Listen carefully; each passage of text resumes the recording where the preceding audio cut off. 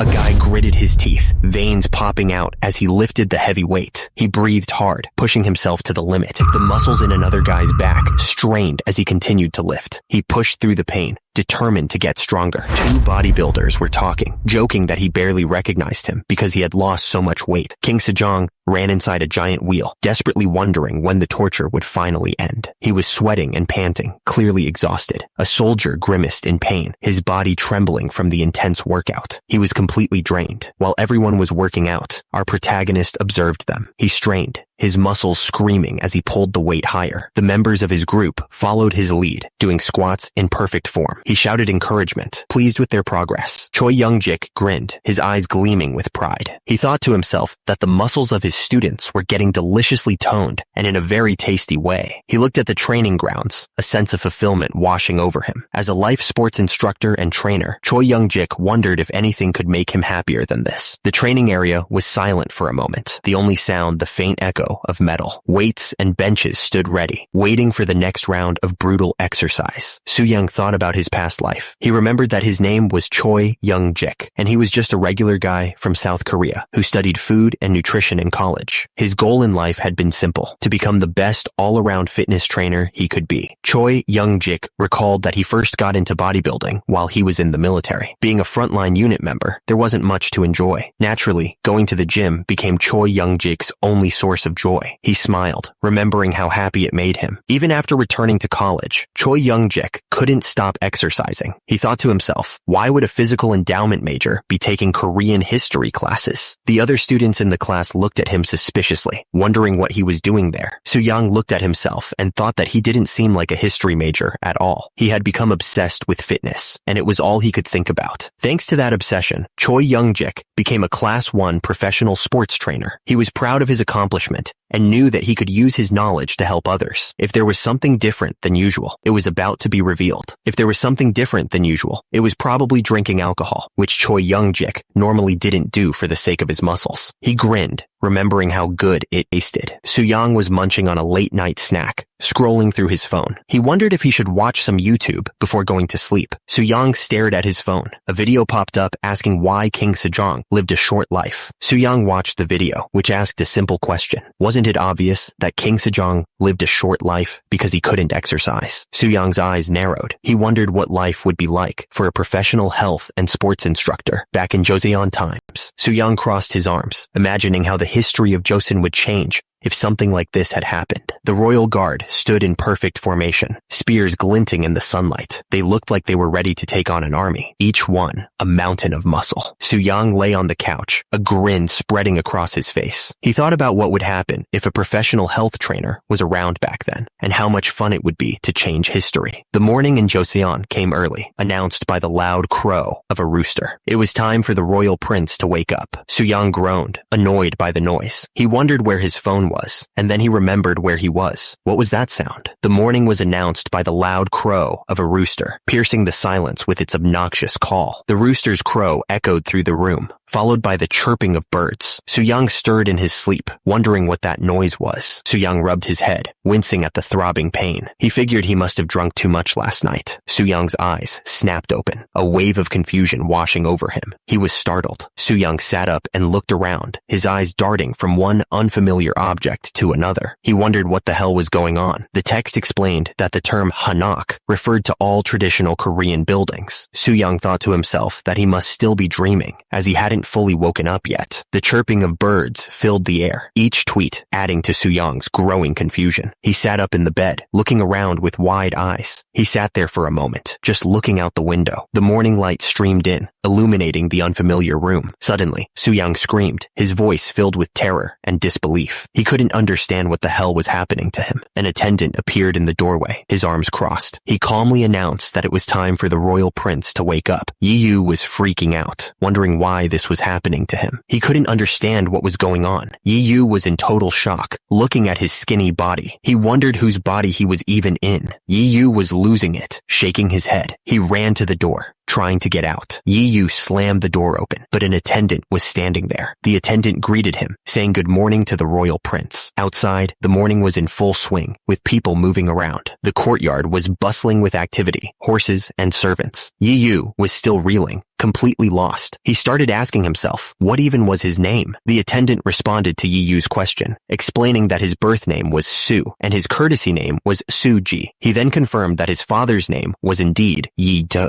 Yi-do, a name with heavy significance. The fourth great king of Joseon, a legendary figure in history. It finally clicked for Yi Yu. If his father was King Sejong the Great, and his name was Yi Yu, that's insane. Yi Yu stared blankly, trying to process the information. Turns out, in history, he was known by a different name. Yi Yu's mind raced, trying to catch up with what was happening. He asked himself, why was he even here? Yi Yu looked up at the palace. The place felt so foreign. He wondered how he ended up in the Joseon time period. All my senses are too real. It seems like I really came to the Joseon era. Your Majesty, Grand Prince Jinyoung has arrived at court. Since I'm still called Grand Prince Jinyoung, this must be before 1445. It's obvious to be nervous as there is nothing familiar about this situation. But thinking about the man I'm about to meet right now, my heart is pounding like crazy. Historically greatest and popularly most revered figure of South Korea. To think I'm going to have an audience with the great King Sejong. As a history student, this is such an overwhelming moment. Right, you're here. Look how charismatic his voice and gasping are. I summoned you here because I had an order for you. Sejong demanded. What are you staring blankly at? Are you not awake yet? Suyang's eyes widened. Is this Sejong the Great? Sejong tilted his head in confusion. Huh? What is the matter? Suyang bowed slightly. I apologize. As father has shown a lot of insight in taking care of the national affairs. I was wondering what kind of decree you would bestow upon this dull son. That's why I failed to hold my manners. This automatic translation function is interesting. Sejong replied, don't call yourself dull. I adore your talent. So I'm going to assign you an appropriate task. We're going to rewrite the comprehensive reflections to aid in governance. Sejong commanded him to go to the Hall of Worthies and rewrite it in big letters. Suyang was shocked. The Hall of Worthies? I receive your command. The Hall of Worthies. Suyang mused. Who would have thought I'd come to the Hall of Worthies in my life? Someone commented, if the Grand Prince is the one who will fix the outline, you will be able to see words that are full of power. Suyang replied, please stop flattering me. Grand Prince Onpyeong's writing is better than mine. The other man chuckled. Ho ho, how humble of you. Suyang continued, by the way, it's not just words. I don't have any problem understanding words either, as if the memories of this body's original owner are still here. He flipped through the pages. He examined the text closely. Reading into this, the letters in this book aren't that small though, but the great King Sejong said that he couldn't see it well. Suddenly, Suyang's eyes locked onto a new target, the great King Sejong himself. According to the eyes of a 15-year trainer, he ran an ID index on the king. The results were less than ideal. Severely obese, BMI above 35. Not a good start. On top of that, his face looked too swollen. Even though it was a cool summer morning, he was forming sweat beads on his forehead. In summary, diabetes or impaired glucose tolerance, a previous stage of diabetes, is suspected. The history after this was as obvious as looking at fire. Not long after this, the great King Sejong would pass away. King Munjong would undergo 3 years of mourning twice in a row, then rapidly deteriorate and die. In the end, Donjong would rise to the throne, and after that, Suyang's mind raced, contemplating the grim future that awaited King Sejong. Number 1. I will never let it happen that way.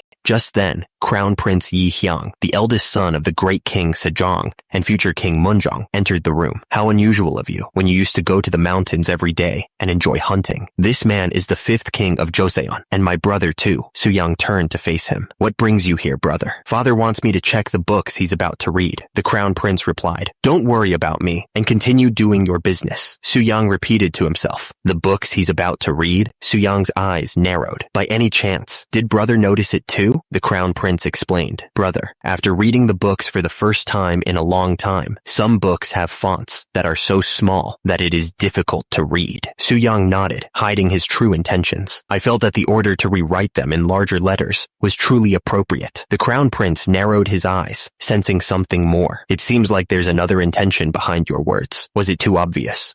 Were you aware of father's far-sighted vision too? Suyang played it cool. It was only a guess. The Crown Prince scrutinized him. You always acted like a know-it-all usually, but you changed a lot in a short period. Suyang pressed on. trying to gauge the severity of the situation. When did father's illness begin? I felt the signs appear since 1 year ago. The crown prince lowered his voice, concerned. But there's a difference with ordinary farsightedness. It doesn't seem like he simply can't see things close to him. No one knows about this yet, so keep your mouth shut. Suyang nodded in agreement. Yes, brother. Suyang smirked to himself, feeling like he'd gotten away with it. That went over naturally, right? As the crown prince left, Suyang was greeted by his attendants. Your Highness, have you been well? He simply answered, yeah. Suyang sat down, feeling the tension in his neck. Is it because I was too nervous while talking to him? The back of my neck feels pretty stiff. He began to stretch, tilting his head from side to side. He grimaced as he tried to work out the kinks.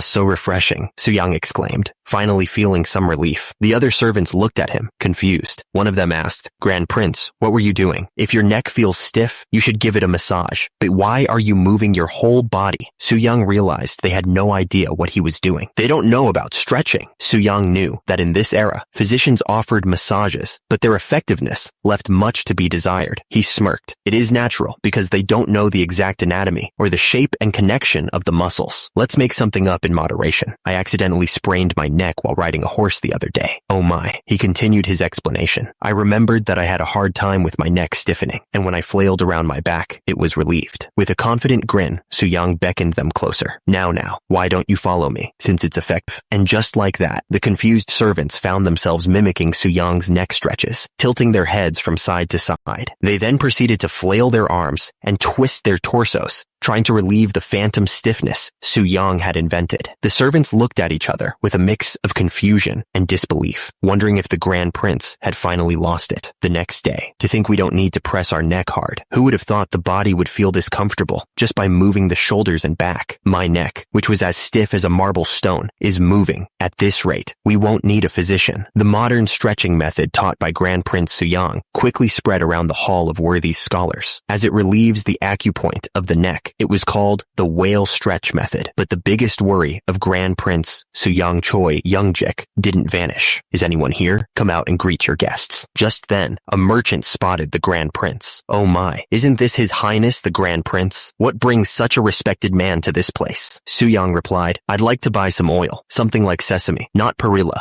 or Paulownia tree oil. Other than sesame oil, we have beef tallow. I can even offer you some horse tallow right away. Suyang tossed him some coins. Collect 5 ml of the poorest quality oil and give it to me. One of the servants watched him, puzzled. Just now, he bought heartleaf, seaweed, and angelica root from the herbal medicine store. But why is he buying so much oil this time? I have no idea what he's thinking about at all. Suyang thought to himself, if my memory serves me right, Grand Prince Suhang would die after suffering from severe dermatitis. Until I find a way to go back to the modern time, I need a countermeasure. Even if it's a simple severe dermatitis, it's something fatal in this era. He clenched his fist. I must make it as soon as possible. Back at his residence, a servant announced, we have arrived at your abode, Your Highness. Suyang nodded. Yeah, great work. Suyang was thinking to himself, if I just resolve this problem, I can. Just then, a voice interrupted him. You have been visiting the streets very often recently. Suyang turned to face the speaker, a smile spreading across his face. That is correct, my wife. He was eager to test something out after looking at a book at the Hall of Worth. But wait, wife? His wife stared back, unimpressed. A few days ago, you were so focused on hunting, and now you are mingling with lowly people. It makes me wonder what you're thinking, dear. Right, he had a wife. He was looking for an object that was used to wash one's body during the Old Song dynasty. Calm down. He must be even calmer at times like this. His wife tilted her head. Is that so? Suyang nodded. Yeah, I thought it'd be worth a try. The thing he needs the most after coming to the Joseon era is soap. Even modern people suffer from various skin diseases if they exercise while wearing clothes that have not been washed properly. What if he did bodybuilding in this era, where soaps aren't around? Full of germs, he'd definitely suffer from various skin diseases. He remembered. He did make a soap in the gym where he used to work before. It was a poorly made soap because the building owner grandma said that she couldn't trust soaps in the mart, but for the most part, soap was soap. Youngjik realized that the production method of a soap is actually simple. You can make it by adding water mixed with ashes from burned rice straw to natural olive oil, mixing it with herbal powder and heating it. That's it. With this method, he thought, I should be able to create soap even in the Joseon era. Youngjik was confused. Your body gets dirty when you get oil on it. I never would have thought oil would be one of the ingredients to wash the body.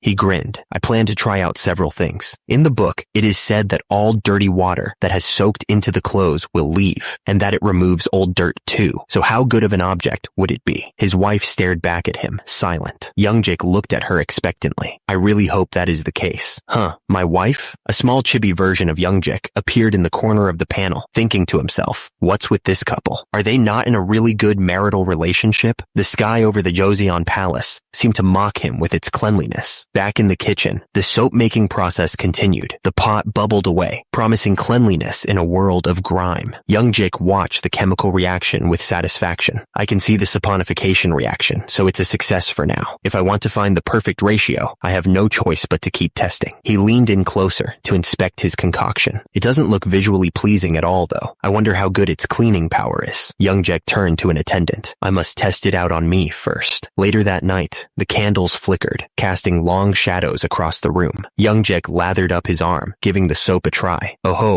It's still very lacking, but its cleaning is quite remarkable. He took a deep sniff. It smells savory, but there's sesame oil in it. The smell isn't really it. He stared intently at the bar of soap. If I just resolve the scent problem and make massive production possible, won't I be able to sell it in bulk to the Ming Empire too? The next problem is the great King Sejong's health. He recalled the king's sickly visage. Even King Taejong couldn't succeed in getting him to exercise.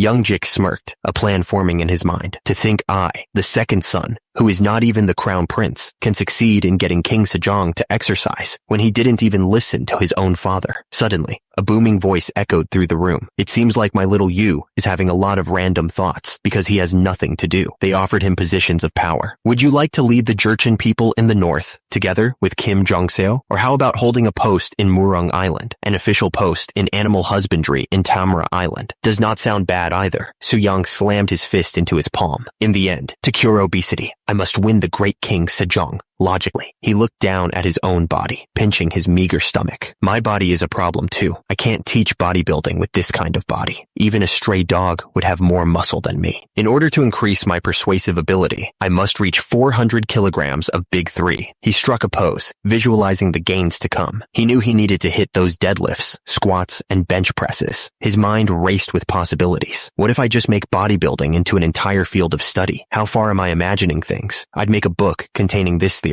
Soo-yang thought, isn't there a principle of rising in the world and gaining fame? So, improving the body I inherited from my parents should count as filial piety, right? A book that records the study of setting oneself up and preparing one's body. Therefore, the name will be Conducting Oneself and Preparing the Body. Haya. Good heavens. With a thud, Soo-young landed back on the ground. Soo-young marveled at his new body's potential. What's with these gifted genes? He pumped out 29 reps of dips with ease. Then, he effortlessly transitioned into 82 push-ups before finishing with a dragon flag. He analyzed his performance. Most of his muscle groups are somewhat natural, but the core and pulling strength are beyond average. Soo-young stared at his physique in disbelief. To think I can do 15 pull-ups with this belly fat. As expected, the narrator chimed in. The bloodline of Yi Seongge, Taejo, doesn't lie. Just then, a servant arrived. Your Highness, I've brought the things. Finally, the small barbells, dumbbells, are here. I shall pay the price right away. It's a relief that you like it, since it was our first time making them. Haha. Grand Prince Jinyang has finally lost it. To think he'd pay bags of rice for those cast iron blocks. Is there a way for us to figure out what those high in status think? Even martial families don't need that much iron. Don't tell me he is gathering soldiers. You, watch your words. We should just get our hands on their pennies. Let's quickly go. Soo-young, eager to get back to his gains, thinks to himself, I haven't been satisfied working out barehanded all this time. How long has it been since I lifted weights? His wife, however, is far from impressed. Even if he's royalty, he's going too far. Bangshil asks, are you just going to sit by and watch, Your Highness? But she's quickly shut down. Forget it, Bangshil. That's enough. One of the servants gossips. He even washed his body with oil. Bags of rice is a few years' worth of living costs for a farmer. To think he'd spend such a fortune on iron blocks. His wife continues to stew. He's been very much into hunting for quite some time, and treating you as if you didn't exist, she finishes, with a look of utter disdain. And he's now into weird things. As the servants continued to whisper about Suyang's strange behavior, his wife finally snapped. What sin did our highness commit in her past life that but she was immediately cut off. I told you that's enough. The servant could only respond with a meek, ma'am. Meanwhile, Suyang continued his quest for gains, completely oblivious to the drama unfolding in his household. He admired a small flower, probably thinking about its protein content. He approached another man, holding the flower out to him. The man looked at him with a mix of confusion and curiosity. Back in her room, Suyang's wife was clearly not having a good day. I'd like to sleep early today. I don't need to be attended to. I'd like to be alone. Back in her room, Suyang's wife settled into a warm bath, the water filled with rose petals. Her eyes landed on a bar of soap sitting on a nearby table. Is that the thing he calls soap? She picked it up, examining it closely. He washes his body with this thing? She tilted her head, considering. But still, should I give it a try? Curiosity winning, she rubbed the soap against her skin. Bubbles instantly surrounded her. Her eyes widened in surprise. Wait, this? As expected, one must lift weights to feel like one has worked out. Who's there? Oh, it was you, my wife. It was nice to be able to remove grime with that thing called soap. Did you try it out too, my wife? But the problem is that the smell of sesame oil is pungent. I'd be mistaken for an oilman's wife if I washed myself with that every day. How about I use pig fat or beef tallow? But both of them are equally expensive. It had become a luxury enjoyed only by Joseon nobles, let alone something that can be sold to the Ming Empire. I thought about how to solve it easily. I think the scent will improve if you mix it with euodia tree oil or camellia oil. What do you think? Oh, that's it. Those definitely smell better than sesame oil and are easy to get too. Youngjik grinned, clearly pleased with himself. Thank you, my wife. His wife simply replied, it's nothing. Meanwhile, in a poor village in the Gaicheon area, a man watched Suyang's approach in disbelief. To think the Grand Prince Jinyang would visit this shabby place. Suyang approached him, a knowing look on his face. I remember your face clearly. You joined last year's autumn hunt as a chaser, didn't you? Wasn't your entire body covered in scars trying to drive the deer out of the bush? I remember how hard people worked at that time, so I'd like to reward you, at least now. I was going to give you silver tokens, but it seems wrong now. I have decided to provide your family with half 2 WE of sesame oil, 2 mel of rice, eggs, chicken, and other items twice a month. You must make sure to use them for your family. Good heavens, how would we repay this kindness? You don't have to, but you must report your children's height and weight twice a month. Absolutely, Your Highness. Over the next 2 days, Suyang promised to provide food to 20 children and ordered the children's weight and height to be recorded.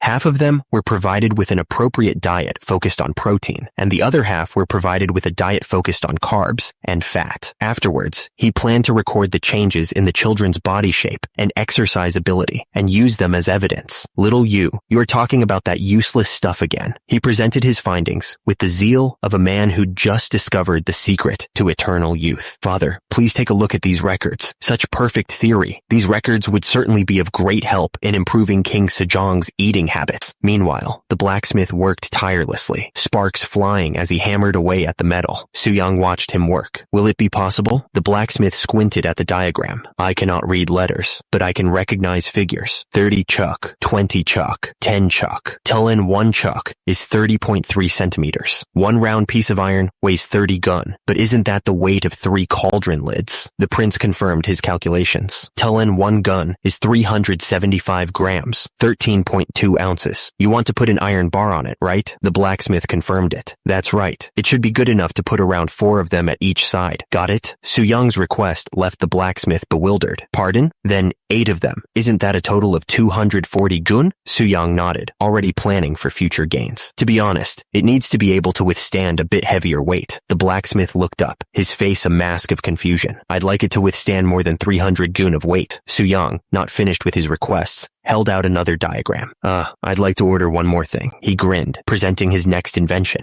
The length will be around 3 chuk. Roll up a steel plate and make it into a rod shape to make it lighter. Suyang mused, thinking of the possibilities. I'm doing this out of pure curiosity. I wonder if using the technology of this era, his eyes gleamed with excitement. I can create a rifle. The servant bowed deeply, clearly impressed by Suyang's eccentricities. His Majesty will be very delighted to see your virtuous heart. Suyang watched the servant leave, a thoughtful expression on his face. It seems Grand Prince Suyang's image was a complete idiot before I possessed his body, but it has changed for the better. hasn't it? Then, Su Yang smiled, supremely confident. Things will return to the right path. Didn't I pull myself together and put things back the way they were? Ha ha. He turned to Ma Il-yang. But Ma Il-yang, you, suddenly, Su Yang's eyes glowed with an unearthly light. Trainer eyes activated. He began to analyze Ma Il-yang's physique. You have quite the physique, don't you? Scanning. Amazing shoulders and triceps brachii. Sturdy lat muscles. Assertive forearm muscles. Ma Il-yang was taken aback. Pardon? I've been called strong bones since I was young, but Su Yang's mind was already racing. He just can't become a government official because he's the child of a concubine, but he has the perfect talent for bodybuilding. A devilish grin spread across Su Yang's face. I'd like to teach you to nurture your body as my first disciple. If you succeed, there won't be many people in Joseon whose body can compare to you. Ma Il-yang was stunned by the offer. A disciple? Your Highness, how could I repay this kindness? Su Yang simply chuckled. Haha, kindness, you say? Just believe in me. Ma Il-yang could not even imagine his future. Your Highness the Crown Prince. Ah, you're here, you. Yes. Even when you look like you've lost weight, on the contrary, your upper body has gotten bigger and your eyes look brighter. I'm even more curious about why you asked to meet me. It seems like my face color improved while making a new training method in place of hunting. Truthfully, the reason why I asked to meet you is because I want you to take a look at this, Your Highness. A new training method? And what's that? Su Yang presents the Crown Prince with a box, inside which rests a golden protein bar. Su Yang proudly presents his creation. It's called soap. Please try it out. The Crown Prince heads to the nearest water source to test out the new invention. He examines his hands, now sparkling clean. To think old dirt would come off so easily. What a truly magical object. But he pauses, thinking about the cost. The price of camellia oil is certainly high. Su Yang's wife overhears the conversation and chimes in to correct him. No, if only expensive oil had been used, it would have cost about 4 male of rice. But by mixing it with Evodia tree oil and others, the price only amounts to around 2 male of rice. The Crown Prince nods thoughtfully. I see. Would you lend me a brush for a moment? He grabs a brush and prepares to use the soap for a very different purpose. Right. This should be good enough. The Crown Prince had an idea. Grand Prince Jinyang has created an object called soap that can wash away old dirt. In order to prevent the books from getting dirty, all officials must wash their hands with soap in the morning and evening. He continued, the way I see it, soap may be expensive, but people with money will certainly buy it. But since the efficacy of this item is unknown, no one may want to buy it. His advisor looked at him with a raised eyebrow. Are you making every official in the government office try the soap? If they wash their hands once, won't they want to wash their body too? A chibi version of Youngjik appeared in the corner of the panel, a light bulb flashing above his head. Is it like the free trial promotional strategy used in the modern world? Once soap spreads widely, and a lot of people create soap for their own use, I plan to impose a tax on them. That way, another source of tax revenue will be generated for the government. The advisor was impressed. Simply using soap to generate tax revenue. What a truly adaptable idea. He smiled, as expected from the son of the great King Sejong. No, is it Munjong of the future? Meanwhile, construction continued on the new gym. Meanwhile, some shady characters were getting grilled about a certain order. Are you sure these items were ordered by Grand Prince Jin Yang? We're not lying at all, my lord. Of course you won't, because if you lie, you guys know better than anyone what will happen. Take care, my lord.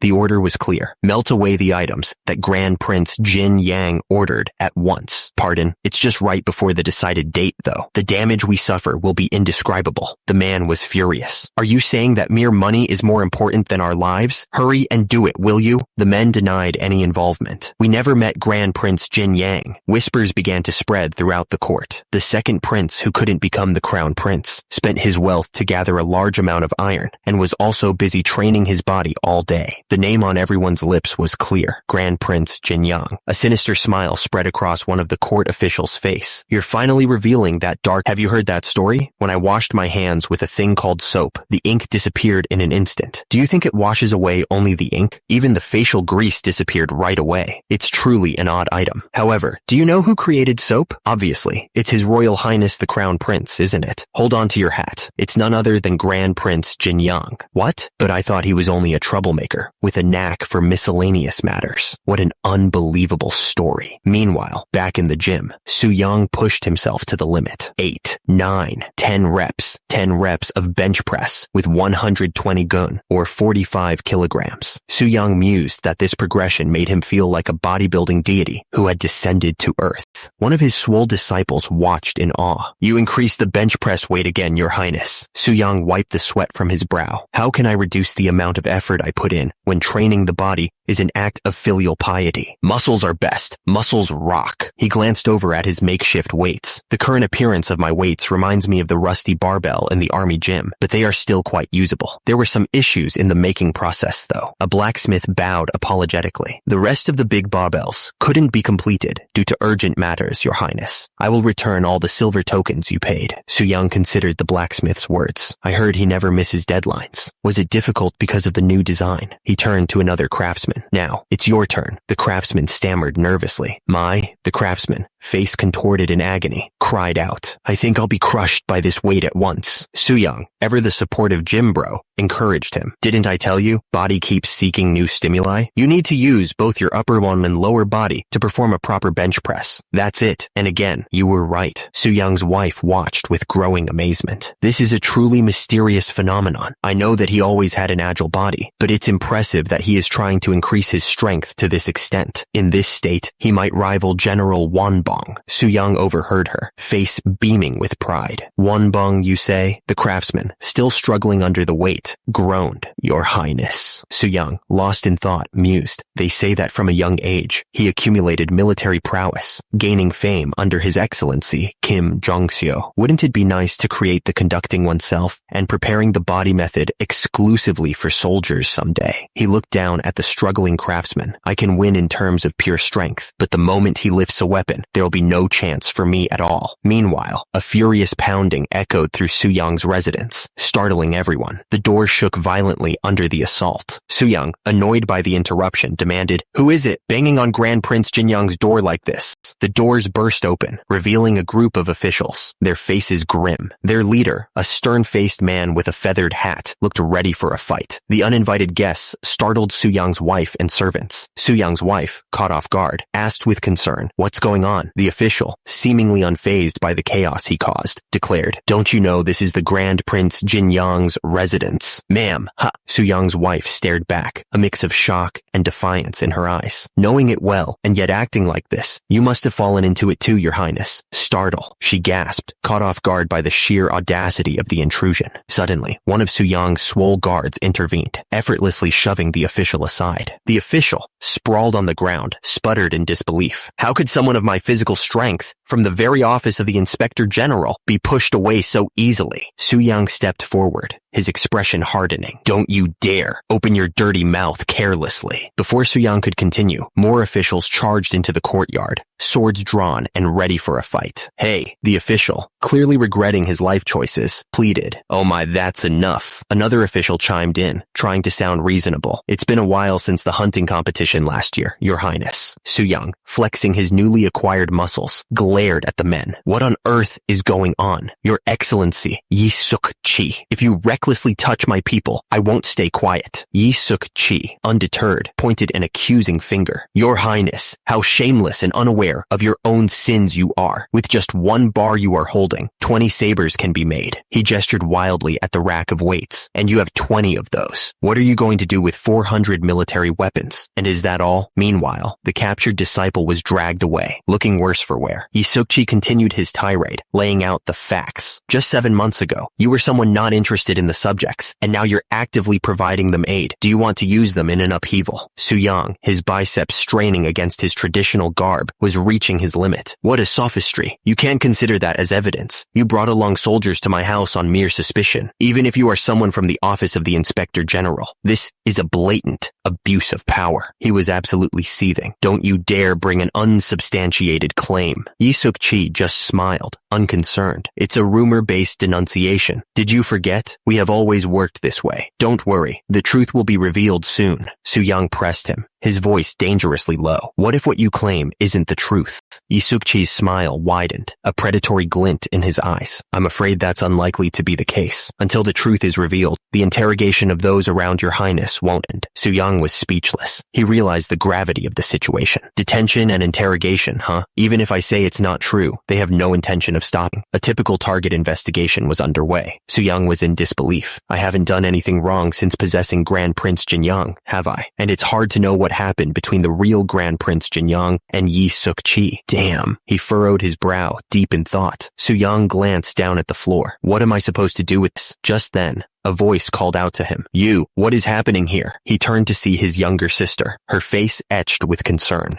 Elder brother! Just then, a voice booms out, interrupting the tension. I heard negative rumors about you, so I came by in person. Your Royal Highness, the Crown Prince. The Crown Prince eyes Su-young warily. Although I believed that you had figured out a method for training your body. Don't get too close. If that person dreams of an upheaval, who knows what he might do? Su-young looks back, confused. That person? The Crown Prince's advisor steps forward, his gaze sharp. Watch your words, Inspector General. He's not that person, but his younger brother. The Crown Prince turns his attention back to Su-young, gesturing towards the gym equipment. It's a common law for those who are unsatisfied with their relatives to use their wealth privately. You, try to convince me about these devices. Su-young's brow furrows as he responds, his voice firm. Even if one is family, the sin of going against it cannot be forgiven, and the same is true for someone who defames my sibling. The Crown Prince's threat hangs in the air. You too should risk your neck. The Crown Prince's threat hangs in the air. You too should risk your neck. With a resounding thud, Su-young's feet hit the ground. Su-young turns to the Crown Prince and his advisor. It's great that you are here. I needed to talk to you anyway. Su-young gestures to one of his attendants. Bring me the conducting oneself and preparing the body. Yes, master. Su-young explains his grand plan. The reason why I made and trained my body was to put it to use for something really important. He hands the book to the Crown Prince's advisor. First, please check my regimen. What is so important about it that you made a book? The advisor skims through the pages. So you have concluded that nurturing a good body shape is an act of filial piety. Well, that isn't wrong, but the Crown Prince eyed the gym equipment with suspicion. I don't understand why you need such huge devices. He continued, clearly not impressed. Why would you go through such an inconvenience just to make one regimen? Su-young turned to the Crown Prince, his expression serious. I think we should talk privately about it. As they walked, Su-young lowered his voice. You also know that our father's health is deteriorating with each passing day. I shouldn't say this, but I'm sure he has a disease. The Crown Prince scoffed. It's just his age. You are overthinking it. If you really have medical knowledge, tell me what his illness is. Su-young's advisor chimed in, equally concerned. Yes, your highness. You must have noticed that these days, his face looks feverish, and he sweats a lot, even when it isn't hot. I'm sorry to say this. Su-young's face darkened. I suspect he has high blood sugar. Su-young continued to explain his diagnosis. The cause of high blood sugar is excessive accumulation of yang qi. He elaborated. It's likely due to him consuming an excess of food beyond what is necessary. The Crown Prince listened intently as Su-young laid out the facts. He doesn't even indulge in physical activities, so there is no way to release the yang qi. What's more, the high body temperature has affected his eyes and worsened his eyesight. Is that why you have been out to help people? I heard you were making a record after distributing food to the children. Is that act also related to our father? Su-young confirmed his suspicions. Yes, I've concluded that a few bowls of rice and eggs are enough to make someone obese. What's going to happen to our father is quite obvious. That's why I am trying to make a record related to eating and working out, he added, and make our father see it himself. The Crown Prince, now understanding Su-young's motives, addressed the Inspector General. Inspector General, get your men to step back. It seems like Prince Jinyoung didn't have a bad intention.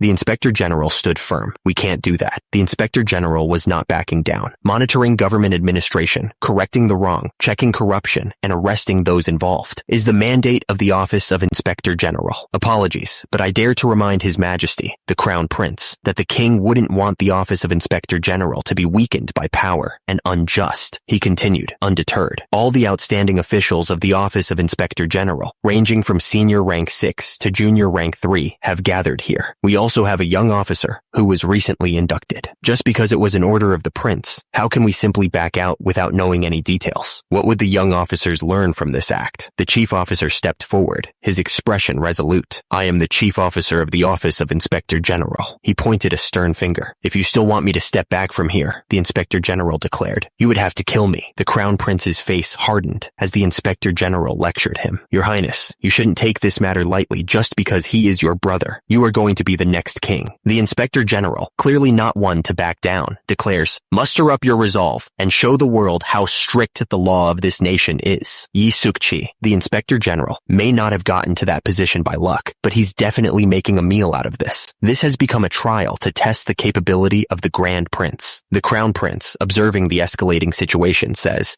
I don't know about other things, but I think you have to explain why you need so much iron and so many devices. Su-young, seeing no other way out, responds, since push has come to shove, yes, your highness, I will show you myself. He declares with unwavering resolve, I will prove it with my strength. Su-young explains his methods. Too much yang qi has accumulated in father's body and is now manifesting as the signs of aging. If we remove the excess qi through working out, he will get better, but we all know that he doesn't like moving. So what if we show him a strength he has never seen before? Don't you think it would motivate him? For example, showing the strength of Xiang Yu. If I can't convince them, it won't work for father either. So, I understand. Su-young, now with a clear goal, shouts out, listen, Prince Jin Yang was inventing a regimen for the people's health. Those irons are his inventions to help that. You mean he really uses those to train his body? Those lumps of iron that look heavier than most of the cauldron? Just then, an idea sparked in the Crown Prince's mind. I've got a great idea. The reason why he is being suspected is because we don't understand how all those are used. He continued, then, if he shows you how he trains himself with those, he can't be falsely accused anymore, right? What do you think? Anyone who would like to come forward? An official, face obscured by his hat, declared, let me challenge him. The man's eyes glinted with confidence. I have never lost to someone in strength. If he is found weaker than me, it'll prove that everything he said until now was a lie. Su-young cracked his knuckles. Stepping forward, the crowd murmured in anticipation, eyes glued to his bulging biceps. He flexed his arm, muscles straining against his white robes, as the officials looked on with a mix of apprehension and excitement. The challenger, gritting his teeth, struggled to bench press the weight. Su-young explained the exercise. This training is called bench press. He elaborated on its benefits. It's for training arm, and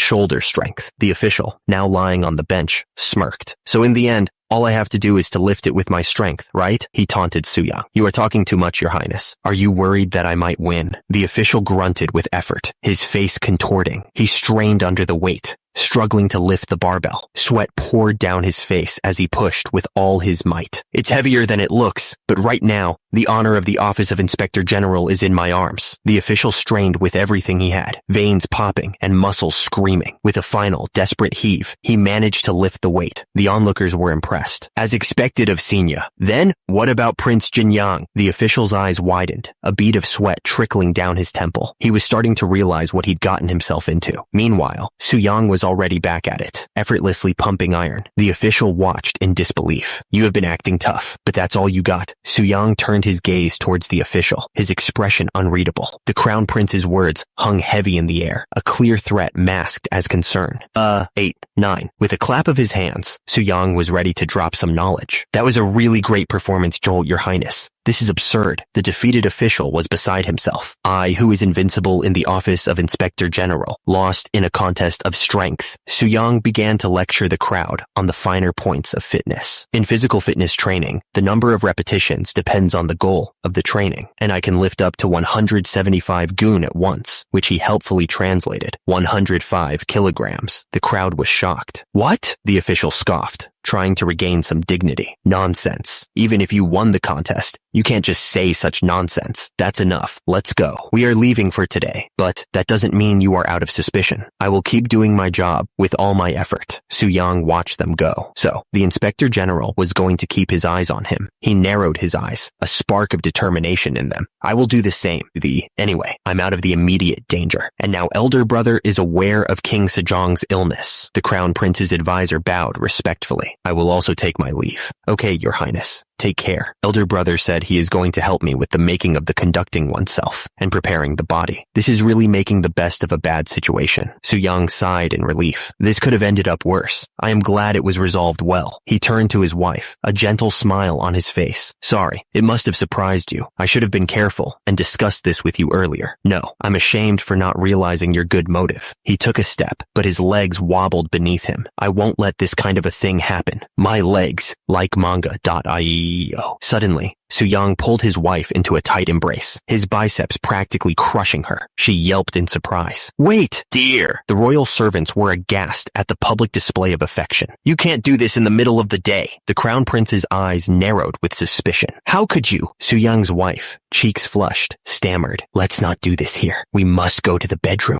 Even the peanut gallery in the corner was shocked. What is this atmosphere? Don't tell me. This is probably... The scene cuts away, transitioning to a tranquil, peaceful village at sunset. Back in the palace, the Inspector General stood firm, unwavering in his resolve. I'm sorry about what happened. I will take full responsibility. Forget it. The Crown Prince, however, seemed unfazed by the whole ordeal. It's not like we didn't gain anything. What, among those devices, was an unusually thin and hollow item. It looked like a miniaturized and elongated chong-tong. I have observed that he is interested in weird objects, so I'm sure he has ulterior motives. What if he is improving Sei Chong-tong to develop a new form of artillery? A year ago, during the hunting contest, I clearly saw the true colors of that beast. That very grand prince Jin Yang is creating, conducting oneself, and preparing the body as an act of filial piety? Ludicrous. I will be watching you to uncover what you are hiding in that dark mind of yours. While Prince Jin Yang was going about his daily life as usual, after a few days, news came that the smithy had resumed the construction of the devices. 3 months after. What did you just say? I wasn't feeling well, so I went to see a physician, and he said I'm pregnant. I think I got pregnant that day. Pregnant? My kid is 3 years old. I don't have the time to work out. The official continued to rant about fitness. Trust me, bro. Your life will change if you exercise. Post-workout freshness is the ultimate nectar of life. It's all nonsense. I don't want to get nagged by a bastard who couldn't get married, even until the age of 40. Su-young was taken aback. What are you saying? Don't you know I am married? I even have 2 wives. Honey, dear Barbell, and Dumbbell, he reminisced. A few days ago, I had such a life, but now I'm a father? The woman beams, cradling her stomach with both hands. Su-young was stunned. Pregnant? Did you say pregnant? Dear. The official's eyes widened with excitement. We must inform His Majesty the King of such great news right away. The Crown Prince's advisor smiled serenely. It gives me immense pleasure to see you so happy, my dear. Let's go together and offer incense to deities. She declared, I have to be healthy in order to give birth to a healthy child. So I was also thinking about learning conducting oneself and preparing the body. We can start with simple posture to not wear you out. She instructs Su-young. Take in a slow and deep breathe.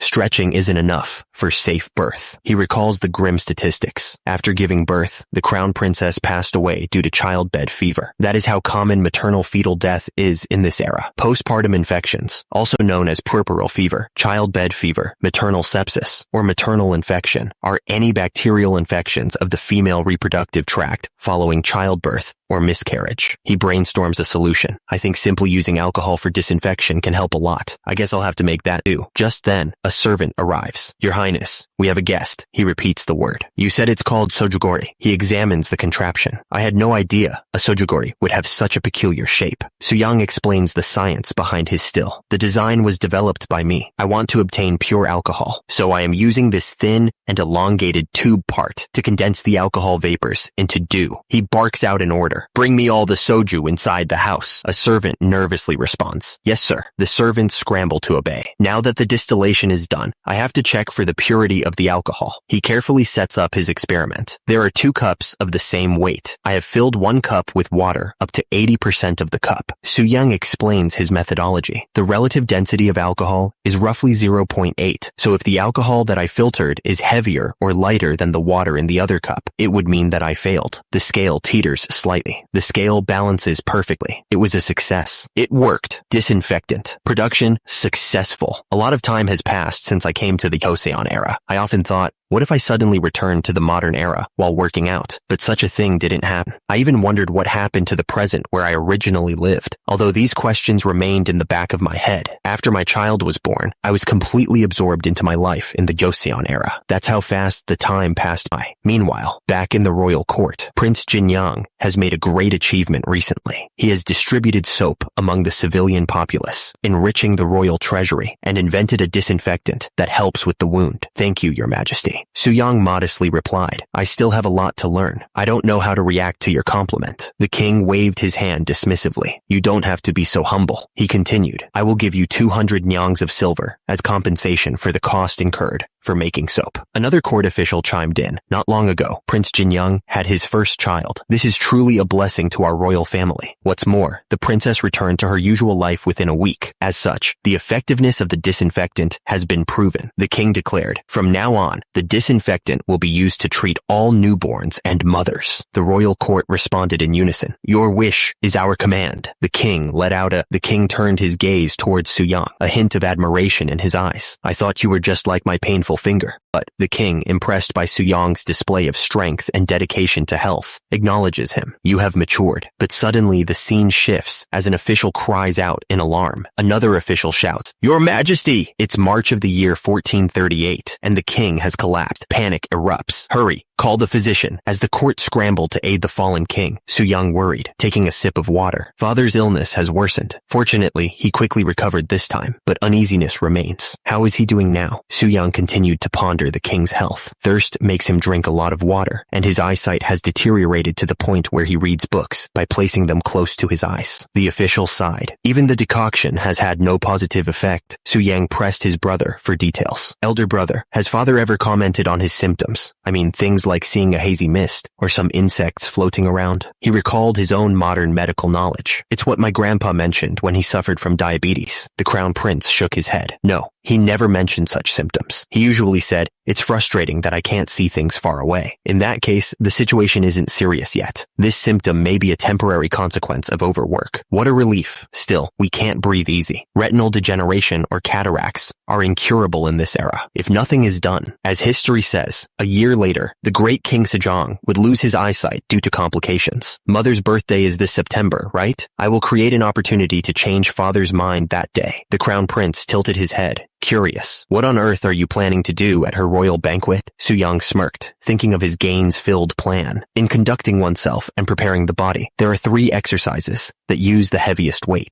Suyang laid out his ambitious plan. The key to saving the king lay in mastering the fundamentals, like the deadlift. Together, they're called the Big 3 exercise. At our royal mother's birthday banquet, I will perform with a total of 1,000 gun in the Big 3 exercises. 1,000 gun in the Big 3 exercises? Doesn't this weight sound ridiculous? The palace guards, who were ordered to try it, failed to lift even 600 gun in the Big 3. Up. How miserable, Your Highness. Right now, I'm only at 900 gun. Achieving 1,000 gun is challenging even with all my strength, but I will make sure to succeed for father's sake. If that's your wish, I will also do my best to help. The current conducting oneself and preparing the body lacks a lot academically. I will make it a book that father will be satisfied with. So you must also devote yourself to your studies. Huh? Devote myself to studies? Didn't you write conducting oneself and preparing the body out of filial piety? At least you should incorporate the content of all 13 classics. And as the author of Conducting Oneself and Preparing the Body, you also need to thoroughly understand them. Hold on. The only scriptures I inherited from the Grand Prince Suyang's memory are the 4 books and 5 classics. Is the difficulty suddenly increased to the 13 classics? But I'm doing it all for the great King Sejong. Suyang's face was a mask of determination. You can count on me, elder brother. When I achieve 1,000 gun in the Big 3 exercises, we will raise the topic of conducting oneself and preparing the body in front of father and make sure he experiences your method. For the sake of our father's well-being, cheers. Suyang steeled himself for the challenge ahead. Now, I have to take on something really crazy. Increasing weight in the Big 3 exercises by 100 gun in 6 months is already a questionable thing to do. But even if I succeed, this body, laden with fat, won't be a compelling argument for the great King Sejong. Suyang glanced at the mountains, a plan forming in his mind. I guess to flex my muscles in all their glory, I need to drop body fat by about 8 gun. And the the best way to burn calories in this era is, of course, hiking. He began his ascent, his loyal companion struggling to keep pace. I hope this body's boundless potential will come handy, because from now on, all I can do is special training. The days blurred into a montage of sweat and study. From early morning hiking to working on conducting oneself and preparing the body, I don't even have the strength to turn a page. Man, I'm going to die. Memorizing all this sounds absurd. The king's collapse has thrown the palace into chaos, but Suyang is focused on the real issue, his gains, the cause of this situation.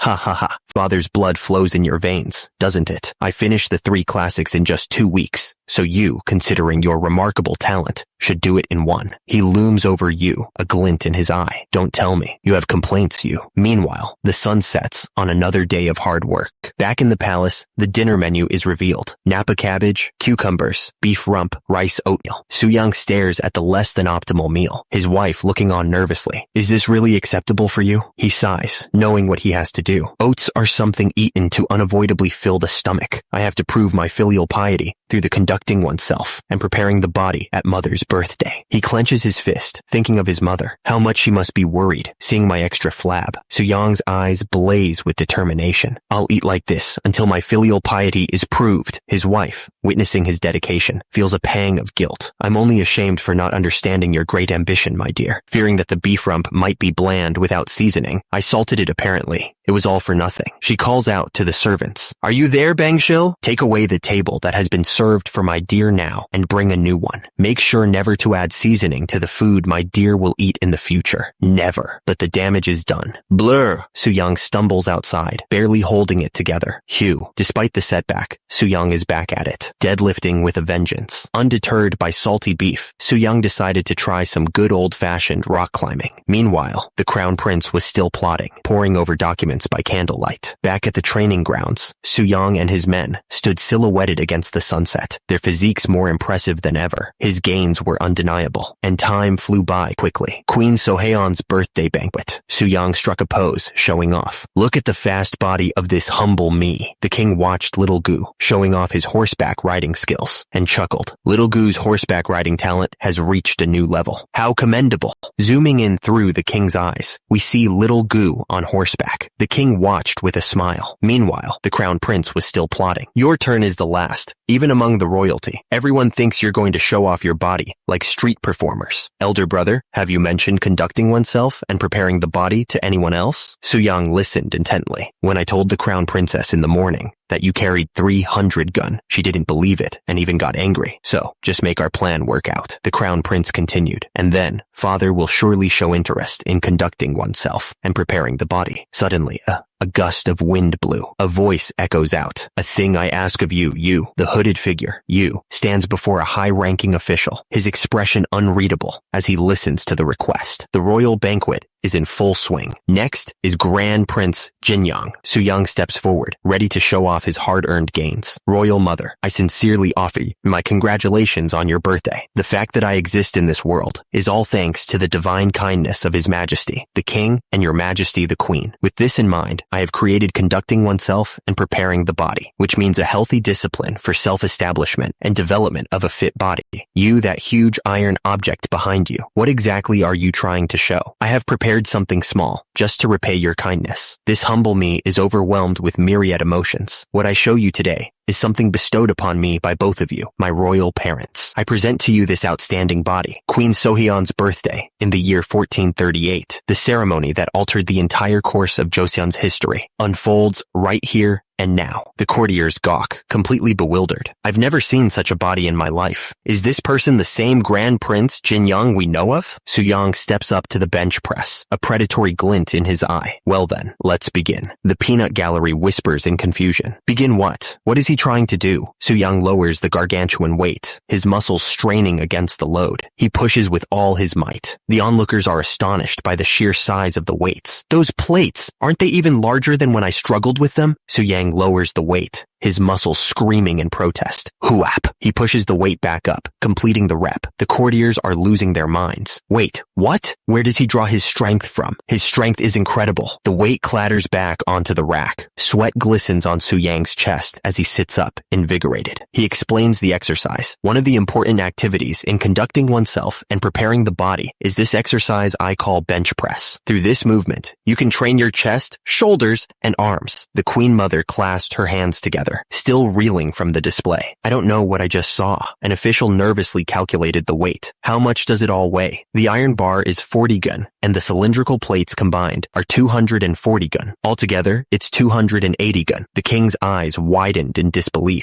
200? Su Yang, unfazed, moved on to the next exercise. Next is what I call squats. The weight clanged as he loaded up the bar. The weight clanged again. He positioned the barbell across his shoulders. It involves lifting a big barbell on the shoulders and using the power of the legs to sit down and stand up repeatedly. Of course, this technique trains not only the legs, but also the buttocks, waist, and lower abdomen. Suddenly, a shrill voice pierced the air. You! It's dangerous! Stop it right now! Ignoring the protests, Su Yang's eyes burned with determination. With 340 gaon, I will now perform the squats. The translator notes that this is 127.5 kilograms. With a mighty roar, Su Yang began his squats. He gritted his teeth and pushed through the pain. Su Yang's eyes burned with intensity as he focused on the weight. His muscles strained, every fiber screaming in protest. With a final surge of power, he locked out the squat. 340 gaon. Readers, do you even lift? The crowd erupted as he stood up. Physician Yang Hongsu, the king called out. Yes, your majesty, he stammered. One of the court officials was dumbfounded. Is that possible with a human body? This servant doesn't know either, but I speculate. It seems to be related to the so-called healthy discipline. The last activity is called the deadlift, and for it, the heaviest big barbell is used. You mean it isn't over yet? Even a heavier one? That's absurd even in words. Father, excuse me for speaking up. I'm concerned that Yu's waist may be injured. With your permission, I will take some measures for a moment. Su Yang, not wanting to see Yu's spine turned into dust, quickly ran to his side with a weightlifting belt. Su Yang quickly strapped the weightlifting belt around Yu's waist, hoping to prevent any spinal mishap. He stepped back, a bead of sweat trickling down his temple as he watched Yu prepare for the lift. Su Yang's muscles bulged as he prepared to witness this feat of strength. With a mighty roar, Yu hoisted the weight. This weight is 400 gaon. That's 150 kilograms. Su Yang, emboldened by the display, addressed his parents directly. Father, mother, since you bestowed on humble me a body capable of using such might, I will continue to properly nurture it and fulfill filial piety. Somewhere far away, a giant wheel turns, hinting at things to come. The court officials whispered amongst themselves, eyes wide with disbelief. The Grand Prince Jinyang must have lost his mind. 400 gun, daily struggling with that iron thing, he went beyond ordinary madness. Su Yang, though pleased with the result, knew the truth. If I hadn't lost weight, I could have handled even more than 400 gun, but this weight is overwhelmingly heavy for my current body. He glanced at the waistband supporting his lift. Although the waistband makes it a bit easier, this plan is still totally absurd. His goal flashed before his eyes, achieving 1,000 gun in the big 3 exercises in just 2 years. 375 kilograms in total. Well, it can't be helped. I have no choice but to use the sumo deadlift. Su Yang adjusted his stance, preparing for the Herculean task ahead. He gritted his teeth, his eyes blazing with determination. Su Yang's grip tightened around the bar, knuckles white.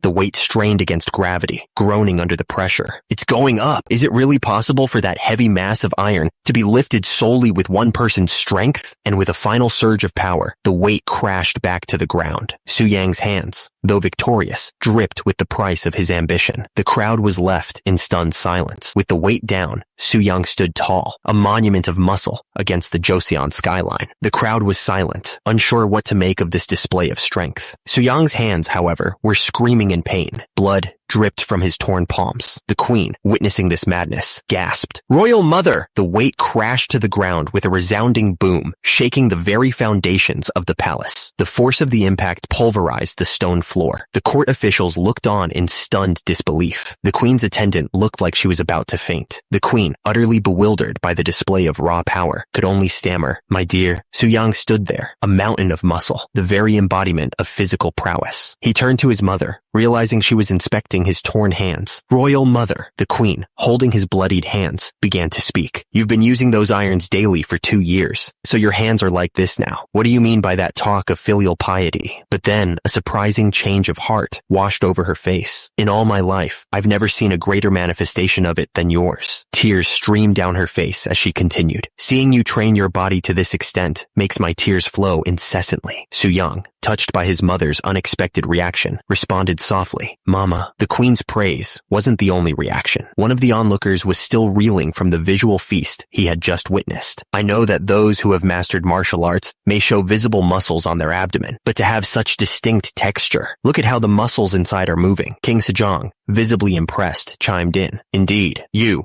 have personally proved the conducting oneself and preparing the body regimen. You've truly worked hard. But then, the king's expression turned serious. I have one thing I want to ask. What is the purpose of the healthy discipline you demonstrated on this occasion? Su-young, with a confident smirk, replied, to establish myself and perfectly prepare the body you both bestowed upon me. The king raised an eyebrow, a hint of concern in his voice. Perfectly prepare the body, huh? Is lifting 1,000 jun like you did today the standard? In that case, I'm afraid that conducting oneself and preparing the body might persecute those lacking strength. Su-young quickly reassured him. There's nothing like that. I started this discipline to get rid of the excess fat hanging around my abdomen. My strength only naturally increased during that process. He flexed his arm, veins popping. In just 3 months, my limbs moved smoothly and fatigue disappeared. King Sejong nodded thoughtfully. Yes, I know that you and the Crown Prince authored books on this. I will read it and distinguish between right and wrong.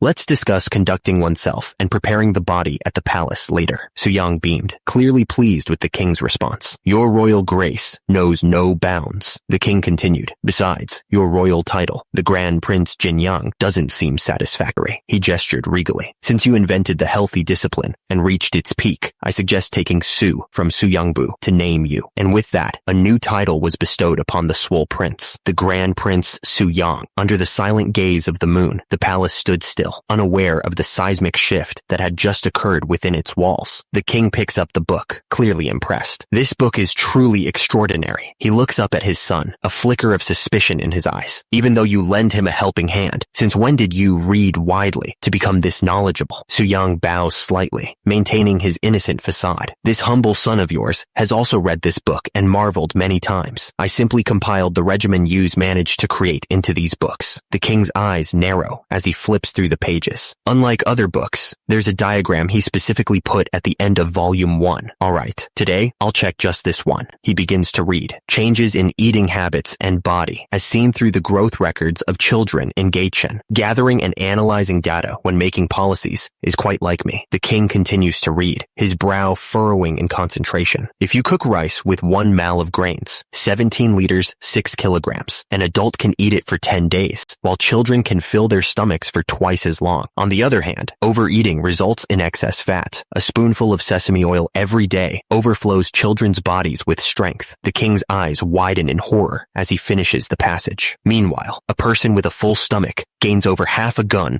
of excess fat in a month. Excess fat. Excess fat. The king had been swayed. But what did the crown prince think? How was it, elder brother? What did father say? Well, he decided to give the conducting oneself and preparing the body a try. Is that true, elder brother? Su-young grinned, gesturing to his makeshift gym. As you can see, I'm fully prepared, Su-young continued. Today is the first day, so I will only explain the posture. However, with national affairs overflowing at the moment, it was suggested to wait for an auspicious day before continuing further discussions. The crown prince looked utterly deflated. Huh? Su-young's face darkened. What auspicious day is he talking about when after a few months, his eyesight will deteriorate to the point of blindness? I'm tired today. Bring me a plate of grain syrup. He knew what he had to do. There is a saying, the hardest part of a fit lifestyle is getting started. If the great King Sejong won't come to me, I have no choice but to visit him myself. With that, Su-young stormed off. You, wait for me. He arrived at the palace. Your Highness, what is this? The guards tried to stop him. There are do's and don'ts in the palace. Please stand up. Su Yung was not having it. Force me out with all your physical strength if you can. The guards struggled, but Su Yung was immovable. Grand Prince, don't do this. His Highness will be arriving at the palace soon. Just then, a booming voice echoed through the palace grounds. What's the mess going on here? The king arrived, his face a mask of royal disapproval. He glared at Su Yung. Creating a disturbance in the royal palace in broad daylight? Have you forgotten your dignity? Su Yung wasn't deterred. Father, there is something that really needs to be discussed. The king sighed, already knowing where this was going. I'm certain it's about conducting oneself and preparing the body, isn't it? Besides, I've already read it, and I'm sure I express the will to experience it when I have time. I shed tears of gratitude for Father's immense generosity. However, Su Yung cut him off, undeterred. The right approach to conducting oneself and preparing the body is starting from today and doing it consistently. The king recoiled, sparks flying around him. Let's start exercising, he repeated, exasperated. I said I'm busy. The king narrowed his eyes. Tell me, Grand Prince Su Yung, did you write conducting oneself and preparing the body, suspecting that I had an illness? Su Yung stood his ground. I meddled because signs were appearing. It says in books that the most proper thing is to treat the illness in advance.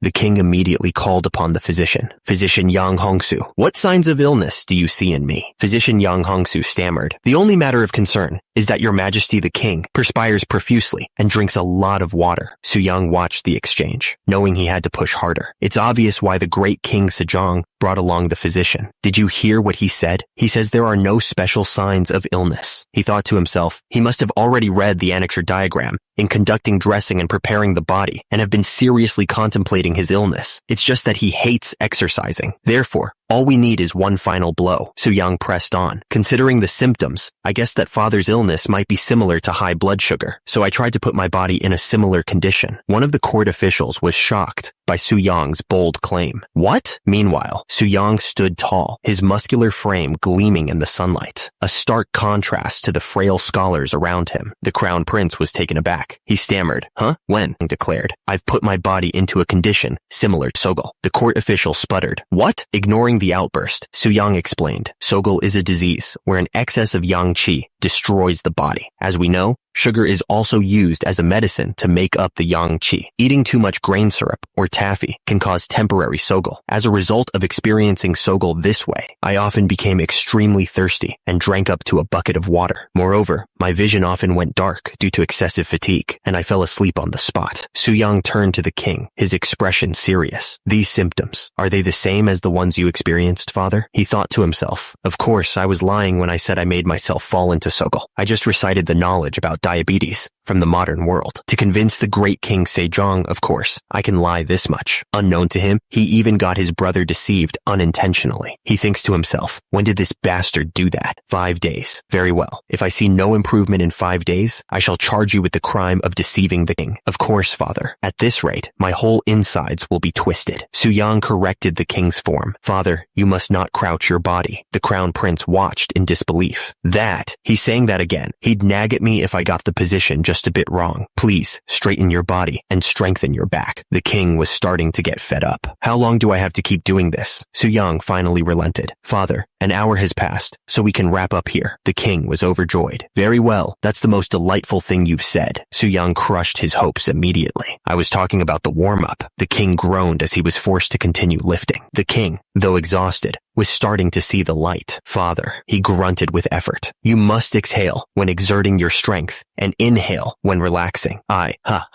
get it. Su Yung continued to coach him through the workout. Doing 24 repetitions of that should be enough. Please press your back firmly against the bench. Please mind the width between the legs. Please don't lean your upper body forward. Blah, blah, blah, blah, blah, blah. Just then, the royal meal arrived. Your Majesty, we will bring the royal meal. Oh, right. Hurry, bring it here. The spread was laid out before the king. He stared at the less than appetizing food. He picked at the rice with disgust. What is with this rice texture? Eating horse feed would be better than this. The king slammed his spoon down in disgust. Is anyone there? Bring the royal chef here at once. A servant rushed to his side. bowing deeply. Yes, your majesty. Is the royal chef here? The king was furious. Take these away at once and bring me my usual food. What is this nasty joke you're playing? He continued to rant about the new diet. Where did the meat in the soup go? And why are there only tofu and slices of radish? And the one piece of meat here has no fat at all. I can't even eat it. He shoved the tray away in anger. Just throw these for the horses to eat. How disgraceful. Just then, Su Yang entered the room, unfazed by his father's outburst. Does the food not fit to your taste, father? The king was shocked by his son's arrival. I specially curated this royal meal for you. Su Yang continued to sell the new diet to his father. To control sugar levels, both grain syrup and honey were removed. The perfect royal meal. Please believe in your son. You will not gain weight. Germinated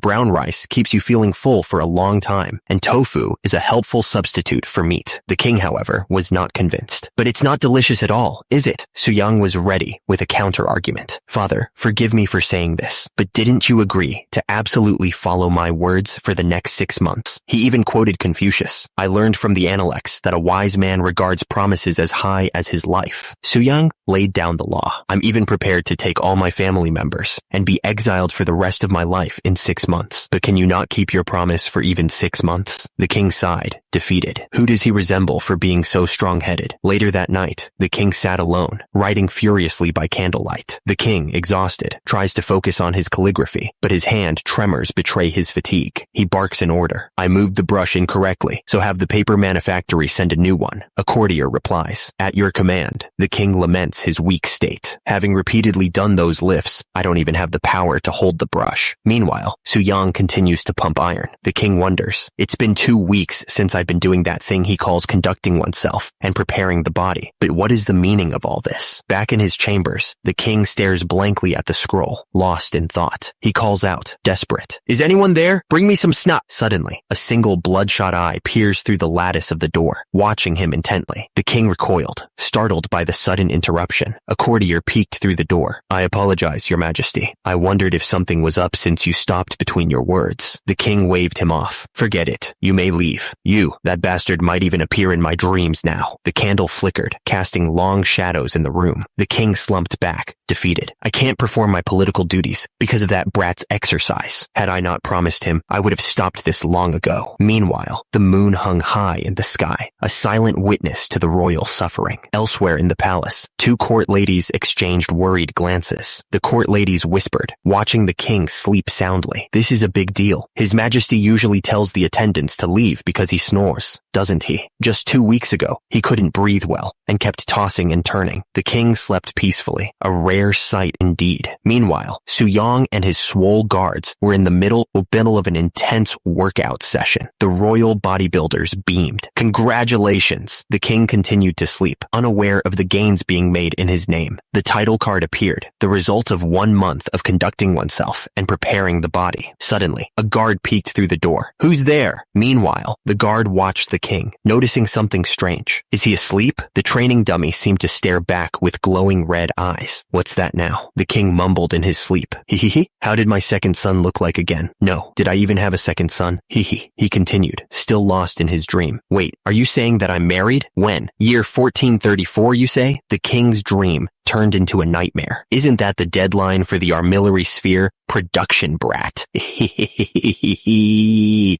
was clearly terrified of something. His Majesty, my Majesty. Once the self-striking water clock is done, he's going to kick me out, isn't he? No? The king's eyes snapped open, a manic grin spreading across his face. I knew it. Aren't you the subject of His Majesty the King? The king, still shaken from his nightmare, wondered, where did my life go wrong? He suddenly snapped to attention, bowing obsequiously. Your grace is immeasurable, your Majesty.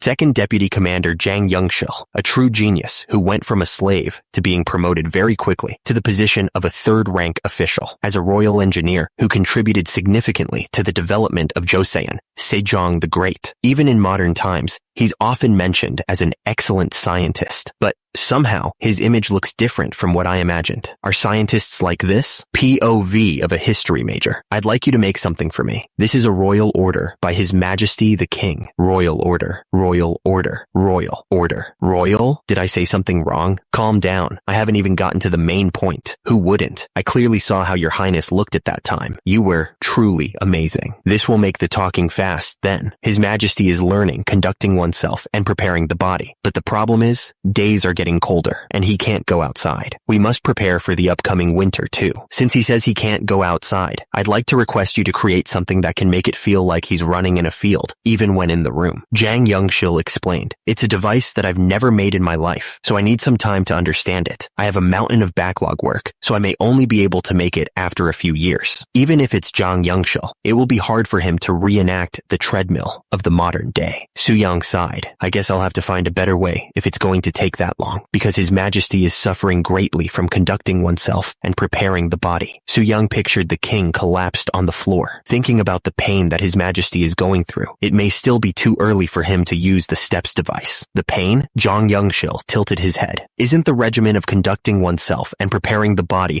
a method of making the body healthy? Don't get me started. The weights increase the higher the level. Suyang shuddered, remembering his own training. There were many times when I felt excruciating pain in my arms and legs, and my stomach turning upside down and vomiting. Even now, thinking about back then makes me shudder. Jang Youngshil gulped, sweat beading on his forehead. Wait, is this thing called conducting oneself and preparing the body that agonizing? I'd like to refuse it if it were up to me. Jang Youngshil shrugs, a bead of sweat trickling down his temple. But ho, I have no choice but to get it done quickly because it's a royal command, don't I? He turns to Suyang with a determined look. I am going to draw the draft right away. Why don't you follow me? Suyang raises an eyebrow, surprised by the sudden change in pace. Huh? Didn't you just say it'd take a few years for you to start making it? Jang Youngshil explains the limitations of the materials. If we make it with a wooden board, like in the picture, it will break quickly. But if we make it with a steel board, it will be 10 times heavier. Unless it's someone as strong as you, it'll be difficult to even make it move. He presents his design. So this is the shape that I think. Suyang examines the drawing, a thoughtful expression on his face. As expected, Jang Youngshil confidently states, very well, it'll take around 1 month, won't it? Without fancy decorations, 10 days will be enough. Suyang is taken aback. It only takes 10 days? You said you had a mountain of work to do. Jang Youngshil, dripping with sweat, assures him, since a royal order is strict, I must work until my bones break. Just leave it to me. 10 days later, Suyang and the crown prince stand before a massive contraption. So this is that thing you call the steps device, the crown prince observes. He places a hand on the wood, testing its sturdiness. It's a relief to still be able to exercise inside the palace in the middle of winter, but I'm worried because father is the first one to use it. Suyang flexes, confident in his creation. You don't need to worry too much, brother. I've tested it in advance, and there's no problem with the device function at all. How long has it been? The crown prince sighs. It'd be nice if everyone was like you, but it hasn't been long since father started learning conducting oneself and preparing the body. It'd put my mind to rest if someone who usually does not train could try it in advance. Suyang grins, an idea forming. I happen to know someone perfect for that. The crown prince's eyes narrow suspiciously. Don't tell me. Are you talking about me? You should not make jokes like that. Jang Youngshil's face contorted in a mask of forced agreement. I don't know about anyone else, but I resemble father in the sense that I detest exercising. Time seemed to blur as Jang Youngshil continued his workout of doom, sweat pouring down his face. He cried out, is it enough now? It feels like 1 hour has passed since I'm using this. Suyang was unsympathetic. Only a quarter hour has passed. We still have another quarter left. Only that much time has passed. Jang Youngshil was then forced onto the bench press. Why do I have to do the bench press too? Suyang beamed, completely ignoring the man's suffering. To think someone with a good figure like yours isn't conducting oneself and preparing the body is such a pity. Just 3 more presses. Let's add 3 more! Jang Youngshil's face turned red with exertion and despair. Is this brat set on butchering me? 12 added with 3 makes 15. But how could you want me to add 3 more to that? Suyang loomed over Jang Youngshil, who was struggling with the bench press. Your muscles tell me you can do it 3 more times, brother. I'm going to send you to the teaching official and make him teach you how to count. The camera panned up to the palace roof as Jang Youngshil, utterly defeated, could only plead. Tell me honestly. Jang Youngshil, now doing squats with the barbell, questioned Su-young's motives. I did 12 repetitions of squats earlier, but you're planning to deceive me like during the bench press and keep increasing the number, aren't you? Su-young grinned, his eyes gleaming with maniacal fitness energy. My calculation method changes depending on how your muscles look, brother. If you maintain the right position, the number will never increase. There's no calculation method like that in this world. Suddenly, Zhang Yongshil's form faltered. Brother, your knees gave out. Again, Su-young continued to berate him. Your back is tilted too far forward. Again, Zhang Yongshil, tears streaming down his face, begged, you, please, go back to your kind self before. Su-young's face contorted into that of a demon. I can be an evil spirit for the sake of your body, brother. I'll take it that you'd be conducting oneself and preparing the body now. Zhang Yongshil, still struggling with the squats, could only manage, what? Meanwhile, back at the palace, sweating and panting, King Sejong was running on the treadmill. There are 15 minutes left now. Su-young watched his father with pride. The great King Sejong was out of breath even just by running 15 minutes at first, but now, even 1 hour is easy for him. He continued, thinking of Zhang Yongshil, brother too, who at first could only do 12 proper bench press reps. This family's talent is undoubtedly on a different level. Su-young knew that Zhang Yongshil was essential to his plan. The second deputy commander played a considerable role. Su-young recalled his conversation with Zhang Yongshil. It is already excellent that he could make the steps device with the technology of this era. I am asking this request, but he asked for a field study to find areas for improvement. Su-young thought about the man who would make his vision a reality. Zhang Yongshil. He stood before the scientist, contemplating. I was wondering if his image was different compared to the image in history. He watched Zhang Yongshil tinkering with the artillery sphere. But as expected from the best scientist of Joseon, Su-young observed Zhang Yongshil's dedication. He's got an extraordinary sense of responsibility. Meanwhile, two concerned court officials whispered among themselves. Didn't His Majesty lose a lot of weight recently? One of them continued, his brow furrowed with worry. I'm worried if he's sick or something. Is that all? Meanwhile, one of the court officials was getting worried. He thought he was so tired of exercising with Grand Prince Su-young that he didn't put the political affairs on the back burner. Another official chimed in. It is His Majesty's nature to learn any new subject of study so that he feels satisfied. Grand Prince Su-young is making good use of that trait. The Crown Prince overheard their conversation. Everyone is speaking that way, Your Highness the Crown Prince. I didn't tell Your Highness in case you'd be worried, but His Majesty may have progressed to Sogol. To think his body has become so emaciated even before 3 months have passed. The Crown Prince tried to reassure him. Please don't say things like that. Not only you, but I also lost some extra fat since I started exercising. Father is just going through the same thing. But the official was not convinced. But isn't the symptom of Sogol also rapid loss of fat? That's, the other official agreed. As expected, I can't believe this. To think the regimen for the body's health actually harms health. We must put up a remonstrance, asking His Majesty to stop it at least today. Just then, a booming voice interrupted their plotting. What is all this fuss about? The two officials turned to see who was approaching. They gasped in unison. Your Majesty? Su-young's booming voice echoed through the courtyard. I'm asking, what is this fuss all about? Heavy footsteps echoed through the hall. Someone was approaching, and they weren't happy. The two men turned, surprised by the sudden arrival. They started to say something. The men turned in shock. They exclaimed, Your Majesty? The official looked absolutely serious. He was about to say something. The official demanded to know what all the fuss was about. He looked furious. The official in red announced that they would be leaving. The men turned and started to walk away. The official in red noticed Su-young. He called out to him, addressing him as you. They were saying that father's transformation was a sign of his health getting worse. He pointed out that, according to the royal clinic records, even though father was sweating a lot, the official was still worried. He wondered what would happen if it really was a symptom of Sogol, considering they were only halfway through the promised 6 months. Su-young looked up at the sky, a strange confidence in his eyes. He thought to himself that muscles do not betray, and his brother should wait and see. Turns out, is from rizcomic.com. Su-young looked up towards the sky. He thought about how fast time was going by, and his life in the 21st century was starting to feel like a dream. Two men were standing outside in the snow. One of them noticed Su-young and asked if he was His Highness, the Grand Prince. The two men stood there in silence, the snow falling softly around them. Su-young stared back at the man, waiting for him to say something else. The Inspector General spoke to someone who had entered the office before sunrise. He commented on their early arrival.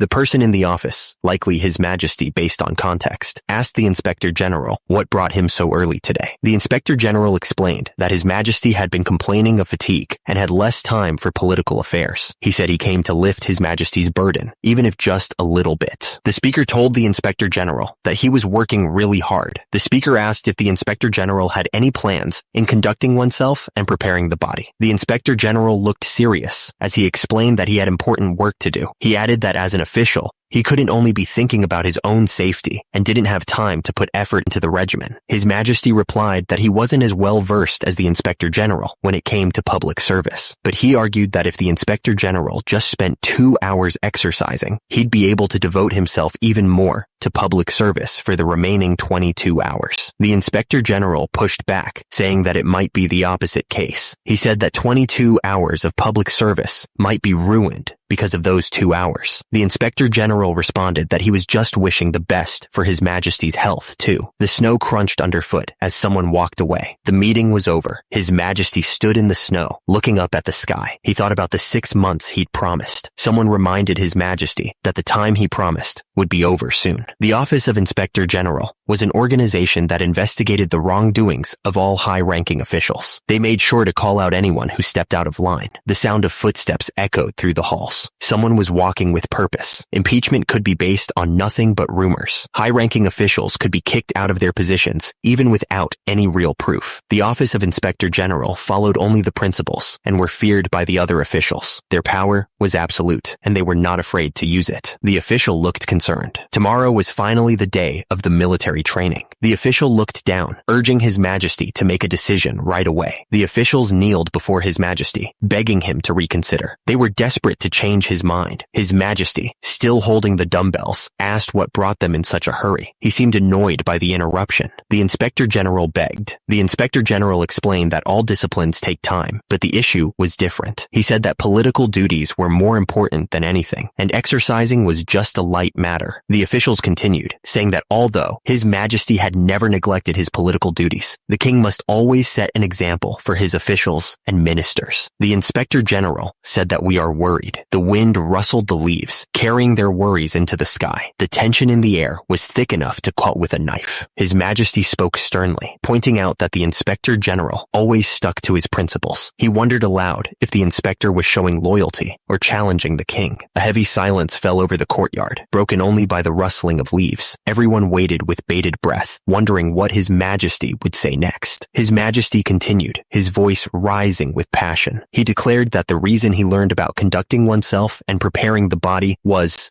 to improve his body and set an example at military training, His Majesty declared. He looked absolutely serious. An official spoke up, saying that it was too dangerous. He explained that military training was a law created by the great King Taejo, clearly worried about the king's plans. The man warned that if His Majesty wasn't good at horseback riding, he could be in danger. He explained that even young people take a year to learn how to shoot an arrow from a running horse. King Sejong reassured him that he'd keep a royal guard soldier nearby to prevent accidents. He added that he wouldn't even move forward if his posture was unstable, so there was nothing to worry about. The man started to protest, stuttering nervously. King Sejong declared that if he set an example at the military training, the effectiveness of conducting oneself and preparing the body would be proven. King Sejong looked down at the others, hoping they'd all do at least half as well as he did. His expression was serious, a tight fist clenched, showing immense respect. His grace was immeasurable, the man thought. The banners marked the location, Chorwon County, Gangwon Province. Today was the day for military training. King Sejong, mounted on his horse, announced his intentions. He would personally inspect the line and then carry out the military training. The order was given to maintain perfect uniformity. All soldiers must move according to the suit. King Sejong demanded that they move in unison. The soldiers responded with a resounding. The man on horseback watched King Sejong with surprise.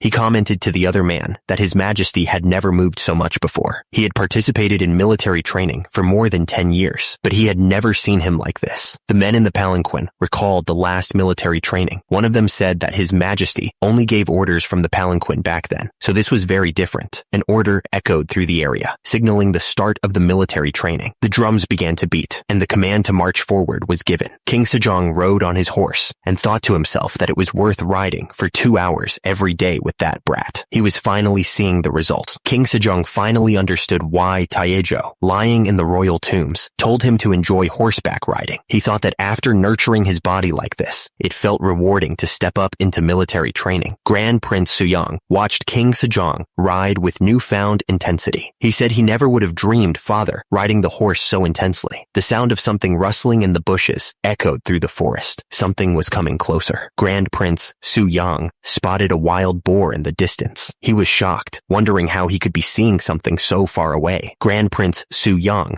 suddenly shouted for the bow and arrow, calling out, "The bow! Give me the bow and arrow!" Someone responded, "Yes, father." Someone addressed the Inspector General, asking if he wasn't participating in the hunt with His Majesty. The Inspector General replied that he had another prey, so they should go first. The Inspector General stared intently at Grand Prince Suyang, his face grim. He had no idea what Suyang was planning by hiding his wicked nature of the past, but he had never forgotten about Suyang's vicious nature, calling him the seed of trouble that would harm His Majesty. Someone rode through the hills, the wind blowing past them. In essence, military training was training to prepare for war, and anything could happen in war. The man stared off into the distance, a slight smile on his face. Anything could happen. The Inspector General's words hung in the air, dripping with venom. "Grand Prince Suyang, you're the seed of trouble that will harm His Majesty." Then, Suyang notched an arrow, his eyes locked on his target. He drew back the bowstring, aiming with deadly precision. "Got it. His Majesty has caught a wild boar. Congratulations, Your Majesty." The crowd was stunned. It is as if we're seeing the military training of the great King Taejo.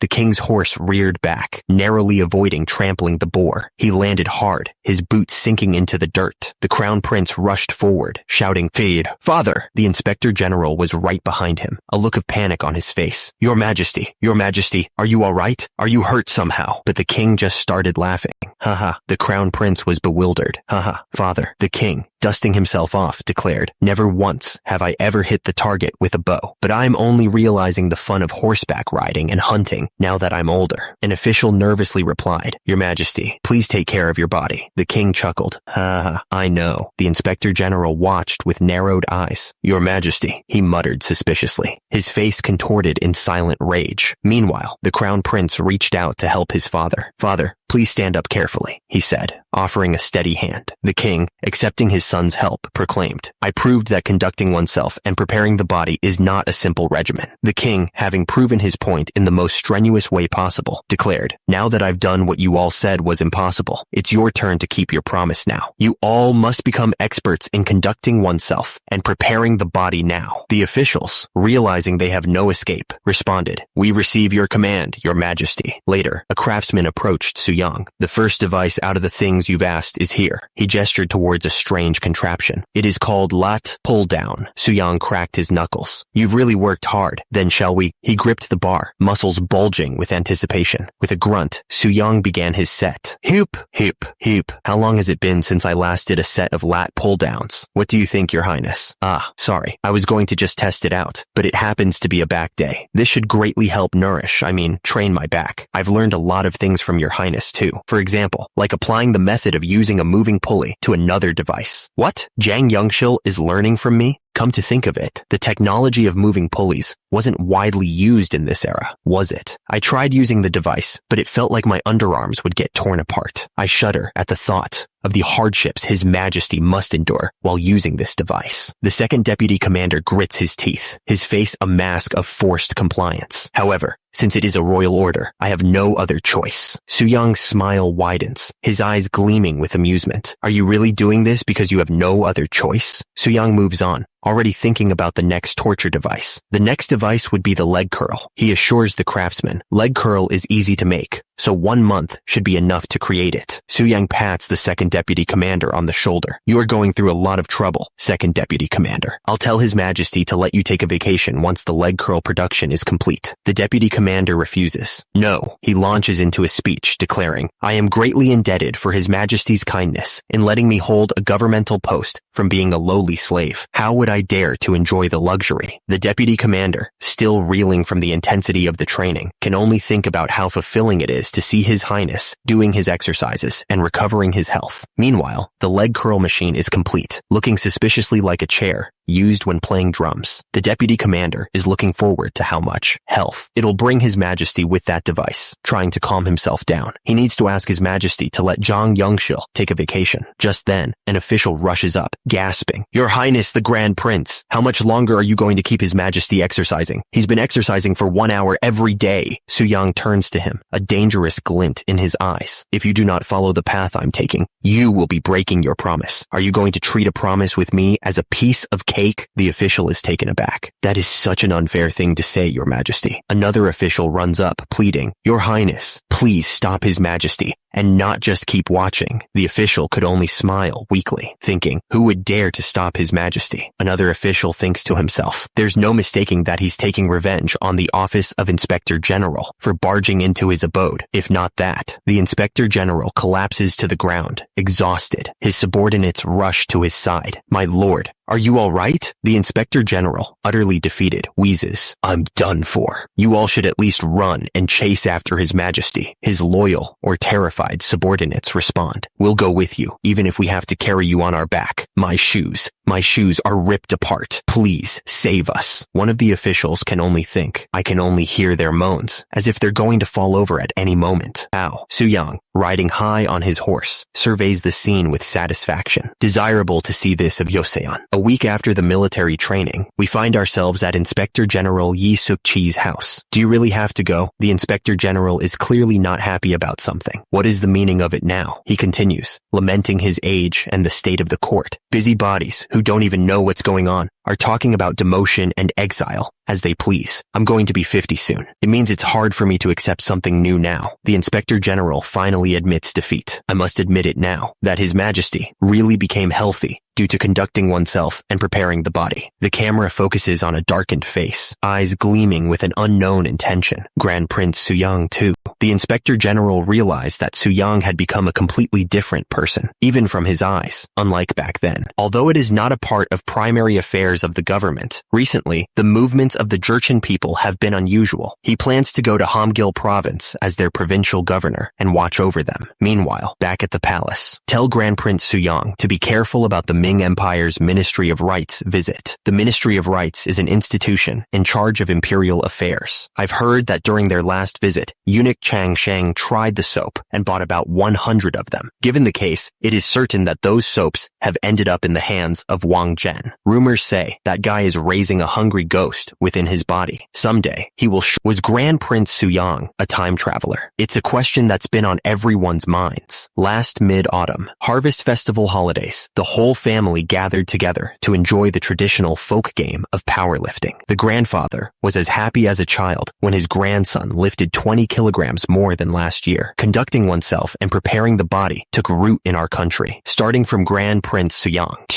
the second son of King Sejong the Great. Traditional folk games weren't the only thing he developed. Grand Prince Suyang was also the first creator of soap and surgical spirit. Some even claim that he was a time traveler. According to Lee Doan Kwan, director of Joseon History Archives, conducting oneself and preparing the body that Grand Prince Suyang created seems similar to modern bodybuilding. During his youth, he was competent to the point that he seemed like a time traveler, but he became more negligent of his duty as days passed. Experts also criticize him for that. Had he spread conducting oneself and preparing the body even further, it wouldn't have been simply a traditional folk game. Instead, it would have spread to the entire world and replaced bodybuilding. To sum it up, he is just a meaningless figure who only added a folk game to the cultural heritage of our country. The Crown Prince eyed Suyang with concern. "What dream did you have that you're behaving prudently?" He noticed Suyang's pallor. "You look very pale too. You'll have to reduce reading books for a bit." "Yes, brother. That dream felt so real. There's no way I'd get caught for being a time traveler in the future." Suyang shook his head, a newfound sense of purpose in his eyes. "No, it certainly can happen. On top of that, if I don't work hard from now on, it's highly possible that I'll be criticized by future generations." The weight of responsibility seemed to crush him. "I'm about to die. under this pile of books. But then, a spark ignited within him. I'm going to make a new set of characters for our people starting tomorrow, he declared with renewed vigor. I can't say that you're excellent in simply but with the passion of conducting oneself and preparing the body. There's nothing you cannot do, is there? Let's gather our strength and make it. The Crown Prince smiled. You happens to know Sanskrit too, so it's a relief. We have a lot of books on phonetics, so it'll be of great help, aiding him in making proper sounds for the instruction of the people. I had a lot to prepare just for conducting oneself and preparing the body. Do you understand how I feel? The young prince now thinks that I'm someone who visits him only in the middle of the night. Your habit of sighing now resembles the second deputy commander, Zhang Yangshil. Su Yang sighs deeply, contemplating the future. What do you think about looking into disciples? Didn't you say that you needed the roles of a trainer and assistant trainer? I think Ma Il-yong is suitable for that role. Since he's the son of a concubine, he couldn't rise to the governmental position, but his abilities are outstanding. It'd be great if it were him, but it'd be better if there were people of various identities. Why do we need people of various identities? Aren't filial piety and talent much more critical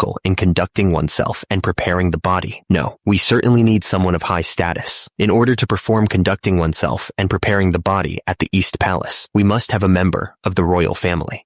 A disciple that is a member of the royal family. I can only think of one person, but I don't know if he'd want to perform conducting oneself and preparing the body. Prince Siosan, the third son of the deposed Crown Prince Yang Yang. He stood silently, lost in thought. Grand Prince Yang Yang, who was the original crown prince during King Taejo's reign, committed several acts of corruption and infidelity while riding on the backs of the royal family. In the end, he was deposed, and the great King Sejong rose to the throne. I heard that Prince Seosan grew up doing scoundrel-like deeds. What brings you here to see me, brother? Prince Seosan, personal name Yi Hye, third son of Grand Prince Yang Yang, asked. Su Yang sized him up. He's more normal than I thought. Su Yang thought back to what he knew of the prince. I know the reason Prince Seosan went crazy was because his father, Grand Prince Yang Yang, insulted his concubine. Is he still doing fine because that hasn't happened yet? Su Yang decided to cut to the chase. Have you ever heard about conducting oneself and preparing the body? Seosan replied. Yes, I know it's a new discipline founded by you, brother. Even His Majesty recommended it to the office of Inspector General. Su Yang extended an offer. I'd like to take you in as my disciple and transfer the knowledge of conducting oneself and preparing the body. What do you say? Seosan bowed slightly. I would just like to thank you for your consideration, brother. Su Yang grinned. How refreshing. Mr. Ma, the man bowed. Yes, your highness. Su Yang turned back to Seosan, a glint in his eye. We shall begin after having you relax your body with a wooden bar. Su Yang's offer of swole enlightenment was met with resistance. Don't come any closer. The prince recoiled in disgust. My head is hurting already with the smell of sweat. How dare you try to touch me with your dirty self? The prince continued his rant. I'd love to learn conducting oneself and preparing the body, but I'm a member of the royal family too. Brother, how do you expect me to function with a lowly son of a concubine? Suddenly, a royal scolding rained down from above. What are you doing? Hurry and get down at once. The prince's legs gave out. I really can't do it this time. I can't feel my thighs anymore. Su Yang watched the prince struggle, unimpressed. You're making such a fuss. Isn't it easy for Mr. Ma to carry 60 gun and even more? The prince, face contorted in pain, could barely choke out. I was wrong. Please decrease the weight, he begged pathetically. Please, brother. Su Yang, however, was unmoved. As expected, the answer was right here. The prince collapsed to the ground, gasping for air, utterly defeated by the weight. An official watching the scene unfold couldn't help but speak up. Haven't you been mistreated all your life because you have the blood of a deposed crown prince? He continued, his voice laced with disapproval. How could you give him the same unfair treatment you experience regularly? The official berated the prince, questioning, when you know that such injustice would be compounded because Ma Il-yong is a concubine's son. Tears streamed down the prince's face as he confessed. It's because, without doing such things, I can't bear the injustice done to me, he continued, lamenting his position. What can I possibly achieve by learning this discipline when elder brother and second elder brother are already more excellent than me in it? I've never been involved in government affairs, let alone held a government post. He sobbed. I've lived my entire life under the watchful eyes of others, with people worrying that I, with an impure heart, would threaten the throne. I can't do anything, and I am always frustrated. I remain anxious no matter what I try to do, he whimpered. The official remained stern, replying, even so, as a member of the royal family, you ought not to behave like that. Don't you know how scary the wrath death of a royal family is to a commoner. Finally, the prince relented, tears still streaming down his face. Ma Il-young, I was wrong. I will behave well in the future. The prince seemed to be taking his words to heart. As Su-yang continued to plot his next move, Su-yang declared, learn the 3 basics of bench press, squats, and deadlift from Mr. Ma. Su-yang peered intently at the prince. Once you reach a combined weight of 650 jun, I'll consider putting you in charge of conducting oneself and preparing the body inside the palace. The prince was shocked. Me, conducting oneself and preparing the body in the palace? Hasn't His Majesty proved the effectiveness of conducting oneself and preparing the body himself? Su-yang began to lay out his vision. Someone who goes back and forth in the palace must master conducting oneself and preparing the body just like the 4 books and 5 classics. The person teaching, conducting oneself, and preparing the body will be called trainer. Su-yang continued, I need someone other than me who can perform the conducting oneself and preparing the body hall in the East Palace. What do you think it is, if not being the king's teacher?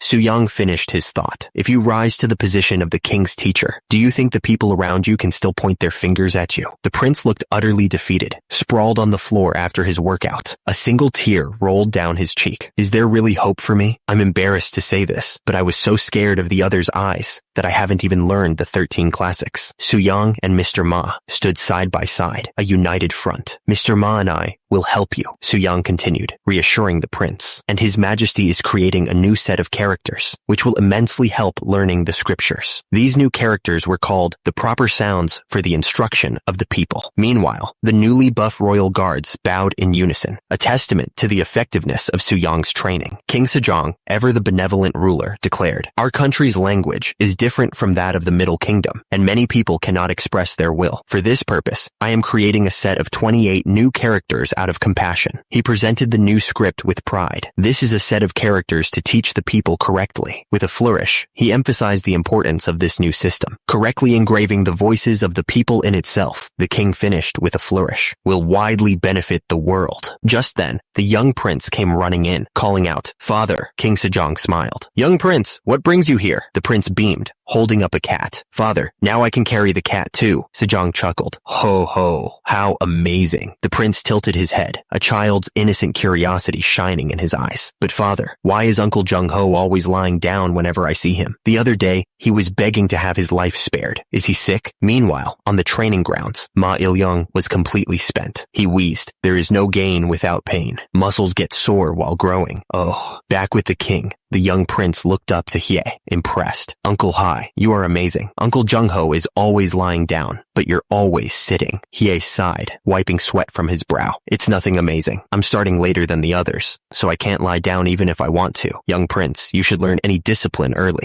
The prince's eyes widened, holding up a book. Then again, you're still 5, so it'll be too much for you to read any book. Are you talking about this? The young prince, Pai, holding up the book, asked, You brat, when did you learn how to read? Father gave me this book. Would you like to take a look too, uncle? Su-young's thoughts drifted. My son is already 5 years old. Is this even possible? My life was all about progressive overload. I mean barbells and dumbbells. Progressive overload is when you gradually increase the weight, frequency, or number of repetitions in your strength training routine. But my life from the modern era feels like a dream now. Back in the courtyard, Su-young's wife was doing dumbbell exercises. He thought, to think exercising will be my family's daily life. She smiled, wiping sweat from her forehead. This much is easy now. Su-young's eyes widened. Huh? He rushed toward her, shouting, My wife. Su-young rushed to his wife's side, concern etched on his face. My wife, are you all right? She leaned into him, explaining, Yes, I couldn't keep myself together. My head suddenly felt dizzy, and I failed to control my body. Her words were followed by a concerning admission. I feel nauseous too. Su-young's eyes widened. She feels nauseous? Nauseous? He quickly tried to diagnose the issue. This must be a temporary symptom caused by shortness of breath, which caused a reduction of the flow of air to the head. Don't tell me? Take a deep breath slowly. He steadied her, relieved. Fortunately, I was right beside her. Otherwise, she could have been injured seriously. Su-young's expression darkened. The more people exercise, the more people will get injured. He was clearly conflicted. What should I do? Su-young's eyes gleamed with an almost maniacal intensity. It wasn't 250 gyun, but 150 gun. He approached the man, a predatory glint in his eye. So you're Woo Hyun-gyu. Let's have a talk with me, will you? Su-young turned away, a thoughtful expression on his face. He began his diagnosis. This is more serious than I thought. It looks like frequent meals to nurture his injured back back caused him to gain weight, scanning shoulders that keep getting hunched due to a weak core, protruding belly, even with a skinny body. I heard he didn't stop riding horses even after injury because his weight was increasing. It may no longer be possible to do anything about it. Woo Hyun-gyu looked up at Soo-young, desperate. It seems to me that your condition has worsened since you continued to train, despite being injured. Is there a way to cure this? Soo-young smiled, a hint of challenge in his voice. There is, but I can't assure you that you will be cured completely. Would you trust and follow me? Soo-young demonstrated the workout routine. First, lunges, hoop, back stretching Mackenzie exercises. Diligently train your body this way. Woo Hyun-gyu looked skeptical. Yes, I understand. But does this really train the body? Isn't it simply moving the body? About that. Unfortunately, I need to tell you this in advance. Soo-young paused, choosing his words carefully. Even if you perform conducting oneself and preparing the body, you won't be able to lift heavy weights. Of course, it'll get better from now. But since you said it has been more than 1 year since you hurt your back, the bad news hit him hard. It seems like it'll be difficult to make a complete recovery. Woo Hyun-gyu's face fell. No way.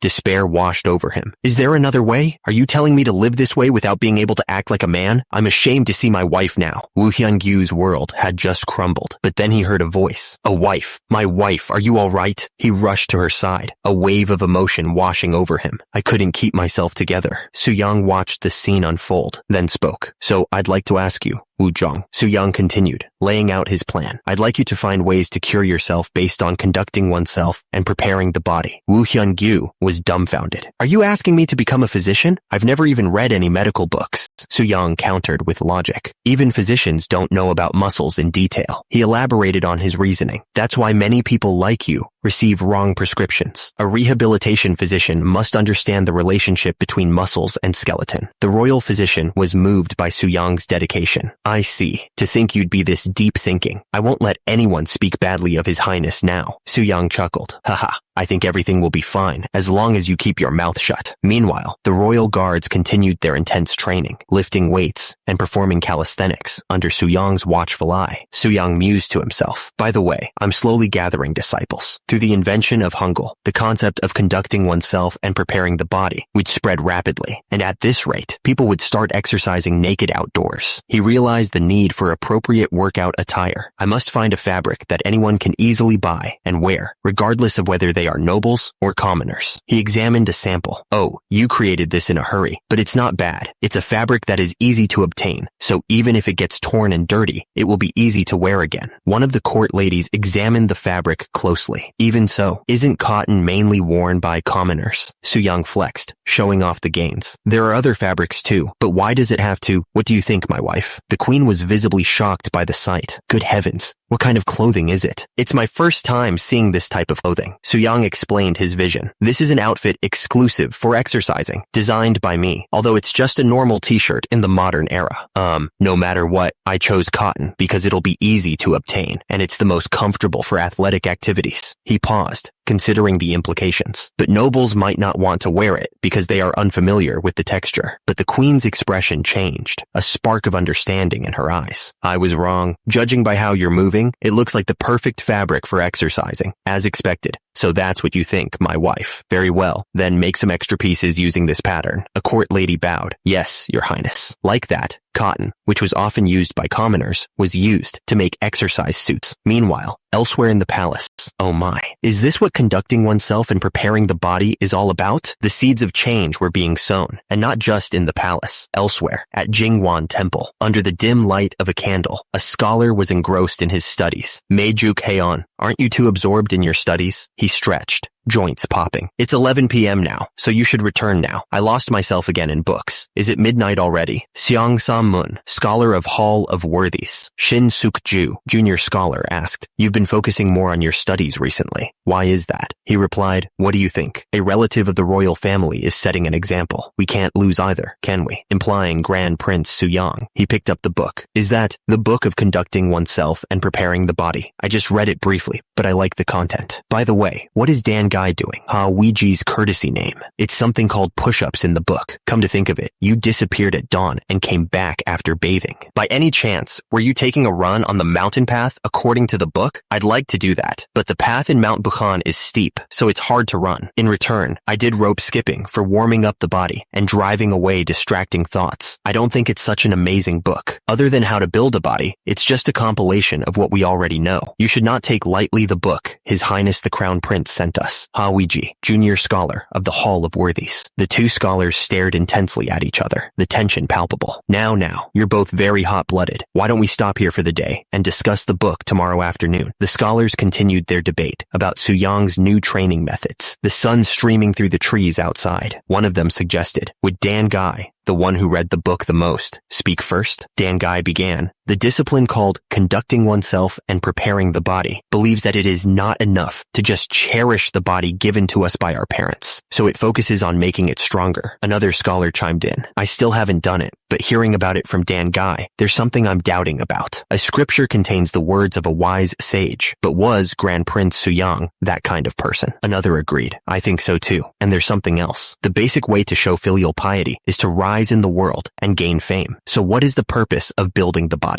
The first scholar continued. According to the first volume of Conducting Oneself and Preparing the Body, it is said that minor illnesses would disappear, and one would not get tired easily, even in extreme heat and cold. But I'm doubtful if it's correct. He concluded, while I do not think focusing on cause and effect is a bad thing, what bothers me more than anything is that it is a discipline that uses expensive hardware. The scholars continued to debate the merits of Su-Yang's fitness revolution. One asked, it is said that the body can change correctly, but how many people have been transformed? Another scholar responded, don't you know it too? He revealed the shocking truth. It's His Majesty. The others were stunned. Don't tell me, are you guys? They panicked, vehemently denying any ill intent. Trying to disdain His Majesty? There's no way we would. One of them pointed out the obvious. He rapidly transformed ever since learning conducting oneself and preparing the body. The eunuchs say he's even more active than during his youth. He continued, not all theories of the book may be correct, but doesn't it definitely make the body stronger? He paused, considering the implications. If we immerse ourselves in a book all day and can still move normally the next day, won't it help with our studies too? One of the scholars was aghast. Are you implying that we should bring the hardware into Jingguan Temple? Su-Yang, ever the pragmatist, suggested alternatives. If the situation is not conducive, we can use stones or logs of small weight, 15 kilograms. Su-Yang shrugged, unimpressed by their lack of commitment. If you don't like it, you don't have to do it. 8 days later, a log slammed onto the temple floor. Hey! One of the scholars collapsed, utterly spent. It's so hard that I can't take this anymore. What's so good about this? But it wasn't long before the scholars started dropping like flies. I can't take this any longer, one of them argued. We can read one more book within this time. Another scholar wiped his brow, utterly defeated. Su-Yang watched them go, unfazed. In the end, everyone is quitting, huh? He grabbed the pull-up bar, determined. I saw people changing due to conducting oneself and preparing the body, so I'm going to perform it diligently and make a healthy body out of myself. August 1441. Back inside, the king approached Wu Hyun-gyu with a smile. You've worked really hard. Su-Yang watched his subjects working hard. I thought creating a shoulder press device and seated row device would be difficult. He grinned, scribbling notes. It's all thanks to working day and night. If I add more weight here, what will happen? One of the workers, clearly regretting his life choices, muttered, isn't it natural for a subject who receives a stipend to obey the royal orders? Another added, panting. Men of the office of Inspector General were the ones working hard because they even provided resources to test the stability of the device. Just then, a familiar voice called out, You! I came here to see the completed devices. Brother! The workers scrambled to attention. Your Highness the Crown Prince. They bowed deeply, eager to report on their progress. We would like to make a report, Your Highness. We have proven the stability of the devices. The Crown Prince was practically begging. He implored the men to test out the new weightlifting device. Please get on the device and perform the exercise. But Su-Yang was having none of it. Would you let this go? I'm going to punish all of you. Should I have brother do the big 3 exercises while I'm at it? He pushed his brother harder. Brother, a bit more. Put in a bit more strength. Finally, the Crown Prince completed the lift. A system notification appeared. You've raised the level of conducting oneself and preparing the body. Congratulations on reaching 500 gun of the big 3 exercises. The Crown Prince, now benching 190 kilograms, felt a surge of pride. It feels different being acknowledged by you. My body is quickly getting better, so it'll take around 1 year to reach 700 gun. don't you think? Suyang smiled, laying down some hard truths. We don't know for sure. Everyone's muscles grow at different rates, but for me, I have diligently grown my muscles to lift 800 jun for the big 3 exercises. He glanced at the barbell, a T/L of 300 kilograms displayed above it. Ever since then, my muscles haven't grown further. Suyang continued his fitness diagnosis. I possess the body of Grand Prince Suyang with tremendous talent and have already gained experience in the modern era. On the other hand, although brother is a descendant of the talented King Taejo, he lacks experience and skills. He turned to his brother, flexing his arm. It would probably take 2 years at the shortest or 5 years at the longest for brother to reach 700 gun. He grinned.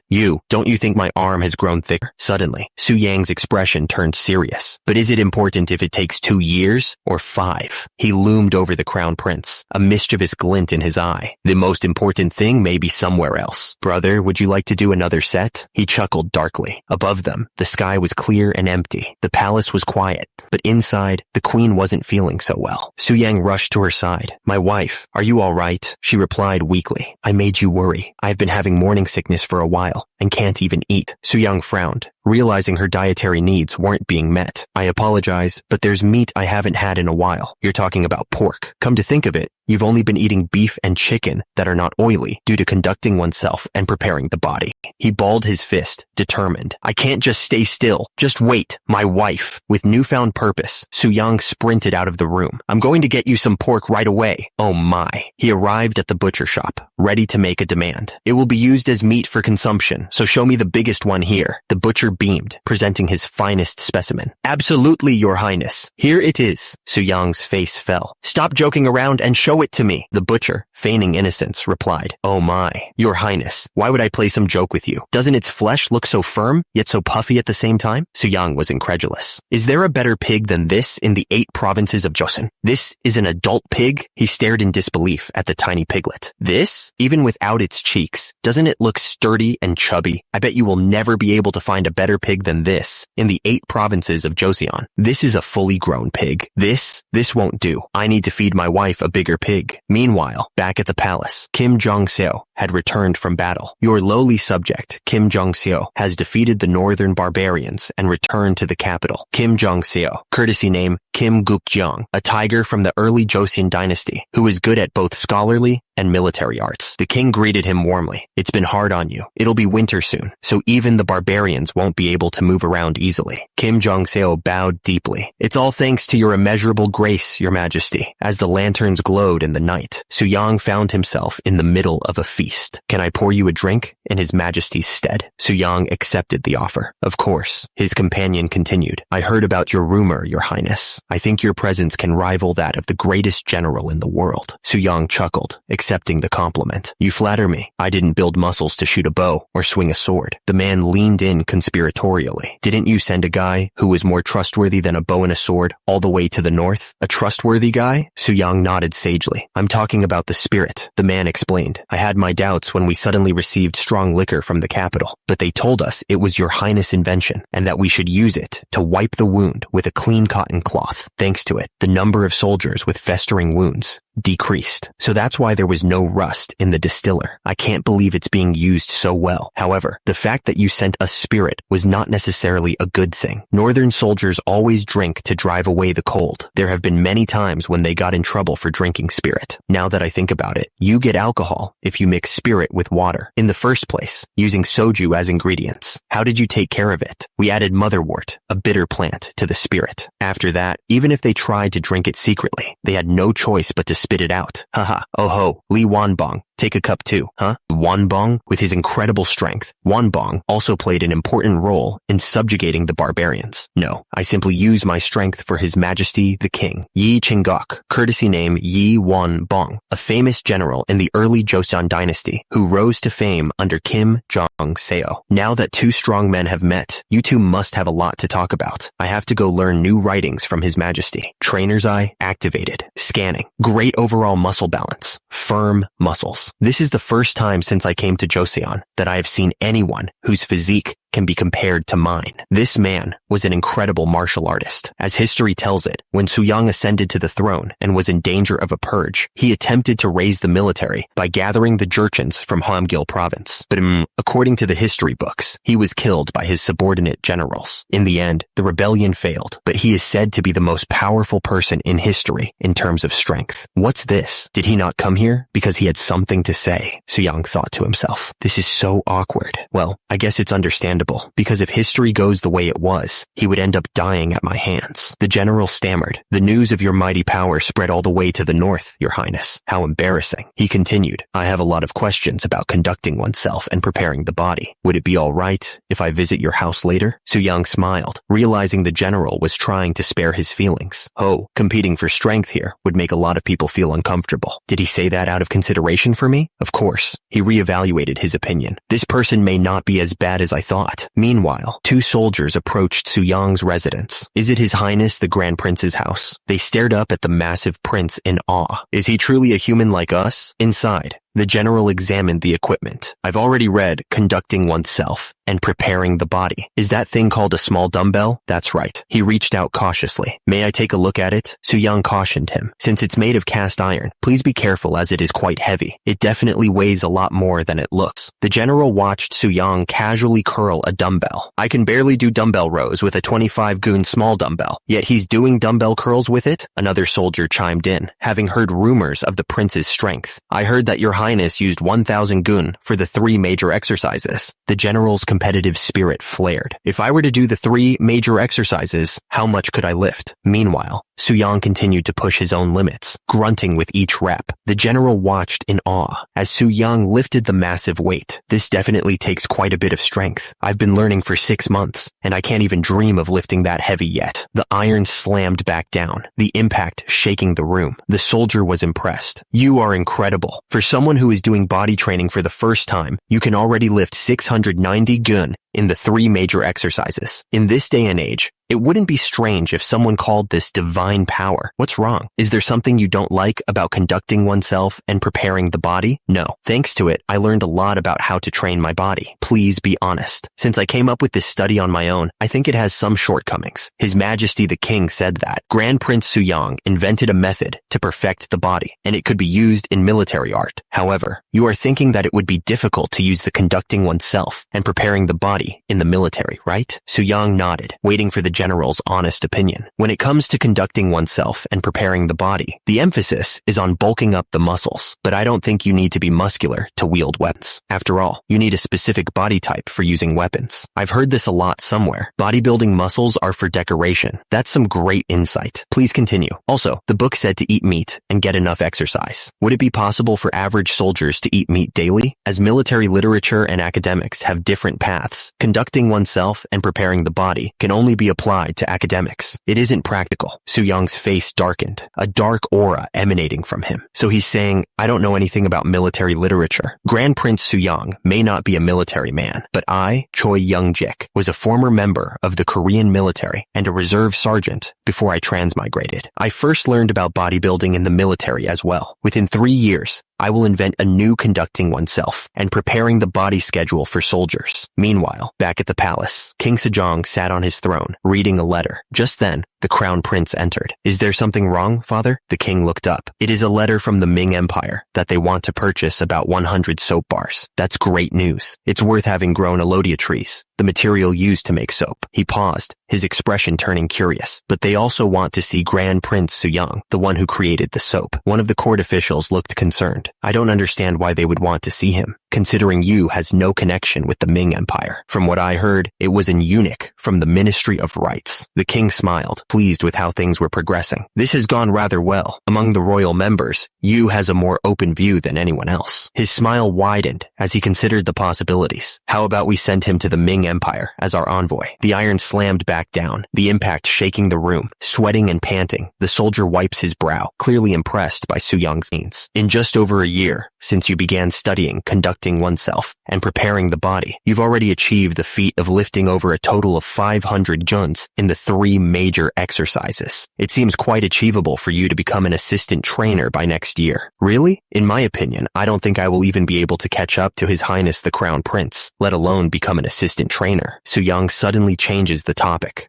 Brother, do you remember when I tried to take in a concubine before? I guess so. You wanted to bring in a concubine. However, you gave up, saying you wanted to focus on conducting oneself and preparing the body. Actually, I brought in a concubine again. People around me were apprehensive because I didn't have children. The Crown Prince looks shocked. What? I see. Soo-young continues. Yes, that's why I ended up taking the daughter from the Yoon family of Hamyang. In this era, people usually have children before age 20. It is a prevalent practice to have a concubine if you are childless, even after age 20. King Sejong the Great was also very concerned until Big Brother had his first child at 23. Is there a problem? About that. Soo-young leans in with a devious grin. Would you believe me if I told you that soon your father would attack your wife? So, he raises a finger, a glint in his eye. I read your fortune based on the Book of Changes. It is said that if you take a second wife, a man-made disaster will befall her. The Crown Prince looks back, concerned. A man-made disaster? Not a natural disaster, but a man-made one. Soo-young smirks, knowing he has his brother's attention. Do you know how to prevent a man-made disaster? Using your physical strength, of course. He flexed his bicep for emphasis. Oh, makes sense. Something like stopping a man-made disaster caused by a thief with your strength. But the method for a woman to develop her strength, there's one. Look carefully. This is the martial art that I will teach your concubine. Try grabbing my collar, brother. When you beat someone, don't you always try to grab them by the collar first? He adjusted his grip, ready to demonstrate the devastating power of his new martial art. The man grinned, completely unaware of the pain that was about to be unleashed. It's true that I've grabbed many people by the collar. I really didn't want to do this again, so let me apologize, brother. Soo-young's fist clenched, muscles bulging as he prepared to strike. You're grabbing it well. The martial art I created saw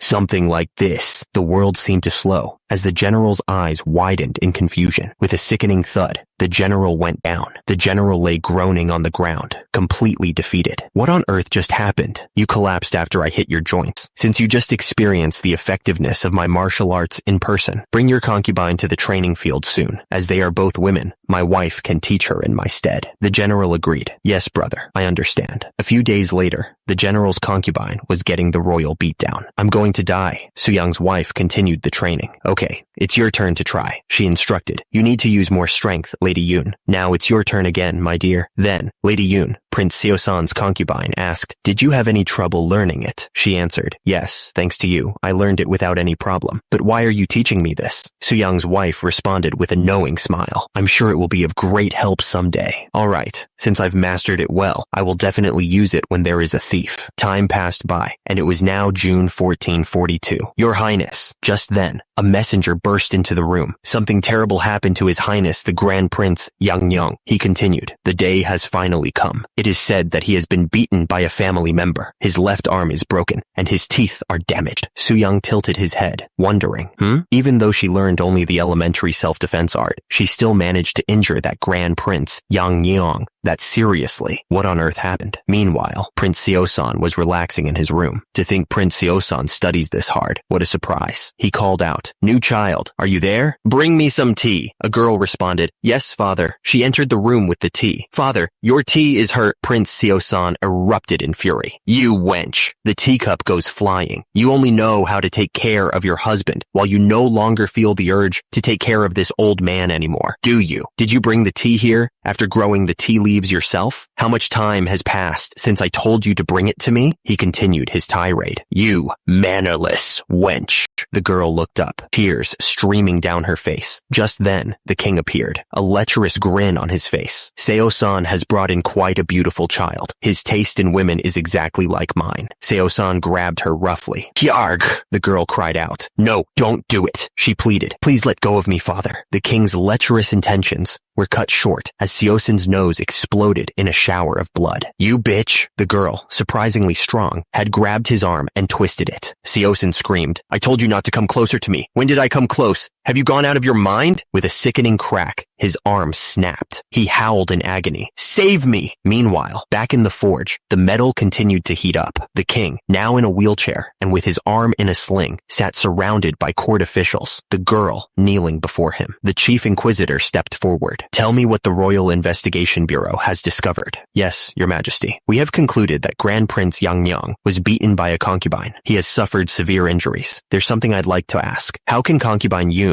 beat Prince Yang, who knows martial arts? Hye and Yu have trained concubine Yun. Their techniques are meant to kill others. Even though I knew martial arts, I still ended up in this state. Had I been an ordinary person, I might have died. Please punish not just this wench, but also those who recklessly taught her those lethal techniques, your majesty. He always said I was his favorite nephew, but now I'm just a stranger, huh? Is that true? Tell us in detail what has happened so far, Grand Prince Suyang. Your lowly subordinate, Grand Prince Suyang, only taught her self-defense art. I understand. First of all, rather than being a technique to kill people, it seems that the method invented by Grand Prince Suyang is a way to protect one's body. What do you all think? Who is at fault? I, your lowly subordinate, Chief State Counselor Huang Hui, think that, considering Grand Prince Yang's usual behavior, he may have tried to rape concubine Yun and was beaten back. I, your lowly subordinate, Minister of Justice Yu Gye-mun, is of the opinion that, although Grand Prince Yang's sin is great, concubine Yun still harmed her father-in-law. This constitutes a crime of ethical violation. How troublesome. I am well aware of my brother's actions, but there are laws in the country. A person who commits a crime of ethical violation is punished as severely as treason. In other words, it's capital punishment. Concubine Yun kneeled before the king, awaiting her fate. The king sighed, finding the whole ordeal rather troublesome. Concubine Yun will be punished with 20 floggings, implemented immediately. The royal guard responded, Yes, your majesty. The scene cuts to concubine Yun, tied to a wooden cross, awaiting her punishment. The executioner, looking grim, raises his instrument of pain. The first lash lands.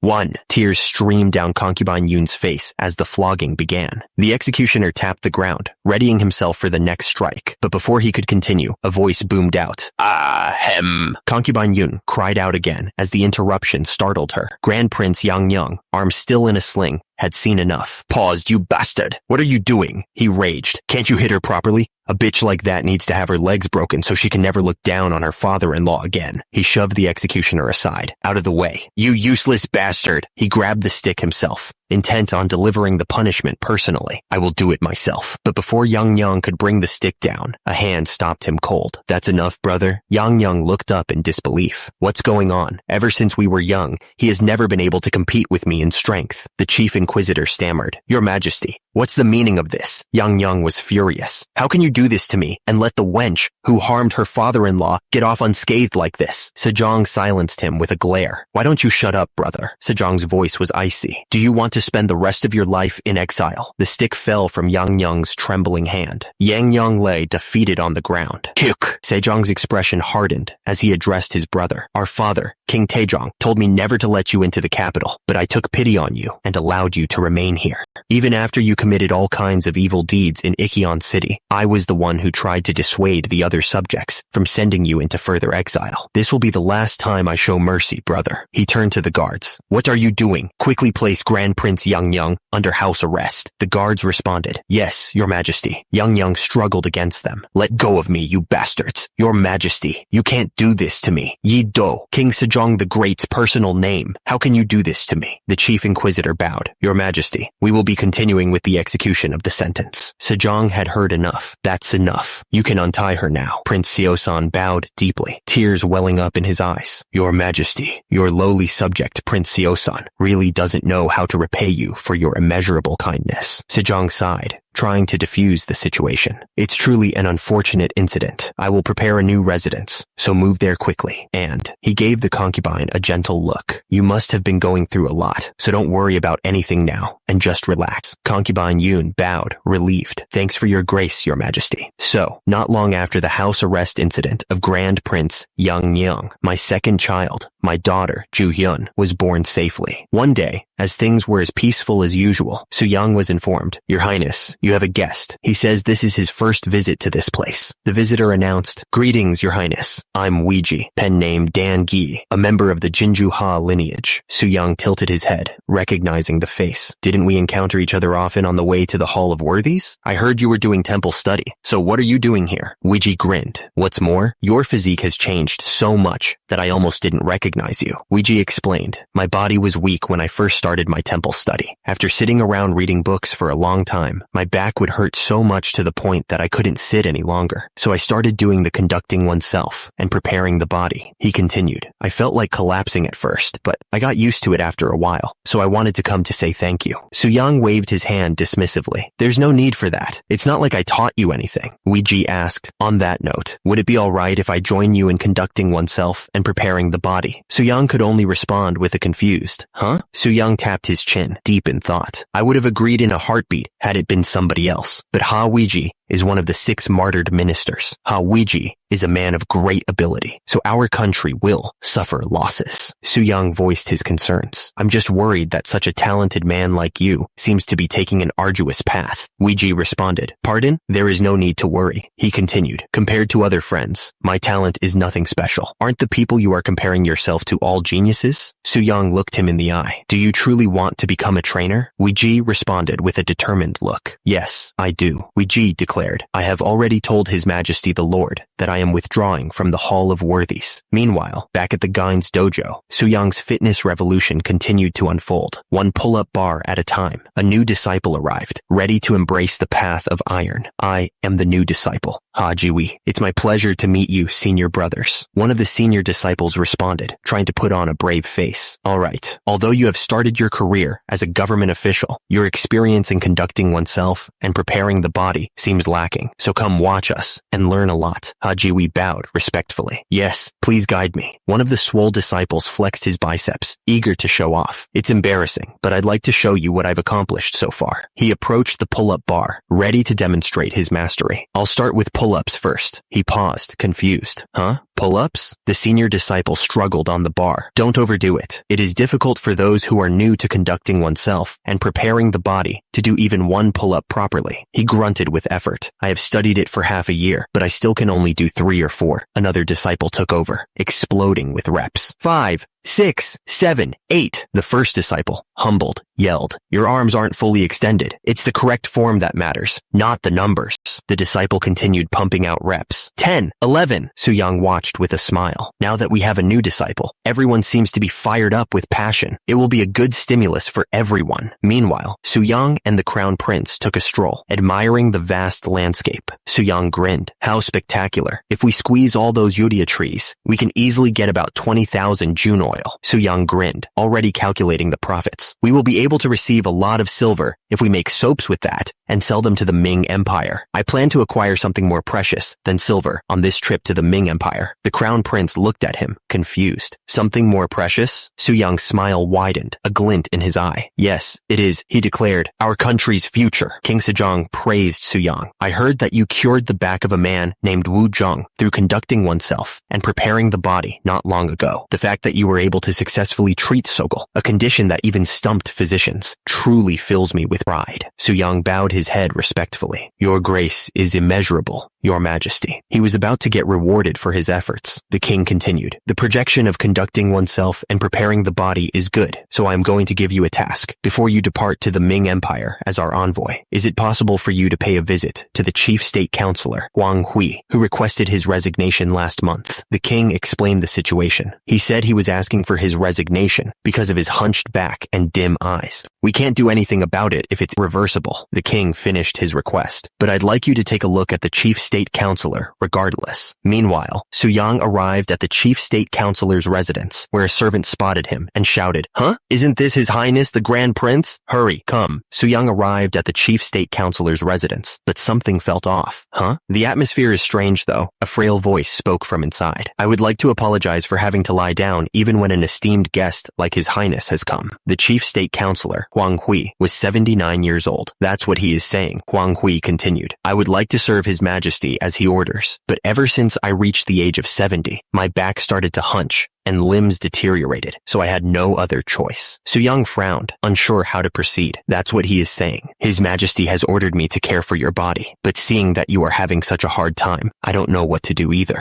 Su-young sighed internally. A royal order is a royal order, and you must know about your body the best. Huang Hui chuckled weakly. Then you won't be able to play Go comfortably, even with such a high-quality Go board. Su-young smiled slyly. It seems like a good idea to let Sir Mang-chung use this beautiful Go board. Su-young's expression suddenly shifted. He placed his hand on the Go board. The Go board is warm. Su-young realized. It's as if someone was just playing Go just a while ago. Huang Hui sighed. All I can say is that it's impossible to restore your body's aging with my power. Su-young smiled, ever the picture of health and vitality. However, I'd like to tell you about a way that helps in taking care of the body, rather than curing it. Huang Hui chuckled, a weak sound in the room. Oh, to think you'd put such efforts for this old man. I feel apologetic that my body isn't following. Huang Hui bowed slightly. Ho, I'm ashamed to meet His Majesty, but I'd use this exercise method to keep my body fit. That is what he is saying. Su-young maintained his polite smile. I too hope that the Chief State Counselor can recover his health. Su-young watched the sleeping Huang Hui for a moment longer. Su-young offered some final advice. It is a good idea to keep the room warm to protect the body, but anything too much will become poison. Su-young frowned slightly, noticing the unusual warmth. I was wondering why the room was so hot that even the Go board was warm. He glanced at the sleeping Huang Hui, noting the lingering signs of activity, as if someone was playing Go just up until a while ago. Su-young,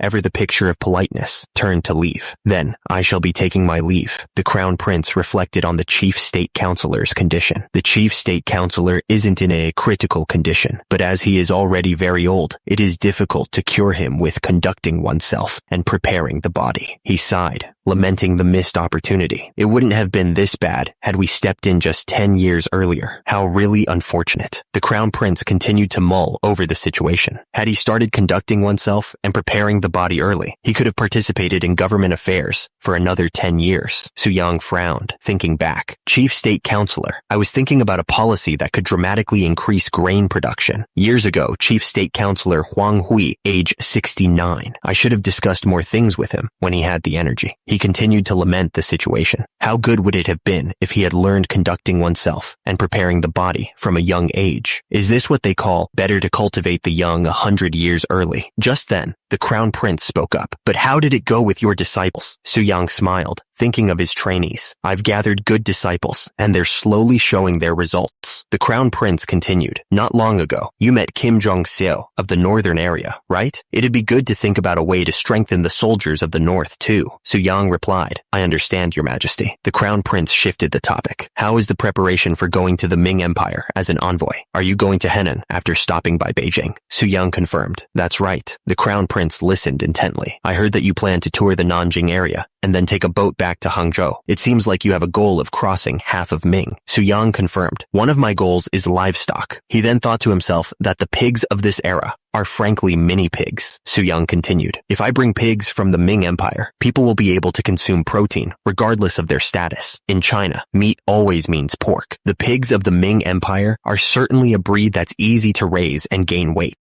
He knew that it's not enough if he's just trying to look for livestock. He must have another goal. Su-young thought that, as per the king's perspective, he'd be away from his son for about 1 year, so he thought he'd be easy to convince. But was he mistaken? He continued, the Ming Empire has a vast land and a large number of people, so I'd like to grow countless grains and vegetables. With that, Su-young added, he'd like to stop by Nanjing to pick up some books as well. The king replied, books, you say? Nanjing is a capital that has been passed down for generations from the southern Song dynasty, so there are probably many rare books. Su-young asked him if he thought the chief eunuch of the Ministry of Rites who selected him would help him on his journey, and then answered his own question, I do. He explained that Wang Zhen is already someone who enjoys power to the extent that he is called father by the ministers. Su-young explained that if it is an offer is harmful to the country, he will reject it. But if it is beneficial, he will gladly assist in our journey. The king warned, I haven't met him before, but he is a man of evil reputation. Be careful. Su-young replied, Yes, your majesty. The king then inquired, right, come to think of it, my granddaughter Ju Hyun was born not too long ago, right? Have you talked with your family members? Soo-young confirmed. Yes, of course. The waves lapped against the pier. Soo-young turned to his wife and said, then I'll be back, my wife. Soo-young's son tugged at his robes, calling out, Father, father.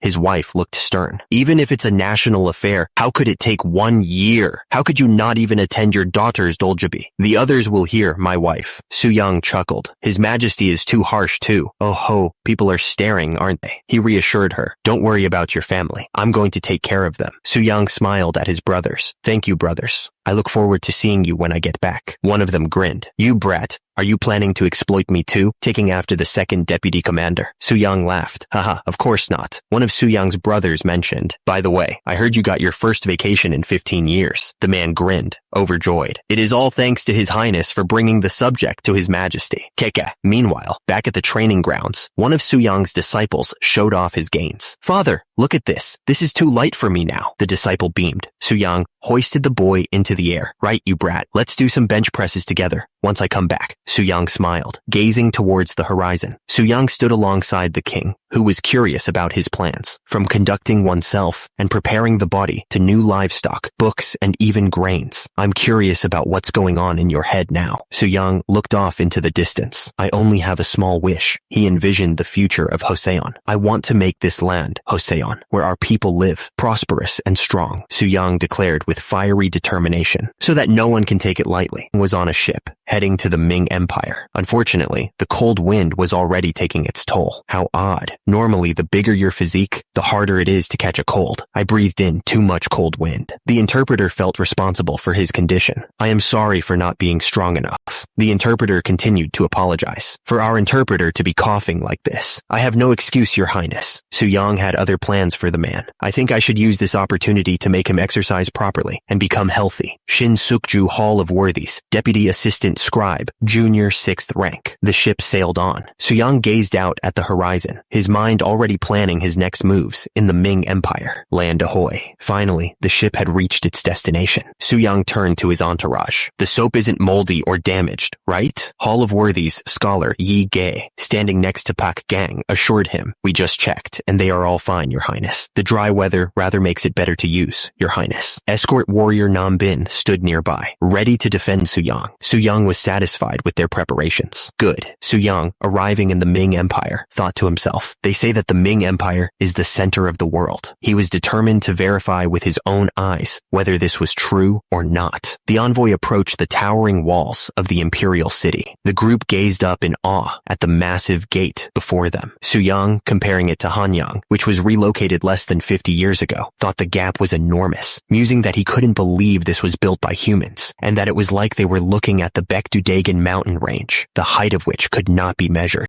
Nearby, eunuch Chang Sheng smirked, thinking to himself, these country bumpkins. Soo-young's envoy inquired, when can we have an audience with His Majesty? Oh ho. The official replied, he is not someone with whom just anyone can have an audience. Only Grand Prince Soo-young will receive an audience with His Majesty the Emperor. The official added, and about the date, he continued, it should take about 40 days. The envoy was shocked. 40 days? The official responded, that's right. By the way, are those the tributes you brought? Is there a problem? Another official chimed in, I tried using the soap some time ago, and it was quite effective. Soo-young smiled, pleased with the reception of his product. Even though it's still lacking, I'm glad you like our product. He then added, since the existing soap was not fragrant enough, I've brought a specially improved product this time. The official wondered, improved product? Doesn't that mean you won't have enough? Soo-young replied, we prepared 2,000 jun and brought some extra. Would you like to take a look?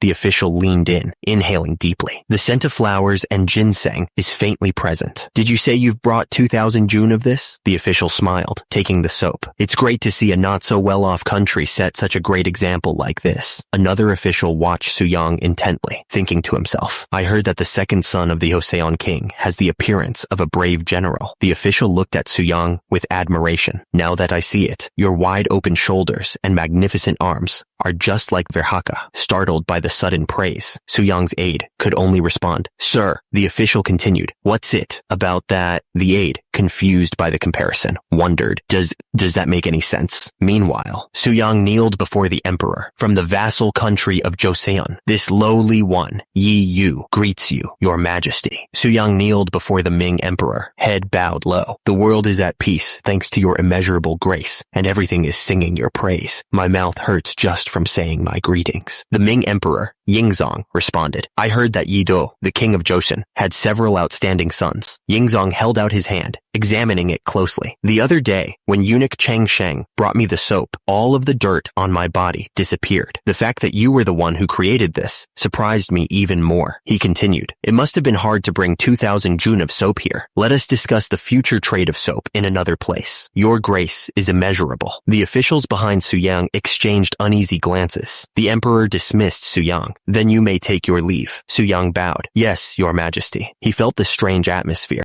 Suyang was taken aback by the sudden hostility. "What's going on?" One of the men sneered, "Seeing those urine-stinking bastards hanging out with the parasitic Hoseon bumpkins. It truly makes me sick." Suyang was confused by the animosity. "What's with this hostility?" One of the men declared. "You are finally here." Another added, "We've been waiting for you." The lead official bowed deeply. "It's my great honor to meet you. Thanks to your kindness, I met His Majesty the Emperor in just 10 days. The official smiled, clearly pleased with himself. "It's truly our greatest blessing." "Does that mean you know who this person is?" Another official chimed in. "According to a rumor we received, there was a magnanimous gentleman from the Ministry of Rights, and the subjects referred to him as Elder." Wang Zhen peered from behind his fan, a hint of amusement in his eyes. "I have heard many stories that the second son of the king of Joseon possesses a strong build, but it looks like he was also one with great intelligence." One of the officials held up a bar of soap. "Thanks to the soap made in Joseon, I feel refreshed every day. In particular, I couldn't help but be impressed by the quality of the soap you brought this time." Suyang leaned forward, ready to negotiate. "Tell me the price you want. It depends on the ingredients." The price was steep. One soap bar containing ginseng is worth 10 bags of rice. Scented soaps are a little cheaper and cost 6 bags of rice per piece. Suyang calculated the cost. "That means it would be about 1 silver tael for 1 gun." "I see." He then asked, "In that case, how much does the manufacturing method cost?" One of the officials was shocked at the question. How shameless. Was acquiring 2,000 jun worth of soap not enough? Is he planning to steal the recipe as well? Suyang explained the ingredients. "The soaps are made using the kelp from Hamgil Island." Wang Zhen chuckled behind his fan. "To think you would tell me that easily. Isn't it Joseon's major export item?" Suyang maintained his composure. "As a member of a vassal country, I am just doing my best to keep my manners. Still, to think it would be kelp. After the sea ban,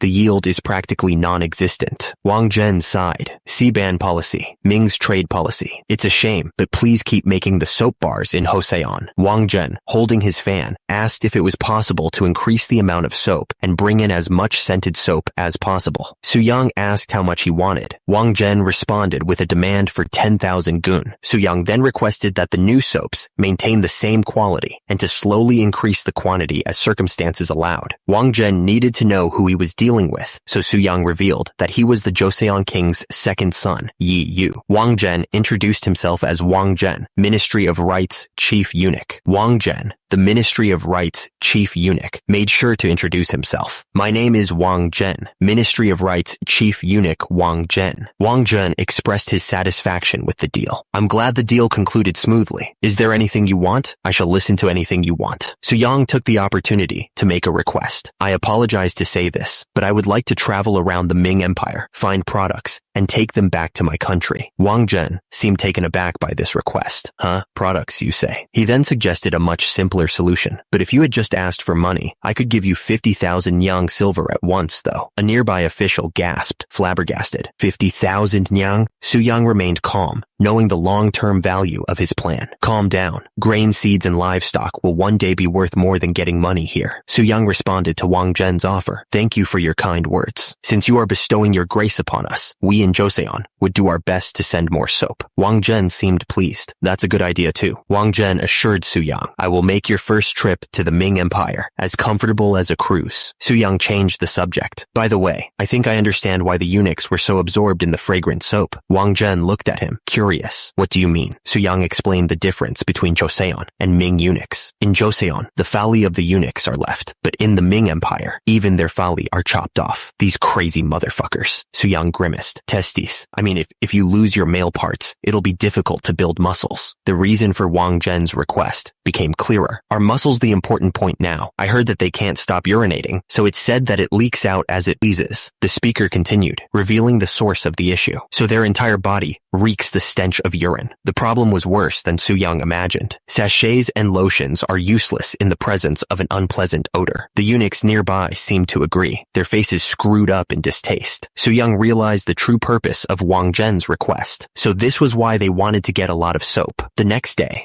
day, a horse-drawn carriage arrived. A man asked, "Are you the envoy of Joseon?" The man, who appeared to be the chief eunuch of the Ministry of Rites, said, "The chief eunuch of the Ministry of Rites asked me to take care so that there would be no disruption to the tour." He gestured towards the carriage. Such a dazzling carriage. Isn't this almost like the carriage the prince rides in? Another man looked nervous. Are we really allowed to receive this? The carriage that the prince will be riding in is twice as big as this one. Please do not worry. The carriage rolled along the dusty road. Inside the carriage, one of the men marveled at the speed. To think the carriage could run 150 li a day. How interesting. Another man, seated nearby, was less impressed. Would you close that window?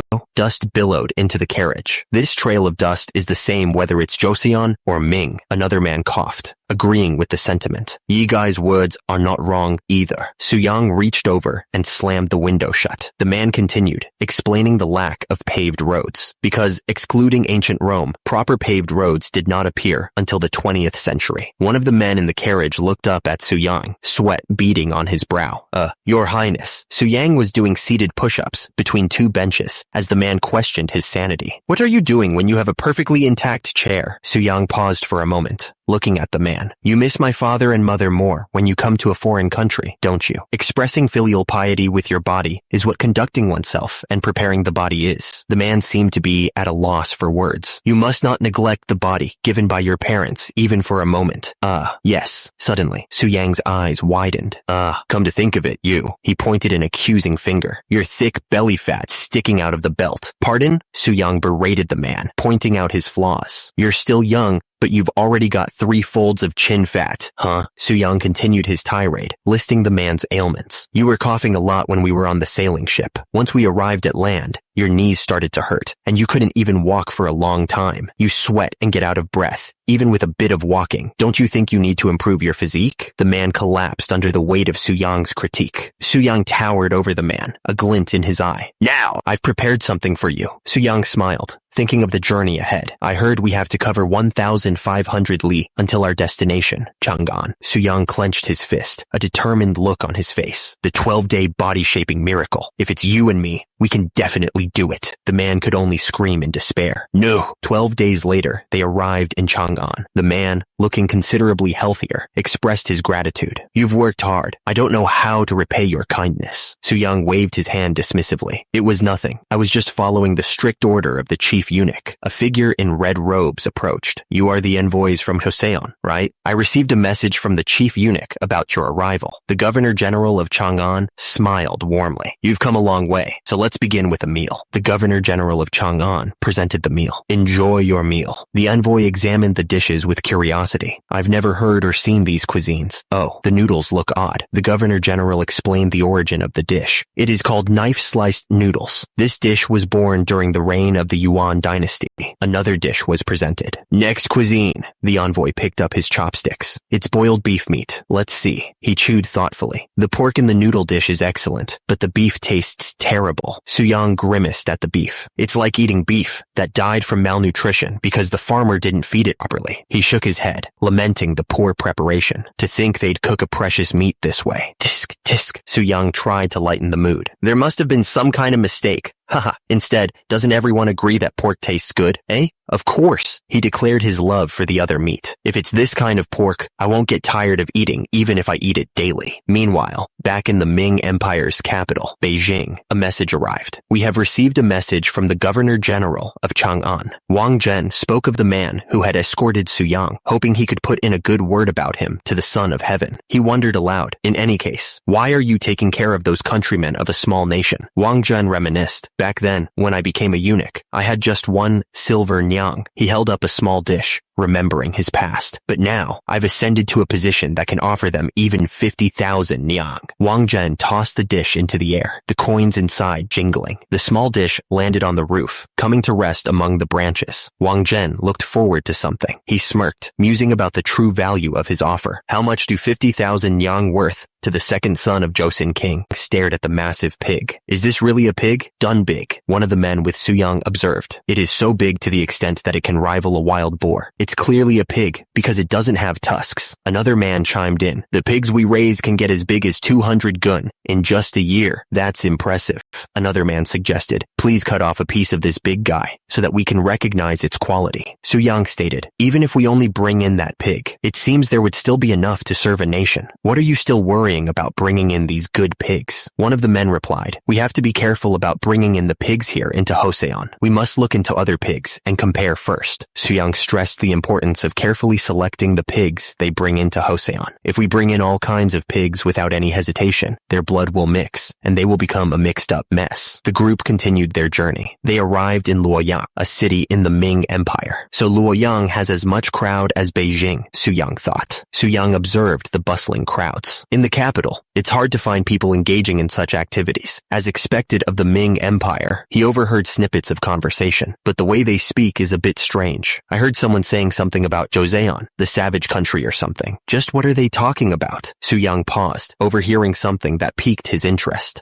If you buy this in bulk, you can also have a body like Grand Prince Suyang. One of Suyang's men spotted something outrageous. Those bastards are selling off your name. He's saying that he's selling pills containing ginseng purchased from the Joseon prince. He says that if you eat just that, your body will become strong. Oh ho! Suyang was shocked. It's only been a month since we started our journey in the Ming Empire, but the rumor has spread to this place already? His subordinate cautioned him. Your Highness, it'll be troublesome if envoys cause any problems. Suyang scoffed. If I cause a problem here, won't it be the same as insulting father, right in his face? I'm just trying to show off real muscles. The man could only repeat himself. Exasperated. Your Highness! Nearby, a merchant hawked his wares. Now, eating one of these pills will boost your energy, and eating 100 of these pills will make you the strongest person in the world. This is the highest grade medicine made using ginseng, obtained from the Joseon prince who visited Beijing. The merchant gestured grandly. This friend right here ate 100 of them. The crowd was shocked. With 100? Huh? The crowd looked up at Suyang in awe. Wait, such a strong and big build. Is that really the body of a person? The merchant turned to Suyang, pills in hand. I don't know where you're from, but you'll become the strongest man in the world if you just take 50 pills of these. Suyang crossed his arms. I don't need any pills. Suyang stepped forward, towering over the pill peddler. I'm here to have a contest of strength with the strongest man in the world. The merchant chuckled nervously, clutching his chest. It seems like our esteemed customer won't need to take any pills. The man's face twisted in disbelief. You said that you got ginseng from the Joseon prince, right? How dare you when you don't even recognize me? The merchant sputtered, his eyes wide with panic. Who are you? Do I have to know you? Suyang's muscles rippled as he prepared to reveal himself. I am none other than, with a burst of fiery aura, Suyang declared. Grand Prince Suyang from Joseon. The merchant, utterly terrified, yelled, Youngest, deal with him. Oh, the youngest stepped forward, fists clenched, ready to face Suyang head on. The youngest struggles against Suyang's grip, face contorted in effort. Ku? He couldn't believe it. I have a bigger build than him, but why am I losing? Suyang's face looms closer. Because, with a mighty roar, Suyang slams the youngest into the ground. I have much more muscles than you. The youngest lies defeated, Suyang standing over him. Suyang smirks, assessing his victory. Suyang stands over the defeated youngest, suggesting he try 1,000 gun of big 3 exercises to become the strongest man in the world. To think the youngest lost. The onlookers realize they messed with the wrong person as they are sent flying. Suyang smirks. These are the real muscles of Joseon. Suyang flexes, showing off his gains to the crowd. One of the men, clearly impressed, asks, would you hand me some paper, pen, pen, and ink. One of the onlookers plans to carve a new Buddha statue in Longmen Grottos and thinks it will be majestic if he uses that body as a model. The man taking notes tells Suyang it's cold and asks him to stop. Suddenly, two men rush towards Suyang. "Ah, so here you were, Your Highness. Did you obtain anything?" Suyang replies, "I think it's too early to decide on the pig breed. What about you people, huh?" One of the men explains, "We found some old books, but they aren't in good condition, so we plan to send them back to the country first." Another man adds, "We got a lot of seeds, but we don't know how they will adapt to our country. You've all worked hard." Wait, Suyang looks at a book and asks, "Isn't this the new writings of Baekje?" One of the men happily declares, "You got your hands on a really satisfying item. You even got the inscription of Chu Suiliang." Suyang rolls his eyes, muttering, "Is that true? Make sure to show them to me. Is this the difference between an art god and a martial god? They're nerding out too much." Another man exclaims, "Oh, isn't this the book about the life of Han Xin, the general of the Zhou dynasty?" Someone else calls out, "Please show me too." The narration states, "The harvest of Luoyang was pretty good, and we moved to the next location. It's March 11th, 1443. The group arrives at Jinghang Waterway, Entreport Hongzhe Lake, where Suyang marvels at the size of a massive ship. Is this a ship or a city? The turtle ship is one of the world's largest ships, but this huge ship makes it look like a little child. One of the men explains, "This must be the only ship in this world like this. It was used when Emperor Yongle created a large-scale expedition with the eunuch Zheng He as the commander." Suyang nods, commenting, "If we visit Nanjing, we really need to go to the shipyard that built this ship." He reflects, "Come to think of it, it has been 3 months since we arrived at the Ming Empire by ship. Has that much time passed already?" Suyang sighs, homesickness washing over him. "It makes me miss my family in Tosan." Meanwhile, back in Joseon, the crown prince reports to the king about the newly researched Huapo, a small fire gourd. "Yes, your majesty," he confirms. The king wonders if they are wasting their time. "Doesn't such a small Huapo just serve to scare off the enemies? I wonder if we're wasting our time." The crown prince explains the advantage of the new weapon. "No, in return for being small, it is made long and can be moved while firing." He continues, "So if each soldier carries a Huapo, he can fire at the enemy freely." However, the crown prince informs the king of a report from the northern area. There was a report from the northern area that a countryman who shot with a Seichongtong woke up fine. The report also said that he killed the person who shot him. The crown prince clarifies the details of the report. That's because the countryman was dressed in leather and a small arrow was used against him. Had he been shot hard using a wax-coated pill, his leather clothes would have been pierced and he would have died. Suyang, still in Ming, ponders the gifts he received. "Therefore, I tried to find a breakthrough in the counterweight sticks that you gave us." He stares intently at the counterweight stick, his mind racing with possibilities. Suyang raises the counterweight stick, a glint of inspiration in his eye. He took a sip of his drink, lost in thought. He was enjoying a long-awaited vacation, but he still couldn't stop thinking about His Majesty. He muttered to himself, "Tell me, what should I do to satisfy His Majesty?" A servant overheard Suyang's soliloquy and wondered if he was losing his mind. What? Is he self-talking? Suddenly, a strange mannequin appeared, offering a drink. "Your jokes are going too far. Ha ha ha ha." Suyang grabbed a bottle. "Here, let's stop talking. You should drink a glass too." Suyang looked up, surprised by the sudden arrival. "Huh? Aren't you Second Deputy Commander Zhang? What brings you here?" The Second Deputy Commander Zhang brushed off the formality. "There's no need to address me formally. Would you grill me one herring? Ho ho, it'll come out in no time." He presented the grilled herring. "Here it is. Let's see." The Second Deputy Commander Zhang took a bite, his face twisting in displeasure. "It seems like this herring has gone bad. It tastes weird. It seems like it's because the herring was salted late. In return, I'll bring you seasoned vegetables." Suyang's eyes narrowed, focusing on the man's words. "Wait, it went bad because it was salted late?" Second Deputy Commander Zhang then held up a bottle. "This is called alcohol. If you clean the wound with alcohol, it will heal easily. But if you leave it for 2 days, you will suffer for several days even if you clean it with alcohol." Suyang considered the information, a new idea forming in his mind. How old is this herring? It was left under a boat for roughly 2 days and then made into this dish. He envisioned the process. Then, if you cut open the stomach of the live fish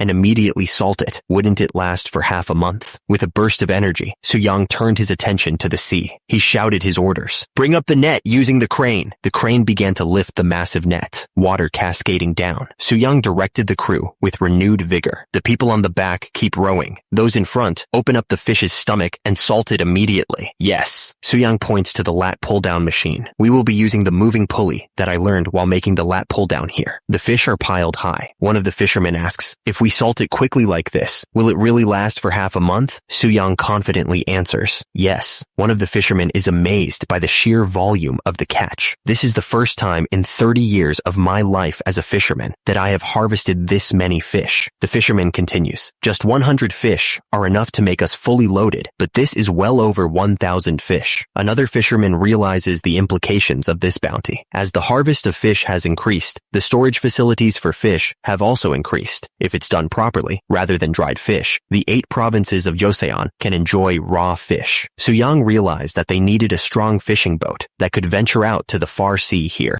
He knew what he had to do next. I need to send a letter to His Highness. Suddenly, a voice boomed. A royal order. The royal order was delivered to Suyang's disciple, Ma Il-young. Grand Prince Suyang's disciple, Ma Il-young, carry out this order. Ma Il-young reads the order aloud. I'm planning to make a big haul for conducting oneself and preparing the body soon. Ma Il-young continues, reading the royal order, his eyes widening in disbelief. Therefore, as the first disciple of Grand Prince Suyangwa, gather 20 children of powerful and rich families who were eliminated during the examination of country magistrates. He pauses, shocked. 20. Ma Il-young had a royal order to fulfill, to gather 20 children of powerful and rich families and teach them how to conduct oneself and prepare the body. 1 month later, Ma Il-young reminisced. It was good times when I exercised together with His Highness. When will I gather 20 people? He turned to one of his students. Do you understand the hard work brother went through to teach you? The student replied, yes, but the disciples' eyes light up every time Prince Seosan teaches them. Ma Il-young was frustrated. But when I carry the book and teach them, they don't even meet my eyes. Shockingly, no one gave any attention to him. Ma Il-young pondered. It is said that those who do not pass the annual exam by next year will be sent to Hamgil province. They still haven't got themselves together. The courtier seemed shocked at the news. To Hamgil province? Yes? Ma Il-young's face fell. Suyang looked at the courtier. Really? So, all the disciples went to Hamgil province. Ma Il-young looked concerned. Hamsil province, you say? Isn't it cold there? Just imagining it makes me shiver. Your Highness. Suyang, ever the enthusiast, grabbed a dumbbell. Let's warm up together. Ma Il-young's face crumpled in dismay. Suyang declared, I can't bear to see disciples living with the countrymen. Then, a thought bubble appeared. As expected, for someone who lacks learning, the scene shifted to a shot of weights. Wouldn't weightlifting be the answer? A distant scream echoed. Suyang, struggling with a barbell, demanded, what have you learned all this time? Are you still unable to answer the question? Sweat dripped from his brow as he stared intensely. This won't do. Suyang, arms crossed, demands, add 1 more plate. The disciple, struggling with the weight, shouts, I know.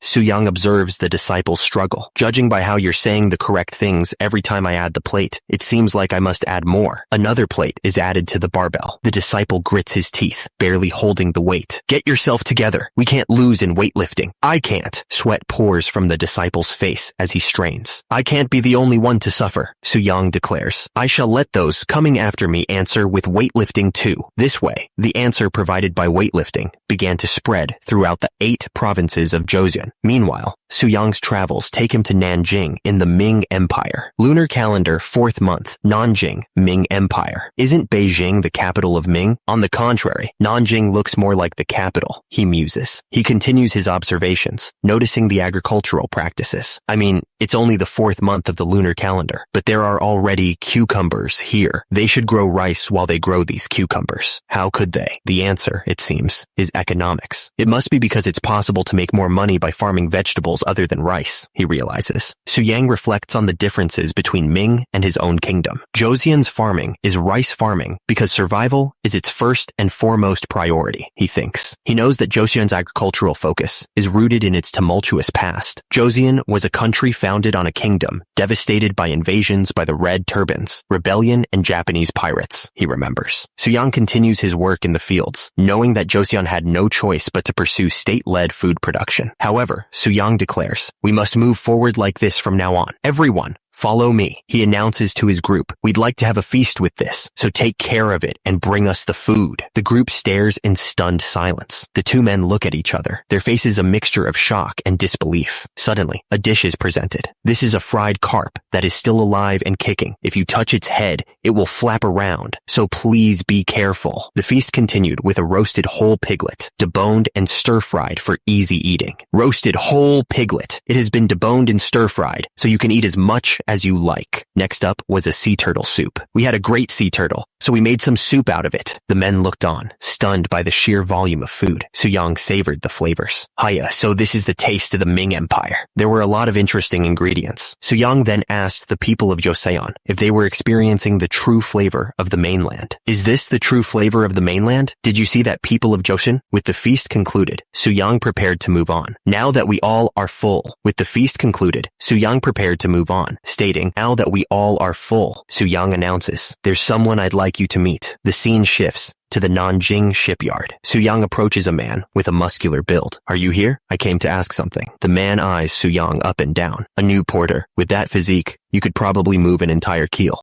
Suyang replies, I am Grand Prince Suyang, a member of the envoy from Joseon. The man responds, oh, I see. Suyang waves off the almost faux pas, then asks, I heard you designed the ship for court eunuch Zheng He's expedition. The muscular man beams. I did. The sight of that massive ship setting sail was truly impressive. He introduces himself as shipbuilder Fang Jiju. Fang Jiju continues, we built a 2000 Rio 1 specifically designed to escort the flagship. I didn't know then that it would be my last achievement. There were no more expeditions, and the flagships I built one by one also reached the end of their lifespan. He sighs. After that, I made a living by building simple merchant ships. Miserable. Fang Jiju's face scrunches up in frustration.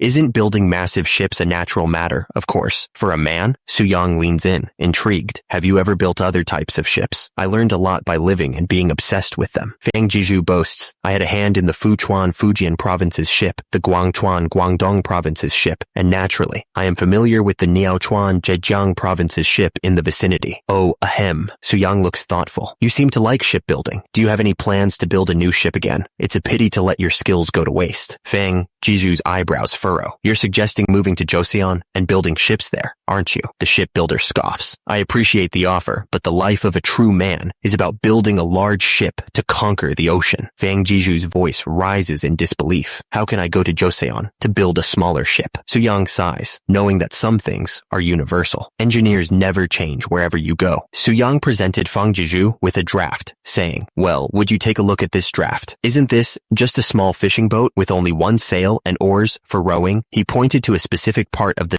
Fang Jiju with a draft, saying, well, would you take a look at this draft? Isn't this just a small fishing boat with only one sail and oars for rowing? He pointed to a specific part of the design. But what is it here? Windlass. Suyang explained the device's purpose. This ship catches 4 times more fish than a same-sized fishing boat. The drawing showed a pulley system in action. Indeed, to pull up the net with the windlass, you only need one mast. Fang Jiju looked thoughtful. While you may not know how to build a ship, you sure know how to create devices. Suyang smiled, hoping to sway the engineer. If a small boat surpasses a large ship, that would also be the pride of an engineer, right? Please think it through until we head to Joseon. Suyang left Fang Jiju with an invitation. And if you feel like working on it with us, visit our lodgings in 10 days. Meanwhile, Suyang's party arrived at a farm on the outskirts of Nanjing. Suyang examined the produce with a discerning eye. These Napa cabbages are truly unique. They're large, packed, and taste good. Just having these Napa cabbages will last us throughout the winter. He held one up, marveling at its size. It's like the great-great-grandfather of the Napa cabbage we eat in the modern era. Suyang turned to address the owner. Well, all right. Hey, owner. The owner scurried over, a bit flustered by the sudden attention. Select the best seeds. Make sure they're worth the money. Oh my, nobles from Joseon have come. Just a moment, please. Suyang inquired about the pig's growth period. The owner replied, years, you ask? I grew it for a little over 1. He explained that the exceptionally large pigs weighed over 240 jun. Suyang was surprised to learn that even after being raised for over 2 years, Joseon pigs only weighed around 70 jun, and that was considered the highest rank in terms of size. He asked, can you sell us 100 piglets? The owner seemed hesitant. 100?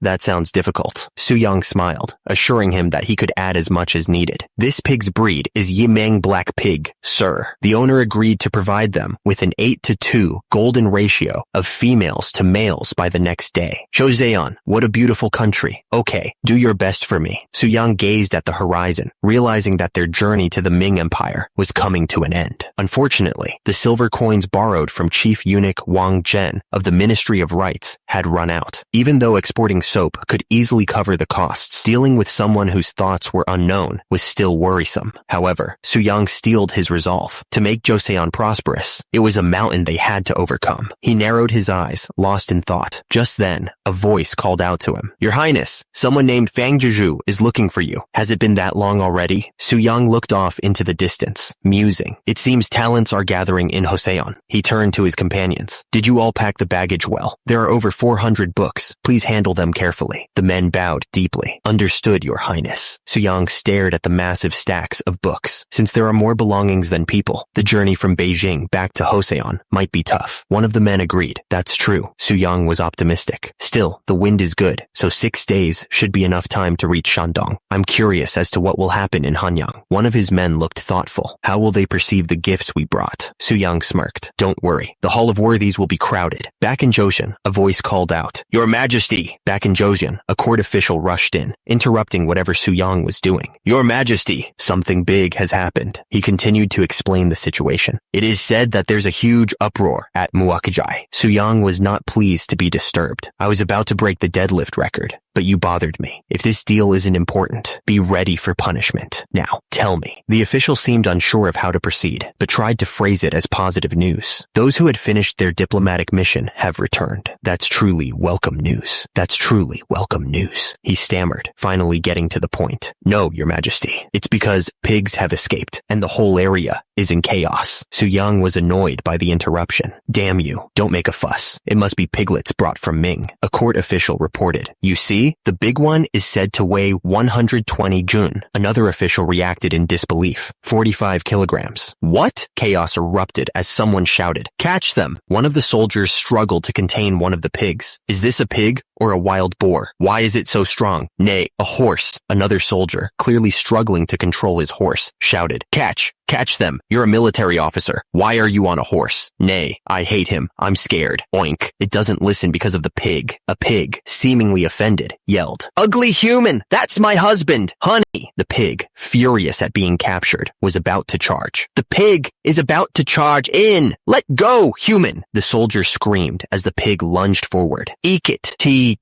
But then, another soldier grabbed the pig. Here you go, rascals! Oink! Soo-young watched the chaos unfold, a wry smile on his face. Although it's been a year since I left Joseon, if this continues, what will become of my dignity? The Yimeng black pig piglets, finally settling down, began to snort contentedly. But 2 of the piglets, with furrowed brows and narrowed eyes, seemed less than thrilled with their accommodations. Soo-young, observing the pigs, chuckled. Oh ho, look at these wreckers. Their fiery temper, and even their build, resembles a wild boar's. One of the disgruntled piglets turned its gaze towards Soo-young. Hey! Soo-young approached the pen, a bundle of straw in his hand. You guys have been through a lot, coming all the way to the distant land of Joseon. He held out the straw, a warm smile on his face, hoping to appease the grumpy pigs. The Yimeng black piglets, finally settling down, began to snort contentedly. Soo-young chuckled, observing the pigs. Ho. I guess the hunger in your belly wasn't ordinary. Soo-young, pleased with their appetite, grinned. Given their size and vigor, it seems I don't have to worry about the future. One of the piglets thought to himself. Oink, oink. It seems we can trust that human. Oink, oink. That human. Something's different about him. Soo-young, his eyes gleaming with anticipation, declared. Present the fattest pig among them for the celebration. Soo-young walked away, flanked by an attendant. Considering that many books were lost during the Goryeo dynasty, I have brought some of them. Most likely,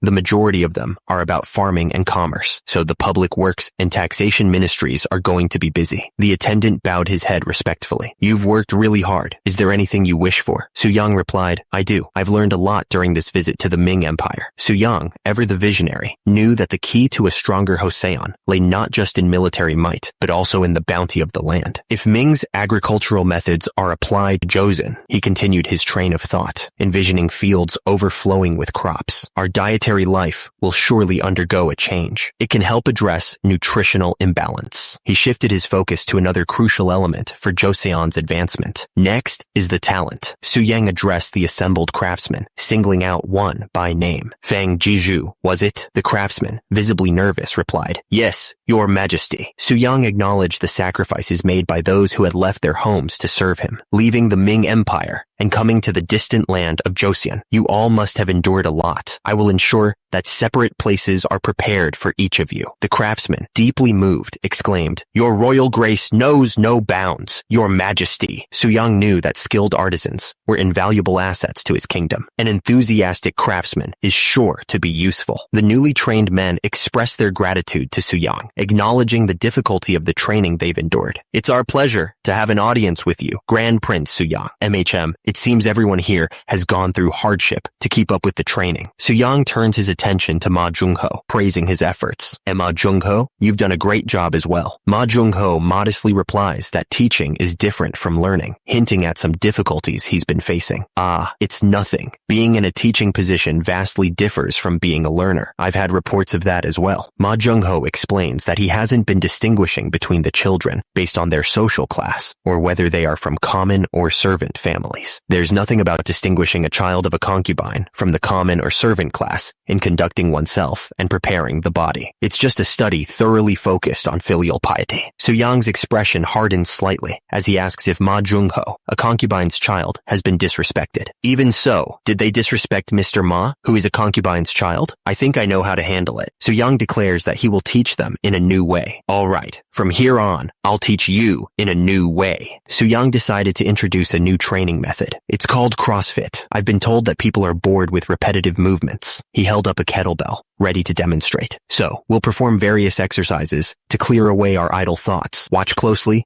and follow suit." Suyang then demonstrated a series of movements. "This is called burpee, which I invented during my stay in Ming." The soldiers looked relieved at the prospect of a new routine. "Whoa, it doesn't involve carrying heavy weights, right? Count me in. I'll do it 100 times. Hopeful expectations were finally free from that boring barbell. Suyang grinned, pleased with their enthusiasm. "Haha, that's the spirit. Then, try to copy me." Suyang began the demonstration. First is 20 reps of burpee. Second, 20 jumps over a waist-height log stack box jump. Suyang continued to push the soldiers, demonstrating the next exercise. Third is 20 swings with a 20 Jun weight kettlebell swing. That's about 7.5 kilograms. He moved on to the final exercise. And finally, 20 squats without weights. Do this twice, take a break, and then repeat it twice. One of the soldiers asked hopefully, "Will today's training really be over with this?" Suyang grinned ominously. Of course, it approaches with the force like a storm after the silence. The soldier blinked in confusion. "Excuse me? What storm?" Suddenly, a screech echoed through the training grounds. The soldiers collapsed, utterly defeated. I can't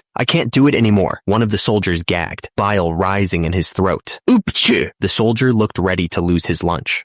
I'm going to vomit." Suyang looked concerned, but only for a moment. "Oh no, vomit." He grinned sadistically. "Then vomit and continue. I did the same. Humans don't die as easily as you think." The soldiers continued to suffer. One of them finally snapped. "You're so mean." Suyang continued to push his soldiers to their absolute limits. "It's been more than 6 months since you started conducting oneself and preparing the body, yet your learning still seems lacking." Suyang towered over the soldier, who was struggling under the weight of his training. "Now, open the book and focus on your studies. When the strength in your limbs disappears, so will your distractions." The soldier, barely able to hold the book, was clearly suffering. "How can I read a book in this state?" Suyang was unmoved. "It's a must." The soldier was dumbfounded. Both Ma Jungho and Prince Seosan have dedicated themselves to their studies in this way and achieved great success. It doesn't make sense. Meanwhile, stacks of books sat on shelves, waiting to be read. Suyang held up a copy of calligraphy. "Elder brother, is this a copy of the famous calligrapher Chu Suiliang?" The shot then panned to a stack of books. Suyang presented the books to the others. "Here, you can also find copies of Yan Zhenqing's Qinli Stele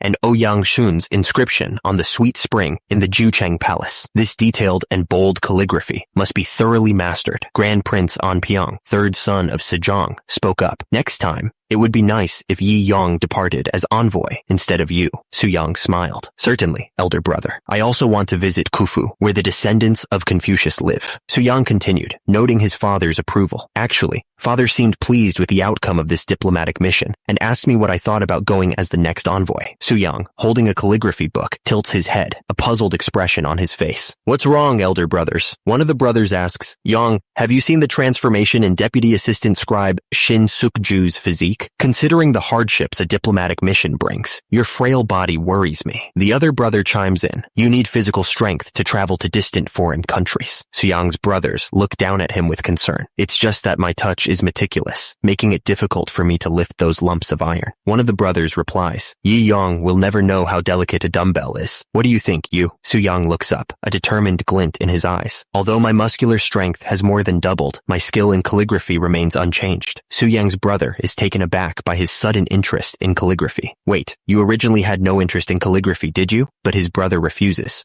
Suyang introduces his latest invention, a weapon for the common soldier. This thing is my newly created firearm, the kind even an ordinary soldier can use. He demonstrates the weapon, aiming it toward the sky. The weapon fires with a burst of smoke and light. Suyang explains the firearm's capabilities. Its power pierces armor up close and leather from a distance. The firepower is enormous. The firearm demonstration leaves the officials wondering, in your opinion, what improvements does it need? A masked figure appears, ready to give his input. If you ask me, meanwhile, in the Ming Empire, a man asks, so, is the spy we sent to Joseon performing the mission without any issues? Yes, that's right. He continues, noting Suyang's knack for innovation. The Prince of Joseon has a talent for developing various items, like soap. He leans forward, offering an incentive for information. If he creates something unavailable in the Ming Empire, inform me through a letter. Describe it in writing, and you'll get 5 silver niang. He concludes with a promise of even greater rewards. The more detailed the drawing, the higher the price will soar. Suyang reclines, holding out a silver coin for emphasis. Whether it's Ming or Joseon, is there anything as valuable as silver coins? He explains that to penetrate the leather, the range shouldn't exceed 100 bow. He elaborates on the firearm's design, mentioning that at first, it was supposed to be lifted on the shoulder or propped up under the chin, but when he made it that way, it became unbearable for a human to endure the recoil.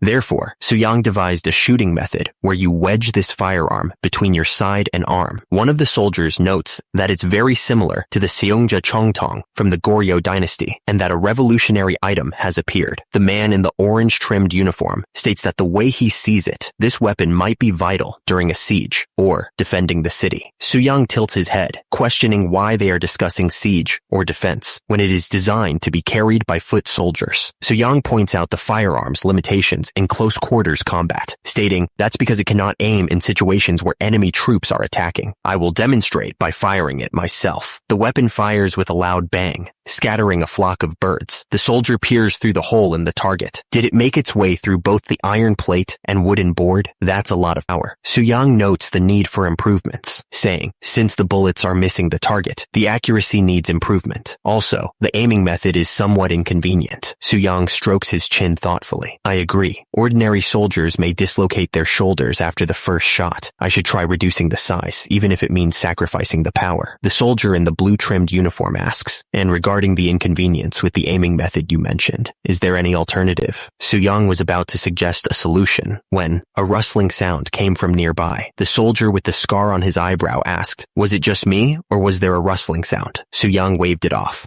It's nothing. You asked about a solution to this firearm's aiming method, right? Just then, a voice called out, hello, is Pak Gang here? A soldier replied, yes, your highness. Suyang turned to Pak Gang. Weren't you the one who drew the blueprint of the Ming Empire's crossbow and disassembled the actual ones several times? Do you think you can recreate the crossbow's structure? Suyang was on a roll. Of course. As a matter of fact, I've also been improving the previous design. Let me show me right away. Suyang gestured enthusiastically. Elder brother, I'll shoot the crossbow myself to showcase the issue with this firearm. He took aim, his expression serious. The crossbow fired with a snap. The arrow struck the target dead center. Suyang turned back to the group. As one would have guessed, Suyang explained that high accuracy requires the eye and huapo to be in a straight line. He then described another challenge. 2 hands are not enough, and losing the aim when the huapo is held with one hand and lit with the other. Another man agreed, stating that it may not be apparent if the enemy is passive, but when both sides are in motion, everyone will face difficulties handling such a weapon. Suyang had an idea. In that case, combining the frame of the crossbow and huapo would solve the problem. Suyang then ordered Pak Gang to stop what he was doing and make this first. Pak Gang was surprised, but agreed. Suyang noted that with each shot, ordinary soldiers lose strength and may get injured on their faces. Suyang considered the design. How about extending the wooden board to the back and attaching it to the shoulder? It might burn the head. so change the place so that the smoke comes out to the side. And what do you think of attaching a dagger to the end as a precaution? Not bad. It would be even better if a huapo could be used as a short spear. 3 months later, on March 2nd, 1444, today was the day the crown prince and you would present the new huapo. The military officials had been gathered inside the royal palace. They seemed to have prepared very thoroughly. One of the men worried that although the crown prince and you didn't do anything lightly, huapos had been prone to malfunctions. Prepare for the firing of an infantry cannon, Suyang shouted. Suyang instructed the soldiers to fill the firearm with gunpowder. The soldier loaded the gunpowder, but the huapo backfired in his face. Suyang ignored the mishap and ordered the next soldier to insert the pellet into the muzzle. The military officials watched the demonstration with concern. What's going on?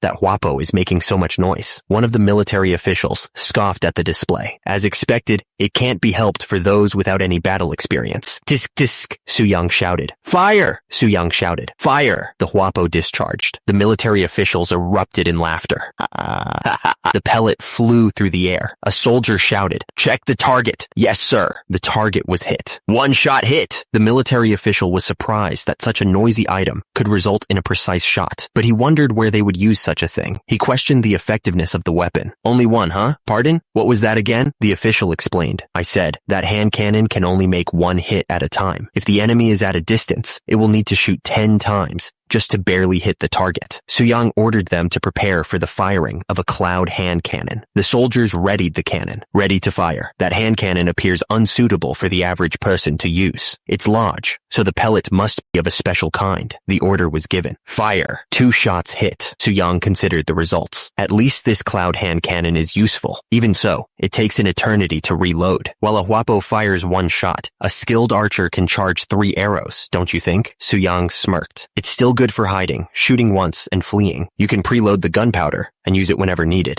Just then, someone called out to him. Crown Prince. The Crown Prince spoke, unimpressed. The first one, the infantry hand cannon you displayed, was difficult to consider as a firearm, and the second, the cloud hand cannon, is much slower than a bow. The Crown Prince looked down at Suyang and asked, how would you make use of those? Suyang responded, the infantry hand cannon is not a replacement for the bow. It takes 10 years of practice to raise a skilled archer. The Crown Prince looked skeptical. However, those we've prepared for this demonstration have only trained for a mere half a month. Half a month. Are you really saying they acquired this skill in such a short period? Suyang confirmed. Yes, Your Majesty. Half a month is barely enough to learn how to hold a bow. The Crown Prince seemed even more dubious. And to hit the target properly, it takes at least 6 months of practice. Suyang smiled, knowing he had him. Then, Your Majesty, since I've shown you the marksmen who have only trained for 15 days, Suyang declared. From now on, he continued, allow me to have the skilled marksmen demonstrate their skills. He pressed his point. Then, Your Majesty, since I've shown you the marksmen who have only trained for 15 days, from now on, Suyang declared, allow me to have the skilled marksmen demonstrate their skills. The newly trained soldiers raised their firearms, ready to show off their skills. Get ready, Suyang gave the order. Fire. The bullets hit the target's dead center. Suyang's demonstration yielded impressive results. 19 out of 60 shots hit the center. The prince explained that the marksman now had a 30% chance of hitting a target 60 bow away, and that the speed of reloading had also increased. The emperor was floored. How surprising. That was definitely not something that could be learned in a short period. Suyang continued to lay it on thick, boasting that even an ordinary infantryman who had only trained for 2 months could demonstrate the same strength as an archer who had practiced for several years. Suyang then gestured towards a small cannon. Lastly, let me show you the 2-inch cannon.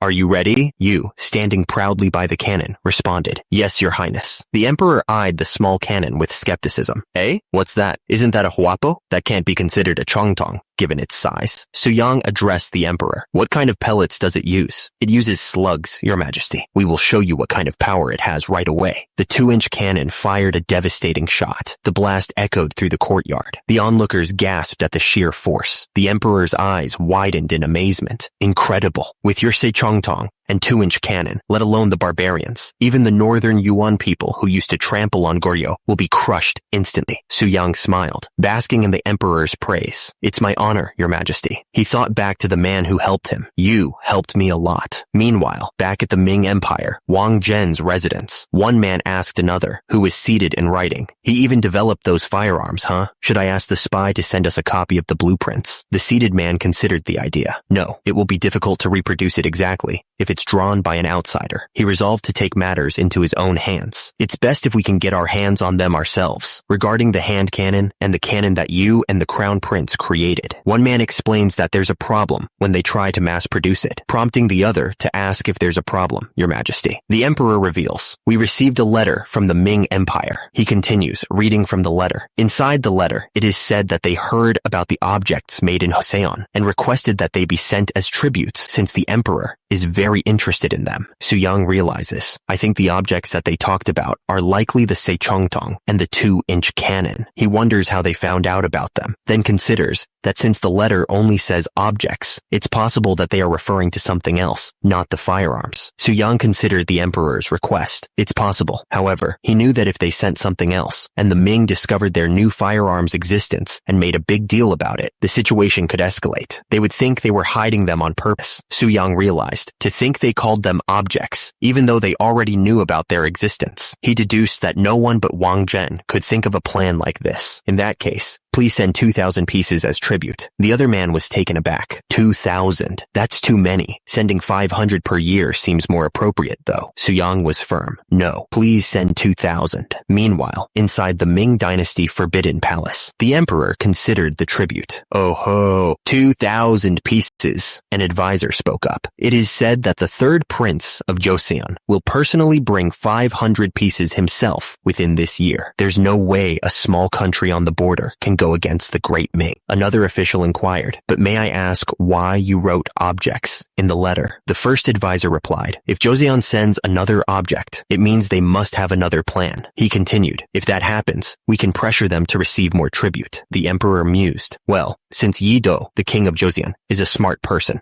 that wouldn't happen. The emperor smirked, thinking about how to squeeze more tribute from Joseon. Had they said it'd be hard to pay tribute, I would have used that as an excuse to obtain something even greater. Something even greater. His eyes narrowed with greed. We can have the second prince of Joseon as hostage. The scene shifted to a burning village, a symbol of the emperor's ruthlessness. Or if they don't listen to us, we can make them understand with force. The sound of wood chopping echoed through the village. Meanwhile, back in Joseon, one of Su Yang's men approached him. Hey, Young-hae, did you see the announcement a while ago? What did it say? I couldn't read it properly because it was written in proper sounds, or whatever it is. News spread among the common folk. I heard that on February 5th next year, the government will recruit a new unit called the Military Training Command. One man looked concerned. Military Training Command? That sounds sketchy. If things go wrong, won't they send us to the far north? Another man hammered wood nearby. Since they are recruiting in the capital, won't the training also be done there? Rumor has it that the person who founded this command was Grand Prince Su Yang. The first man pondered. If they are recruiting in the capital, they must be looking for cavalrymen. He looked down at his own 2 feet. Since I don't even have a horse, something like that is impossible for me. But then, a glimmer of hope. The announcement didn't even mention anything about horseback riding. It even said that a bow and arrow aren't needed. The common folk buzzed with excitement at the prospect of joining the Military Training Command. One man's reaction was disbelief.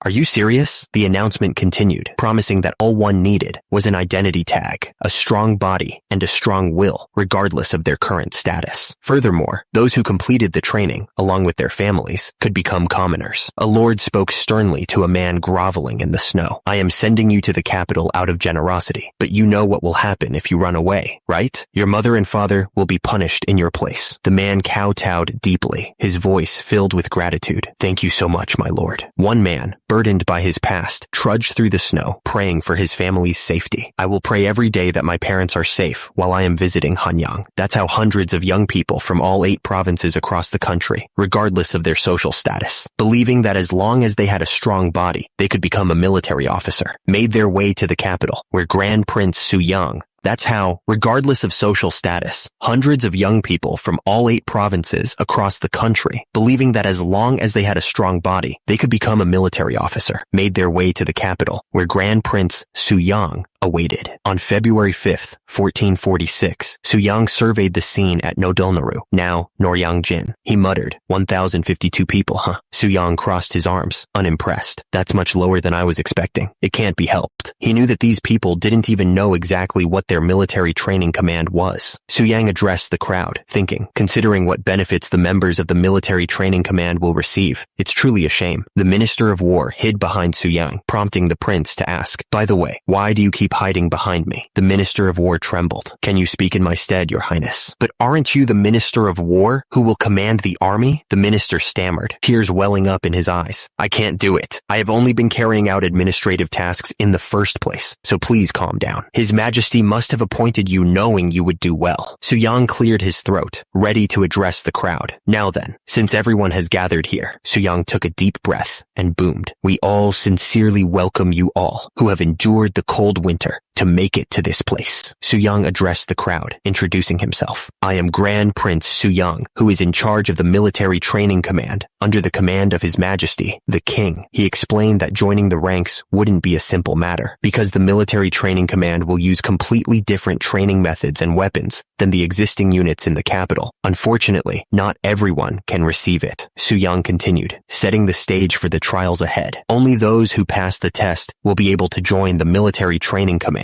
In return, the first test will be easy. The first test is, he revealed the first challenge with a smirk. Running, Suyang continued, his voice booming across the training grounds. Since you all made your way to the capital, your legs must be strong, right? A soldier's life and death depends on his lower body, and that is even more the case for members of the military training command. He finished his speech with a declaration. Without a strong lower body, you are not worthy to be called a man. Suyang announced, I will guide you to the test site, so follow me. He gestured forward, declaring, from now on, you have to run from here to the training center in the rear. Suyang continued, your destination is Tancheon. Everyone, get ready. With a commanding presence, Suyang yelled, now then, the quick march starts now. Think that the enemies are encamped before you, and run. Yes, sir. The recruits surged forward as Suyang warned, if you are tired, move out of the way. Otherwise, you will be stepped on. The grueling pace immediately took its toll. People failed the first test. People remain. The text at the bottom of the image read. Suyang began to explain the next stage of the trials. You may have heard of conducting oneself and preparing the body. This is an exercise method I created, and it is a way to be filial to your parents by managing your body effectively. He continued, the second test is to verify your filial piety with this conducting oneself and preparing the body. He laid out the standards for the test. The standard is that you must perform inclined bench presses with a total weight equal to 80 of your body weight. Suyang continued listing the requirements. Front squats with a weight equal to your body weight. He finished with the last exercise. And deadlift with a weight equal to 120 of your body weight. Suyang pointed to a nervous recruit. Well, let's start with you first. The recruit responded, yes, Your Highness. Suyang encouraged the recruit. It doesn't matter if you fall, so give it your best shot. The recruit responded, yes, sir. The recruit struggled with the weight, every muscle fiber straining. The recruit's form faltered, and the weight crashed down. Suyang reassured everyone that no one would be seriously injured, with the second-generation disciples and royal guard instructors present, and asked if the recruit was all right. After the second test, 182 people failed, and 221 trainees remained. As a result, 221 trainees with proven capabilities were selected and began moving to Namhansan, where their training ground was located. The trainees continued their journey to the training ground, torches illuminating the path through the darkening woods. One of the recruits shivered, his teeth chattering. My legs are still shaking. It's getting dark. If we stay out in the mountains like this, we will probably freeze to death. He turned to his companion, seeking reassurance. What do you think, Brother Hong? Hong scoffed. The tests were too easy. He crossed his arms confidently. I would have passed even if they increased the weight. I think the test at the next location will also be easy. Finally, the trainees arrived at Namhansan Fortress, their new training ground. One of the recruits, however, seemed more concerned about the soap. Is it okay for us to use something as precious as the soap bar? The recruit was floored. The other recruits celebrated at the thought of daily hygiene. Suyang dismissed them for the night. I will personally conduct an interview tomorrow morning, so just wash up and rest for today. The recruits responded with a resounding, yes, Your Highness. Suyang watched them go, knowing that these guys will go through 7 months of training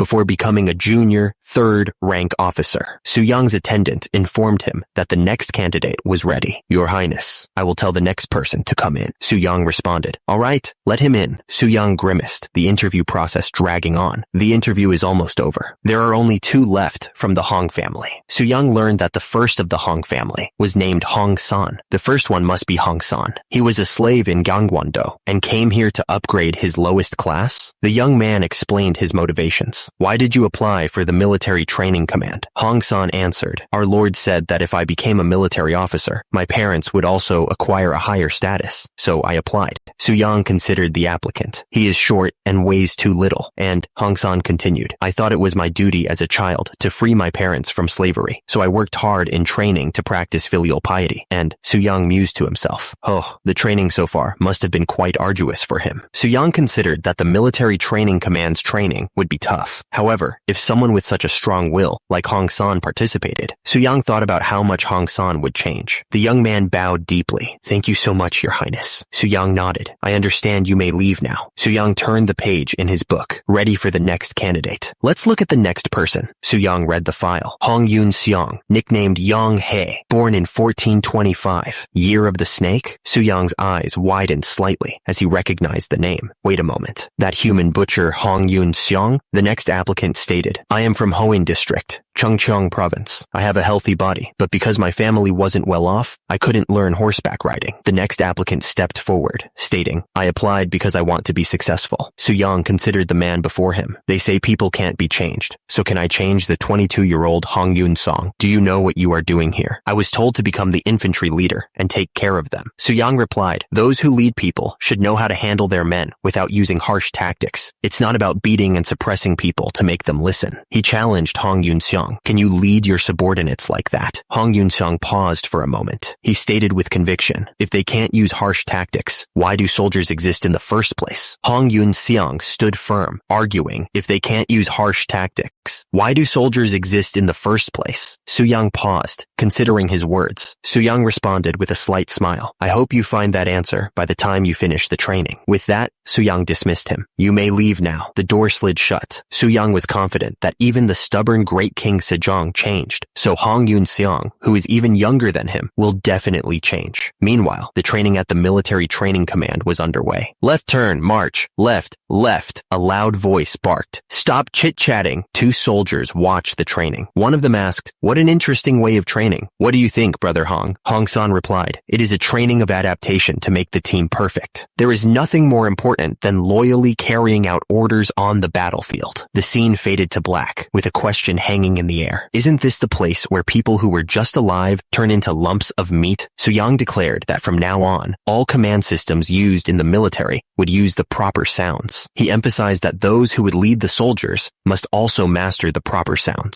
The trainees listened carefully to Su-young's instructions. Hong-san watched with a stern expression. Su-young asked if they knew how to use it after reading, adding that he was still learning the proper sounds, but was in no rush. Hong-san thought he was going to reconsider about him if he showed his rough temper again, but he's still following without any problems for now. Source. One of the trainees observed, if we keep going like this, that guy will be the leader of the first military training command. A jangi piece clattered against the board as one of the trainees exclaimed, damn, I lost. Another trainee asked, son, where are you going? It's your chance to play. Hong-san, looking slightly sheepish, replied, sorry, but I have never played jangi before, so I'm going to take a walk and cool my head. One of the men scoffed, take a walk, my ass. It's already hard as it is. We should take a break now. When else can we take a break otherwise? Hong-san chuckled nervously. This is taking a break for me, so I'm really fine. Please enjoy your game. Haha. Hong-san walked away from the jangi game, lost in thought. He paused, considering something. He told someone, this is the only valuable thing I have. The man was instructed to sell this and add it up to what you have. Hong-san continued, and don't come back here anymore. Don't worry about us either. Hong-san walked off, leaving the man behind. Suddenly, someone noticed something. That, peeking into the tent, he thought, come to think of it, this tent is the only tent with lights on until late. What is this place? Inside, Su-yang was working out with weights. Is that? The peeping man quickly apologized. If you're out of curiosity, just return. Excuse my rudeness, my lord. Su-yang continued. By the way, I've used other things during the exercise. Su-yang questioned the use of the large clubs, 3 times the size of a rolling pin. The 8th senior grade assistant training officer, Ma Il-young, asked which government post Su-yang held. Su-yang asked assistant training officer Ma where he used the club he was carrying. Ma Il-young grinned, asking if he was curious. Ma Il-young offered to let him hold it. Then he'd gladly let him know. Pardon? This is called a meal. Ma Il-young explained that this was a method of increasing grip strength and dexterity in wielding weapons by slowly turning the wooden stick. One of the trainees struggled with the oversized club, questioning how one could exercise by slowly turning this thing. The trainee let out a groan. He wondered aloud who created this thing, saying he'd really love to see his face. Su-yang appeared, overhearing the comment. Who do you think? Of course, it's His Highness Grand Prince Su-yang. He wondered if someone was talking about him. Su-yang explained that the exercise would differ according to the weapons they all chose, but since they didn't know which one to choose, they'd have to try out everything. Pardon. One of the trainees, clearly regretting his life choices, declared, I'm going to go with the round shield, so I won't need to wield that meal, right? A hulking soldier presented him with a massive plate. Then, you'll have to use this huge plate that weighs 64 gun. The trainee, upon learning that it weighed 24 kilograms, burst into tears. I apologize. I'm uneducated, so I can't use the shield either. He turned to flee. Su-yang asked him, where are you going? Su-yang grinned, his eyes gleaming with sadistic glee. Now that you're here, you should try experiencing it in advance. The trainee broke down, tears streaming down his face as he realized the sheer scale of his mistake. 1 hour later, Su-yang dismissed the trainees. Now then, I'll see you tomorrow. One of the trainees leaned against a tree, his face pale with exhaustion. Phew, how will I endure this now? He glanced nervously around, sweat dripping from his brow. A figure approached him from the shadows. Yonghae, where have you been? The trainee was confronted by a figure in the darkness. I thought the trainees were prohibited from going outside the military training command. I was bored of training with weak people, so I just came to exercise for a bit. He stared in shock. Your arm. The trainee noticed the blood. Isn't it that blood? Did you get hurt while exercising? The figure turned away, silent. He spoke, glancing back at the trainee. It seems like you're the only one who saw me going outside. He issued a warning. Pretend you didn't see me today. I don't know the reason, but it seems like Grand Prince Su-yang is carefully keeping an eye on me. The mysterious figure warned the trainee to keep quiet about their encounter and return inside. Just know that and go back inside. He turned, a disturbing smile playing on his lips. And don't worry, this blood isn't mine. Meanwhile, back at the military training command, Su-yang prepared to demonstrate his achievements. He addressed the king. I could come all the way to this position due to father and mother's grace. Su-yang continued, his voice ringing with confidence. Now, I'd like to show you my achievements so far. 2 chibi figures watch on, one radiating confidence and the other burning with competitive spirit. Good luck. Su-yang gripped the barbell, his knuckles white as he prepared to lift. With a triumphant grin, Su-yang completed the bench press. Phew, it's a success. Su-yang beamed, confident that no one could say his arm could only hold paper, pencil, or ink. He had worked hard in practicing conducting oneself and preparing the body, bench pressing 140 June, or 84 kilograms. Su-yang then announced that he would like to challenge deadlift. The weights crashed to the ground. Su-yang succeeded in his deadlift. The weights clattered against the frame.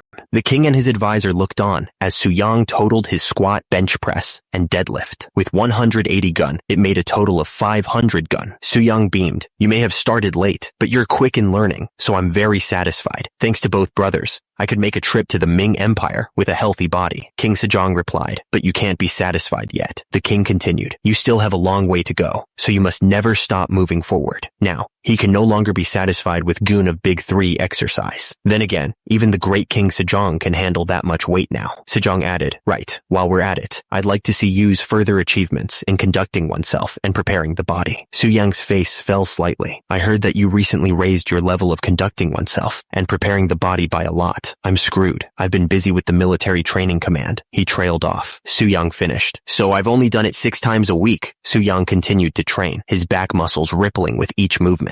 Meanwhile, King Sejong watched with a smile. It's always greatly rewarding, no matter when I see that body. Suyang steeled himself. I'm always working hard with filial piety in mind. Then I shall begin squatting with 440 gun of weight, 264 kilograms. Suyang began his squat, the weight pressing down on him. He strained under the load. Suyang pushed through the pain, determined to complete the squat with 440 gun. Suyang followed his squats with a successful 330 gun bench press. He stared at his body, musing. It started off daringly, but this body is very strange, relatively dissatisfied to think this is really a weight a human can lift. He examined his hands, flexing his fingers. Normally, I can't lift this much weight. How truly amazing. King Sejong watched him, a hint of worry in his eyes. As expected, even if it's you, it's natural to be scared of that much weight. You may take a quick break. Suyang scoffed. No, father. I've taken enough breath, huh? He prepared himself for the final lift. So, for the last one, I shall perform deadlifts. As Suyang prepared for the final lift, the royal guards watched with a mixture of awe and fear. The onlookers could only stare as Suyang began to lift. With a mighty heave, Suyang completed the deadlift. 430 gun deadlift succeeded. King Sejong beamed with pride. How proud am I of you. The Crown Prince is on 700 gun, and Grand Prince Anpyeong on 500 gun. To think you can lift what they lift combined. How can this not be a blessing? He instructed Yang. Before Yu goes to Beijing, draw his body on an 8-panel folding screen. He continued, place the folding screen in the exercise hall to serve as an example for those who are working on conducting oneself and preparing the body. One of the trainees looked up, confused. Pardon? Drop. Suyang stared at the poster of himself. Now a fitness celebrity. Don't tell me. Won't the gym be swarmed with this from now on? King Sejong stood proudly, but Suyang was mortified. Father, leaving my body for generations to see is embarrassing. No, since you lifted 1,200 gun weight, isn't that a feat that will forever be remembered in history? Suyang's face soured at the thought. We shall be calling 1,200 gun of Big 3 exercises as the Suyang Gun. Suyang Gun. Suyang's mind raced, questioning his influence. I'm not changing Joseon in a weird direction, am I? Meanwhile, at the military training command headquarters, new orders were being issued. Starting today, we will divide the military into different types and begin training tailored to each weapon. The speaker emphasized a crucial point. Keep in mind that the marksman is the one who handles the new firearm developed by the Crown Prince. Suyang instructed his trainees. Then, stand on the branch of your choice. The trainees responded with a resounding,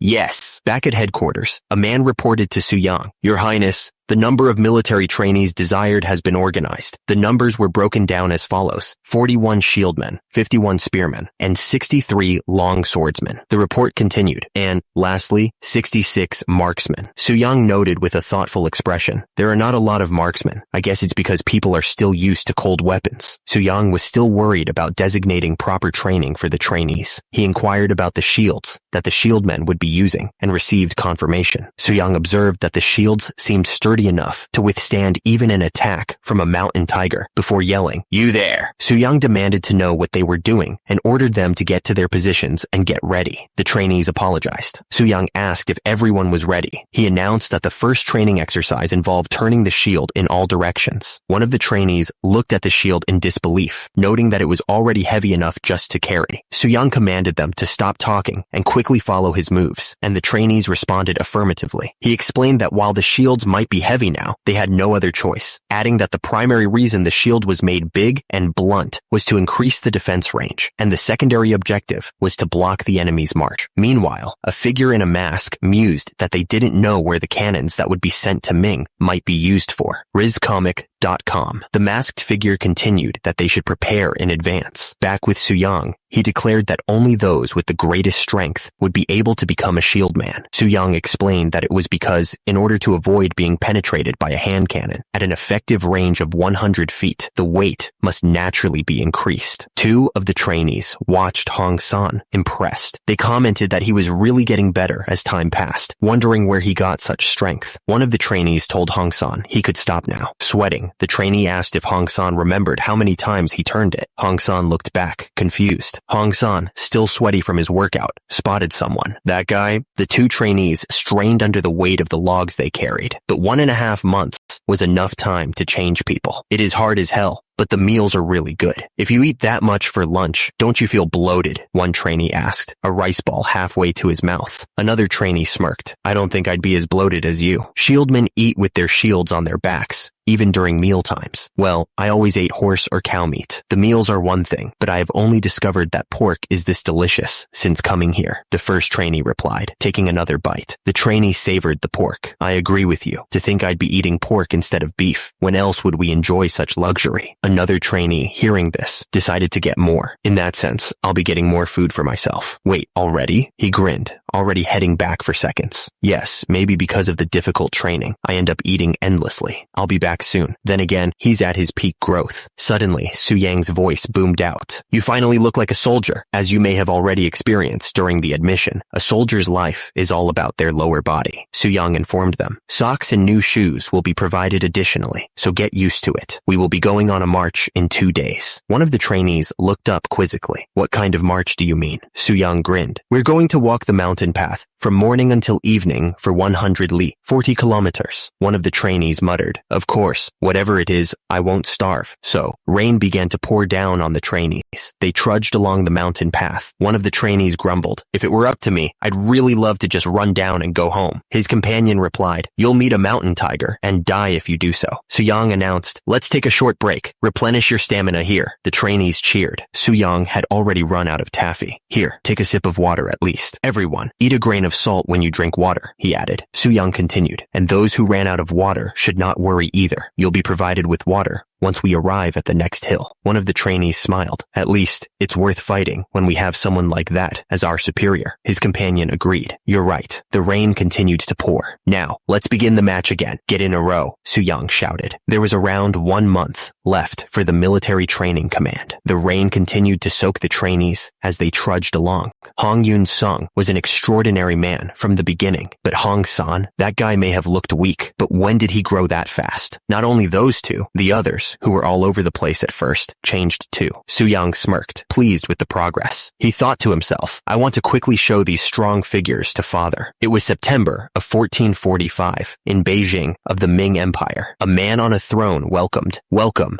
third prince of Joseon, Yi Yang. The man continued, to think the third prince would come after the second. I understand how passionate Joseon's education is. I heard you have a knack for calligraphy. He asked, would you write a phrase for me? A phrase. He examined the calligraphy. Right. I'm satisfied with this calligraphy. He then stated, I'd like to talk about your tribute next. The man on the throne questioned, you called it hand cannon, but I'm curious why you did not use it in the fight with the wild men Jurchen people. As a civilized country, we are embracing a cultured country, so we can't use it as we please. He continued, just as it is a child's duty to show respect to their parents, won't it be appropriate for us as a civilized nation to do the right thing? Another man interjected, then, did you send us a weapon that is yet to be proven, without even using it in real battles? Su Yang responded confidently, but it pierces through armors, so it is extremely excellent. Moreover, the soldier will become proficient in it after 1 month of training, so the Ming Empire will have nothing to fear in the world. The man on the throne stroked his beard. Seeing how confident you are, I'm curious about its power. He then stated, let me see it for myself. A soldier aimed the hand cannon with precision. 3 out of 8 shots hit their mark. The king watched intently. Since it penetrated the armor at the chest and abdomen and became lodged inside, anyone would have died instantly. He examined the results closely. As it consumes less gunpowder than our cannons and can shoot faster, we can say that it is an excellent weapon. Another man beamed with delight. I thought there was no sibling better than the older brother, but they're right here after all. To think Joseon would make a better firearm than the great Ming, their brother. The king's advisor spoke up. Would you pay 1,000 hand cannons every year as a tribute? We need to drive out the ferocious Tetters. How could we dare to do that? A man in fine robes pleaded. We came here prepared to present 2,000 hand cannons as tribute. Please consider our sincerity. Meanwhile, at Joseon Military Training Command headquarters, a trainee was sent flying by a brutal punch. His comrade looked on in shock as the trainee fell to the ground. The shocked trainee's face was a mask of terror. The trainee who delivered the blow wiped blood from his mouth, looking displeased. It was September 1445. Su Yang was dismissed from his position due to abusive behavior. Su Yang's legacy was already being carved in stone, literally. The Luoyang attraction, Longmen Grottos, stood as a testament to art and history, and Gyeon, an early Joseon dynasty painter, was clearly impressed. What a sight. There are stone caves and thousands of Buddha statues along the cliff, he remarked. Grand Prince Anpyeong pointed towards a new addition. Grand Prince Anpyeong, there is a newly carved stone Buddha over there. He examined the statue closely. Maybe because it is new, it seems slightly different from other stone Buddhas. It seems like a bold attempt to express another aspect of the four heavenly kings. Anpyeong gestured further into the grottos. As you go further back, there are more stone Buddhas like this. He squinted, noticing a peculiar detail. But why do their faces resemble that of Grand Prince Su Yang? As the group admired the stone Buddhas, one man turned to his companion, asking, "Hey, do you know who carved these stone Buddhas?" The scene cuts to a flashback, revealing the reason behind the question. 2 years ago, there were con men who sold fake drugs to people. The flashback intensifies, with a brutal display of justice. Please refer to chapter 25. The narrator explains the divine intervention. It's said that Virudaka, who could not bear to witness such a scene, came directly from heaven and punished them. The explanation continues, clarifying the deity's significance. One of the four heavenly kings, and a major deity in Buddhism, the style of the stone Buddha slightly changed afterward. Back in the present, one of the onlookers mused, "Ho, isn't this story about Grand Prince Su Yang? He will definitely find this interesting." Su Yang's face contorted in fury, veins bulging. "Take those words back immediately. How can my brother's muscles be full of fat like this?" A nervous attendant tried to calm him down. "People will gossip, Your Highness. Please lower your voice." Su Yang was not to be reasoned with, staring at the offending statue. "How am I supposed to stay still now? What kind of muscles are that, flabby?" His rage was palpable. "To think they would dare to insult my brother's muscles.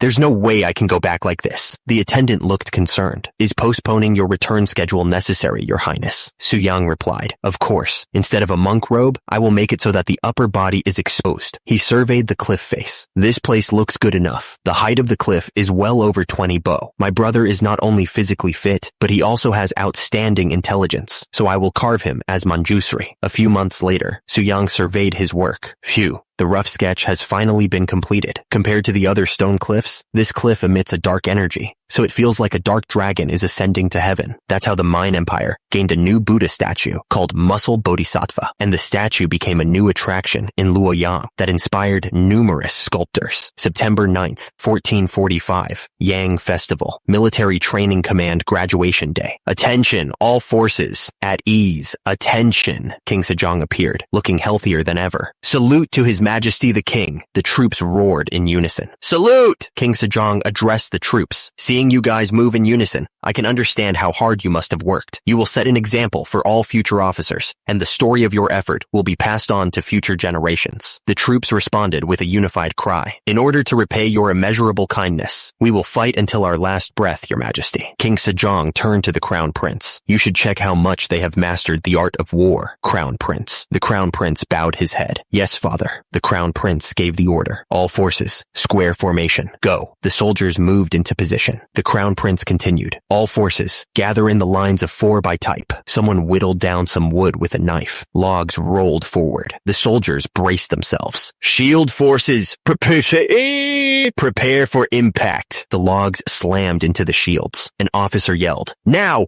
push and come out." The logs scattered. Su Yang continued to drill the soldiers. "Next, spearmen." He called out the next group. "Next, longswordsmen." His gaze was intense. He stomped his foot, signaling the next part of the exercise. The spearmen thrust forward. Su Yang barked out orders. "Marksmen, 2-rank formation, 2 ranks formation." Su Yang ordered the soldiers to prepare. 5 fire carts, shooting formation. He explained the weapon's origin. "Brother made this weapon specially for the soldiers of the Military Training Command. Should I call it Joseon's version of multiple barrel firearms?" He gave the order to unleash the volley. "Fire!" The fire carts erupted in a massive explosion. The king clapped his hands together, impressed. "Splendid. That was incredible." The king beamed with pride. "I don't think there will be any foreign enemies that will dare dare to attack our country from now on. The first military review of the military training command that day was a great success. By order of King Yang, the townspeople from the towns had their statuses upgraded, and Hong San was given a new name, Jung Byomsu. A man held up a document, seemingly in disbelief. Did they really complete all of these? Another man in a blue robe responded. It is said that His Majesty the King personally confirmed this. The king sat on his throne, looking over the report. If everything in this letter is correct, they are truly talented people. Normal soldiers won't even be able to compare to them. However, a voice echoed in the room. They must all be greenhorns with no combat experience. Yes, my lord. No matter how strong and agile those soldiers are in training, some of them might still run away during a real war. The man mused over the mountain range. They have never trained in the middle of winter, right? They might have climbed the mountain quite a lot, but there is no way they'd know how cold the mountains can be during the winters. He lowered his gaze, lost in thought. The military training command must have been created to stand at the forefront of the war. Another voice broke the silence. Then shouldn't we get ourselves some experience as well?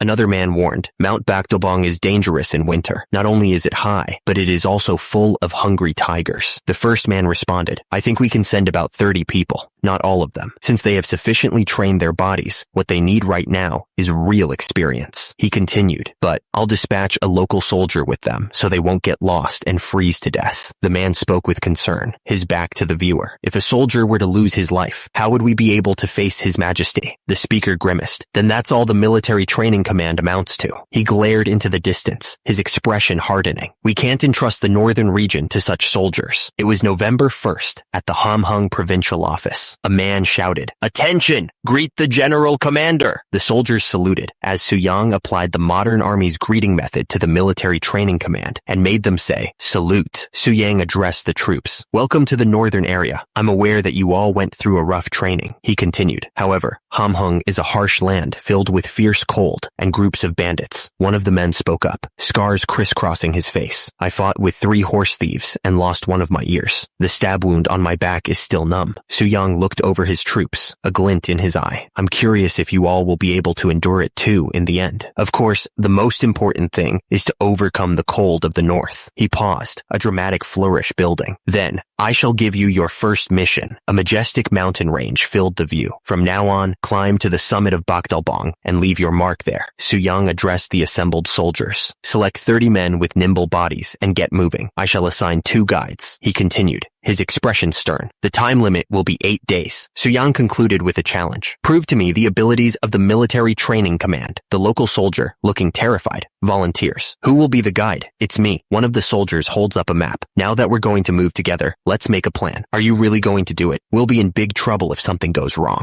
The local guide looks up at the soldiers. Is there a law saying that bandits must not barge in during winter? Soldiers must carry out orders given to them. One of the soldiers replies, That's true, but the view shifts to the mountain range. All this time, you would have spent a day on the mountain near the capital city at most, but this place will really be different. The soldier holding the map expresses his concern. It's common for even seasoned hunters to cut off their fingers and toes there. Have you prepared a solution to that? A hand reaches out to grab a bag, presumably containing the solution. Suyang's face darkens. Are you going to just keep babbling about? You can join if you want to go. Otherwise, forget it. One of the soldiers speaks up. One of the instructors who taught us in Mount Namhan was from Kapsan. We learned a lot of hiking thanks to him, so it'll be of help to us. The soldier's face tightens. There is no time to waste. Those who have packed their equipment should go first. The soldiers murmur amongst themselves as they watch the group head out. He's tall and has a good physique. But what? One person leads 15? Another soldier scoffs at the departing group. I don't know about the general commander. How funny. Do those guys even know how to fight? Shall we have a bet on how many toes they'll lose off in total? I'll bet on 20. As the group set off, one of the soldiers eyed the hand cannon strapped to Suyang's back. By the way, what's that iron bar? Another soldier noticed the load he was carrying. Shields and even weapons. Aren't you carrying too much weight? Suyang smiled confidently. Don't worry too much about me.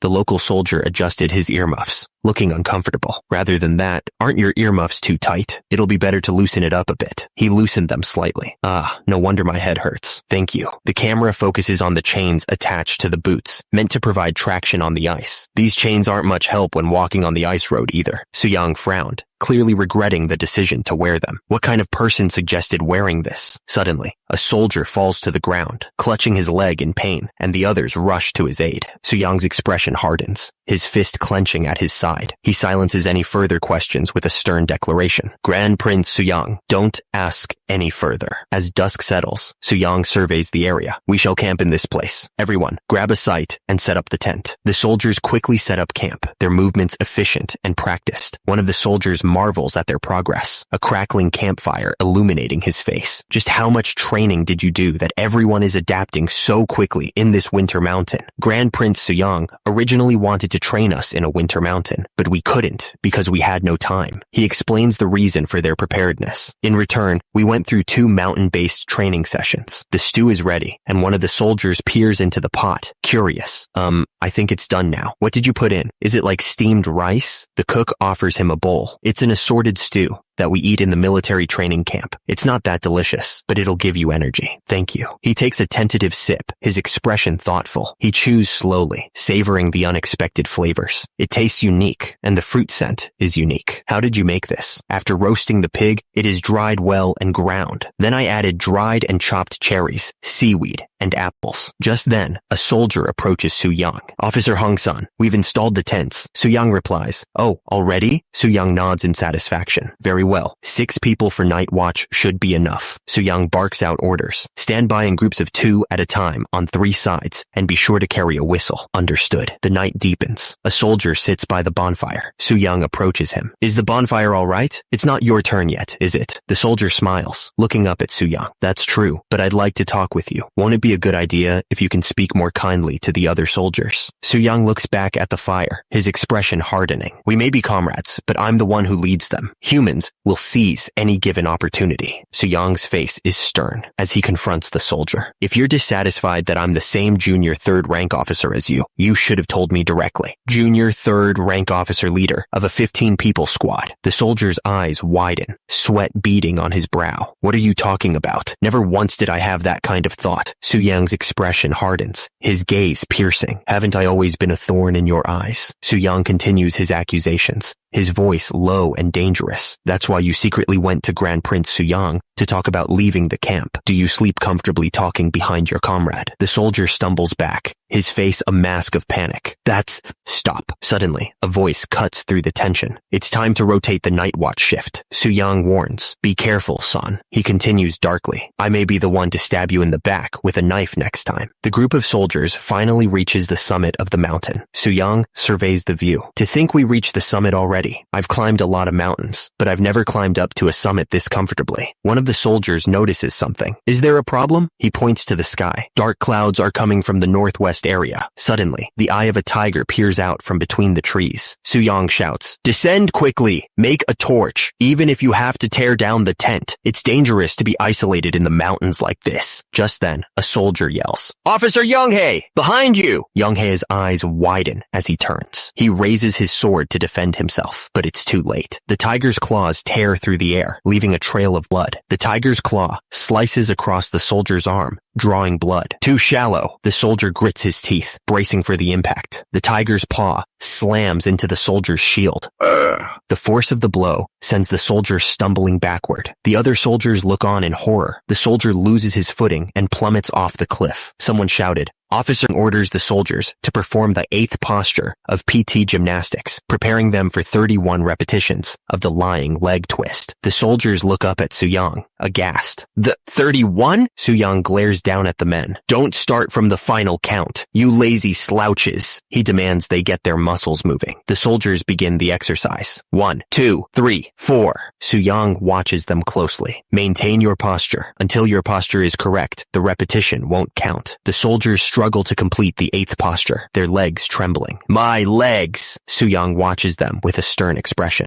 16! The soldiers continue to count as they push through the pain. 22, 28. Finally, the last repetition. 31. The soldiers collapse, exhausted. Silence falls over the training ground. The men stare up at Suyang, who seems to have miscounted. Oops! Suyang's voice booms across the training ground. Did I hear someone say the final count? He smiles, his eyes gleaming with sadistic glee glee. How many repetitions must you perform before yelling the final count? The soldiers, already on the verge of collapse, stare back in stunned silence. Suyang's face contorts in fury. No response, huh? I asked. How many repetitions? The soldiers scream in unison. Uark, 62! Suyang's voice echoes with authority. The 8th posture of PT gymnastics, lying leg twist, 62 repetitions, begin. Yonghae plummets, screaming. He lands hard in the snow, his helmet clattering beside him. He mumbles, we're alive. He continues to mumble, 16 times. Rope, climbing, I'm sure. I can. A voice calls out. Hey, Yonghae, wake up. The speaker peers down at him through a scope. Hey, are you awake now? Yonghae is still dazed from the fall. He asks, where is this place? It's in the middle of the cliff. Thanks to branches and snow, we survived. Can you move? Yonghae struggles to sit up, regaining his senses. My body feels fine. How much time has passed? Well, I just hope this delay wasn't too long. Suyang turns to leave, saying, then let's get going. He pauses, noticing something. Suyang stares at Hong San's leg. Hong San, your injury. Despite his injury, Hong San continues onward. Yonghae grips his makeshift crutch, his hand bloody. This won't do, he thinks. Yonghae insists that Hong San proceed without him. It's necessary to return to the military headquarters within 8 days for the path to a government post to be opened. You go ahead. I'll rest for a while and follow. Hong San stares at Yonghae, unconvinced. He points out the obvious. The tiger is still nearby, yet you plan to rest and follow, huh? Yonghae smiles weakly, trying to reassure him. I'm fine, really. You may go first. Hong San glances back at the injured Yonghae, deciding that with that injury, he's just a burden anyway. He turns and replies, then do as you please. As you say, I'll go ahead. Hong San continues on his path through the snow-covered forest. He thinks to himself, I did the right thing, sending Yonghae first. Hong San pauses, noticing footprints in the snow. Those footprints were quite recent. My decision to wait was right, but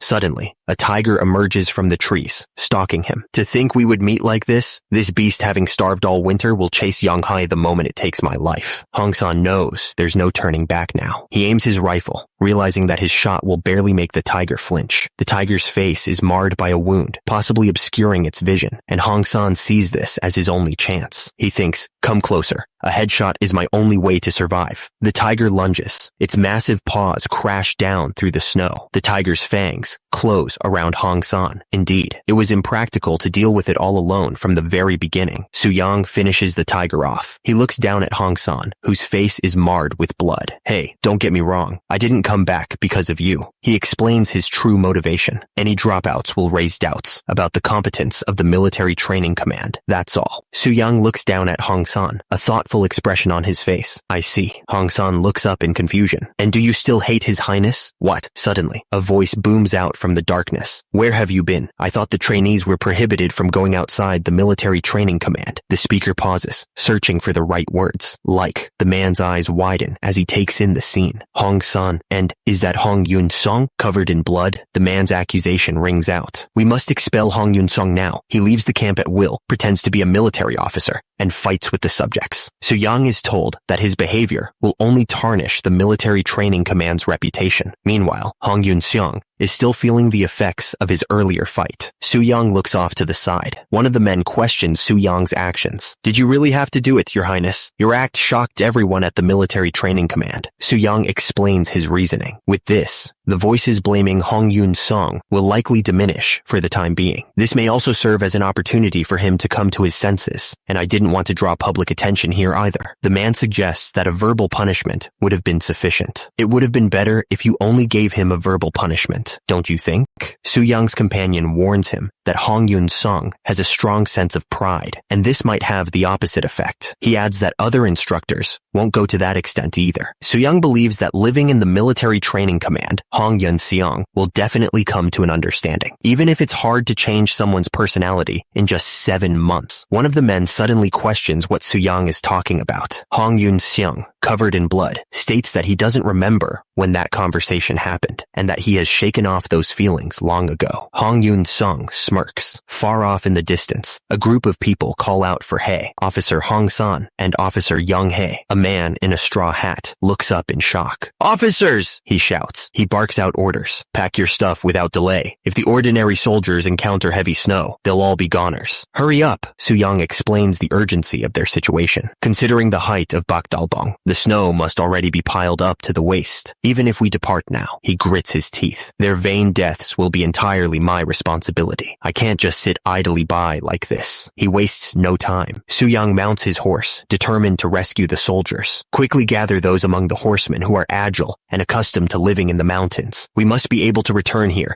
carrying 30 people. Suyang's booming voice echoes, demanding they open the gates. The gates swing open, revealing Suyang on horseback, ready to ride out into the harsh winter landscape. The soldiers stare in disbelief at the sight of Suyang. Huh? The men are shocked to see their prince. You? The soldiers immediately snap to attention, offering a crisp salute as Suyang rides through the gate. One soldier, still reeling from the shock of Suyang's sudden appearance, wonders aloud, "How did you?" One of the soldiers reports, "We left traces and flags as you instructed." He pauses, glancing down at something behind him, and the soldier continues, explaining the delay. "During our descent from the summit, a mountain tiger was lurking around. We had no choice but to capture it." He bows slightly, apologizing. "That led to a slight delay in our schedule, for which we apologize." Suyang stares at the massive tiger carcass. "Huh, you really caught a mountain tiger." Suyang acknowledges the difficulty of such a feat. Even with 30 soldiers, it wouldn't have been easy. One of the men objects to Suyang's praise. "Excuse me, this tiger was captured by officers Hong San and Hong Yun Song, just the two of them." The officer explains further. "We were lucky because the tiger wasn't in good condition. Officer Hong San made it possible by pushing the beast back with a shield." Another soldier expresses his disbelief.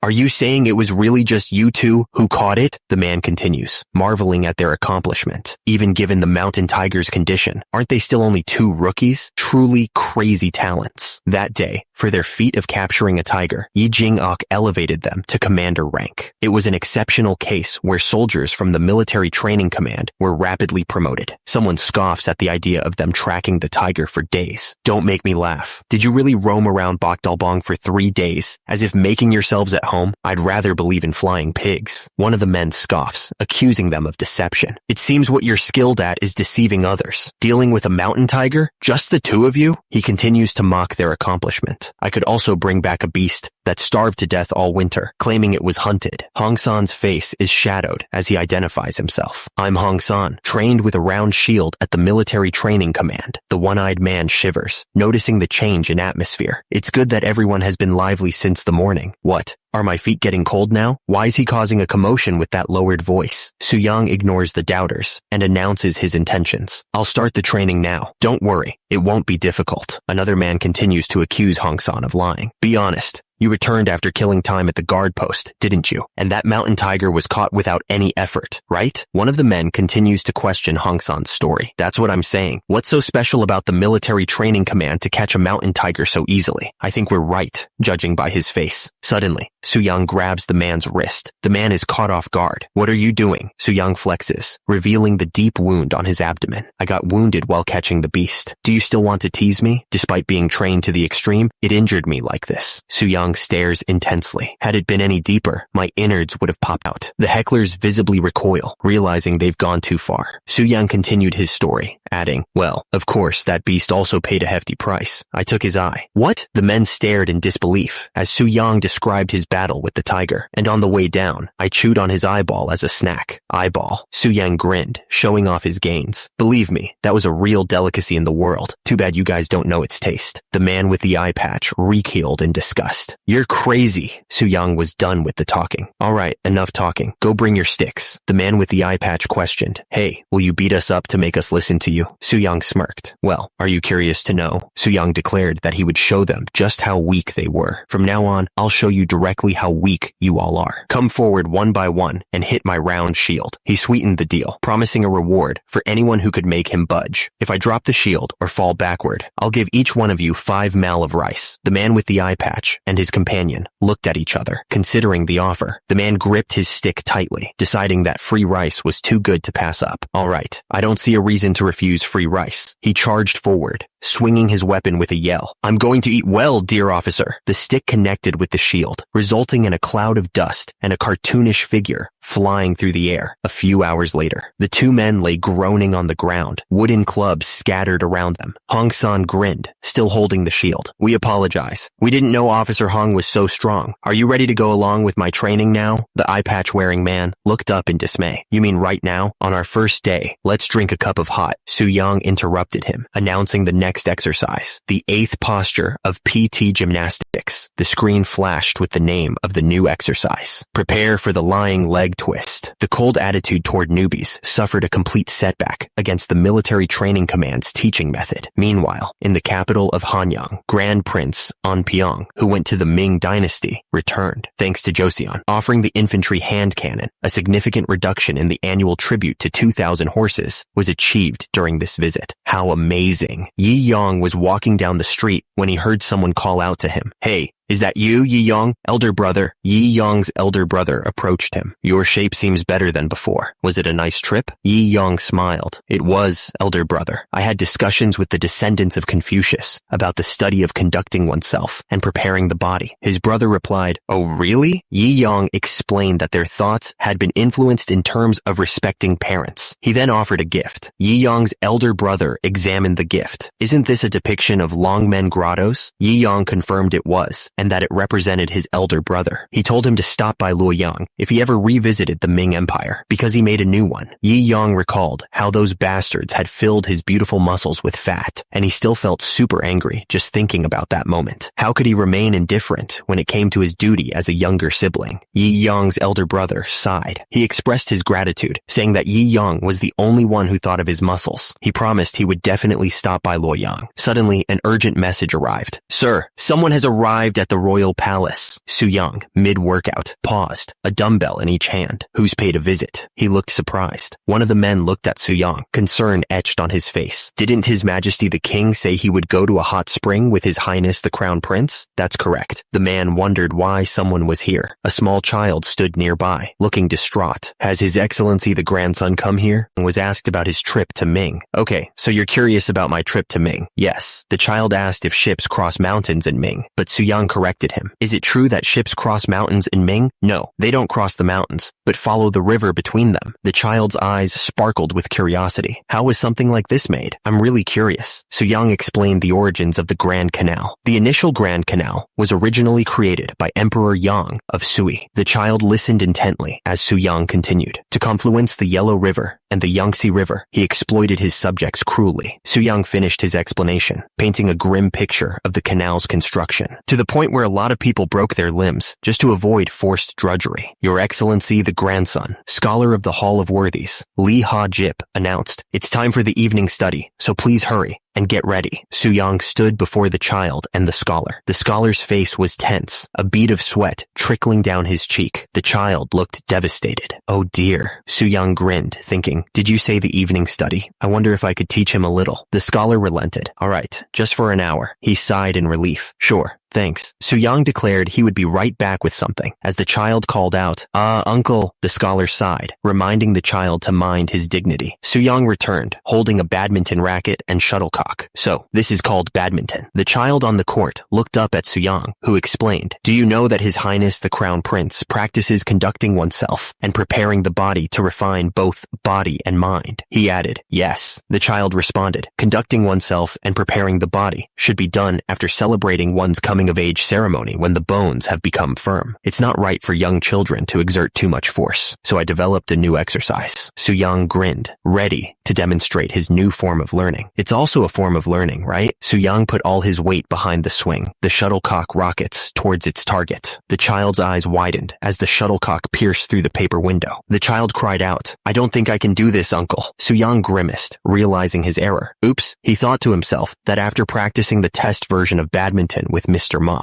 he had put too much strength into his swing. Su-young cleared his throat, trying to recover from his previous blunder. "Just look at your clumsy uncle. Let's try again." He wound up for another shot. "Here we go." The shuttlecock flew towards the child. Su-young watched with a smile. The child watched the shuttlecock soar. So cool. Even though it seems like attached feathers won't let it fly away, this thing is quite fast. Nearby, the man in the black hat watched with a stern expression. Su-young continued teaching badminton to the child, but the man in the black hat sighed. "What kind of teaching are you replacing the evening study with?" He looked thoughtful. After returning from the hot springs, elder brother will surely want to verify the progress in Honghui learning. Although I understand the mind of this scholar, who must produce actual results, yet, Su-young responded to the man, holding up his badminton racket, learning through the body. is also learning. If one builds their body with badminton, it will be helpful for future conducting oneself and preparing the body. The man in the black hat gave Suyang a sidelong glance. What is it, if not learning? After a moment, he seemed to concede. Yes, I understand. Suyang turned back to the child. Hongwei, try to mimic my movements. The child nodded enthusiastically. Yes, uncle. Suyang smiled, explaining that skipping the basics is like trying to understand advanced scripture without elementary learning. The child peeked out from behind the wall, and the king asked if the young prince would like to try it as well. The child responded, asking if his father was serious. The shuttlecock flew through the air. The young prince took a swing. Suyang also took a swing. The king announced the scores, revealing that the grandson scored 9 points and Prince Doan scored 11. The attendant suggested, Your Excellency, the grandson, how about we stop for today and go inside? The young prince's face appeared, suggesting Suyang try badminton himself, but the attendant refused. Why don't you try badminton yourself? Absolutely not. I'm here just to serve His Excellency the grandson. Oh, come on. Just once, the young prince insisted, grabbing Suyang's arm. The attendant was shocked. What are you doing? The attendant scolded Suyang, his face contorted with disapproval. Your Highness the Grand Prince, even you shouldn't exceed your authority. His Highness the Crown Prince will also be greatly disappointed that the grandson skipped the evening study. After a while, Your Excellency the grandson, Suyang called out, a touch of sweat glistening on his brow. Please move your feet more diligently, all right? The young prince suggested it was time to return to the palace. Suyang agreed, noting the young prince's exhaustion. I think now's the time to go back to the palace. That's right. He seems exhausted, so it's better to continue tomorrow. My dear young prince, go have your dinner. Suyang suggested that his wife should also try exercising with badminton, stating it's good for everyone, including women, but conceded it was getting late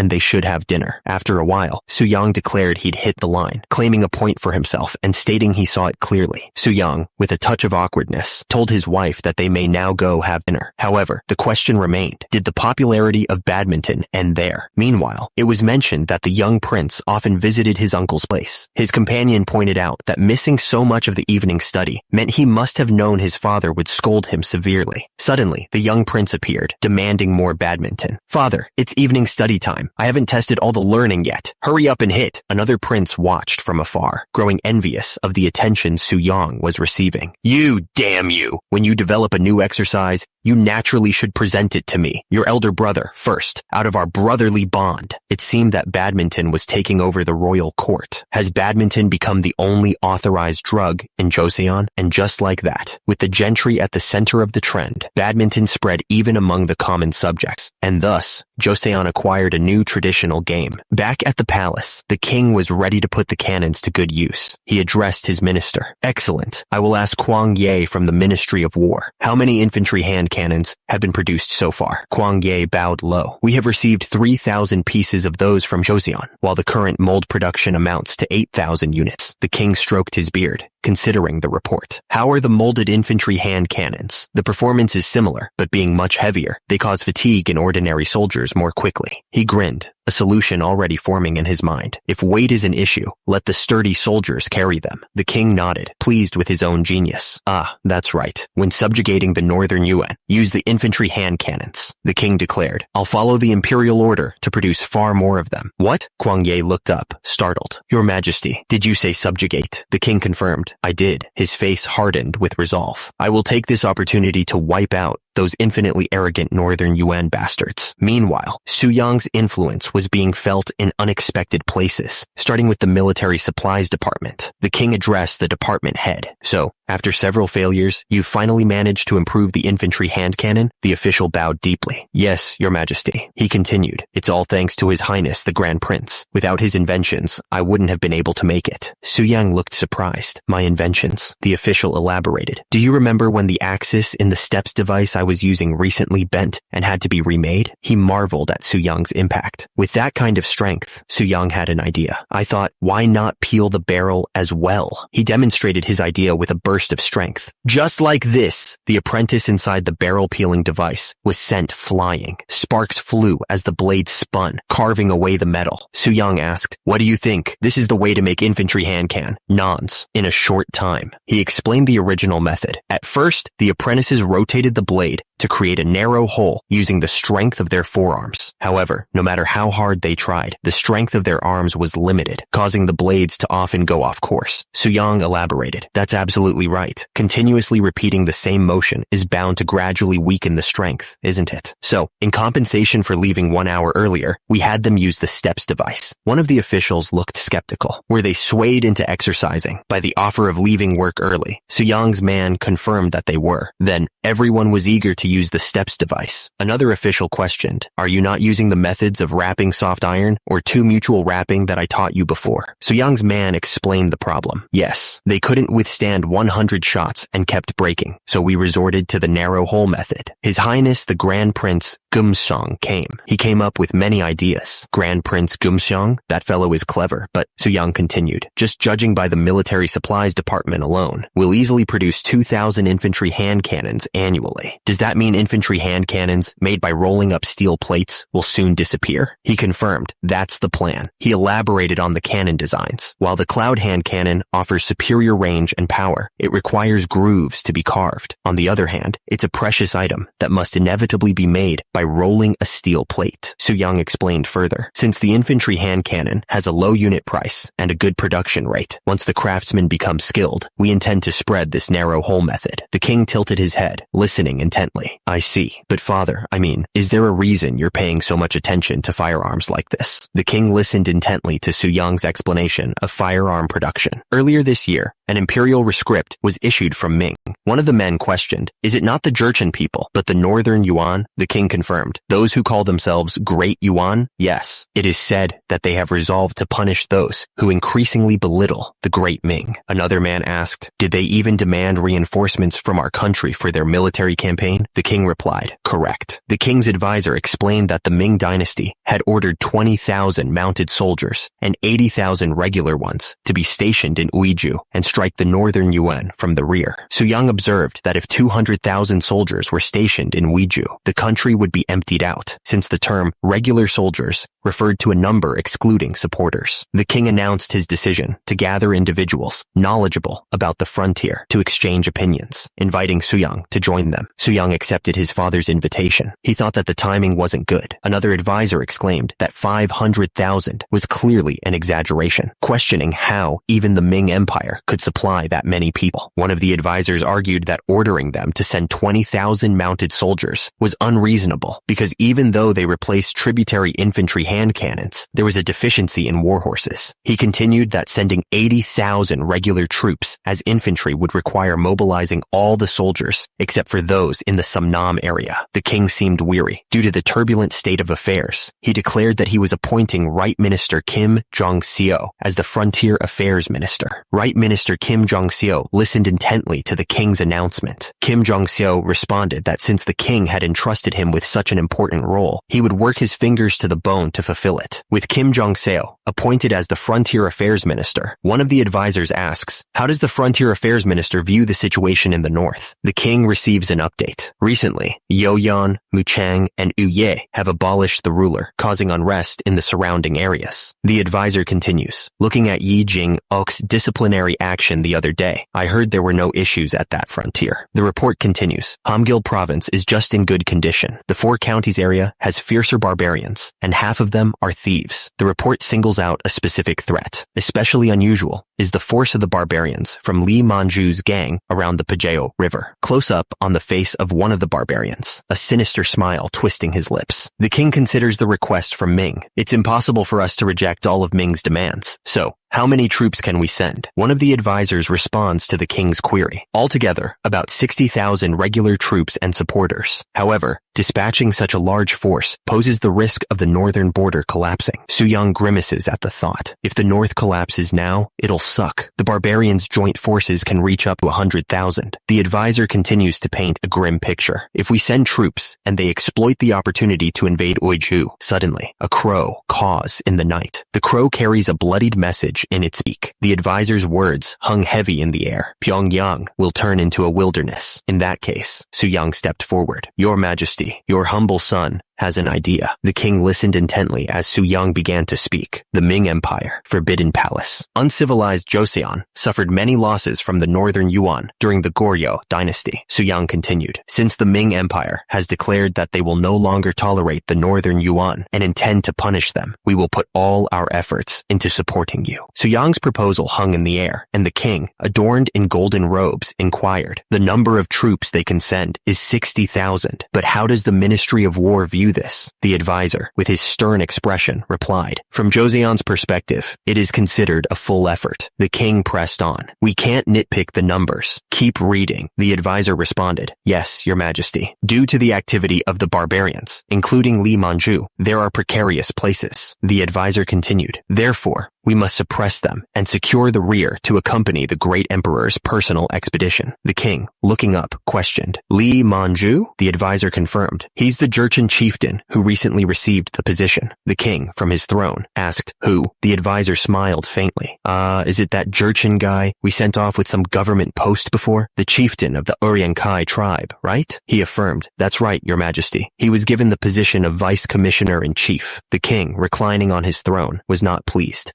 He received an official position bestowed upon him, yet trades in robbery. Pitiful bastard. Tell them to get rid of him right away. A servant stepped forward, eager to offer his opinion. Please allow this servant, Kwang Ye, to speak up to the emperor. Kwang Ye, dressed in formal robes, explained the situation. Although it's a formality, that person received the position from Ming. The king listened intently as Kwang Ye continued. If you have him subdued by Joseon, other Jurchen people may rise against Ming. Another advisor looked concerned, worried about the potential consequences. I'm worried it could lead to an internal confrontation. Wang Zhen stepped in to counter the argument. Your servant, Wang Zhen, apologizes for speaking up, but the Ministry of War is overly concerned. If other Jurchen people resist, Ming can simply claim ignorance. And one more thing, there's a reason to allow Joseon's subjugation. The king's advisor waited patiently, head bowed. The king turned his gaze to the advisor. What is it? The advisor explained that their support in the war against the northern Yuan depends on the request to subjugate Manju. It would not only provide the opportunity to tidy up the troublesome north, but also to test the military training command soldiers and the newly developed infantry hand cannons in actual combat. The king's advisor explained that they could test the utility of the infantry hand cannons in actual combat by pitting Joseon against Li Manju. It was about engaging in battle with the northern Yuan people beforehand without their direct involvement. The king considered the advisor's words, while Su Yang's face was shown in the reflection. Even after the Yongle emperor subjugated the northern Yuan, complete expulsion of nomads was impossible. Thus, the Yongle emperor eventually permitted tributary trade with the northern Yuan, and later, this form of trade came to be called horse markets. Ming bought up horses to diminish the northern Yuan's power, while the latter reluctantly complied with horse markets due to the scarcity of daily necessities. And strange things began to happen at these horse markets. One man asked, didn't you buy a horse worse than this one for 40 silver nyang last year? The other replied, don't be ridiculous. Where did you ever get 40 silver nyang for a single horse? Someone offered, I have some wool left these days, so would you be kind enough to turn a blind eye to this? Su Yang's face contorted in fury, his voice booming. Who do you, Tatar bastard, take me for? Daring to offer me a bribe. The man's face twisted in confusion. What? What's with this noxious attitude today, after you used to gladly accept it? His eyes widened in disbelief. The soldiers surrounding Su Yang raised their weapons. What are you doing? Don't move recklessly, or else we'll blow your head off. The man in the gray robe looked back at the soldiers nervously. It's madness. If SN Taishi finds out about this, he'll be furious. Su Yang remained unfazed by the threats. It can't be helped. You have to pay for the pots we brought, don't you? The man in the gray robe sputtered. I can't afford to live by giving away so much like this. The prices have gone up, don't you see? He gestured at the pots. The same goes for the price of iron, so we also have no choice. And think about what you scum have done. Meanwhile, Oirat's chief statesman Arlok spoke with an acquaintance. I just heard from an acquainted military officer. Oirat's chief statesman Arlok. They say Joseon is taking a lot of iron as trade goods. The man with the scar scoffed. A small country like Joseon wouldn't take enough to affect the market price. He paused, considering the implications. We need to check what's going on. Elsewhere, at the northern Yuan Sen Taishi's abode, a man lamented, I'm ashamed to face you. The man in the black hat declared, the Ming Empire unilaterally violated the customs of the horse market and persecuted us. Someone asked, because of Joseon? The ruler slammed his fist on the armrest in anger. The ruler of the northern Yuan Sen Taishi shouted. What kind of nonsense is it to use the excuse of Joseon, the successor of Goryeo, which was sucking up to us from below? A man with a shaved head pleaded. Please calm down, Taishi. He relented. All right, I suppose we should send an envoy to Joseon. The man in the black hat continued his train of thought. In case they kill or force out our messenger, it will seem like a scheme with Ming, he continued. But hospitable treatment, on the contrary, will be a sign of their estranged relationship. A few days later, in Hanyang, Joseon, an envoy from the Northern Yuan declared, Our Orient Northern Yuan is the successor of the former Great Yuan, and Joseon has also established itself as the successor of Goryeo. He continued reading from the scroll. Since our former countries made a marital pact, why not make a new brotherly one? Someone muttered in disbelief. What? Su Young's face blusted in disbelief at the envoy's words. A new brotherly pact? It hadn't even been a century since the Yuan dynasty was driven out of the Korean peninsula. Every year, hundreds of princesses were taken away, and thousands of subjects were enslaved. Forced conscription led to countless deaths in distant foreign lands. Was turning the entire country into such a slave-like state what they meant by brotherly? The court officials exchanged uneasy glances, wondering just how far this brotherly love would extend. The envoy explained that the Ming Empire had been reducing trade and attempting to cut back on essential iron items, leaving their subjects to starve and eat light meals from leather pots. In short, they wanted to establish a new trade route with Joseon. The man with the gray beard seethed with rage. I should tear his dirty mouth apart right now. My 4 daughters were dragged away by those bastards and became lonely souls. He wanted to beat that trash to death and calm his resentment. Su Yang urged him to stay composed, reminding him that recklessly killing the envoy would only bring trouble. The king, from his throne, considered the situation. His Majesty likely has the envoy would only bring trouble.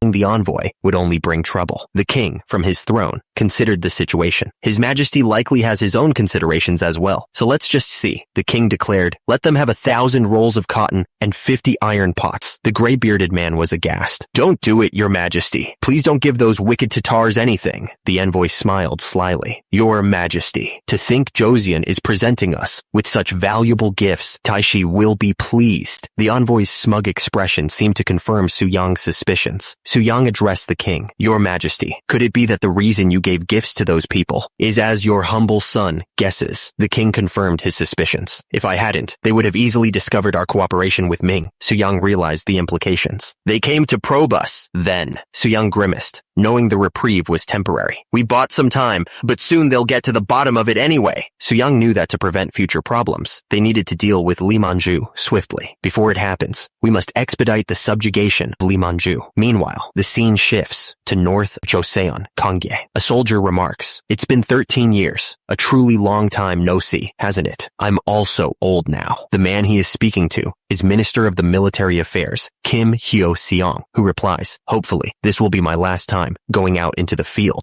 The soldier continues, I heard that Wonbong added common soldiers from the so-called Military Training Command. Magistrate of the Privy Council, Yi Jing-seok, responds, when dealing with barbarians, we rely on the cavalry, right? It's beyond the strength of the infantry. The soldier remarks that mounted troops are best in less rough terrain. He adds that those passing through the 4 counties might appear like beggars. Map. The man in the helmet thinks it's unusual to finish one campaign and immediately embark on another. The other soldier calls someone a naughty noble. Someone asks why he is making that face, since it's been a while since he has seen his younger brother, and if they are still not getting along. He replies that he just has no affection for a narrow-minded brat. The man on horseback is introduced as Wonbong, who even after traveling a long distance and defeating bandits, still exudes strong military power. The battle plans are being finalized. The decision is made. We'll move troops on the first day of the 6th month in the lunar calendar. The man with the beard speaks with conviction. Despite the slaughter of thousands of barbarians, should Li Manju escape alive, it will only fuel his morale, enticing more barbarians. Su Yang proposes a strategy. In that case, why not split our forces into right and left and surround them simultaneously? The right troops temporarily stay in Shenyang and send the vanguard north first. The man on the right adds, the left ones march northward from Kangye and strike east of where Li Manju is staying. We need to set a date for the encirclement from both sides. Our coordination is crucial. The bearded man explains, as we heard from the barbarian chieftain who decided to cooperate in this maneuver, Li Manju's gang has already crossed the Pajeo River and is hiding deep to the east of Kaiyuan. The bearded man emphasizes the importance of a swift victory. If we can't subjugate them at once, they'll hide even deeper. He continues, concerned about the logistics of the operation. Eventually, it may be impossible to find them. I'm fine with the right troops, but the left, can they travel 600 li on mountain roads? Su Yang steps forward with a proposition. I have a request. Please remove 400 infantrymen and 600 supporters from the left troops. The man with the top knot questions Su Yang's request. What's that for? We need enough supporters to be able to fight in war. I have separately selected reliable individuals. Su Yang assures him of their capabilities. They have already experienced and checked high-altitude regions many times. The man with the top knot still seems unsure. Can they really meet the date? There's no doubt. But Su Yang's thoughts raced ahead. If we arrive first, he wondered further. Can we take immediate action? The man with the top knot peered intently, weighing the risks and benefits of Su Yang's proposal. Central Flank Commander Kim Hyo-seong leads a force of 8,000 men, along with 3,600 auxiliaries. Meanwhile, Right Flank Commander Yi Jing-seok commands a cavalry unit with a strength of 5,000 men and 2,500 auxiliaries. And finally, Left Flank Commander Yi Jing-ok leads an infantry unit consisting of 4,000 men and 1,400 auxiliaries. On June 1st of the lunar calendar, 3 armies set out to subjugate Li Manju.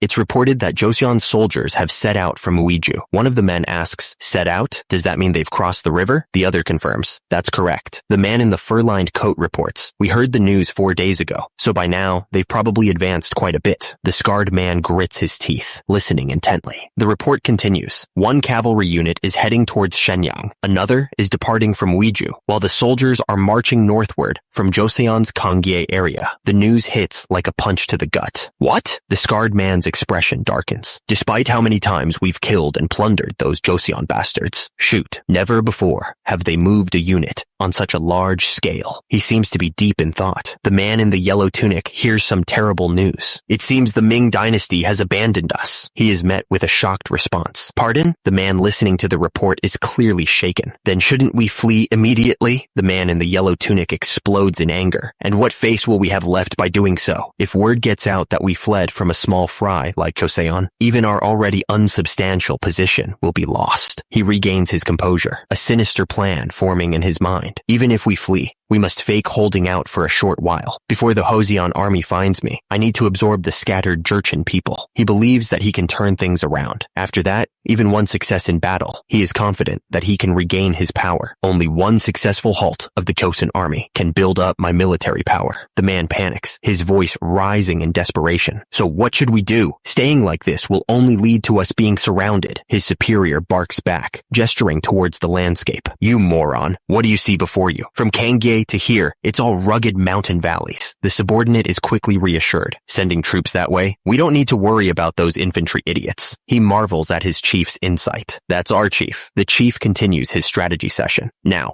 our concern shouldn't be the freaks climbing the mountains from Kangye, but the cavalry unit. Yes, chief. Meanwhile, the Joseon soldiers march onward. One of the soldiers, sporting an eye patch, expresses his frustration. Li Manju, that son of a bitch, has us trekking through these mountains for 8 days straight. I'll cut him into 256 pieces. The soldier with the eye patch declares, 256? He grins maniacally. The arithmetic you taught me last time was fascinating. I'll split him in half 8 times. His companion smiles, seemingly pleased by this display of dedication. Seeing your dedication to arithmetic makes me happy. The eye patch-wearing soldier continues his train of thought, but rather than splitting that bastard into 256 pieces, his expression twists into a horrifying grimace. I'd prefer to grind him in a millstone and taste his blood. He's a pure devil. Suddenly, a shout rings out, cutting through the air. It's an enemy raid. A desperate cry rings out as mounted barbarians charge down from the northern ridge. 300 mounted barbarians are charging down from the northern ridge. Take cover. Prepare for the battle. Everyone. Hidden amongst the tall grass, Joseon soldiers lay in wait. The soldier with the eye patch smirks, confident in their strategy. They will never know how many of us are here, conveniently coming down the ridge.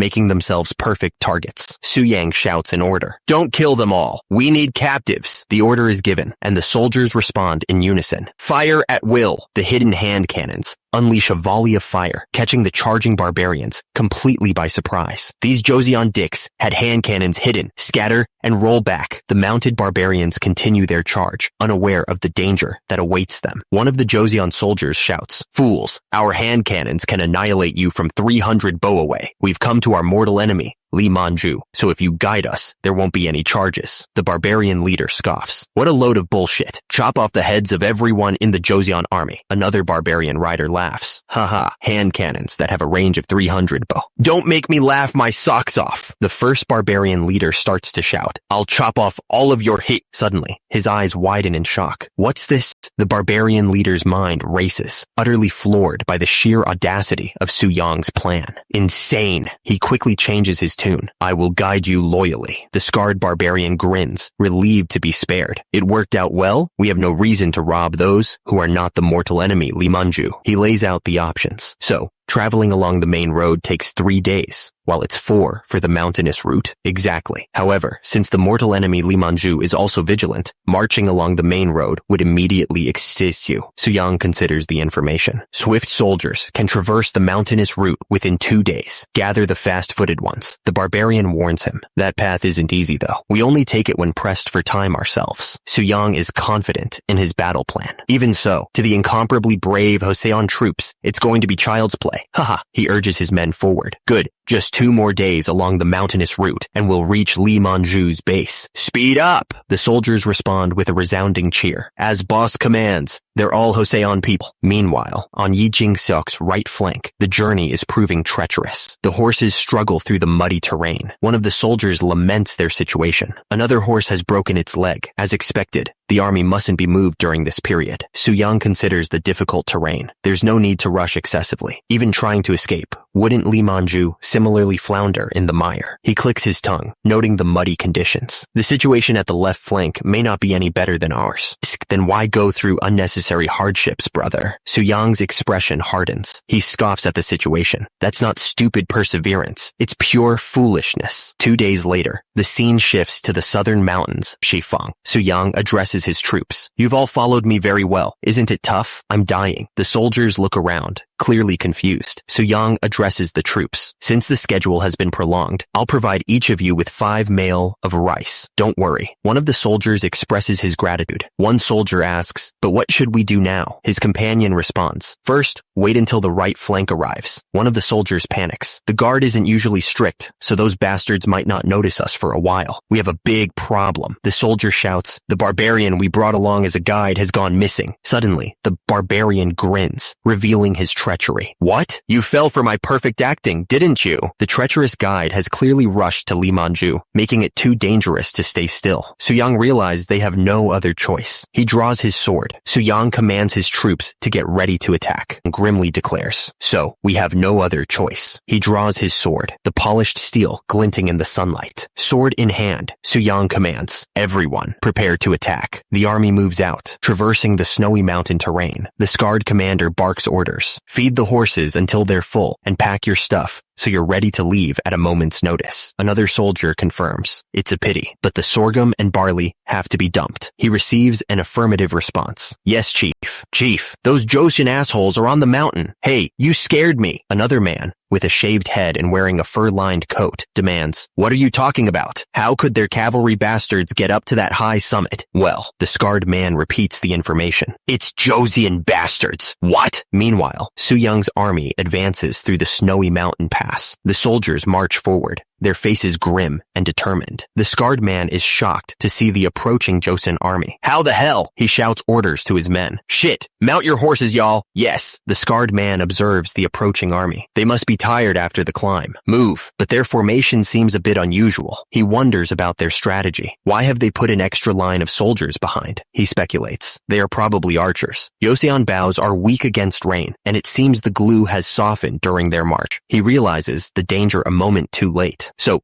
they're standing in the back as a reser. The cannons roared, and the barbarian troops were blown away. That's oof. The scarred man surveyed the scene, his eyes widening in disbelief. Gosh, were those not bows, but real hand cannons? His face contorted in a mixture of shock and frustration. A Joseon soldier reloaded his cannon with practiced efficiency. Again, load the cannons. Load. The order to fire echoed across the battlefield. Now! The scarred man knew they were in deep trouble if they didn't act fast. It takes time to reload their cannons. If we don't charge now, those damn cannons will fire again. The barbarian guide's betrayal had led them right into a trap. The bastards are approaching! Infantry hand cannoneers! Forward! Suyang's commander roared the order. Fire! The cannons unleashed a devastating volley of fire. The barbarian cavalry charged headlong into the line of fire. The result was a scene of utter carnage. The scarred man watched the scene unfold, his face a mask of disbelief. No way! The enemy commander urged his troops not to panic, declaring that the distance had narrowed significantly. He ordered them to grab anything that could block the hand cannons, whether shields or wooden boards, and close in on those bastards. The barbarian cavalry began to charge. Chief, are we really charging? I sent some troops to the west just a bit earlier. The commander grinned, confident in his strategy. When returning, they'll break through that damn formation from the flank. As expected, you've thought of everything. He knew their unit was all infantry, and one cavalryman could take on 10 infantry. He commanded them to wipe them all out, sending the horses ahead together, as the ones on horseback would be hit by the hand cannons. Suyang recognized the barbarian commander's error and seized the moment. Bad move, asshole. Infantry hand cannoneers, stick tightly to the formation and prepare for volley fire. The first row of cannoneers raised their weapons in unison. First row, volley. The volley tore through the charging barbarian cavalry, leaving a trail of blood and chaos in its wake. The second row stepped forward, ready to unleash another devastating barrage. Second row, volley! Despite the heavy losses, the remaining barbarian soldiers pressed on, shields raised against the continuing fire. Hang in there! Now, they're before us! The hand cannoneers braced themselves, preparing for close quarters combat. From here on, it's our battlefield. The barbarian soldier charged forward, screaming, "Go to hell!" But a spear found its mark, piercing through his armor. The spear thrust forward with deadly force. The barbarian warrior cried out as the spear pierced through him. Two Joseon soldiers high-fived each other, celebrating their victory. Great job. One man down. Let's do this next time too. The foot of a soldier stepped onto the snow-covered ground. What is? Suddenly, a soldier spotted the incoming threat. Over there, the officer shouted. The barbarian cavalry has been flanking us. Infantry, hand cannoneers. Yes. One soldier questioned the plan. Wait, they are supposed to fire at the other bastards, right? I'll take care of them. A mounted barbarian mocked the Joseon forces. Ha ha!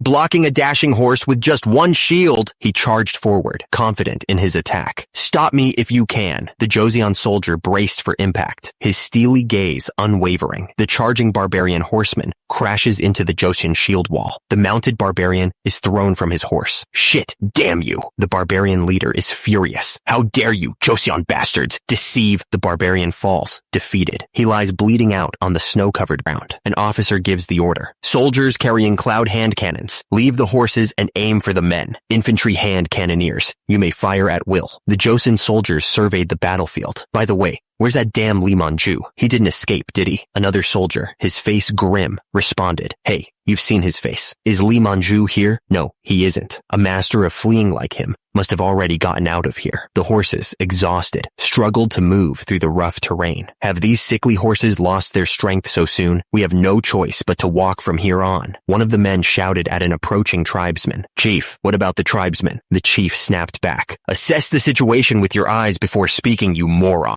Suyang listened intently. Suyang declared, generally, it's the leader of foot soldiers who must take responsibility for the consequences of their actions. The bald tribesman, his face contorted with fury, roared, "You bastard!" But Suyang was unmoved. Don't beg for your life, Suyang continued, his voice steady and resolute. Or if you are going to do it for your soldiers who are dying. The soldiers urged each other forward through the carnage. Move, move, one of the armored soldiers exclaimed. At this rate, we may be ambushed again. If the left flank gets to Lee Man-ju first, my dignity will be nowhere near fine. From behind the trees, a voice questioned, "Is that even possible?" The soldiers on horseback turned to face the newcomer. "Who the hell are you?" Suyang's face appeared, a look of slight surprise on his face. Oh, the soldier recognized him. Aren't you the right flank commander? The soldiers eyed the newcomers warily. You guys, are you from the Joseon army? From the left flank, to be exact. We're messengers on our way to the right flank. The armored soldier's eyes narrowed. Messengers, he stammered, realizing who they were. This is really...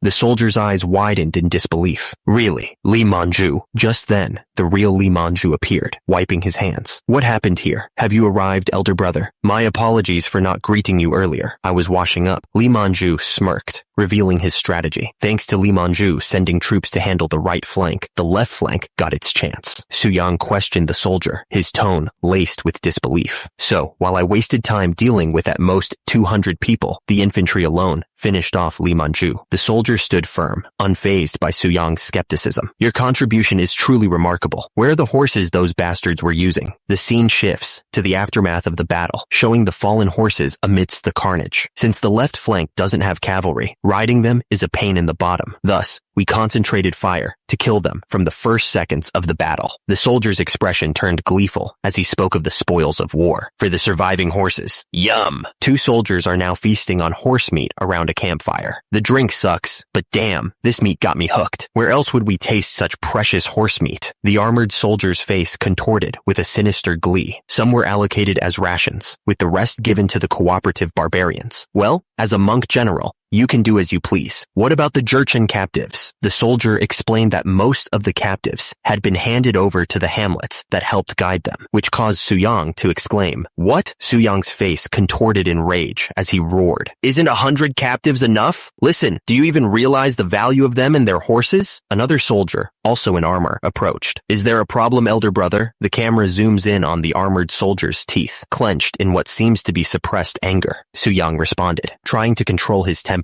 No, not at all. How could there be? The armored soldier, through gritted teeth, said, it's only natural to distribute the merits under the monk general's single utterance. Thank heavens, I have a younger sibling with much to learn from. Even then, the right flank commander, Yi Jing-suk, displayed tact, admirable and praiseworthy. July, the Lee Man-ju subjugation army returns. The left and right flanks swiftly advanced, executing their mortal enemy, Lee Man-ju, while the central flank, through the conquest of the barbarians across the region, spread the valor of the Joseon army far and wide. The king declared, I confer the noble title of the Yeonsangan and bestow 80 rolls of silk upon Minister of Military Affairs, Kim Hyo-seong. The minister responded, your royal grace is as vast as rivers and seas. I don't know where to hide my extreme delight. The king continued. Yi Jing-suk, magistrate of the Privy Council, led and annihilated Lee Man-ju's forces, which was also a great contribution. In this regard, Yi Jing-suk will be promoted to second minister of the Privy Council, senior second rank. Finally, the king announced General Commander Yi Jing-uk traversed high mountains and rugged terrain, thereby striking Lee Man-ju from behind and making the greatest contribution. The king declared that Yi Jing-uk's promotion will elevate him to the first junior rank Grand Chancellor, and he himself will soon assume a new position. One of the ministers responds with awe. Your royal grace knows no bounds. Su-yang looks on, impassive. The minister continues to shower the king with praise. Su-yang watches the scene unfold, a slight smile playing on his lips. Outside the palace walls, the snow-capped mountains stand tall in the distance. The speaker reflects on the military training command soldier's journey into Namhansan, recalling his initial concerns about their ability to handle fierce battles. When the military training command soldiers ventured into Namhansan, I was concerned about how they would handle fierce battles. However, now they have built up enough strength to be considered a powerful army. Su-yang turns to the speaker, who addresses him respectfully. Your Highness, the Grand Prince. The man explains that he's heard Su-yang contributed to the training of ordinary soldiers in the military training command. I've heard that you contributed to the training of ordinary soldiers in the military training command. So, there's something I'd like to appeal. He pauses, gathering his courage. The man continues, suggesting that the armored soldier's inability to earn merits stems from a lack of proper training. It struck me that the reason our armored soldiers couldn't earn merits is due to a lack of proper training.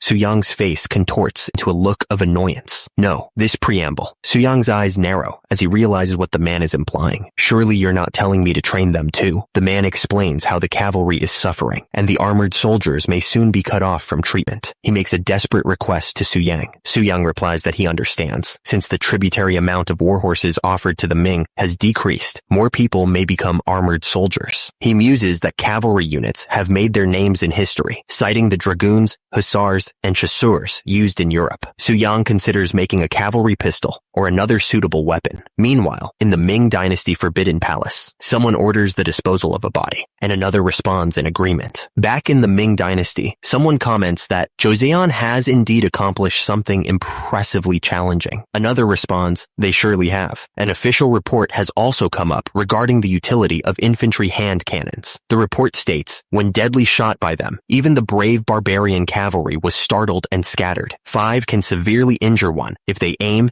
and shoot at the enemy from a distance 60 biso. The first man adds that the distance is about 100 meters, and the loud sound of infantry hand cannons startles the horses, which was an unexpected effect. He concludes that even if Tatar riders come in hordes, they can use the weapon. The second man reiterates that an official report has also come up regarding the utility of infantry hand cannons, and that they can make them resort to aggression first. The first man finishes by saying that even if they don't react to their provocative acts, starvation will cause internal discord, and that is the opportunity they will grab to begin the conquest. Back in the Ming Dynasty, Yu Qian, a servant, makes a request to the emperor. Since infantry hand cannons have proven to be effective weapons in Joseon, ordinary soldiers should be proficiently trained before the conquest. The emperor, sitting on his throne, considers the proposal. However, if even one soldier of Ming is taken captive, they might turn the infantry hand cannons against us. Don't you think? Another official interjects, agreeing with the emperor. No, your majesty. The words of the vice minister of war are indeed correct. In order to acclimate to the roar of hand cannons, all ordinary soldiers must fire 10 shots. The emperor wonders, what? 10 shots? Is it really enough? He suspects a conspiracy. That damn eunuch wouldn't possibly plan to conserve gunpowder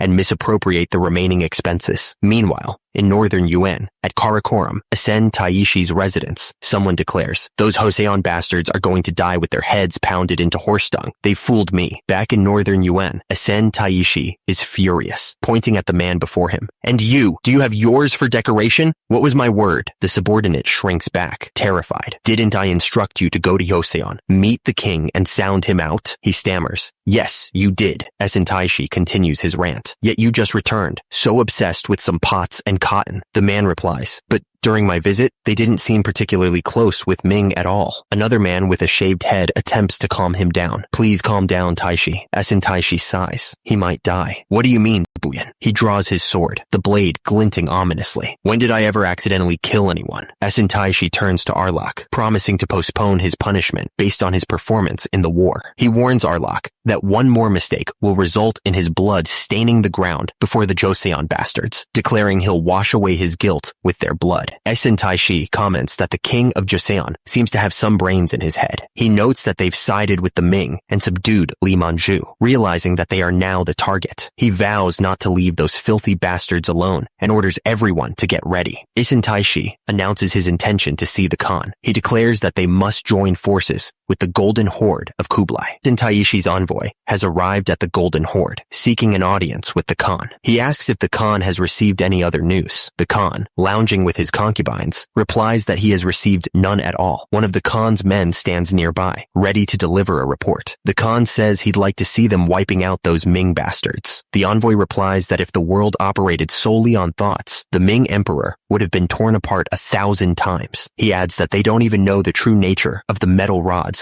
the Ming bastards have been consistently using against them. The Khan pauses, mid-bite, and asks what he means by metal rods. The envoy confirms that the Khan doesn't know, explaining that they've been using strange weapons for several years. The envoy from Asen Taishi orders Arlok to draw what he witnessed. Arlok quickly sketches the weapon. The Khan asks if the soldiers carrying these weapons have a matchlock, or rather, straw rope, to ignite the fire. One of his men confirms that they do, explaining that it's extended and attached to the iron on top of the weapon. He states that this must be the answer. The Khan slams his hand on the table, realizing that this must be a firearm. He recalls that this weapon was used to massacre the dregs of the Jin dynasty, the Jurchen tribe, and conquer every nation. The Khan is astonished by the weapon Arlok sketched, stating he's never heard of a portable hand cannon before, and that, according to the elders, a small iron bead exceeds a crossbow in terms of power. Power aside, he continues, those refined hand cannons fire with an explosive sound. He recalls that during the conquest of the Song dynasty, it was said to be as loud as thunder, frightening the horses to the point where they fell sideways. One of his men asks how such a small hand cannon could produce that sound. The Khan thinks aloud that while one person's voice may be weak, when thousands gather to shout, it shakes the plains, and asks what would happen to the horses if thousands of hand cannons were fired in unison. He tells them to imagine thunder striking right beside you. The Khan scoffs, suggesting, what about waiting for gale force winds or rainy weather? He continues, you must know why those bastards don't come to attack first. On windy or rainy days, they're determined to stay inside the fortress. One of his men proposes a solution. If the explosive sound startles the horses, couldn't we simply plug their ears? Then they wouldn't focus on commands and might get even more nervous. Su-young suddenly shouts, that damn explosive sound. I feel like I'm going to explode first. She looks around, confused by the sudden outburst. Huh? Suddenly, a massive explosion erupts nearby, sending her flying backward. Su-young suddenly shouts, hey, bonehead, don't you know that putting wet charcoal in the brazier leads to an explosion? The Khan's eyes widen in surprise. Su-young realizes something. Right. Why didn't I think of that? He recalls the history books. The soldiers of Kublai Khan, intending to punish the Tron family, burst bamboo to drive away the surrounding mountain animals. The Khan looks puzzled. Bamboo? Is there a tree that explodes when put on fire? Su-young nods. That's what I'm talking about. The Khan's face contorts with a sudden realization. He barks an order. Arlok,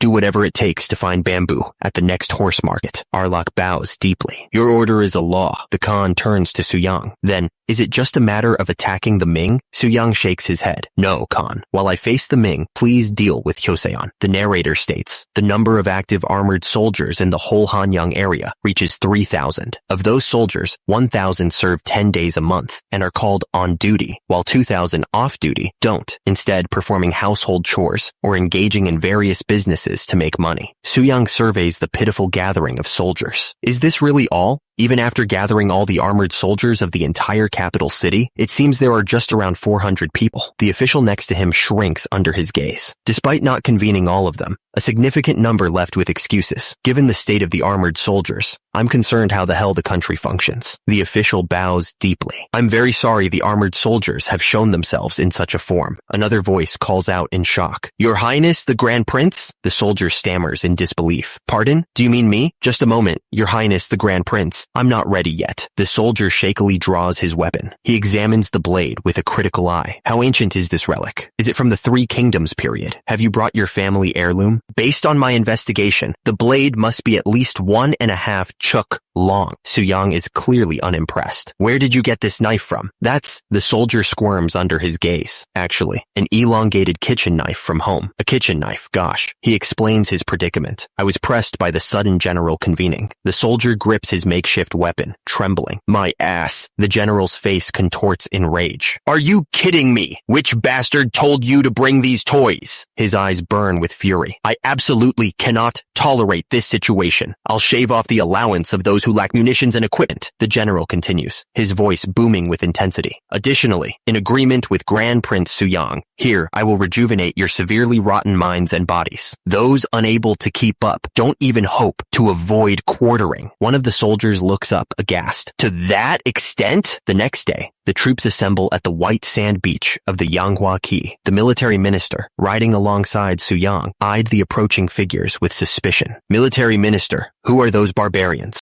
The military minister explained the situation. North tribes that were hostile to Li Manju have come to express their gratitude. His Majesty, the king, instructed us to show them our strength. Su-young watched the soldiers with a critical eye, unimpressed by their form. What can be gained by observing the training of inadequate armored soldiers? Is this the right way to hold a sword? It's been a while, so I'm not sure either. The military minister reassured him. Please don't worry. After all, some untrained barbarians like them can be easily slaughtered. The approaching group was led by a bald man with a piercing gaze. They would find even basic training highly threatening. Uriankai faction brigade commander, Kung-san of the Odoli tribe. Kung-san exchanged a knowing glance with the man beside him, a sinister smile spreading across his face. I knew that the king of Joseon would offer generous hospitality and gifts, but even showing the training of cavalry. Don't worry. Unless Joseon loses its mind, is there any possibility they would invade us dwelling on the Liudong? Kung-san, still mounted, couldn't hide his irritation. It's just a brag to warn us against plundering recklessly. Talking to those bastards makes my blood boil. Another man, riding alongside, commented on the display. By the way, the general who looks like a chief seems quite convincing. He pointed to the general. King Yi Seong-ge, who founded Joseon, was known to be the greatest archer and a remarkable general himself. But doesn't that person resemble him? Soo-young listened, his expression unreadable. Perhaps. Well, let's wait and see. Then we'll know. Announced that Grand Prince Im Young would personally demonstrate the level they all must achieve in the future. Im Young, the fourth son of King Sejong and Queen Sohyun, grinned. I won't bring my horseback riding talent. He addressed the soldiers, mounted on their horses. Let's start with something easy. If you can't repeat even this, you're not qualified to be mounted armored soldiers. He prepared to show them how it was done. Now everyone, watch closely. With a shout of, Heya! Im Young drew his bow and notched an arrow.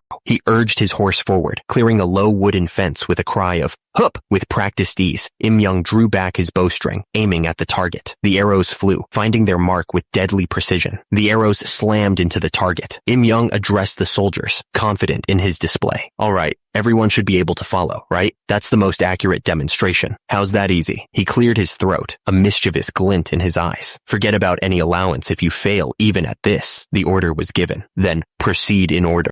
However, one of the soldiers faceplants into the sand. He groans. Gosh, another soldier is knocked off his horse. Soo-young looks on in disbelief. How could they be worse than me in my childhood? This won't do, will it? Soo-young shouts. Now, attention! Soo-young addresses his troops, pointing out their weakness. At this moment, you may think yourselves weak. You were once tough. But isn't this the result of neglecting your training? He clenches his fist. Look, Soo-young flexes his back muscles, which seem to glow with inner power. Look at this body. The soldiers can only stare in stunned silence. Soo-young continues his motivational speech. Even with just half of its potential realized, you'll be unbeatable by anyone in the world. Elder brother, you should maintain your dignity in a place like this. The soldiers, now inspired by Soo-young's physique, cheer him on. Woohoo! That's right. There's nothing impossible for the body of His Highness, the Grand Prince Soo-young. One of the soldiers declares that he'll give the training his all, adding that next to Soo-young's body, the fellows from the military training command look as thin as straws. Another soldier agrees, stating that they're not a big deal. He pauses, thinking to himself. Meanwhile, under the cover of night, a fire crackles. Around the fire, a group of men discuss Soo-young. One of them says, the one who showed the demonstration on horseback has a rare talent, even for our tribe. If such a person, who reportedly is a son of the king of Joseon, becomes a general, it would be frightening. Another one agrees, adding, yeah, that body was really grand and magnificent. One of the men around the fire observes, this is serious, and I wouldn't be surprised if he could easily even pull the bow used by Yi Seong-ge. The fire crackles as they consider the implications. He continues, do you remember Gabiolcho? The man elaborates, those ferocious guys led by Yi Seong-ge. Many chieftains, including Mengtamu, became his blood brothers or subordinates and acted together. He furrows his brow. If soldiers like those in Gabiolcho arise in Joseon soon, they may once again exert their strength against us. There was clearly an intention behind showing us the training, too. Just then, one of the men notices someone approaching. Excuse me, we have a guest. The guest announces, I've come by order of the Khan, Keshig of the Northern Yuan Khan's bodyguard. The Uriankai brigade commander replies, to think that the Khan needs something from the lowly me. It's an honor. The Kashig scoffs. Brigade commander of the Uriankai is calling himself lowly? That's a good one. Anyway, the reason I'm here is, he declares, because we're soon going to strike Joseon. The bald commander is taken aback. Wait, I don't get it. By siding with the Ming dynasty, they betrayed their faith. But to teach them a lesson, we must first raise an army. The mustached man states, there are 40,000 soldiers. That's enough. Just add 5,000 of your troops. The Keshig of the Northern Yuan Khan's bodyguard continues. And since you have connections with Joseon, report everything happening there. Their army, any changes in the regime, and even defensive preparations along the way. Everything. The bald commander agrees. I will follow the Khan's order. Joseon sent 20,000 troops to subdue Limanju. He continues. However, due to a lack of internal stability, they didn't achieve proper results. The mustached man is confused, but the bald commander corrects himself. That's right. Joseon had many stragglers because of the rush. He adds, we guided those we saw, which is why the king of Joseon invited us. The Keshig asks, how did Joseon capture Li Manju with such an army? The bald commander explains, caught by a fever at the worst time, he couldn't even escape. Li Manju toughed it out for 4 days in that condition. Quite a tenacious guy. A fever in the summer? Such dreadful luck. The bald commander scoffs at the suggestion of sending 5,000 troops. And as for the 5,000 troops you mentioned, it's impossible in our current situation. What? The mustached man retorts, suggesting an alternative. You could easily muster that number by bringing into the fold surrounding tribes. The bald commander admits that is not an option. You are not wrong, but there are issues related to my uncle. The mustached man presses. You mean Funka? As I heard, he died recently. And couldn't you even absorb subordinates under his command? Meng Temu's younger brother looks ashamed. I'm ashamed of myself. Believe me, I would like to rush at them right away, but mustached man decides to change the assignment. Then I'll assign you the task of assisting and supplying our troops. Instead, don't even dream of receiving any trophies. The bald commander is clearly displeased with the current turn of events. How humiliating for a warrior. The bald commander's younger brother, feeling ashamed, decides to reveal all. Since I've decided to reveal everything, the Khan should also let us know the details. The younger brother asks a pointed question. Isn't this war a diversion? The mustached man grins, revealing his teeth. What a bright guy you are. He reveals the grand strategy. The 40,000 troops under Taishi's command and the 40,000 led by the Khan will launch simultaneous strikes on Joseon and Ming. The mustached man turns away, confident in their victory. You can look forward to it. He rises, his face contorted with rage. Those bastards are trying to oppress us again. The bald commander's eyes widen with urgency. Prepare the horses. We need to go to Joseon immediately. Inside the palace, another man speaks. Kishig from the northern Yuan paid us a visit not long ago. He continues, relaying the dire news. He's going to conquer Joseon and is forcing us to help. According to him, they also plan to invade the Ming dynasty at the same time. The bald commander glares intensely. Tatars told you about this, meaning you must have agreed to cooperate as well. I bowed my head to the northern Yuan to survive, so please forgive me, the man says. He continues, relaying the ultimatum, and refusal to comply, they said, would lead to Joseon's complete extinction, similar to the western Shias. He warned that if the barbarians were to come under the northern Yuan's command, it would lead to a massive uprising. He continued, saying that even the Ming general would find it challenging to quell the high-spirited northern Yuan. The man explained that the reason for sharing this information was because he wanted them to engage in battle with the northern Yuan for his protection, asking them to understand that he must lead his kin just as the king of Joseon governs the country. The man with the beard declared that it was settled, stating they would discuss the details later, and ordered him to go back and feign compliance with the northern Yuan's compulsion. Then he requested Crown Prince, Grand Prince Suyang, and Frontier Affairs Minister Kim Jong-seo to enter. The man in the red robes stated that if the northern Yuan had involved the barbarians, it wouldn't be an easy war to end, questioning if it meant they'd figured out a way to defeat Ming.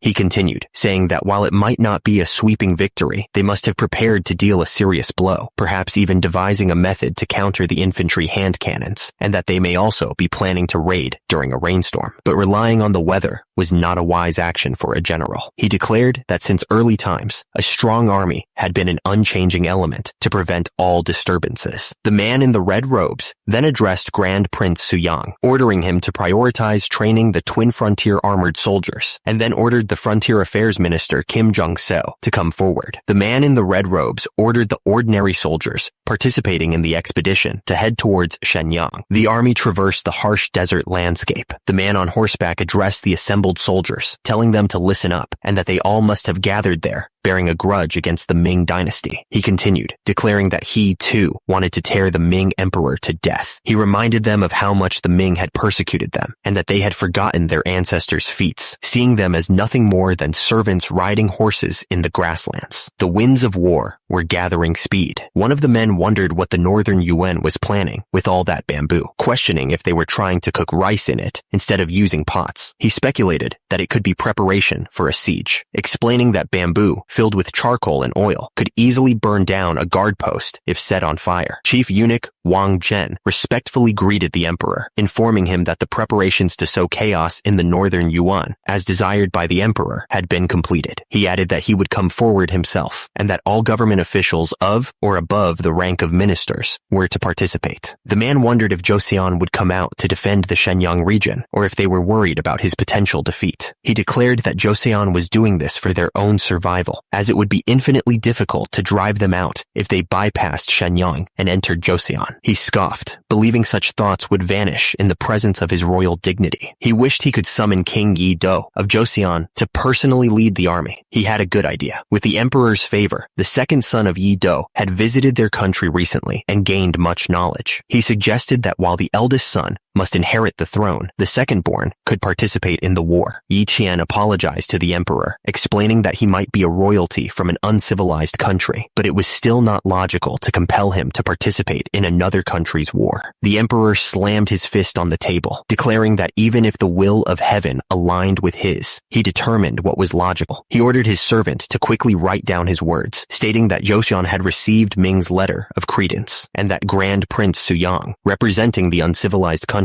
would participate in his campaign to witness his royal dignity. The emperor was sending him with such a ridiculous pretext. Yi Qian apologized to the emperor, stating that it was greatly out of line with etiquette, and that he was only concerned about whether there was a horse that could bear his weight. The emperor assured him that he wouldn't actually be on the battlefield, so he should stay quietly inside the military curtain, adding that he shouldn't worry too much, as he would devote himself to avoiding mistakes. The emperor gripped Yi Qian's hands tightly, telling him to make sure to come back alive. At Namhansan Fortress headquarters of the Military Training Command, the general was climbing the net. Suyang continued to climb the net, showing off his strength to the soldiers. He remarked on the excellent device, noting that it had everything ordinary soldiers could do. An official informed him that they were set to deploy in a week. The official admitted he couldn't believe that His Highness, the Grand Prince, would personally appear at the battlefront, adding that he would prefer to stay quietly behind the military curtain. Suyang told him that the battlefield was not as funny as he may think, and told him not to beat around the bush. Suddenly, a muscular man stepped forward, declaring that he wanted to cross swords with His Highness, the Grand Prince. Suyang looked visibly surprised at the sudden challenge. The crowd began to murmur. They noted that even if the general looked 50 years old, he was a remarkable general who had been chopping the thoroughly skillful barbarian chieftains. The crowd speculated that perhaps the general would go easy on him, because otherwise, how could they even exchange 10 blows? They said to His Highness the Grand Prince that the state of affairs was getting crazy. The muscular man stepped forward, acknowledging that in this crazy world, anything could happen. He declared that he would go at His Highness the Grand Prince with all his might and main. Suyang looked shocked and questioned why he would go at him with might and main. He didn't wait for the general to make the first move. He charged forward,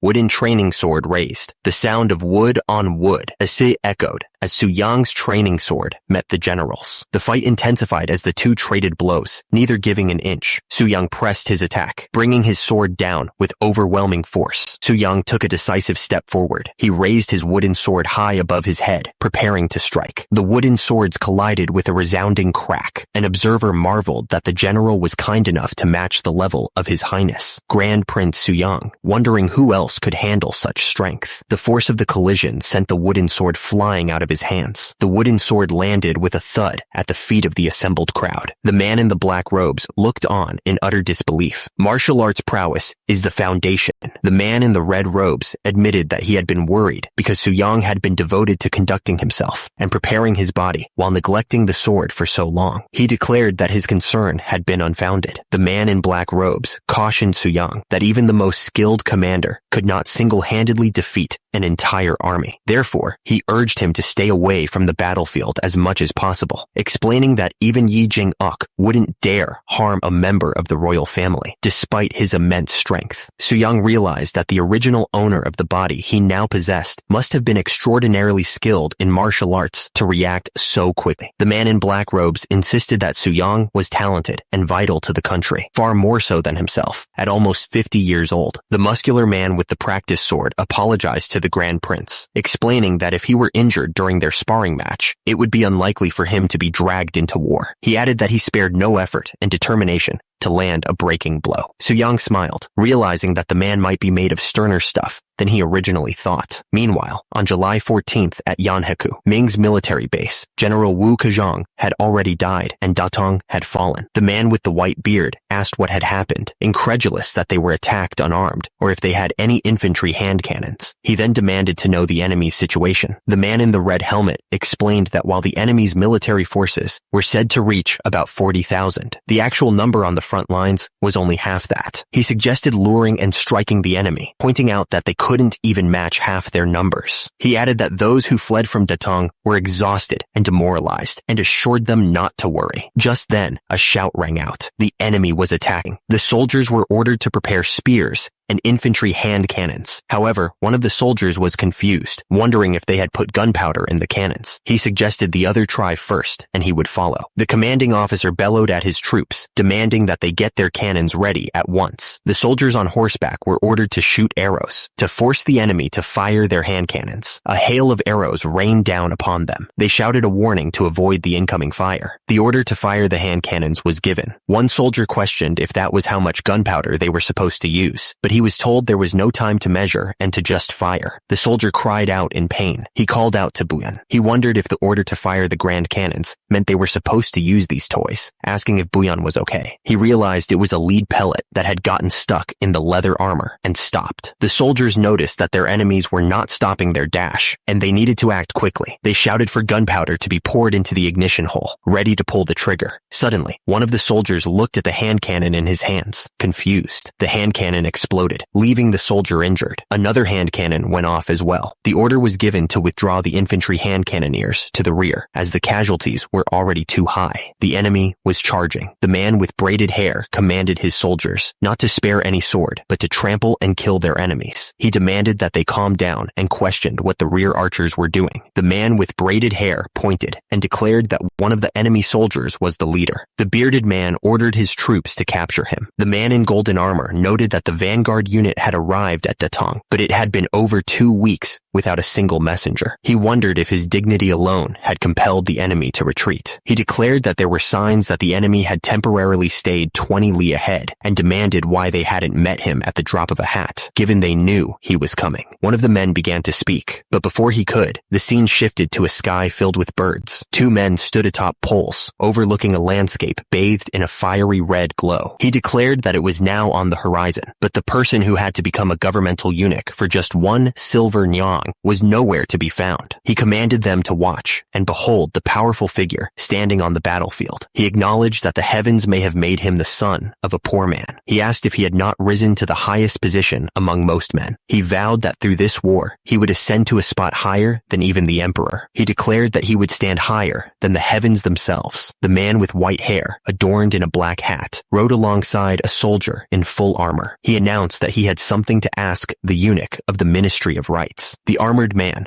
Duke of Yingjiangfu, questioned the eunuch about a previous statement. He recalled saying that 1 cannoneer could easily match 5 archers. The eunuch explained that out of 5 archers shooting arrows, only 1 shot would injure a person. However, if a hand cannon hit its target, it could pierce through armor right away, making it equivalent to 5 archers. The Duke of Yingjiangfu questioned what kind of calculation that was. The man in the red robes, sporting a black hat, dismissed the previous topic. He declared that they should move to where the emperor resided. Suddenly, a soldier tied to a post urged his majesty to retreat quickly. The ground was littered with corpses and soft horse droppings, indicating the Tedders had been there less than half a day ago. He questioned the order to retreat, especially for the royal family. He argued that Yu County was supposed to be the rear. He commanded everyone to retreat to the Juyang Pass to stop the enemy's invasion, then march again. Nevertheless, the already exhausted soldiers had no way to retreat quickly, and so began the military withdrawal, slower than the long-distance march. The man with the beard scoffed at the laggards. He figured that if they spent 15 days getting there, it would probably take about that long to go back. According to the captives, they had 120,000 soldiers. If they intended to eliminate them all, it should be okay to kill 8,000 a day, right? He then suggested capturing the emperor and forcing him to open Beijing's gates for them, deciding that wasn't bad either.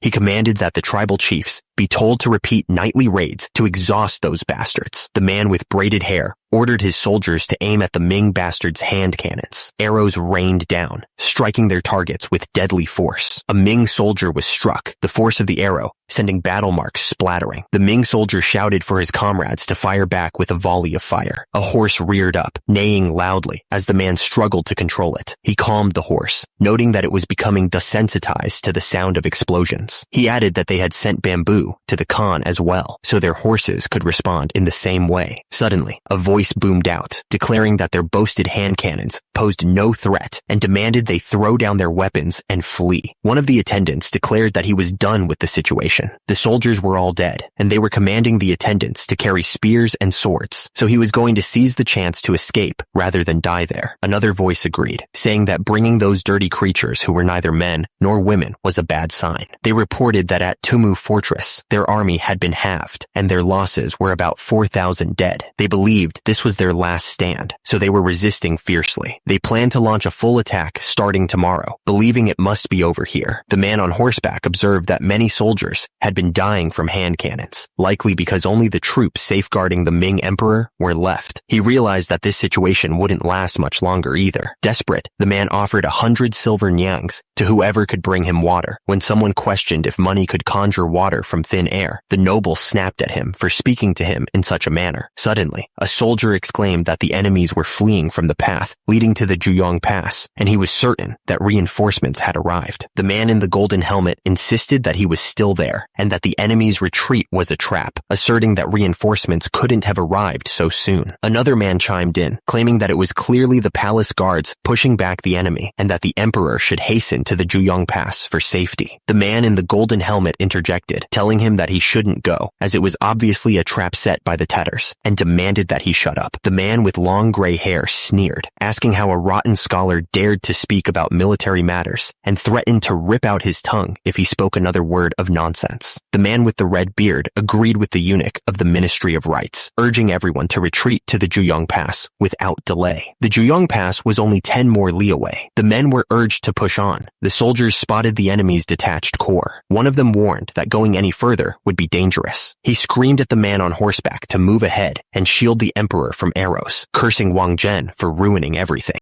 He was furious, lamenting that they could have held out for a few more days until the reinforcements from the Juyong Pass broke the encirclement. He called them a bunch of useless nuisances. The man threw several silver ingots to the ground, promising that it should be enough. He insisted that they safely escort him and the emperor to the Juyong Pass, and he would reward them handsomely. But then, a man with a beard cursed Fan Zhang, realizing that no amount of money could save his life. The man with silver hair, bloodied and battered, insisted that he had only followed the emperor's will, demanding that the man on the ground shut up, calling him castrated scum. With a clenched fist, a man brought forward what he called their beloved soup. He looked up to the heavens, begging the gods to consider his loyalty. The soap connected with its target, splattering battle marks across the room. The man on the left called the other a demon in a human body, remarking on how hideous his face looked without makeup. A man, covered in battle marks, demanded that someone take back what they had given him. He told them to cover the cost of traveling to the underworld, calling them a starving demon, sucking the Ming's battle marks. The scene shifted to August 23rd, 1449, where Wang Zhen, the eunuch of the Ministry of Rights of the Ming dynasty, died near the Tumu Fortress. The flames of war were now The scene opened in Shenyang on August 24th. A man in armor demanded an explanation, asking who had given that order. He explained that Beijing was in chaos, and the Vice Minister of War was hastily gathering forces and preparing defenses. The armored man revealed that the emperor had sent an urgent message, stating that although they had broken the Tatars' momentum, many soldiers were injured and required regular ones from Liaodong. Su Yang pressed the regional commander, sensing he was being deceived. He asked if the man was hiding something, reminding him that Joseon was a loyal vassal state. The commander laughed nervously, asking what he would have to hide. Su Yang leaned in,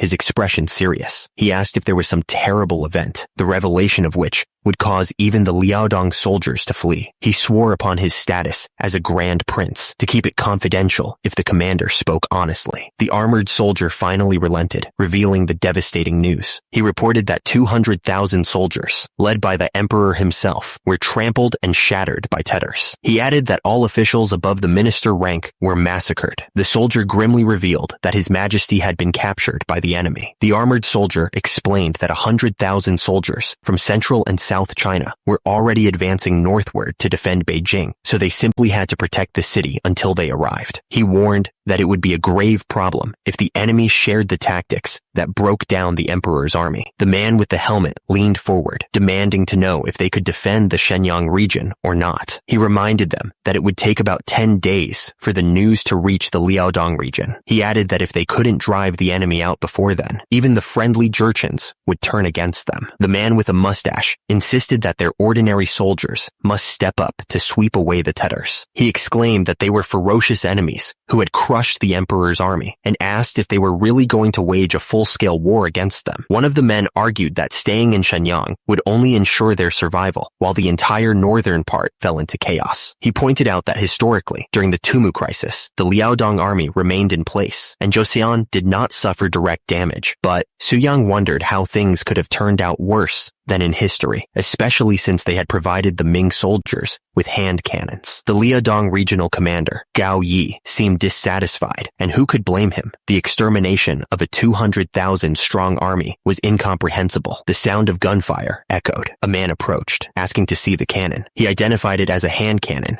and then asked if the holder was a prince of Joseon. The man with the cannon confirmed that it was a hand cannon, and asked what the matter was. Su Yang examined the hand cannon, noting the size, weight, and even the different muzzle. He wondered if there was usually such a difference in cannons, and why this one was so clean. He asked if they had even trained with it. He learned that it was their first time training with real gunpowder, and that they said it was too expensive. Su Yang was shocked. Su Yang realized that even the teaching of powder weapons concepts in the military training command didn't always prevent accidents from happening. He wondered if they really threw untrained soldiers into the war with these randomly produced hand cannons. Su Yang, holding the hand cannon, stated that the northern Yuan had not yet experienced their true power. Meanwhile, at Tyson Khan's camp northeast of Kaiyuan City in Liaodong, a man with a beard was informed that the Western army had smashed the vanguard and was attacking Ming's main forces. He commented that Joseon was much weaker than Ming, so their 30,000 troops would be enough. He considered it was worth a try, then inquired about the talk of the Liaodong forces withdrawing, and that they were supposedly leaving only a minimal number of troops behind. The man with blonde hair and braids grinned, holding a scroll. He declared that his elder brother had undoubtedly achieved a sweeping victory, and that he was Asen Taishi's younger brother, Maona Hai. At Taisun Khan's camp, a soldier burst into the tent, shouting that Joseon's troops were advancing north out of the city. The man with braided hair was shocked to hear that the Liaodong army had retreated and abandoned the city, leaving the fortress to head into the open field. He was asked what he thought of the situation. He grinned as he thought about the fine horse he had received from his clever brother, ready to run riot on the battlefield. The man with braided hair was confident that victory would be effortless. However, he didn't expect the Joseon troops to be camped on a hill. He observed that the Joseon soldiers were forming their lines with the sunlight taken into account, meaning those bastards had some battle experience. He recalled that it didn't take long for his elder brother to bring down even the Ming vanguard. He thought that after crushing the Ming, they'd be enemies again. The man with braided hair believed the Ming would be crushed, but he also knew that after that, they would be enemies again. He added that they had never fought together before, so it was better to divide their roles.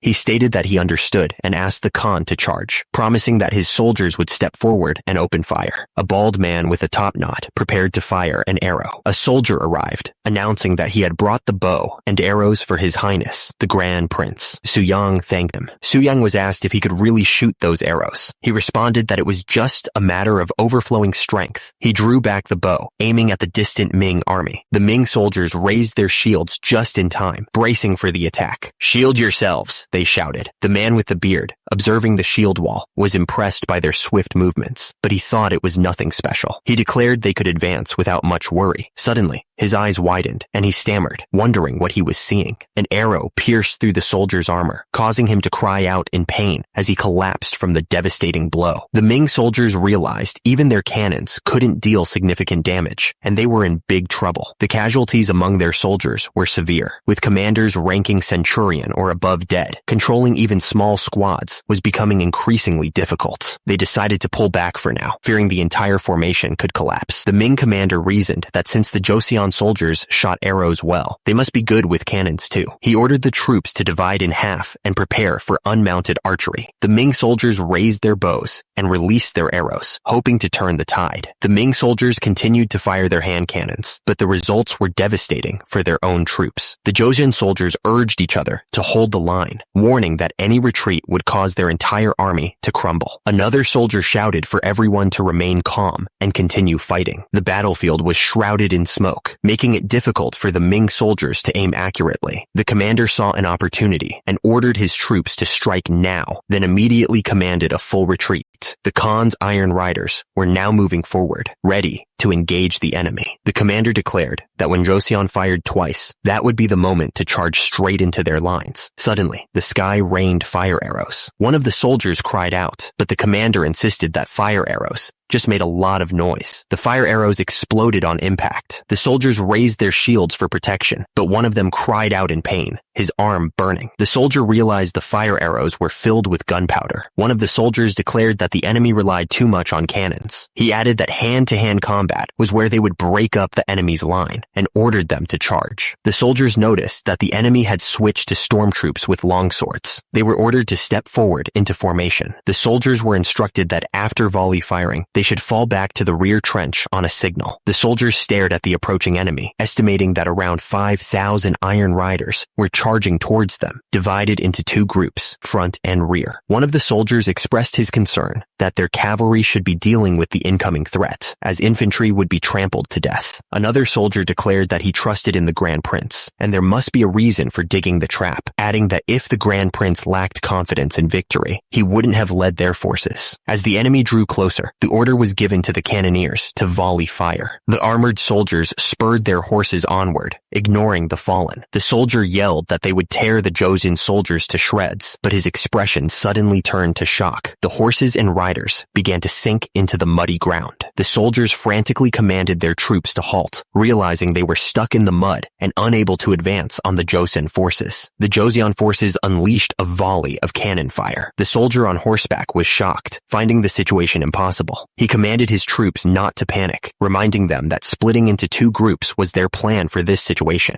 He ordered them to bring things like grain or hay bales, anything suitable to lay on the soil to cover the mud and maintain speed. The soldier glared, declaring that if they dared to play petty tricks, he would crush their skull with his horse's hooves. A soldier reported that the enemies were spreading hay and grain on the mud to cross. He warned that the cavalry in charge formation would reach them in a day. The general ordered his men to send out their cavalry as well to strike the enemy's flanks. He also ordered them to prepare to fire within the position.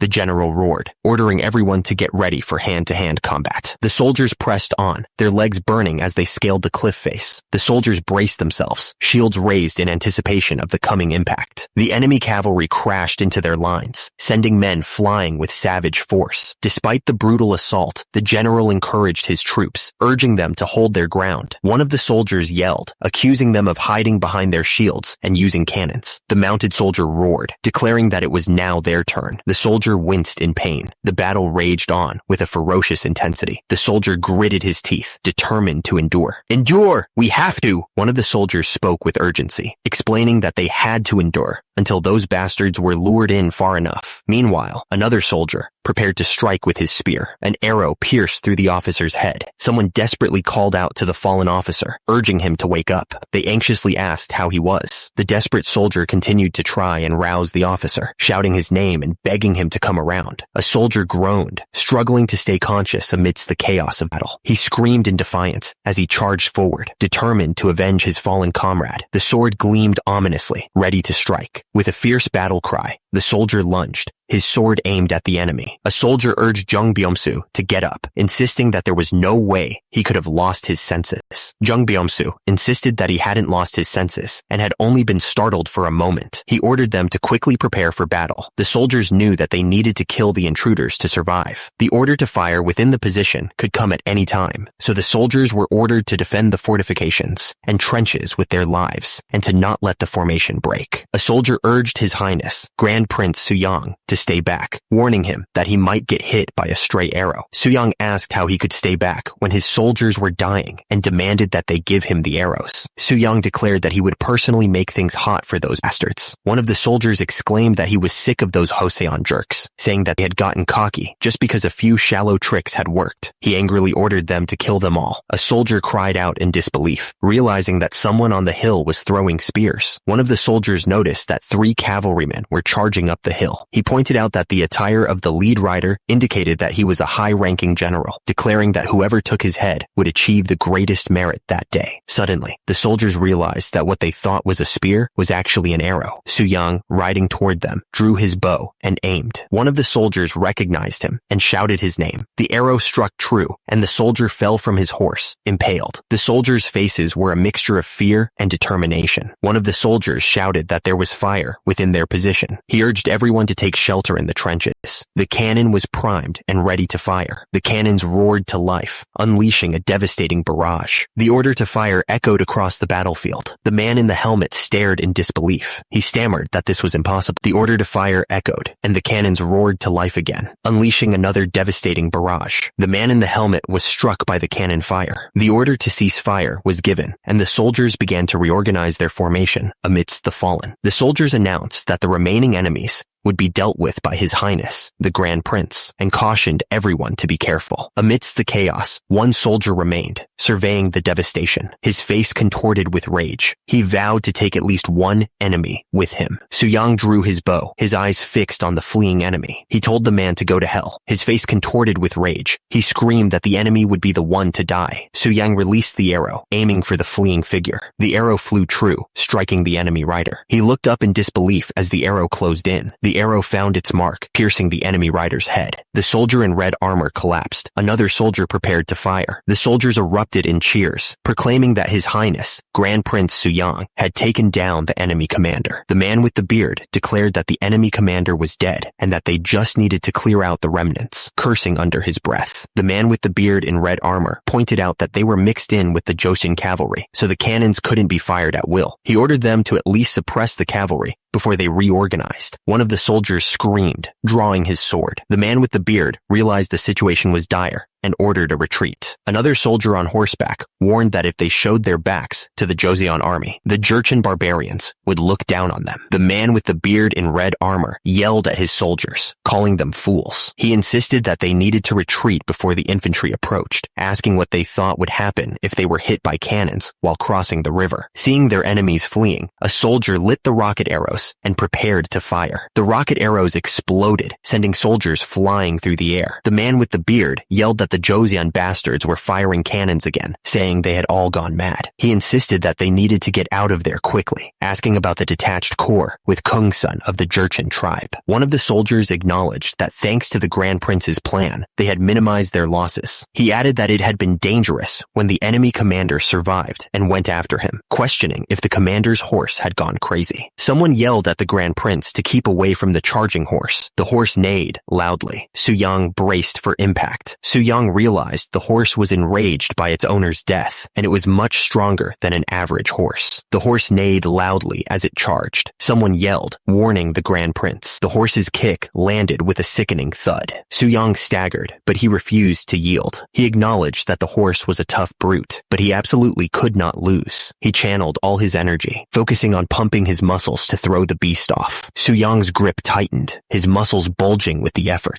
With a mighty yell, Suyang hurled the massive massive horse into the air. A soldier cried out that it was too dangerous for His Highness, but Suyang was determined to see it through. Suyang, on top of the horse, yelled at the animal, asking if it was going to keep puffing air. He reminded the horse that its owner was dead. He demanded that the horse surrender. Two soldiers watched the scene with disbelief, wondering if he was trying to break the horse's neck with his bare hands. Suyang continued to berate the horse. He warned the animal to listen, or it would live its whole life in the stable like a stallion, just eating fodder. He then told the horse that he was a gelding, and that most war horses had their balls removed. Suyang's eyes welled up with tears, as he declared how cruel it was. He gave the horse an ultimatum: die there, or serve him. The horse seemed to respond to Suyang's intensity. A soldier marveled that Suyang had tamed the violent horse. Suyang declared that from then on, its name was Sore Grief, asking if it understood. Suyang apologized for carelessly laying his hands on the spoils. The screen displayed the results of the battle. The Northern Yuan army had started with 30,000 men and now had about 20,000 dead. The Joseon army, on the other hand, had started with 28,000 men, with 1,400 dead, 700 seriously injured, and 4,000 lightly injured. It was an overwhelmingly decisive victory. As the battle neared its end, the Northern Yuan army began to retreat. The bald man on horseback declared they also had to decide their course, warning that ignoring the situation would cause the Northern Yuan, or Joseon, to turn on them after the war. He stated that now was the time to chase Tyson Khan, asking for opinions, and adding that if the detached corps couldn't behead him, they needed to step in. Another man began to speak, addressing him as Your Excellency. The man in the orange robe grinned, announcing that he had a good idea. He explained that according to history, Tyson Khan was killed by Essen. The bearded man on horseback looked enraged. The smiling man wondered aloud, but what if the man in the orange robe wondered if Tyson Khan's end would come from someone else's hand? Meanwhile, soldiers raced through the forest on horseback. The man in the helmet asked if these were the only soldiers who got away. Realizing that those who hadn't joined them by now were probably dead, he noticed that his horse was tired and losing speed. The soldiers explained that as soon as they retreated, the Jurchen scum turned into thieves and charged at them. The man in the golden helmet seethed, declaring that those Jin leftovers knew no honor, and that the Iron Riders were doomed to massacre, with Maona Hai becoming a piece of meat. Something felt off to the man, wondering if Asen Taishi deliberately sent them false information, or perhaps those Joseon bastards just fought well. He decided that they were to quickly join forces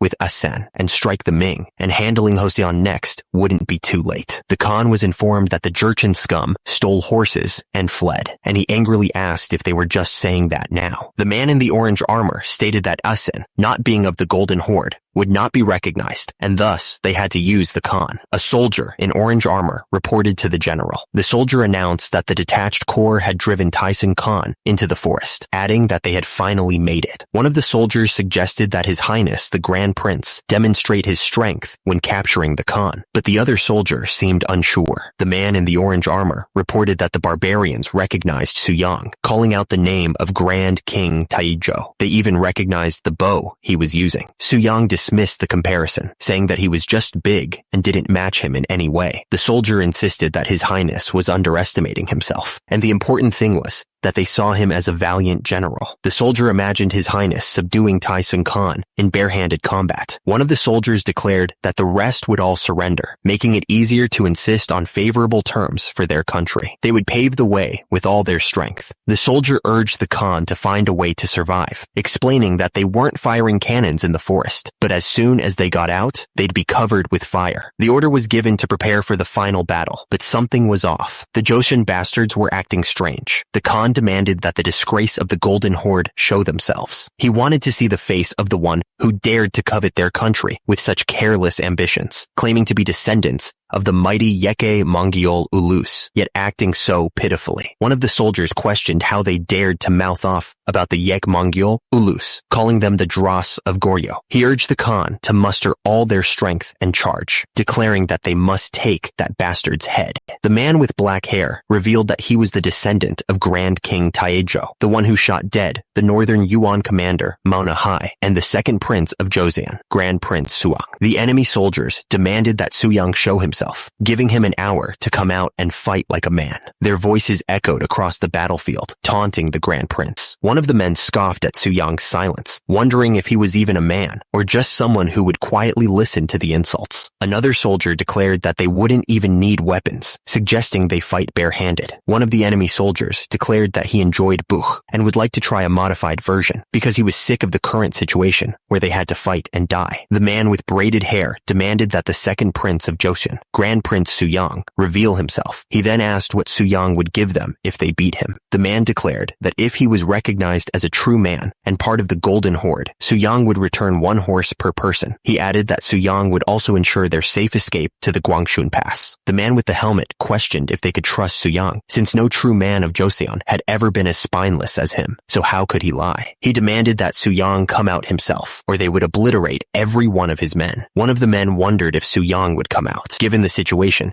he thought that keeping the troops intact and returning would be a success, and so he would accept. One of the men asked how Su Yang had come up with that wrestling. Su Yang explained that he had developed it with Mr. Ma as a pastime while inventing conducting oneself and preparing the body. The man with the helmet explained that Buch or Sirium ends when one is on the ground, so there's room for tricks, but this was purely a contest of strength. The soldiers watched from horseback. He smirked, finally seeing the face of the ringleader. Su Yang stood ready. He revealed that he had been waiting. Su Yang declared that he would end this war. The man lunged forward, ready to strike. He slammed his opponent to the ground. He questioned if that was what they called using strength. The man strained, his face contorted with effort. He let out a battle cry. With a mighty yell, the man with black hair prepared to unleash his devastating move. He announced that he was about to perform the storm throw. He slammed Tyson into the ground with incredible force. He demanded that Tyson get up and show him his strength, asking if he wanted to be dragged to Joseon like that. The Khan begged someone to fold that lump in half, groaning in pain. Su Yang declared that this was a chokeslam. The Khan grunted as he hit the ground hard. Su Yang demanded that the Khan get up, sneering as he asked if all his strength was just about collapsing. The Khan writhed in pain, struggling to breathe. Suddenly, a fist clenched tight, ready to strike. The Khan looked up at Su Yang, who was standing over him. He accused Su Yang of breaking the rules by daring to use his fists, calling him a petty coward. Su Yang's face contorted in rage. He declared that the Khan deserved to die. Su Yang declared that next was the giant swing, leaving the soldiers looking shocked and terrified. The Khan, battered and exhausted, could barely speak. He questioned if Su Yang was up for more struggle, thinking to himself what the hell this brat was. Su Yang stood over him, flexing his massive muscles. The Khan admitted defeat, and the Joseon soldiers cheered. Su Yang declared that his body had won, all thanks to the meticulous care bestowed upon him by his father, proving his filial piety once again. He then announced that he would now perform the Black Dragon's pose to celebrate the triumph. The soldiers exclaimed that from the front or the back, he truly was the Black Dragon himself, chanting Grand Prince Su Yang's name. The commander-in-chief reported that together with Kungsan, they had conquered the enemy remnants, to which he was told,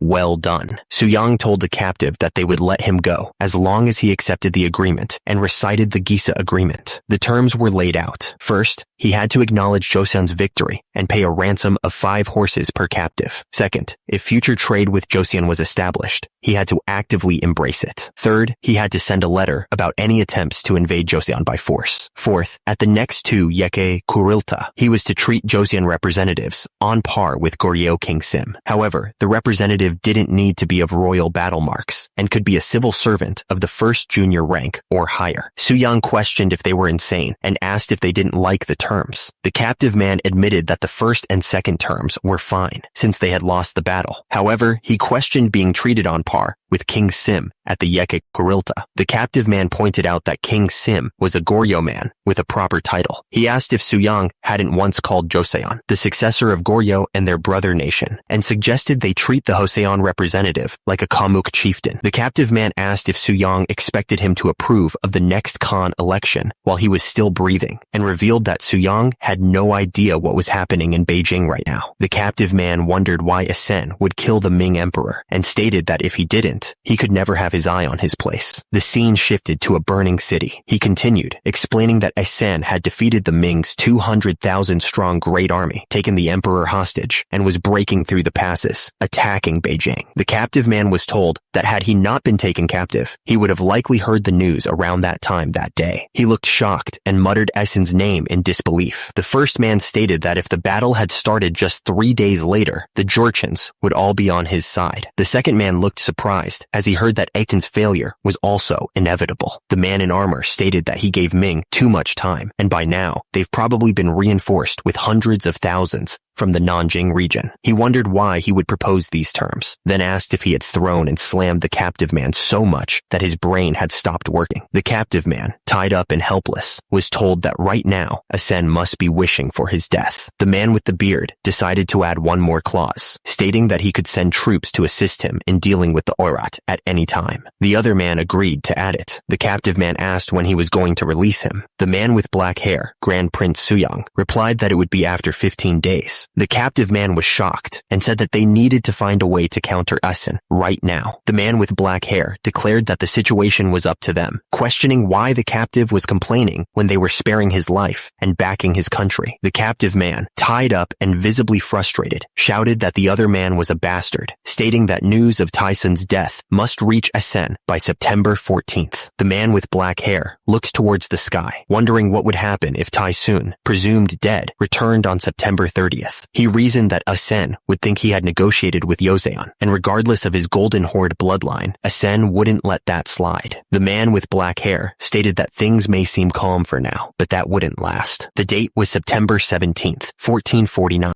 On the battlefield, a man with a shaved head and goatee yelled that everyone was too exhausted. The scale of the battle was immense, with the ground littered with the fallen. Despite the staggering losses inflicted upon the Ming forces, their ranks seemed endless, their soldiers constantly being replenished. The man in the battered armor declared that they would never breach the Forbidden City. Nearby, a warrior reported that Taishi was reporting in. A messenger announced that 100,000 more troops had arrived from the south. The man with long hair exclaimed that they had brought more men than arrows, confirming what they had heard at the Zijing Pass. The man with the winged helmet declared that they had 80 million subjects against their scant 100,000, with 1 in 5 men being a soldier. He asked if they were ready to face an 8 million strong army. The man with black hair grimaced, realizing that they were replenishing faster than they could kill them. A message arrived from the Khoit tribe stating that they would withdraw because of heavy losses, which caused the man to exclaim in disbelief. The man with black hair and a goatee remarked that those bastards were getting more skilled at handling cannons, to a level they couldn't ignore. The man with long brown hair and a goatee declared that even using the emperor as their last resort was proving useless. The soldier looked up, confused, and asked about the emperor. The man with the goatee clarified that he was referring to Yingzong Emperor's younger brother, Jingtai Emperor. The man with black hair and a goatee realized that they had already enthroned a new emperor, solving the problem with a major replacement. The man with the shaved head heard troubling rumors going around and asked what they were. The man with the beard and long hair declared that the Joseon army, victorious in the Liaodong region, was said to have finally killed the Khan, and with this momentum, they were going to march on Karakoram, the capital of the Mongol Empire. One of the men grabbed the other's shoulder and urged him to avenge the Khan and defend the Karakoram first. He argued that if they declared revenge for the Khan, all the tribes would unite, and not even Ming could withstand an invasion by an army of 300,000. At the Ming capital, one of the soldiers rushed to report to the chief eunuch with urgent news. He added that although the soldiers had taken quite a toll, they could still support the 20,000 regular ones left in Liaodong. The man in the red helmet then asked if the Joseon commander was the first junior rank official, Kim Jong-seo, and the other confirmed that he was. The man in the red helmet informed him that the enemy was preparing to retreat. Joseon had truly achieved something great. It was November 4th, 1449, in Hanyang, and the streets were packed. The people marveled at the cavalry's horses, noting that some of them were the fine steeds the enemy had ridden. One man wondered if they had captured over 10,000 of them. Back in the palace, the king smiled serenely as he heard that his people had prayed day and night for his safety. The king announced that Central Flank Commander Kim Hyo-seong would be promoted to the first junior rank Right Minister. Right Flank Commander Yi Jing-ok would keep his current position, as his merits and faults balanced out. Tyson Khan was officially missed. Yi Jing-uk, who took the blame, was a truly loyal man. For subduing the enemy leader and gaining the Jurchen's cooperation in the area, the king declared he would grant Grand Prince Suyang 1,000 gyul sikyup. Suyang responded that his royal grace knew no bounds, and that he owed everything to the body bestowed upon him by His Majesty the King. The king replied that he did great. King Sejong, in high spirits, exclaimed, "My boy." Meanwhile, the crown prince was pushing himself to the limit in the training yard. The trainer watched him with concern, telling the crown prince that he seemed to be pushing himself too much, and to please take it easy. The crown prince strained against the weight, saying that since his younger brother had subdued the enemy king, they would now pay attention to the king's body. The crown prince continued pushing himself, lifting weights that were more than most military officers could handle. He wondered if he should be lifting 1,000 gun by now, and how long it had been since he lifted 900. The trainer told His Highness the Crown Prince that he was more than enough, and there was no need to comfort him. The Crown Prince strained to say that he would assist him. The man in red armor stood amidst a field of red. He looked around, disoriented. He wondered where he was. Suddenly, a brutal attack slammed into him. He found himself surrounded by bodies, the scene painted in crimson. The man in red armor looked at his hand, unsure of what was happening. He wondered what was going on as he muttered, "What is this?" Suddenly, he was face to face with a battered man, his face covered in battle marks. The brutal man grabbed the wrist of the man in red armor, declaring that he should feel his pain. The man in red armor's eyes widened, a bead of sweat running down his face. Amidst a chaotic backdrop, someone cried out for their lord, asking if he was all right. Two individuals looked at each other with concern etched on their faces. Suyang, still catching his breath, muttered, "My lady." Suyang admitted that it was no wonder he was feeling shaken. After witnessing such brutal scenes of people being torn apart and heads exploding from his arrows, the woman in attendance suggested that the medicine wasn't working well, and perhaps they should build a new house. She added that frequent consumption of medicine could harm the body. Since it appeared to be a mental illness, she suggested offering prayers might help. Someone asked Suyang if he had coughed. At any rate, there was an order for him to return to the palace immediately. Suyang asked if his father had called for him, announcing his arrival. The man explained that through this winter mission, they planned to send a letter of advice to the new emperor of Ming. He wanted to know what the other man thought about it. The king of Joseon had concerns about matters at the border. Due to the chaos caused by the dogs, both countries had suffered greatly. He explained that the influence of the Ming Empire was easily seen by the Tatar, Iriankai, and the Jurchen. He requested that the Ming firmly establish their position in the Liaodong area and drive out the Dogze. He suggested that if they stationed 100,000 regular soldiers in Liaodong at all times, they wouldn't dare to invade Liaodong. Joseon pledged to eradicate the Dogze to uphold the great achievements of Ming. Suyang approached his father, the king, and announced that he had something to inform him. He explained that while it seemed they were bowing to Ming, there was a hidden meaning. He summarized that the losses in Liaodong were due to a lack of population, so the intent was to increase military strength by relocating people to Liaodong. Suyang added that if 2 million people were forcibly relocated to Liaodong, it would only be a loss for Ming. Liaodong was a barren land overrun by the Dogze.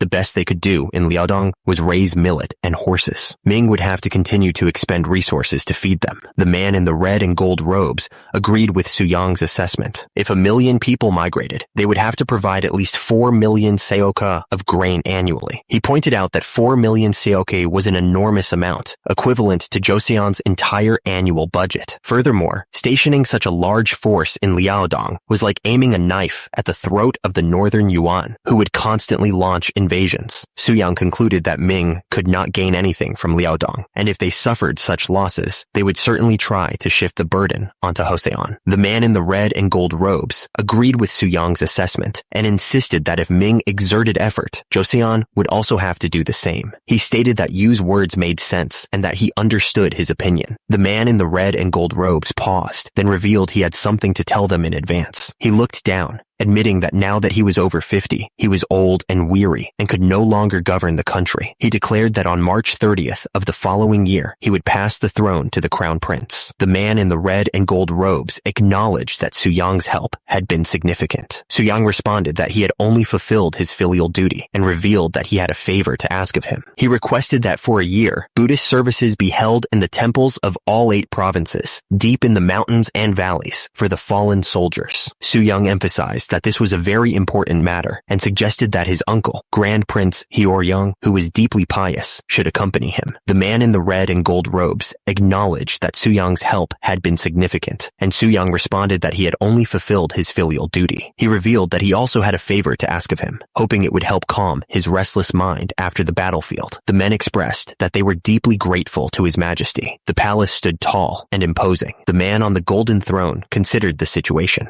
Joseon was now demanding to be paid for their fighting. The man in the red robes wondered if they were asking for help because they couldn't handle becoming enemies with the northern Yuan. He thought King Yi-do of Joseon must think this was an inevitable proposal. The man on the throne sighed, thinking about sending people to station 100,000 regular soldiers in Liaodong. He considered sending 2 million people, but knew that would incur significant losses. The cost of the relocation was an issue. He knew they would have to extend the Great Wall to where the people were relocating in Liaodong, and their national treasury was already running low due to the war. He asked them all for their input. The man on the golden throne considered the situation in Liaodong. He wondered if Joseon could handle the Jurchen, who survived by plundering. He knew that the late King Yi Songye had handled them well, but now they continued to fight. He realized that their intention was to solidify Liaodong and shift all the responsibilities, giving King Yi-do of Joseon all the land, 80 ari east of Tieling.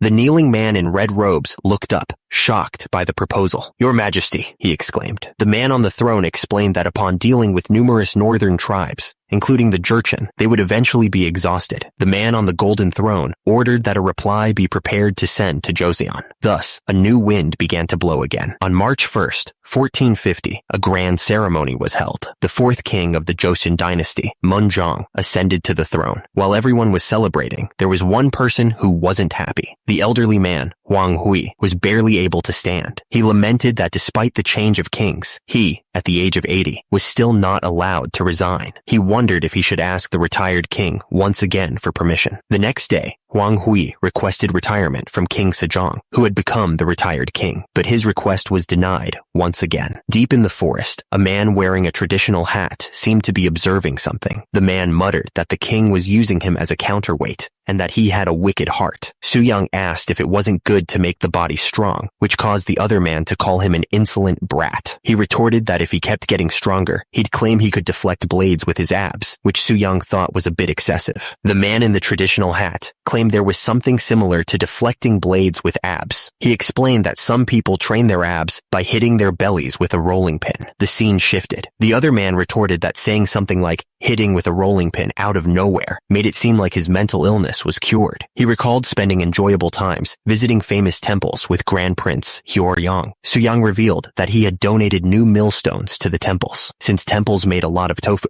they used millstones quite a bit. He had used the old millstones to make dumbbells, which turned out quite decent. And since these were light, high repetitions were the answer. He continued, if the Buddha statues looked too clumsy, Grand Prince Hyeoryong would ask you what he thought of the Buddha statue. Soo-young was furious, noticing a crack in the Buddha statue. He couldn't stand it any longer and demanded that someone be called to make a new one. He declared that they would call someone to make a luxurious Buddha statue, and he would be the model for the 4 heavenly kings statue, no exceptions. He thought to himself that it was very good. Soo-young was pleased that the 4 heavenly kings statue should be like this. Feeling at ease, he noted that it wasn't just a 4 heavenly kings statue, but a muscular, imposing 4 heavenly kings statue. Time passed, and it was soon the month of April. Soo-young received a letter stating that his older brother was sick, which surprised Joseon. He pointed out that Soo-young's older brother was also his great uncle, and he couldn't understand how such a healthy person could become ill. The man looked grave. He explained that the older brother had damaged his 2 front teeth, which had deeply saddened him. Since then, he had only been drinking, causing his health to deteriorate. Joseon agreed that teeth were one of the 5 senses, so it was understandable that he was deeply saddened. He added that he was nearing 60 and feared what would happen if his teeth were to go bad, then declared he could read faces quite well. They set off at a run. The man in black and red robes questioned why Soo-young was doing this when there was perfectly fine advice to follow, pointing out that he had only taught Grand Prince Hyeoryong simple exercises and bodyweight training. Later, the man on the left declared that the talk of face reading had made him curious to see his own fortune and asked if Suyang knew someone who could do it. He suggested they go to Gongnyungza temple instead of Woljongza temple, as he knew a very skilled person. The man in the straw hat had learned from Hamheo and monk Jacho. The man in the black hat asked how it went with the fortune teller, wondering if he was as skilled as rumored. The man in the lilac robe was excited, declaring that the rumors were true. He insisted that the man in the black hat should go see him as well, as he was incredibly skilled. He added that this was the first time he'd seen Grand Prince Yoryong so excited. Someone peeked through a wooden door and asked if anyone was there. A man in a brown robe sat in front of a golden statue. He said it was truly an honor to have such a distinguished guest, but he wasn't supposed to come at this time. Suyang wondered if it would have been better if he had come about 15 years later, because by then, the fortune teller wouldn't have the luxury to see fortunes. He continued, saying that in actual history, Saho Suyang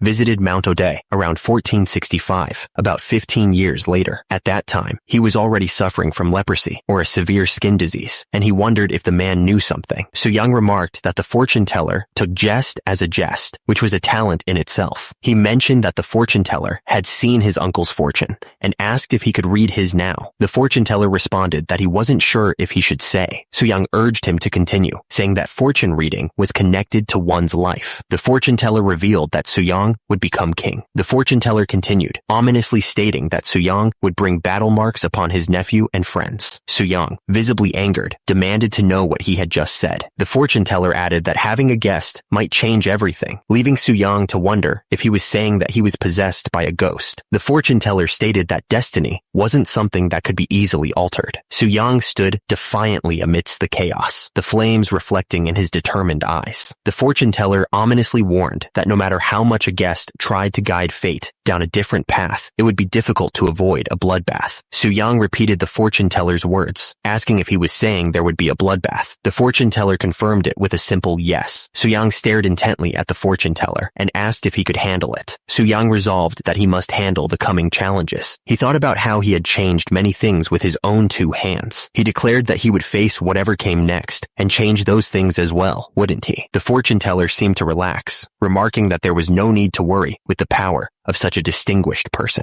The man in the red and gold robes stared intensely. Suyang knew that he must do everything in his power to change the future. He thought of all the things he had changed with his own two hands. He knew that he would surely create a new future, different from before. He clenched his fist, ready to face whatever came next. Yang walked down the path, his physique dwarfing the men in front of him. One of them asked if he came from the north. The man's eyes widened, recognizing him. He realized that this person was Grand Prince Suyang. The bald man kneeled before Suyang, stating that it was an honor to meet him and asking what would become of him if he kneeled here. The man thought that Suyang was like a divine general, a warrior of the heavens. Suyang stood in the courtyard, the elderly man beside him, looking up in awe. The bald man commented on Suyang's remarkable physique, then asked if he was one of the disciples. He clarified that those who had properly learned the immortal body training exceeded 2,000, and that there were also so-called Taoists, but they wouldn't call them disciples. The man clasped his hands together, thinking that if he could learn under someone like Suyang, and if those individuals passed on their teachings to others, he imagined that soon all Koreans would begin to grow stronger. The bald man looked up at Suyang, declaring that in the north, strength was the only answer. He added that even if it was too late for him, his son must not have any regrets. He asked Suyang if he would consider taking his son as a disciple, offering to make his sacred preparation that autumn and report to his majesty, who he was sure would approve. The bald man was overjoyed at the prospect of his son becoming a disciple of the king's brother, thanking Suyang profusely. Suyang thought to himself that the chief might not be worth teaching, but his children certainly were. He revealed that he had already discussed this matter with his elder brother. He wondered if they would be able to understand the martial body training, since they didn't even know how to read or study Confucian classics. Suyang reasoned that even if they didn't teach the Juchen chief, if they took in his children and taught them, their tribe's successor would, in essence, become one of their own.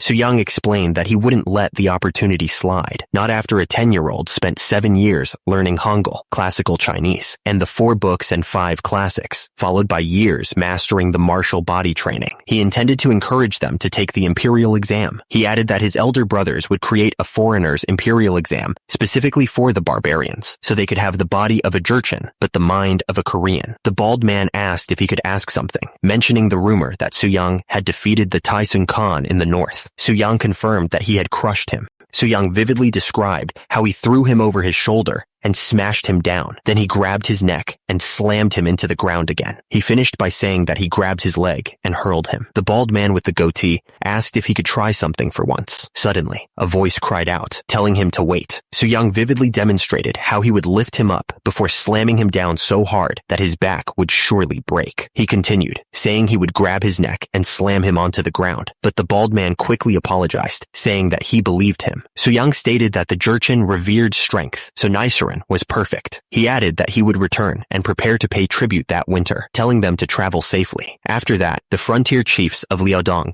came seeking him, but their suspicion crumbled before his muscles. He demonstrated his power by tearing apart armor with his bare hands. The men watching were astonished. They exclaimed that they, too, would pay tribute and asked him to take good care of their sons. Su-young called for Hukwu, saying he needed to train his waist. He declared that training with his body with such a colossal warhorse was a must. The Jurchen people revered strength, and Su-young had it in spades. They exclaimed that they, too, would pay tribute, even asking him to take good care of their sons, promising that even their sons could achieve half of what he had. Thus, over 30,000 Jurchen people came to pay tribute to Joseon. Back in the palace, King Munjong was impressed by Su-young's physique. He told him that seeing his robust physique put him at ease, asking if his sacred preparation went well. Su-young responded that he had faithfully carried out His Majesty's orders. However, he had closely reviewed the records of the battles fought in their northern borders and realized there were still many deficiencies in their army. Su-young humbly advised His Majesty not to interfere with matters regarding the northern border and the tributary troops. King Munjong responded that he knew, stating that they fought exceptionally well, so he had no intention of intervening. Su-young stated that the problem was the musketeers, questioning if any of the non-military officers knew how to use them, adding that firearms were meant for soldiers. One official vehemently disagreed. The officials explained that muskets were to be used alongside cannons, but no one knew how to do that. They pointed out the 7 steps required just to prepare them for use, asking if he could teach them easily. Su-young declared that they would separate the musketeers into a new unit, the Bureau of Firearms, stating that he had a good feeling about this. Su-young asked how many members the Bureau of Firearms would have, thinking about 500. He saw the potential, as the firearms enthusiast, King Munjong, was awakening. King Munjong humbly suggested setting a larger goal. He explained that with the compensation received from Ming in the national treasury, expanding from 500 to 1,000 might be reasonable. The king agreed that it was right to increase it. He added that the stallions, promised by the driven, had also adapted, so the number of military horses would surely increase. The official then asked if his total for the 3 lifts was really 850 gun, pointing out that just 2 years ago, it was 700 jun. Su-young was pleased to hear that listening to him had inspired the king to change his diet and work harder. He told him that he may simply call him Hyung instead of addressing him formally, although he knew that wouldn't be proper etiquette. King Munjong countered that if Su-young wished to be called Your Majesty, he would first need to lift 1,350 gun, or even 1,500, and then he could do so. He pointed out that the sum of his 3 minor lifts was 1,350 jun. The king laughed, calling Su-young a monstrous younger brother. But with so many Jurchen people coming, he wondered if they would have enough teachers. Among those fit to teach the Jurchen heirs, King Munjong recommended someone from Gangseohyun. He described him as a man of deep knowledge, with no greed and no official posts. In Gangseohyun, a messenger stood before a man with a long white beard, sitting at his desk. He told the man, who he addressed as teacher, that His Majesty had issued an edict. He urged him to read it, even if he was reluctant. The messenger's arrival was about to bring change, but elsewhere, children exclaimed in wonder. A muscular man carried them effortlessly on a bamboo pole. He told them that once they were done washing up, he would play a high throwing game with them. A woman told everyone to settle down, noting that their hair was in a queue hairstyle and asking if they could wear a braid. She exclaimed in delight, saying their faces were glowing. The children were eager to play throwing games, calling out to the muscular man. He reminded them that they needed to put on clothes first, and not to cry if they got scared. He prepared to launch one of the children skyward. With a mighty heave, he sent the child soaring through the air. The men held the sheet taut as the child began to fall back to earth. Su-young laughed as he sent the child skyward. He declared that this was how he would crush someone like Taisun Khan. One of the men wondered if Su-young was even human. He realized that with this method, he could serve both his father and mother at the same time, doubling his filial piety. A young boy looked up at Su-young, wondering when he would ever become like like him. Suyang told them that they would begin their training at 16, once their bones were fully set, and until then, they should listen carefully to their instructors. The students agreed. One of the men wondered what he was eating, complaining that it was bland and dense. Suyang told him to eat a lot of the meat, as it was essential to building a frail body like his. He then ordered them to go on a simple 10-li run. Suyang looked up, startled by the sudden commotion. He was disappointed that he had just gotten into his reading. An older man watched the Jurchen children, impressed by their skill. He exclaimed, "Oh my, this Jurchen kid is quite skilled." He wondered if this method could really improve learning. An uniform was thrust forward. He was instructed to put it on and follow, as they would test him on what he had learned that day. The man in blue robes looked nervous. He protested that they had only studied for one shikken twice that day, wondering how he was supposed to memorize all of it. He was warned that if he made mistakes, it would affect his progress in martial body training. He questioned what that even meant, and was told that martial body training started with 3-part training: chest, abs, and triceps, then back and biceps. He was informed that since it was his first time, he would lift 40 gun for 3 sets, focusing on shoulders and lower body. He was told that was if he didn't make any mistakes. What? The men continued to walk, leaving him behind. One of the men read aloud, stating that Zilu asked about governing, and Confucius said that he would definitely correct his name, calling a gentleman someone who, wait, the man realized that they had memorized all of that. The more shocking thing was that he remembered it too. A man called out to the king, Huang Hui, now nearing 90 years old, begged for pardon for his grave sin against the former king. King Munjong told him to stand up, saying he was worried about his health. Huang Hui explained that when the king was still the crown prince, he had presented his illegitimate son, Huang Jinho, to the palace and asked if he recalled. The king responded that it had been 11 years ago. The gold that King Yi Do received from the man on the golden throne was being moved. A man in red robes towered over Huang Zhongseng, calling him a sinner. He demanded to know where the rest of the gold had gone. Huang Zhongseng appeared utterly shocked, looked completely stunned. He stammered, demanding to know what was going on. The man in pink robes pointed an accusing finger. He shouted that the sinner had stolen golden goblets and treasures from the eastern palace. The man in pink robes leaned forward, his face red with anger. He demanded that Huang Zhongseng admit to the crime. Huang Zhongseng's eyes darted around nervously. He denied the accusation, claiming he hadn't acted alone. Huang Zhongseng turned to another man in the room, his face a mixture of fear and desperation. He said, "Brother, you too." Huang Zhongseng, still on his knees, pointed to someone else. He insisted that he only received what his younger brother had given him. He looked completely lost and confused. The accuser took a step forward, his robes rustling against the floor. He was ready to deliver his final judgment. The accuser's face was red with fury as he shouted that Huang Zhongseng wasn't even a Huang. He revealed that Huang Zhongseng was the child of some man named Zhou. The accuser pointed a finger, his voice dripping with disdain. He claimed he only took pity on Huang Zhongseng and raised him out of the goodness of his heart. The name Zhou Zhongseng echoed in the air, hanging over the palace. The implications of this revelation were heavy and undeniable. The man in the red robes stared down at Huang Zhongseng. He recalled seeing him at the Eastern Palace and believed he had been executed for his crimes. Then he asked if it was true that Huang Zhongseng was the illegitimate son of Huang Hui. Huang Zhongseng, still kneeling, admitted that he was. The man in red robes turned to the other officials. He pointed out that this was the crime of deceiving the king. There was no way Huang Zhongseng could avoid punishment. The system flashed a warning about deception, deceiving the king. The man in red robes stared intently, his expression unreadable. The tension in the room was so thick you could cut it with a knife. A few days earlier, at the National Confucius Palace, Grand Prince Suyang had paid him a visit. He remembered Suyang asking him something important. Grand Prince Suyang was in the middle of a brutal workout when he turned to the man in red robes. He asked him which law he thought was the most unjust in the kingdom. Grand Prince Suyang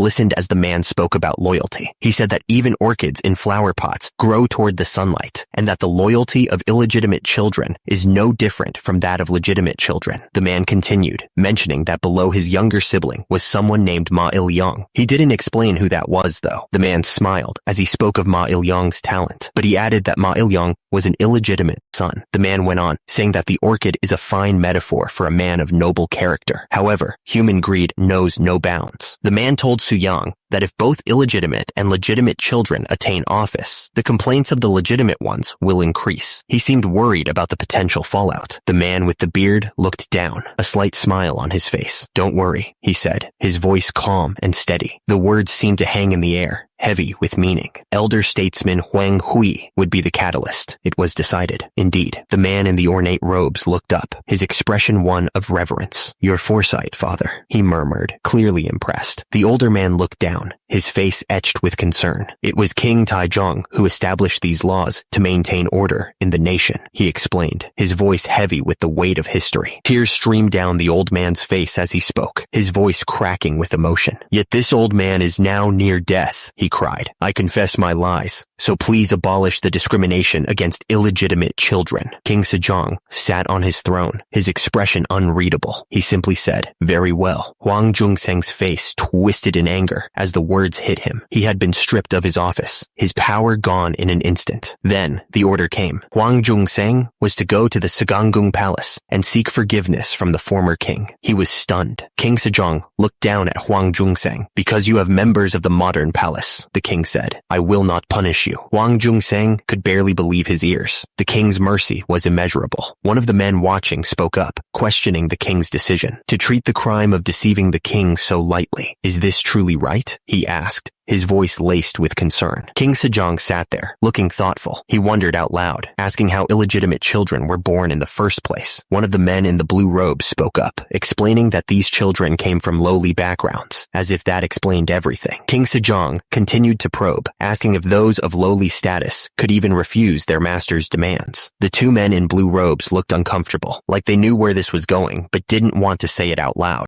King Sejong stood up, his voice full of conviction. "As a father, can you refuse to let your illegitimate son achieve success?" he asked, challenging the very foundation of their society. He declared that if illegitimate children were capable, they should also be able to rise to success. King Sejong shifted his posture, about to propose something new. The court officials looked up, waiting to hear what the king was about to suggest. King Sejong declared that for an illegitimate child to take the civil service exam, they would need to spend 3 years fighting the cold in the northern regions. They would also have to put in extra effort to educate the barbarians. Those born of concubines would have to do 5 years more. The court officials exchanged glances, realizing the implications of the new rules. One muttered that it should be enough to make even legitimate children complain. King Sejong then added that he was going to open a new path. He proposed that they must learn filial piety through martial body training, and that he would soon publish the Martial Body Training Manual. King Sejong smiled, announcing that it would be added to the civil service exam. Passing the preliminary round would open the way to official posts. The court official looked at the others, bringing up a sensitive topic. He asked if they should address the discrimination against illegitimate children while they were already discussing it. The official explained that the current law stated that if a slave had a child, the child inherited the mother's status. It was just how things were.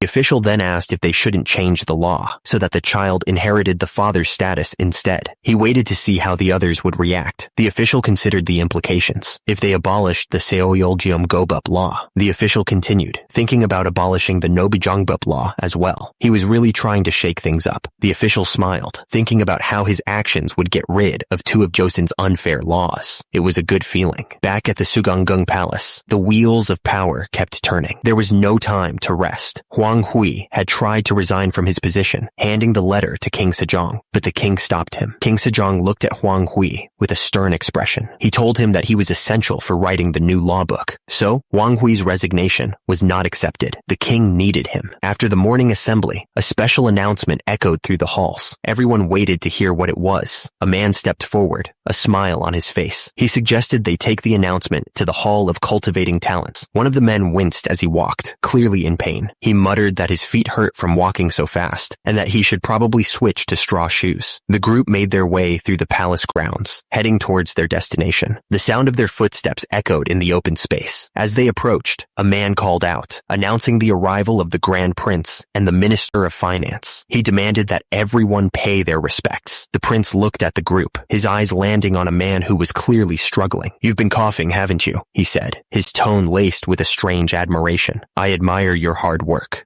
The prince didn't stop there. He gestured towards another man in the group. "Even that friend over there seems dazed. he pointed out, his eyes gleaming with a strange satisfaction. The man stared back, his face a mask of disbelief. He couldn't believe what he was hearing. The prince's smile widened as he watched the man struggle. "Sissy-up, stay strong," he said, though it sounded more like a taunt than encouragement. He seemed to relish in their pain. Even after leaving the Hall of Cultivating Talent, the man couldn't catch a break. "Even after leaving the Hall of Cultivating Talent, I still have to complete the martial body training, Sess," he thought, his mind reeling in disbelief. It was too much. A man stood on a platform, his face red with fury. He bellowed, "Bring in the sinners!" The guards wasted no time. They dragged the accused through the courtyard, the rough ropes biting into their skin. The men fell to their knees, begging for mercy. "Spare us," one cried. "It wasn't us. We've been wronged." The man on the platform leaned forward, his voice booming with anger. "Are you the ones who sullied the training corps exam?" he demanded. The accused men looked up, their faces etched with panic. "No," one of them stammered. "It's a misunderstanding." The man in red robes, his voice echoing through the courtyard, shouted, "Call in the witnesses." His command hung in the air, heavy with anticipation. Huang Zhengseng looked absolutely shocked. "Witnesses?" he stammered, sweat beading on his forehead. "Who?" Su Yang stood tall, his gaze fixed and unyielding. He looked like he was ready for a fight, his muscles bulging even under his. The man on the platform pointed at one of the accused, his face red with fury. "Former scholar of Yumjuk County, report in detail about everything that has happened so far. You scoundrel," he yelled. The man looked up, his expression unreadable. He seemed to be thinking hard about what he was going to say. Turns out, it all started some time ago. An agent of the Choi family, who were local gentry in Yumjuk, had come to visit. The man in pink robes approached a muscular man who was stretching with weights. "Are you a disciple of Grand Prince Suyang?" he asked. The muscular man looked up, sweat glistening on his brow. "Yes, I am. What's the matter?" The man in pink robes leaned in, lowering his voice. "You have a knack for physical movements, so could you teach a servant?" The man with the headband looked absolutely floored. He couldn't believe what he was hearing. "A servant? Are you serious?" he asked, his voice laced with disbelief. The man with the hat just smiled back. Turns out, it was the servant of the Choi family, named Chongguk. He looked pretty pleased with himself, but the man pointing knew better. It was only later that they learned that the man wasn't the servant Chongguk at all. He was about to drop a bombshell. The man pointing continued. He revealed that the so-called servant was actually a farmer from the neighboring area. The tied-up men looked stunned. The man with the headband's eyes widened. "No, Your Majesty, I have no connection to the former scholar," he shouted, clearly trying to distance himself from the situation.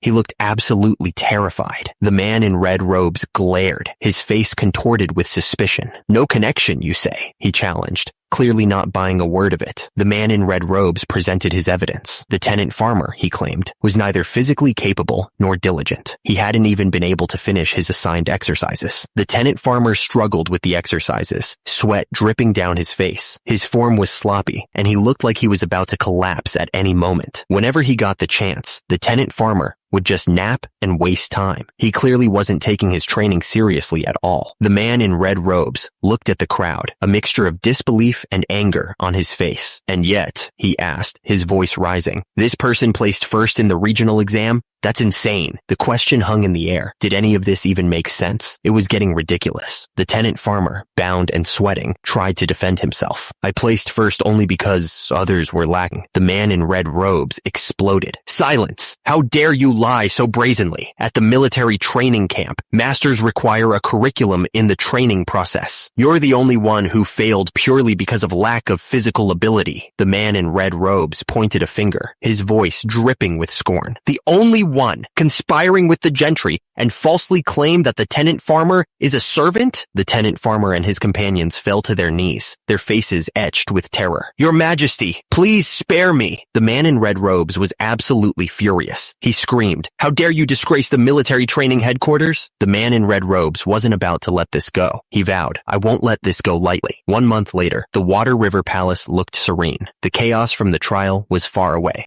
Su Yang sat with some officials at the table. He said, "Everyone thinks I raised the salaries for the household registry survey because of that incident." Su Yang smiled, holding up his cup. "But actually, it's groundwork to prevent misconduct through the Nobuyongbuk law." Su Yang paused mid-meal, looking completely caught off guard. He wondered what he had just heard. Su Yang smiled, clearly pleased with himself. He thought to himself that if even you didn't know his plan, he must have done a good job concealing it. Su Yang began to explain the history. He went back to the reign of King Taejong, when the Nobuyongbuk law was first put in place. Back then, female servants would have children with any free man. They then tried to send their children to other households, which nearly depleted the government-owned slaves. Those who sought to increase the numbers of slaves used their servants to assault free women. It caused unimaginable chaos. The men below begged the king to step in with his wisdom. They were desperate for him to make a decision. Eventually, King Taejong had no choice but to enforce the Nobijongmabub law. It was a law ensuring a child's status as a slave was determined by the mother's status. But if this happens, what then? Someone poured a drink into a cup. It was a quiet moment, a brief pause in the tension. The man holding the drink said that if there's a census register for slaves, any abuses could be identified and punished severely. He looked confident as he spoke. Grand Prince Suyang held his cup, his expression serious. He wanted to know what they planned to do with those who broke the new law. A voice answered with a single word: exile. The men sat in silence, the weight of the decision hanging heavy in the air. Grand Prince Suyang continued, explaining that they'd be punished by relocating their homes to the northern regions. He added that the lands they left behind would be worked on by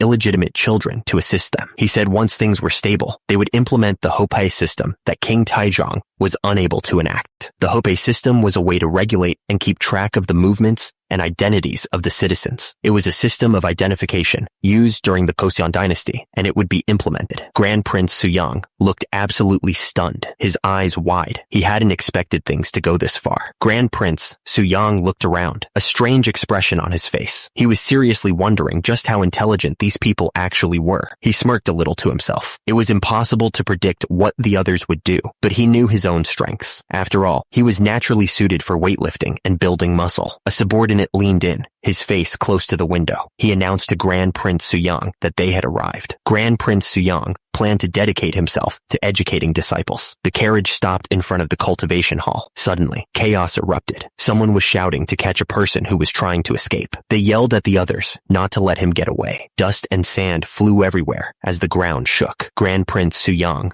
looked up, completely caught off guard by what he was seeing. Grand Prince Suyang's eyes widened. He was absolutely stunned. What is this? He thought. Turns out, it was a little kid riding a horse without a saddle. He was laughing like it was the most fun thing in the world. Someone shouted, "Please, spare me!" The kid was doing so well without a saddle, which was pretty impressive actually. The kid grinned from ear to ear. He was having the time of his life, completely carefree. The horse suddenly reared up on its hind legs, kicking up a cloud of dust. The man who'd been standing nearby went flying backwards, landing hard on the ground. Before he could even sit up, someone was already on top of him, throwing a punch straight into his face. He gasped as he felt the force of the blow. Then came the knee, smashing into his eye socket. Pain exploded behind his eyes, and he couldn't help but cry out. He tried to fight back, but strong hands grabbed him, squeezing the air from his lungs. He felt like his ribs were about to snap. As the beating continued, he could barely see through the blood in his eyes. In the distance, he could still hear the kid laughing as he rode the horse. The horse thrashed wildly, its hooves kicking up dust as it fought against the restraint. It was a beast of pure muscle and fury. The man on the horse remained firmly in the saddle, looking down at the guy he'd just knocked off. He seemed totally unfazed. The order came down like thunder. "Dismount! Immediately!" The man who gave the order was absolutely furious, his face red with rage. Someone took off running, desperate to get away from whatever was about to happen. He didn't even look back. Tears streamed down the man's face as he cried out, "Your Highness!" He was clearly terrified of what was coming. The rider looked down at the man he'd knocked off the horse, his expression unreadable. He demanded, "What has happened here?" The man explained, his voice strained, that recently the children had expressed a desire to learn physical training. He looked worried.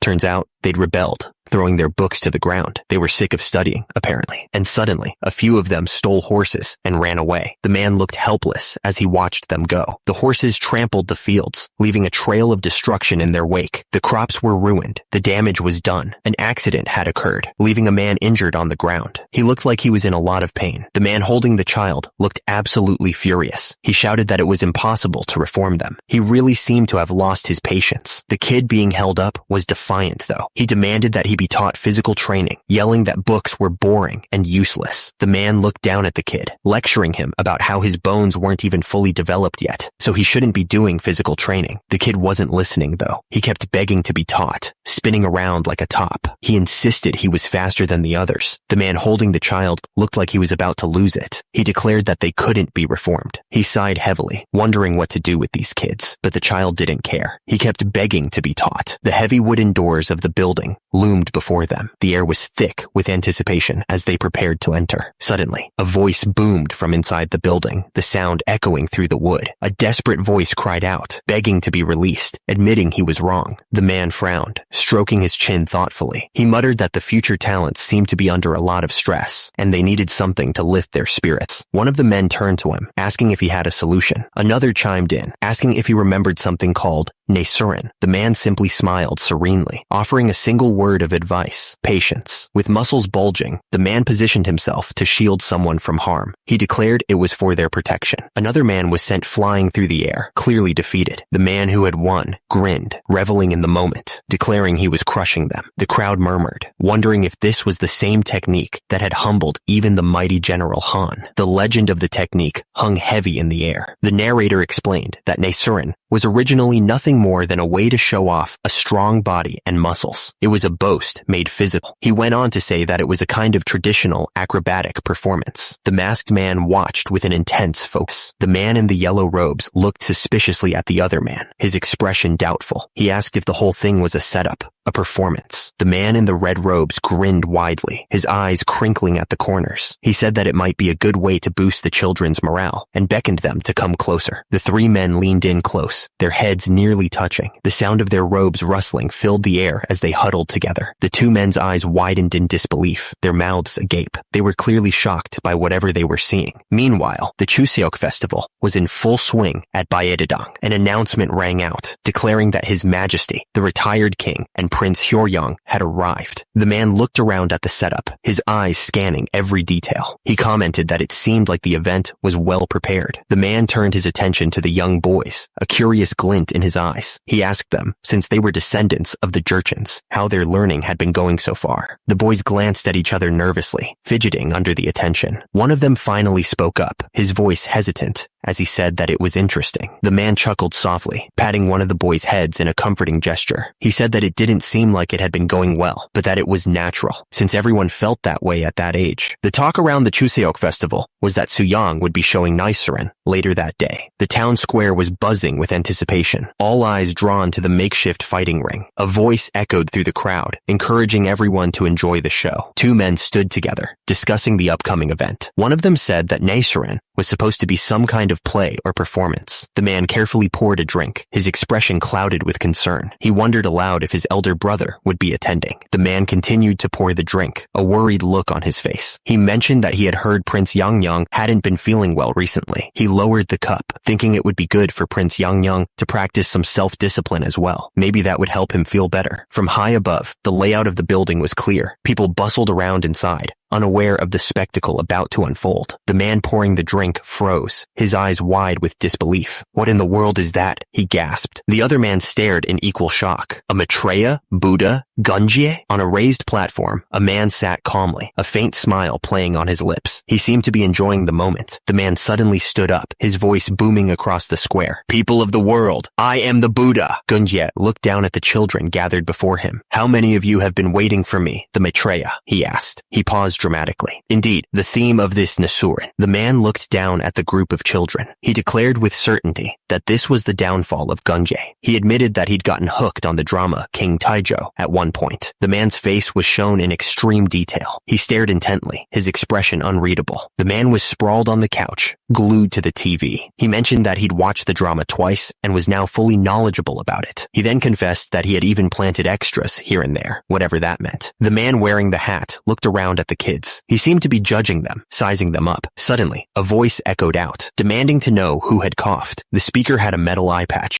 The overseer turned his head slightly, looking around at the children. He seemed annoyed by the interruption. A voice boomed out, accusing someone of having a mind full of evil spirits. The attacker swung a spiked club at the overseer, ready to strike him down. The overseer screamed, begging for his life to be spared. The overseer looked absolutely furious, his face red with rage. He demanded to know who dared to interrupt his clairvoyance with a cough. The man holding the children stepped forward, his voice booming with anger. He warned the overseer that he would not lay a hand on the children. The overseer turned back towards the man, his expression hardening. He ordered him to stop at once, his voice laced with authority. Two soldiers in armor stepped forward, their faces filled with outrage. They declared that they could no longer watch his tyranny, questioning how someone like him dared to call himself Maitreya. Two floating heads appeared, looking utterly embarrassed by the scene unfolding. One admitted that this was so embarrassing, and the other agreed. The children all stared up, their eyes wide with surprise. One of them shouted for everyone to look. A voice boomed out, declaring that what was about to happen was the true mark of the Maitreya. Suddenly, a massive bicep flexed, bulging with power. The crowd was stunned as Gunye shouted, "Haya!" The chest muscles rippled, catching the light. Gunye shouted that this was compassion. The voice declared that this was overflowing grace, leaving everyone confused. Gunye struck another pose,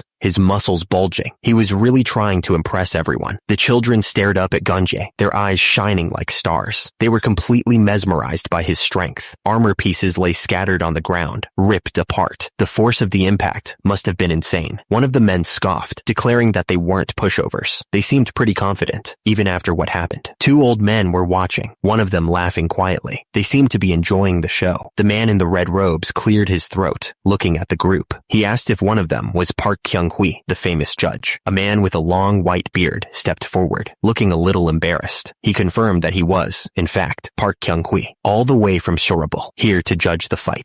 Gunye grinned, looking at Park Kyung-hui. He declared that he would leave the fight to the judge, then stepped back. A heavy wooden mallet was raised high, ready to strike. The air crackled with anticipation. Gunji got into a fighting stance, muscles tense and ready. He was a coiled spring, waiting to be unleashed. Gunji tensed every muscle, ready to unleash a brutal strike. He was about to show Park Kyung-hui just how serious he was. Gunji shouted at Park Kyung-hui to come and defeat him with his so-called clairvoyance. He looked absolutely confident. Gunje lunged forward, his muscles straining. He was about to deliver a crushing blow. Gunje pinned Park Kyung-hui to the ground, laughing. He declared that Park Kyung-hui was so weak that he didn't even need clairvoyance for this. Gunje raised his fist, ready to strike. He sneered that he would teach Park Kyung-hui a spell to escape suffering. Gunje crashed hard against the wooden floor, the air knocked out of him. He was completely helpless. A powerful chant echoed through the arena, filling the air with its ancient sound. It was a mantra of immense power.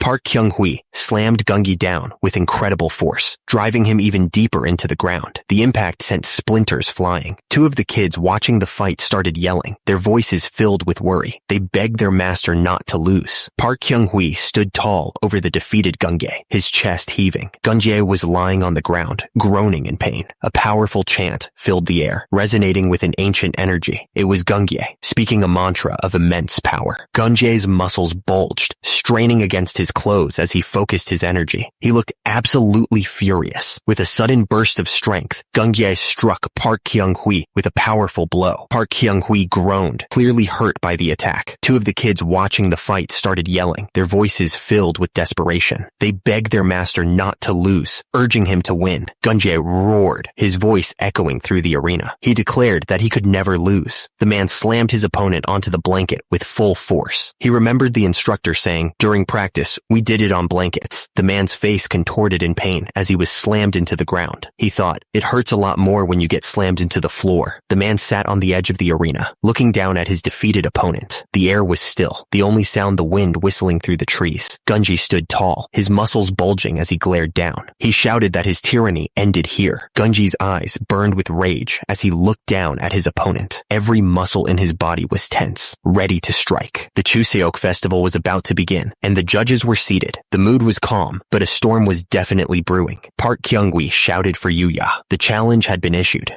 was sent flying through the air from the force of the punch. He shouted for his opponent to wait a second. Gunjae landed hard on the ground, looking up at Park Kyung-hui in shock. He couldn't believe how much power Park Kyung-hui had. A voice echoed through the arena, realizing that something had gone wrong. The speaker said that this wasn't in the script. Maitreya watched with a sinister smile. He seemed to be enjoying the unexpected turn of events. Park Kyung-hui didn't hesitate and delivered another punch. The force of the blow echoed through the arena as Gunjae crashed to the ground. Gunjae managed to block the punch, but the force was still intense. That hurt like hell, even though I blocked it, Gunjae said. Back in the stands, Yuya looked worried as he heard his name called out. Something was clearly not going according to plan. The men watched the fight with growing concern. They realized the situation was spiraling out of control. Did we defeat him? That line is off limits, one of them said. The two men grappled with each other, muscles straining with effort. The air was thick with tension as they fought for dominance. Locked in a tight hold, one of the fighters looked down at his opponent. "You're too naive," he said, a hint of pity in his voice. The force of the impact was like an explosion. The power behind it was immense. This Maitreya was something else. He arched his back, showing off his muscles. Even with just the strength of his back, it's more than enough. General Wang watched as the man prepared his next move. He yelled, "General Wang, I'll weaken Gunjae's strength." The two fighters were locked in a struggle. One of them shouted, "Please take him down." The man came crashing down on Gunjae with a kick. "Take this, Gunjae, lumbar erector muscle. So tasty, so eatable, Ming," he yelled. Gunjae crashed to the ground, the force of the kick sending a shockwave through his body. He groaned in pain, struggling to regain his composure after that savage blow. The man in the red robe looked absolutely shocked. He yelled, "This is foul play! Park Kyung-hui, what on earth are you doing?" The man in the black hat looked even more surprised. He stammered, "It made contact. Substitution approved." From above, the arena looked like a tiny stage, surrounded by rows of silent observers. The tension was so thick you could cut it with a knife. Two kids jumped up and down, cheering wildly. "Master, please punish him. Win! Win!" they shouted, standing tall and looking like he was ready to fight. The muscular man with the top knot announced himself. It was Dark Army General Nungsan. A voice echoed in his head, calm and collected. It said, "For now, let's buy some time." Gunjae, face contorted with rage, pointed a finger. He screamed, "You traitor! You joined hands with Wang Jian and betrayed me!" A thought flashed through his mind. He needed to recover his strength. He was in no shape to fight. The muscular man yelled back, dismissing Gunjae's accusations. "Calling me a traitor would be a waste of breath, you beast. Get lost." Behind him, someone shouted, "Well done." The man in the hat stared intently, lost in thought. You could tell something big was about to go down. One of the fighters yelled, egging the other on. "Come at me," he shouted, grinning like a maniac. The attacker crashed down on his opponent. The force of the blow sent shockwaves through the arena. Pinning his opponent to the ground, the man smirked. "Let's wrap this up now," he said, making it clear who was in charge. He didn't waste any time. He raised his leg and brought it down hard, ending the fight with a brutal kick. Gunjae roared, his face red with effort. He was putting everything he had into this next move. Park Kyung-hui didn't even flinch. He launched himself into the air, spinning like a top. His kick was aimed right at Gunjae's head. The two warriors crashed to the ground, landing hard. Both of them were out cold, not moving an inch. Park Kyung-hui slowly got back on his feet, flexing his muscles. "Gunjae has been defeated. His tyranny is over," he announced to the crowd. The crowd went wild, cheering at the top of their lungs. They had been waiting a long time for this moment, and the end of Gunjae's reign. Gunjae glared at Park Kyung-hui, his face twisted with rage. "You demonic scum," he spat, his voice full of hatred. Gunjae struggled to maintain his grip, yelling, "I am Maitreya, Gunjae strained against Park Kyung-hui's hold, shouting, "The one and only Maitreya in this world." An attendant rushed forward, clearly worried. "My lord, please calm down," he begged, his voice shaking. The grip tightened, knuckles turning white. The crowd held its breath, waiting to see what would happen next. Gunjae exploded in fury, his voice booming across the arena. "Silence! What kind of tone is that to use with Maitreya?" Gunjae's eyes were wild, his gaze intense and unsettling. He was clearly losing it. A strange sense of destiny seemed to hang in the air. The prophecy was clear. According to the script, Gunjae must rise in tyranny. Gunjae's face was a mask of grim determination. His eyes narrowed and focused. He was ready for what was to come. The end was already written. Gunji was destined to rise, but he was also destined to fall, and then be defeated. The two warriors grappled, muscles straining with the effort. Each man fought for dominance, their bodies locked in a test of pure strength. Park Kyung-hui looked down at his opponent, his expression grim. He declared, "It's over, Gunja." The older man in the audience looked shocked by the turn of events. He asked, "Did you watch carefully?" One of the men in the room nodded in agreement. "Yes," he exclaimed. Nichiren revolves around heroic tales. The men continued to discuss the nature of Nichiren. It was about showing off one's body and competing in skill. The man looked down at the student with a disappointed expression. He said that today's theme was the final moments of Gunge, but it was clear the student hadn't studied up on it. The boy looked up, confused. He asked if Gunji was that crazy monk he'd heard about. The voice continued, explaining that if he actually learned from the studies he hated so much, he'd actually enjoy Nichiren even more. The boy looked down at the book with distaste. He complained that he hated studying, though. The voice responded, pointing out that his masters, too, had fully mastered the 4 books and 3 classics. The man in front smiled, telling the other that they could start the martial body training afterward. The man behind him grinned in anticipation, clearly excited about the prospect. The student replied immediately, saying that even so, he wanted to learn quickly. He seemed impatient to get started. The man at the desk looked up, asking how much he needed to study. He was clearly trying to figure out how much work he was in for. The instructor smiled, explaining that they needed to study until they were 16. He added that they could begin the martial body training 5 years from now. The instructor asked if they would all study diligently. A chorus of voices responded with a resounding, "Yes!" The man kneeled low, bowing his head in apology. He said he was deeply sorry for causing them any concern. The man with the beard admitted he'd been on edge the whole time. He added that it must have been embarrassing for Shimidesa, who had come with them. The man with the beard bowed again, saying, "Amitabha." He explained that he'd apologized right after it was over, and supposed he'd have to make a big donation later to make up for it. The man looked up, asking where the other had read about the insane monk Gunye. He seemed curious about the source of the information.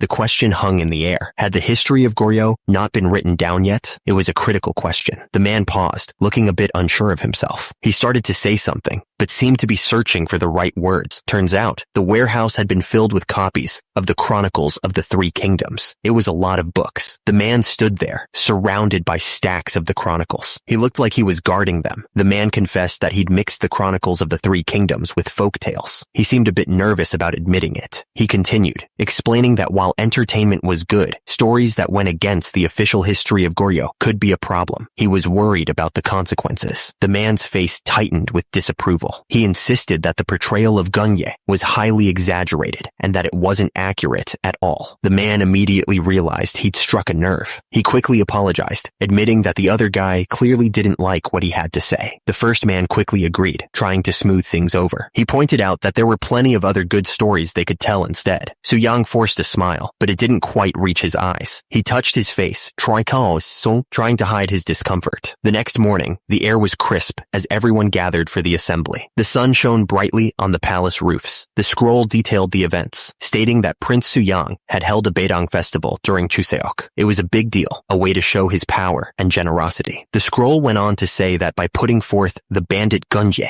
who claimed to be Maitreya, Prince Suyang was making a big mistake. It was like he was trying to start a riot or something. The guy in the robes looked up from the scroll, his face serious. He asked if Gunje had really performed Naosrin, like he couldn't believe someone would actually do that. Then, one of the officials spoke up, calling out Prince Suyang's name. You could feel the tension in the room as everyone waited to see what would happen next. The voice boomed, ordering Prince Suyang to step forward. He looked absolutely furious, but he had no choice but to obey. The little crying face popped up again, this time looking even more upset. It sobbed, "This time it's elder brother." The authority figure, sitting high on his throne, leaned forward. He was demanding to know what had happened during the last Chuseok at the Hall of Cultivating Talent. Shin Sul-young spoke, his voice filled with regret. He admitted that he had acted recklessly out of ignorance and arrogance, committing a foolish deed, but that if something wrong had been done, then punishment must follow. Out on the streets, things were getting stranger. Children with blindfolds and sticks were starting to gather. They were mimicking the thief Gunje, chanting, "Om Mani Padme Hum." It was like a weird game to them. them, but it was starting to spread. Back in the hall, Shin Soo-young finished his statement. He said that the children went around shouting about killing evil spirits, and that he was deeply sorry for all of it. Shin Soo-young looked up, a hint of desperation in his eyes. He was wondering what could even be done about something that was already in the past. The authority figure, sitting on his throne, spoke with a booming voice. He said that what Shin Soo-young had done was not even recorded in Goryeo history, so instead of punishment, he was ordered to revise the Goryeo history. Shin Soo-young listened intently, his expression unreadable. He knew that Goryeo history had been revised once, during King Taejong's reign, and twice, by the retired king. Another man spoke up, his voice somber. He added that on the third attempt, the work was left unfinished, hanging over them like a curse. The voice commanded them to gather those who were willing and start anew. It was a daunting task, but there was no way around it. The two men looked at each other, completely stunned. The news had hit them hard, and they didn't know how to react. The man in purple robes turned his head, his expression unreadable. He stared intently at the other man, lost in thought. The man in purple robes continued to watch, his gaze unwavering. He seemed to be trying to figure something out, but it was impossible to tell what he was thinking. The man's brow furrowed, a sense of unease washing over him. What is this? He wondered. Why does this feel so ominous? Suddenly, papers started flying everywhere, scattering across the library floor.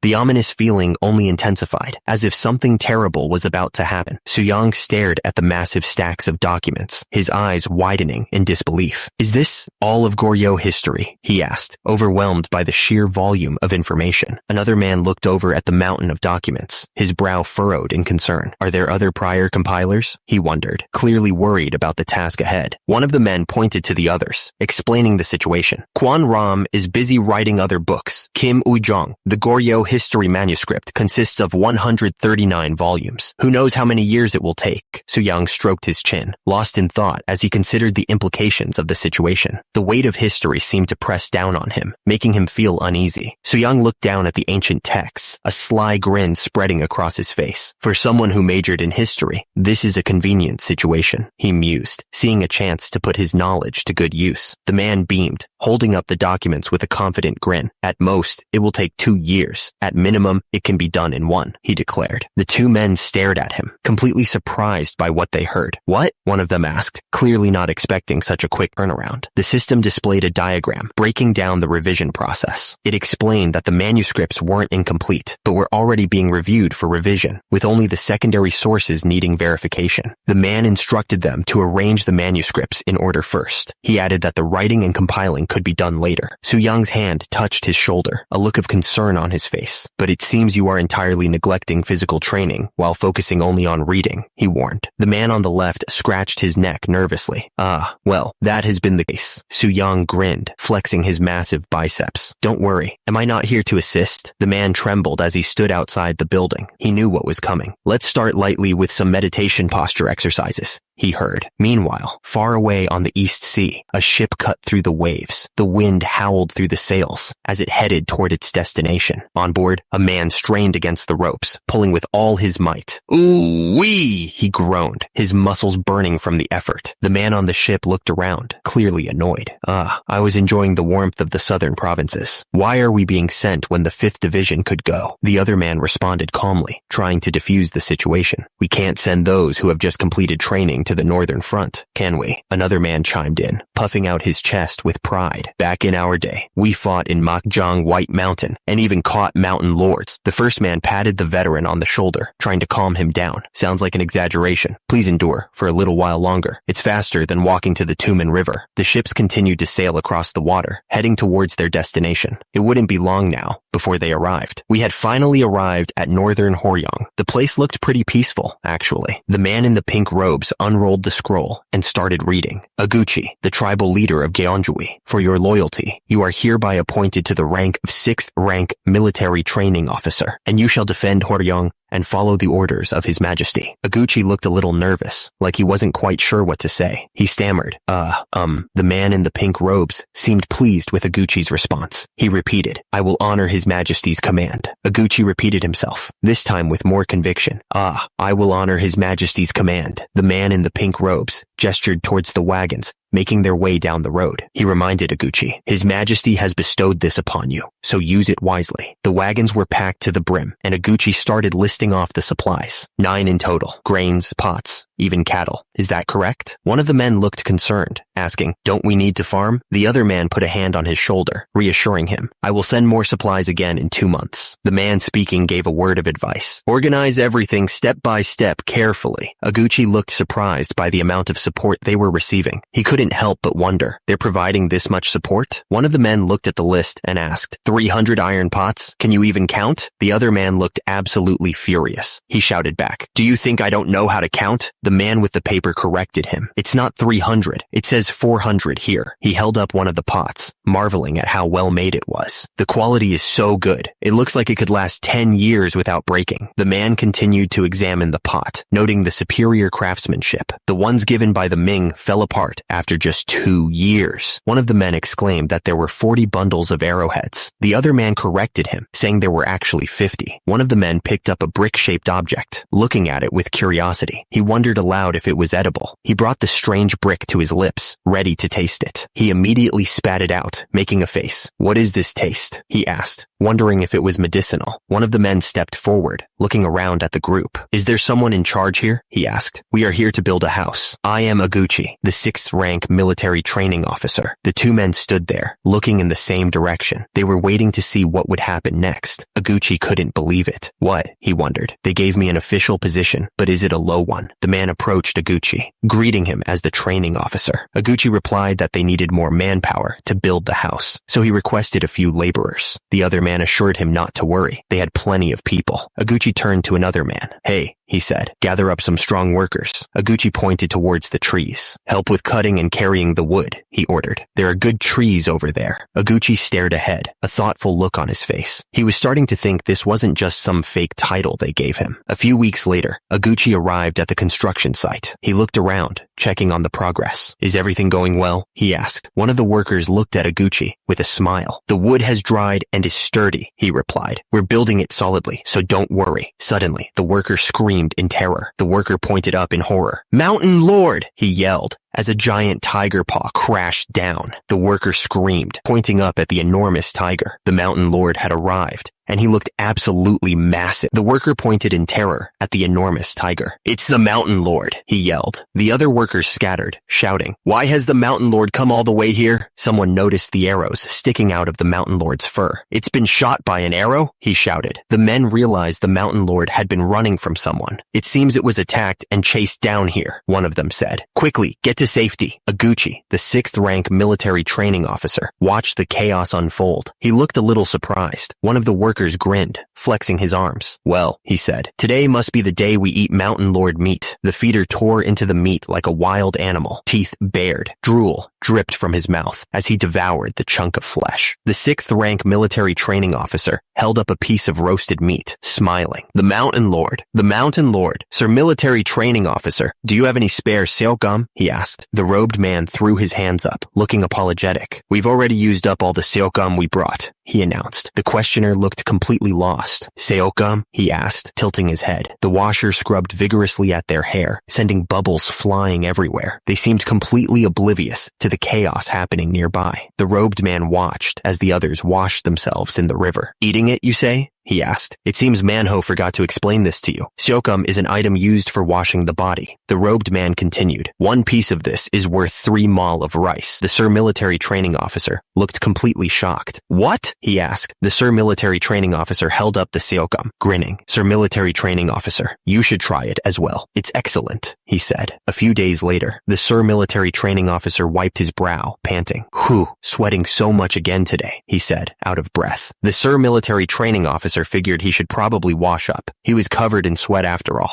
He stepped into the river, ready to cool off. But then he noticed the water was changing color, like something was mixing into it. Manhwa was already in the river, smiling like an idiot. "Ah, so refreshing," he said, sounding like he was having the time of his life. The system chimed in with a weird message. It was like the stream water had been through some serious stuff. Manhwa and the Sir Military Training Officer were scrubbing themselves with the seokgum, sending bubbles everywhere. They looked like they didn't have a care in the world. 2 months went by. Then, the man in pink robes announced to everyone, "There's a letter from the Hall of cultivating talent. The man in pink robes held up the letter. "Since you can't read, let me read it for you," he said, before reading the letter aloud. "Mother, Father, I'm doing well." The words hit home. A man and woman, listening to the letter, started to tear up, clearly missing their family. The letter continued, "Since I'm not yet 16 years old, I haven't started learning martial body training." Far from the letter's writer, two people were playing badminton. It was a simple game, but it was a good way to pass the time. He reflected on his training, thinking, "I either hit the feather or watch my teacher's internal meditation." The badminton player had tensed his body, preparing for the next move. He looked like he was putting all his energy into it. Nearby, his teacher focused intently, his muscles bulging. He looked ready to explode with energy. The student watched his teacher, thinking, "Someday, I hope to become like my teachers." The two men clashed, their bodies slamming together with a loud thud. The children watching cheered wildly, enjoying the display of strength. The two boys bumped fists, screaming in excitement. They were clearly celebrating a win, savoring the moment. The man looked up, admiring the sheer power of Grand Prince Suyang. He wanted to become just like him. The supplies from Gwangsonggon on Administrative District were late as hell, one of the men complained. He held a letter in his hands, remarking on how precious it was that someone was writing letters. Someone mentioned Jungwon, Administrative District. The name hung in the air. The man's eyes widened slightly, his expression shifting to concern. Something had just clicked in his mind. "I overheard that Gyeongwon Administrative District was a place you could reach by traveling along a mountain path. It was good information to have, in case we needed to go there. Turns out, on horseback, it would take 3 days to get there. That was good to know, since time was of the essence. I also heard that recently, the usage of sukkum had been increasing. I wondered why that was." The man in pink robes spoke up, explaining that they couldn't just wait for supplies to come from Joseon. He asked if it was possible for them to exchange supplies there as well. The man in pink robes agreed, but warned them not to cause any disturbances. He didn't want any trouble. "We finally made it to Gyeongwon Administrative District. The market was full of people trying to buy and sell all sorts of things. They were shouting, trying to get people to come take a look and telling them that they could bargain. Two men were checking out a pelt, but it was in bad shape. One of them pointed out that it had way too many arrow marks on it. Another man was trying to sell a different pelt. He said it was half price and the leopard skin was 3/5. It sounded like he was trying to make a deal. The man grimaced, complaining that whether it was the Joseon people or the Ming people, they all knew how to rip them off. He muttered something about 750 seok. Turns out, seok was a traditional Korean way to measure grains or rice. It was a common unit of measurement back then. The man proposed a price of 750 seok, even including deer antlers. The man in the purple robes argued that the Ming dynasty only paid about 150 seok. The man in the blue robes insisted that no one would offer a better price. The man in the purple robes threatened to find someone else. The man in the blue robes quickly tried to stop him. The man in the blue robes smiled, finally agreeing to the deal. Either way, the money would just be used to buy sokam and iron goods. The man in the purple robes grinned, a sinister look on his face. He offered to sell his goods at double the price, his eyes gleaming with greed. The man in the blue robes gestured impatiently. He demanded the other man bring the goods over immediately. The books were placed on the table. He looked at them closely, wondering what they were. The man in the purple robes held up a stack of papers. He explained that these could be taken to the government office and exchanged for rice, or used to buy other goods at nearby shops. The papers were handed over. The man receiving them said that he understood, but this place was so unstable, you see. The 6th rank military training officer stared down at the stack of papers in his hands. He couldn't believe they were using these scraps of paper as currency. The 6th rank military training officer looked up from the papers. There were a lot of soldiers around. The 6th rank military training officer turned to a soldier standing nearby.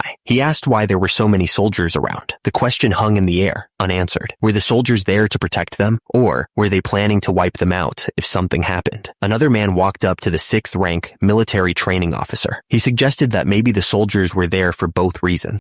The man shared a disturbing rumor. He said that a settlement of 300 households had been completely wiped out recently. Suddenly, there was a loud crash. The man was sent flying through the air, hitting the ground hard. The smell of alcohol filled the air. Two men were trying to hold down a drunk who was slurring that he didn't break the sword and that it was made like that originally. The drunk man clutched his head, looking completely out of it. He mumbled, asking for help. Meanwhile, on one side of Iguchi's village, the landscape was peaceful. The trees were green, and the river flowed calmly. The hooves kicked up dirt as the creature missed its target. He shouted in frustration that he missed it. The hunter pointed after the fleeing deer, yelling at the others to hurry and chase after them. The deer were already leaping away, further out of reach. One of the men sat down, refusing to chase after the deer. He complained that he couldn't do it, telling the others to go catch them quickly, annoyed that they even followed him. The hunter turned and told the lazy man to go back to his tribe. He was clearly furious at being slowed down. The man explained that he had to check the place he saw during the hunt a few days ago. He seemed determined to go there, despite the failed hunt. The 6th rank military training officer squinted, his brow furrowed in confusion. Something about this place was bothering him. He walked further down the mountain path, a strange feeling washing over him. Somehow, the terrain felt familiar, as if he'd walked this way before. The 6th rank military training officer stopped in his tracks, his boots sinking slightly into the soft earth. He muttered that this was it. The 6th rank military training officer's eyes widened, a jolt of recognition shooting through him. He realized that there was no doubt about it. The 6th rank military training officer stared at the spot, his mind racing. This was where something important had happened. The 6th rank military training officer sat there, the truth hitting him like a ton of bricks. He muttered that this was where their Ulyanghap used to live. This was the place. The 6th rank military training officer turned to the man and asked if Ulyanghap was his hometown. He waited, watching the man's reaction carefully. The man in the white robes confirmed that it was, but now, he explained, it was under the control of Ulyankap's forces. He added that this was before he was even born. The 6th rank military training officer paused, thinking for a moment. He remarked that he believed a distant relative named Monteomu used to live there. He asked if the man was aware of what happened to Monteomu. The man in the white robes explained that just because Monteomu was friendly with Joseon, the Ulyankap scumbags raided and killed him. He seemed angry as he spoke. The man with the beard looked up, his hands raised slightly as if in supplication. His face was etched with worry, the weight of the past heavy on his shoulders. The man in the blue robes pointed out that the man with the top knot was a relative of Monteomu. He watched the man's face, waiting for a reaction. The man in the blue robes continued, adding that the man with the top knot also had close ties with Joseon. He pressed the point, asking if that meant they could be targeted too. One of the soldiers looked up at the cliff above, his voice laced with fear. He pointed out that their enemies were right above them, ready to strike. The camera panned out, showing the vast expanse of the Gyeongwon administrative district. It looked peaceful from above, but they knew danger lurked. He held the teacup tightly, his knuckles white. He knew they were in danger. He simply said, "That's right." Gyeongbonbu Regional Commander Im Mong-jeon explained that the land once belonged to Monteomi, the leader of the Jeonju Left Guard. He looked serious, knowing the history was important. The man with the top knot argued that if they moved even a little towards the north, the Ulyankap scumbags would definitely come after them. He gestured wildly, clearly terrified. The man with the top knot looked desperate. He asked, voice cracking, if Joseon was even going to protect them. Gyeongbonbu Regional Commander Im Maeng-jeon looked at him sternly. He asked if the man had forgotten what His Majesty had said when they entered the court. The man in the hat stated their duty clearly. They were to subjugate the Haseo Jurchens and the wild Jurchens in the north, no matter the cost. The battle raged on, a whirlwind of steel and fury. One of the men shouted that they might be able to defeat Ulyankap in this fight. Another man looked up, his face etched with worry. He warned that even if they won, the enemy would unite under the excuse of revenge. High on a hill, a group of men looked down at the battlefield. One of them stated grimly that there were 3,000 of the enemy. No, 6,000. Elsewhere, a man stood in a room lined with books. He declared that the country had deliberately stationed them in Horyong. The man's words hung in the air, heavy with unspoken meaning. A voice echoed in disbelief, demanding to know what he had just said. The bald man's eyes widened, and he looked absolutely terrified. He realized the depth of the situation he was in. The man in the hat leaned forward, speaking with a low voice. He told the bald man that Monteomu's son had not avenged his father, but as his relative, he could be the one to do it. The man in the hat continued, saying that their country wouldn't directly get involved, but they would provide legitimate protection. The man in the red robes thought to himself, so that was why they granted him an official position, and showed favor to his tribe all this time. The man in the hat placed his finger on his chin,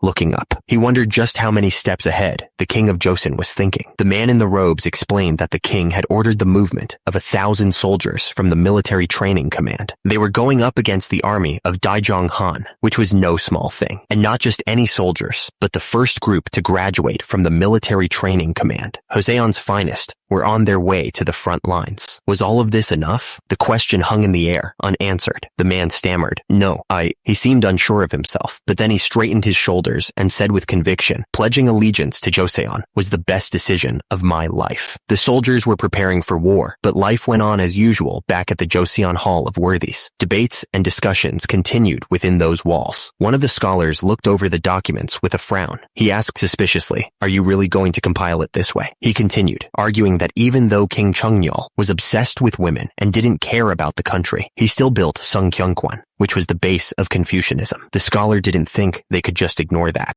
Another scholar held up a hand, ready to argue back. But the thing is, a third scholar, sitting with a book, seemed distracted. One of the others told him, "Can you really focus like this? Don't worry." The scholar stood there for a moment, thinking about what to say next. He was clearly trying to figure out the best way to make his point. The scholar looked at the document again, a frown forming on his face. He pointed at the writing and said, "More than that, isn't Myochiang being emphasized too much?" Another scholar chimed in, explaining that Myochiang was a Buddhist monk who had shaken up the ruling class of Goryeo and led the movement to relocate the capital. He added, "It's probably because he was a Buddhist." The first scholar's eyes widened as he processed the information. He realized something important had to be done. He slammed his hand on the table, startling the others. "It must be corrected," he shouted, his voice full of conviction. The voice was demanding a complete overhaul, not just of the text, but of the very way they carried themselves. It was a correction from top to toe, inside and out. The scholar in the red robes looked absolutely floored, his eyes wide with surprise. He shouted, "Yuya!" clearly caught off guard by something. The voice dripped with disdain, questioning the other person's ability to even grasp the meaning of the book. It was a harsh challenge to their intellect. The discussion ended as abruptly as it began, with a hand slamming down on the book. The sound echoed through the room, leaving no room for argument. The man in purple robes sighed, a hint of regret in his voice. "Well, I can read it well," he admitted, then added, "It was my mistake to make you focus only on reading books." The man in purple robes smiled, mentioning that assigning Monteomu's relative to Hoeryong was quite the move. He seemed pleased with the decision, as if it was a clever chess play. Grand Prince Suyang looked down, but his lips curved into a smile. He said that it was nothing compared to the strategies of his father, King Sejong. Turns out, even the seeds that Suyang brought had taken root. The grain harvest was increasing, which was good news for everyone. Someone mentioned that iron production had also increased significantly. It seemed like things were improving across the board. The number of warhorses had also risen in the northern frontier. It was a sign that Joseon was getting stronger. The man in purple robes laughed, saying that at this rate, he should change his posthumous title from Moonjong to Mujong. He seemed to find the idea genuinely funny. But then, the man in purple robes turned serious, pointing out that in Gyeongsang-do, the distribution of iron wasn't keeping up with production. It seemed like a serious problem.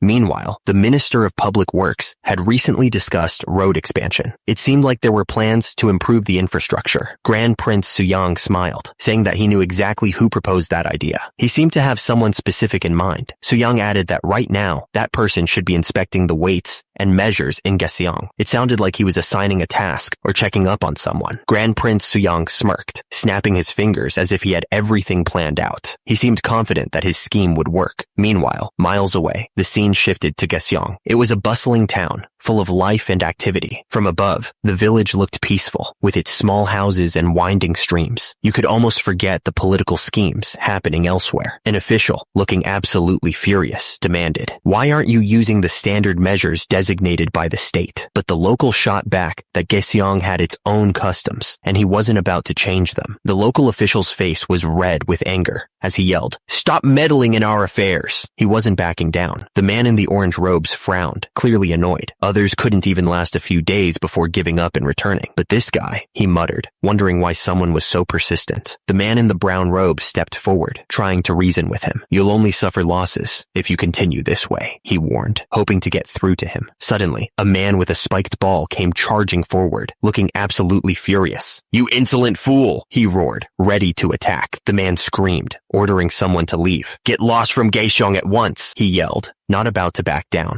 The man's eyes narrowed, a cruel smirk spreading across his face. "Show him what hardship really is," he said, clearly looking forward to the pain. The man's eye narrowed slightly, a silent sign that he understood the situation. He didn't need to say anything else. He drew back his fist, preparing to strike with full force. The veins in his arm bulged with tension. The punch landed squarely on the attacker, sending him flying backwards through the air. His spiked ball went spinning away. He watched as the attacker went flying, his expression unreadable beneath the shadow of his hat. The fight wasn't over yet, but he had definitely gained the upper hand. The attacker landed on the ground with a thud, his eyes wide with confusion. He couldn't believe he'd been taken down so easily. Huh? As he plunged into the water, the man remembered something. When I traveled with Grand Prince Suyang to the Ming Empire, he thought, the cold water shocking him back to reality. He remembered studying martial body training and observing their commerce. I personally observed there, he thought, his voice trailing off. Suddenly, the man's eyes widened in shock. "You must change your approach." "What?" he stammered, clearly taken aback by something. The other man held out a book. "It's a travel record from the Ming Empire," he explained, offering it forward. He looked off to the side, his expression thoughtful. He was clearly considering what he had just seen and heard. The man stared off into the distance, his face bruised. He was clearly thinking hard about what he'd just learned, trying to figure out his next move. Floating in the rushing water, the other man looked up, completely bewildered. "What in the world is muscle loss?" he yelled back. "You muscle." The village was quiet this morning, nestled among the trees. The thatched roofs of the houses made the place look like a field of golden mushrooms. At least something went right, I guess. I heard them say that they had managed to get one thing aligned correctly, which was a relief. The scribe sat at his desk, carefully writing in his book. He seemed calm and focused, as if nothing could distract him from his task. Grand Prince Suyang once said that reports should be written according to the 6 guiding principles to make them easier to understand. So let's follow that. That's what he always said anyway. One of the men, reaching for a book on the shelf, asked if the other was heading to the capital this time. The other man, who was sitting at the desk, said that he was. The man at the desk smiled, thinking about his upcoming trip. He was excited to finally see Grand Prince Suyang again. He was also hoping to get a chance to ask him if his self-studying had been effective. The other man looked over at him and said that he was really diligent. He seemed genuinely impressed by the other man's dedication. The man at the desk added that it would be great if Grand Prince Suyang could visit Gyeongsang and spread martial body training. He really believed in the benefits of the training. Sweat dripped down the man's face, his breath coming in ragged gasps. He looked absolutely exhausted. The Gyeongwon administrative district bustled with activity. Soldiers stood at attention, their presence a clear sign of the times. Hong Yun-seong greeted the man with a respectful bow. "It's an honor to meet you for the first time. Greetings to 6th rank military training officer Aguchi. I am Hong Yun-seong. Nice to meet you." Hong Yun-seong couldn't help but think that Aguchi was different from the other military trainees he had met so far. There was something about him that set him apart. Aguchi's gaze was piercing, intense. You could see the raw determination burning in his eyes. His gaze and aura, it was like that of a wild wolf, untamed, dangerous, and ready to strike. Grand Prince Suyang's face was like stone, his brow furrowed in thought. There was a grimness in his eyes, a hint of the burdens he carried. Hong Yun-seong explained the situation. The winds were strong, so they had to wait in Wongan for a few days before they could arrive. He gestured for them to sit. "Let's sit down, and you can fill me in on what's been happening." A steaming tea set was laid out, the delicate cups filled with fragrant liquid. Hong Yun-seong asked, "How have things been?" Aguchi reported on their progress. "We have subjugated 3 wild Jurchen villages. One village was almost completely wiped out." Hong Yun-seong leaned forward, his expression thoughtful. "Did they not gather together?" He paused. "Since we only targeted small groups, they haven't yet." The men sat around the table, their faces grim. One of them spoke, his voice low. "We haven't ventured too far in yet. We should conduct reconnaissance first." The speaker paused, his expression hardening. "There is a problem," he stated, the weight of his words hanging in the air. The man elaborated, his voice laced with concern. "We don't have skilled horse riders among us." Another man stroked his chin thoughtfully. "I see. Riding a horse and firing a matchlock gun at the same time wouldn't be possible." The man smiled, his eyes gleaming with confidence. "Don't worry. His Majesty has bestowed upon us a special device called a 1,000-league mirror." Inside the box was a strange device. They were told they would be giving these to the scouting unit. The instructions were simple. Look through it and see something far away. The men sat around the table, the 1,000-league mirror resting in the center. One of them picked it up, ready to test its capabilities. He put the device to his eye,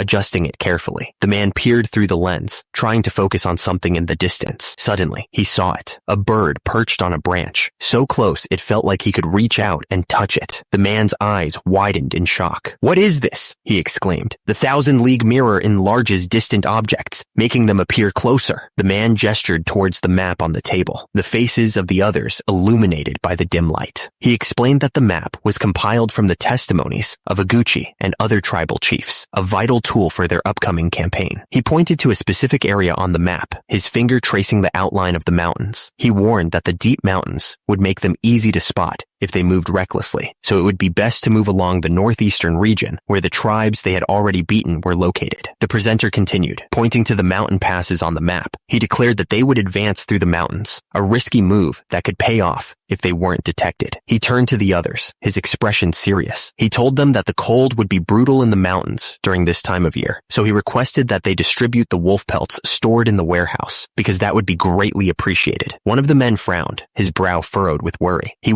wondered if their own tribesmen struggled with long marches on foot, so he asked if this plan would really be okay. 15 days had passed. The village was slowly transforming into a military outpost. The man gestured towards the building with a smile. He explained that this was the last building, and they could use it as a storage facility. The other man's face lit up with excitement. He exclaimed that the storage facility would be very useful, as they were in need of one lately, and addressed the first man as magistrate. Suddenly, a soldier arrived, his voice booming with news. He announced that the reconnaissance team had returned. The soldier marched forward, his face grim. His heavy steps echoed as he approached the magistrate, the news he carried weighing heavily on his shoulders. The soldier's words hung in the air, heavy with dread. It wasn't a wolf, he said, but something far worse. The magistrate looked up, his eyes wide with alarm. He clearly understood the implications of those words. The soldier's voice trembled as he spoke. That person was a mountain lord. The image of the mountain lord flashed in their minds, a terrifying figure with the spirit of a tiger looming behind him. His power was immense. The soldier continued, his voice heavy with regret. He explained that they had gathered information near Goyangsong and returned, but they had lost 2 men in the process. The man looked absolutely floored. He couldn't believe they had traveled that far through the mountains in just 15 days. And out of 100 men, only 2 had died. That's insane. The campsite was a small haven in a frozen world. The cold was truly brutal, biting through every layer of clothing. They used heated stones under the campfires to try and keep themselves warm, desperately trying to prevent frostbite. Every little bit helped. The observer scanned the horizon with his binoculars. It looked like the anicaps had only recently started showing movement. The 2 men were seen through the lens, but they didn't appear to be on the same page. They did not seem to be united yet. The man told the other that he had recorded everything in the report. He said that referring to it should be helpful. He seemed confident that they had prepared well. The bald man smiled, clearly relieved. In another month, the Tumen River would be completely frozen, he said. The man's excitement was building. He declared that they could cross the river and march immediately. The bald man turned to the 2 men and issued an order. He told them to inform all the tribes to stop plundering. The man's face hardened with determination. He declared that in 1 month, they would strike north. Iguchi began his speech, demanding everyone listen closely. He reminded them that their Jeonjui ancestors had lived in the northern frontier, descendants of Old Jokar. But then, seeking favor from the Ming dynasty, they had moved to Liaodong.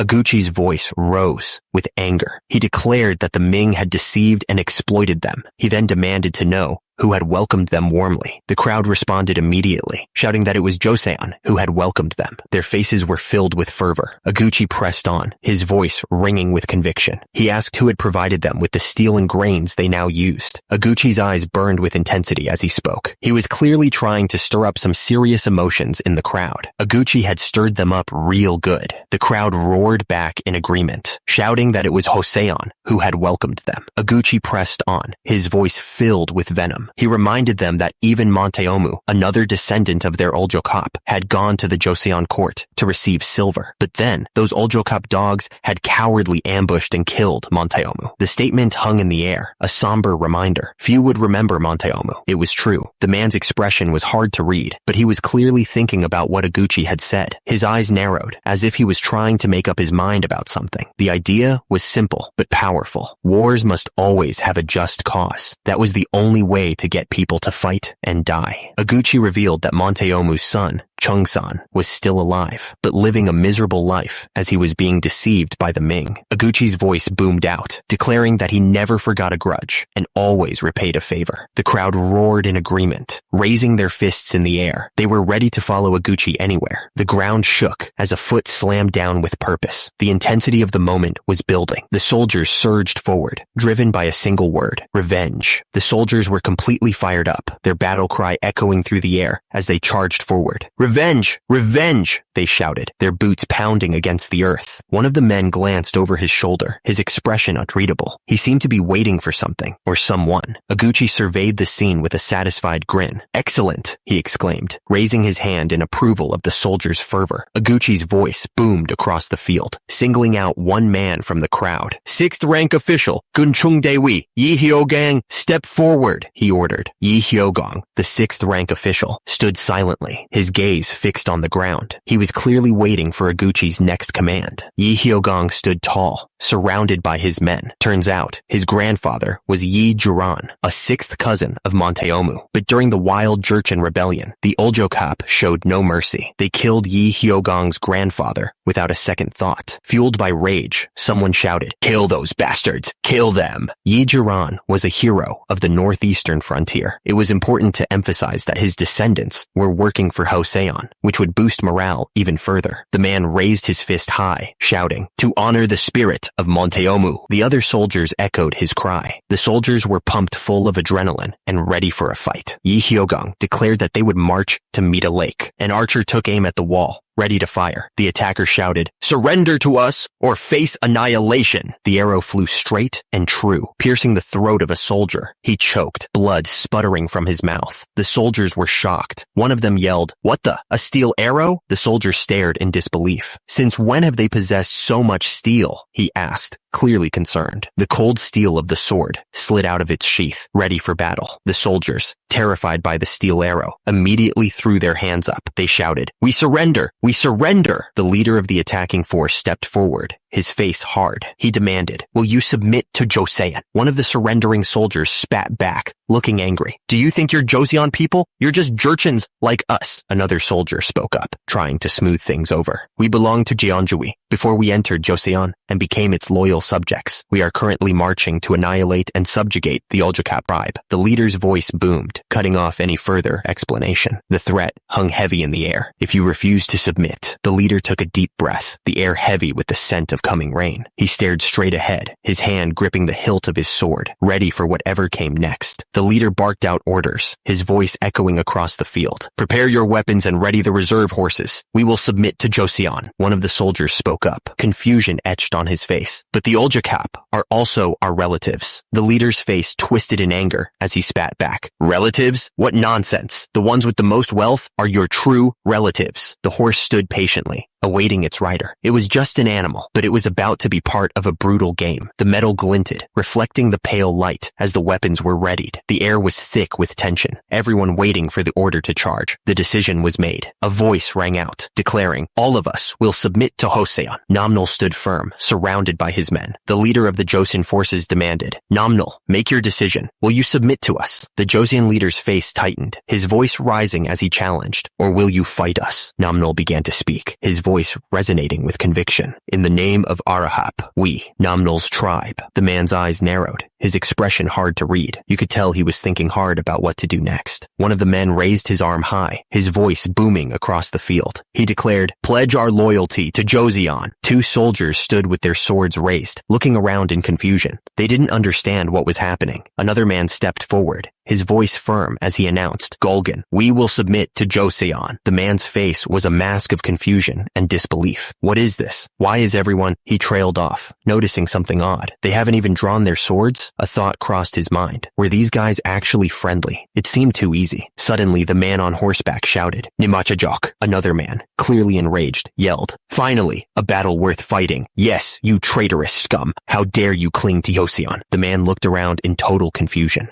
What is this? What's happening? Where are you going? Realizing how bad the situation was, the man knew he had to get out of there. He thought, this is bad. I have to escape. The soldiers gave chase, kicking up dust as they rode hard after the fleeing chieftain. "Over there! The chieftain is escaping," one of them shouted. Suddenly, a massive force slammed into the chieftain. He grunted in pain as the impact knocked the wind out of him. The chieftain was thrown from his horse, tumbling to the ground, dazed and confused. He looked up and wondered what the hell just hit him. Weapons clattered to the ground as the remaining soldiers threw down their swords and bows. "Surrender! We surrender!" they cried out, desperate to end the fighting. The man stared at the bags of food with a look of disbelief. "What is this? Is this what you really eat?" he asked, clearly surprised by the offering. He looked at the bag of oats with disgust. "Moldy oats and rotting barley," he muttered, clearly not impressed by the offering. The woman wrung her hands nervously. "The Wiso disappeared this summer, so we had nowhere to get food for the winter," she explained, her voice filled with anxiety. He listened intently, processing the information. The Wiso, he learned, was a location or supply base that had disappeared, leading to the current food shortages. One of the men spoke gravely. "The Ming eliminated all of the Wiso?" he asked, his voice laced with concern. Another man confirmed, "Yes, according to the gathered testimonies." The report continued, identifying a local leader. It said, the chieftain, Yadangi, of Olmigeo, near the Goyangsong region, was now a key player. The man looked absolutely furious. His face was red with anger. Turns out, the guy had been hoarding grains and refusing to give them out. Because of this, the soldiers from the 6 tribes were suffering. The thing is, those who had submitted were now eating twice as much as normal people. They were packing it away. They were eating like they hadn't seen food in years. It was a bit of a crazy sight. So, basically, they were in a situation where supplies were running short. It wasn't looking good for anyone.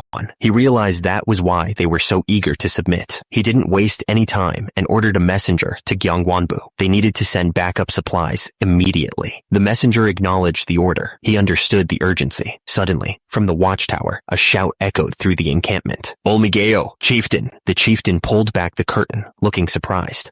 What's going on?" The soldier reported that Aguchi was marching with his forces. He claimed he would avenge Monteomu. The chieftain reacted in shock. Chieftain Yadongi looked absolutely furious. He couldn't believe what was happening and shouted, demanding to know what was going on. Chieftain Yadongi realized Ming had handed them over to Joseon. He cursed, knowing they wouldn't even be able to survive the coming winter. It was true that the Joseon forces wouldn't be able to hold out much longer either. Both sides were struggling. Chieftain Yadangi ordered his men to head up to Goyangsong. They needed to buy time, no matter the cost. 3 days later, the fortress stood against the harsh winter landscape. The order was given, and the cannons roared to life. A storm of steel arrows ripped through the air. The arrows slammed into the fortress walls, detonating in a series of violent explosions. Soldiers were sent flying through the air, screaming in terror as the force of the blasts tore them apart. The fortress wall crumbled under the relentless assault. The once imposing structure was now nothing more than a pile of rubble, creating a deadly angle. The Shingijeon missiles rained down, plunging diagonally through the collapsed wall. Nothing could stop the onslaught now. Trapped beneath the falling debris, the soldiers looked up in horror. One of them wondered if all of this had been part of the Joseon plan all along. The attacker stood below, looking up at the fortress. He bellowed, "Olmigeo, I will give you one last chance." His voice echoed through the valley, dismissing the past. Monteomu's grudge, he claimed, had long been a corpse. He continued to shout, his face red with anger. The only one left, he declared,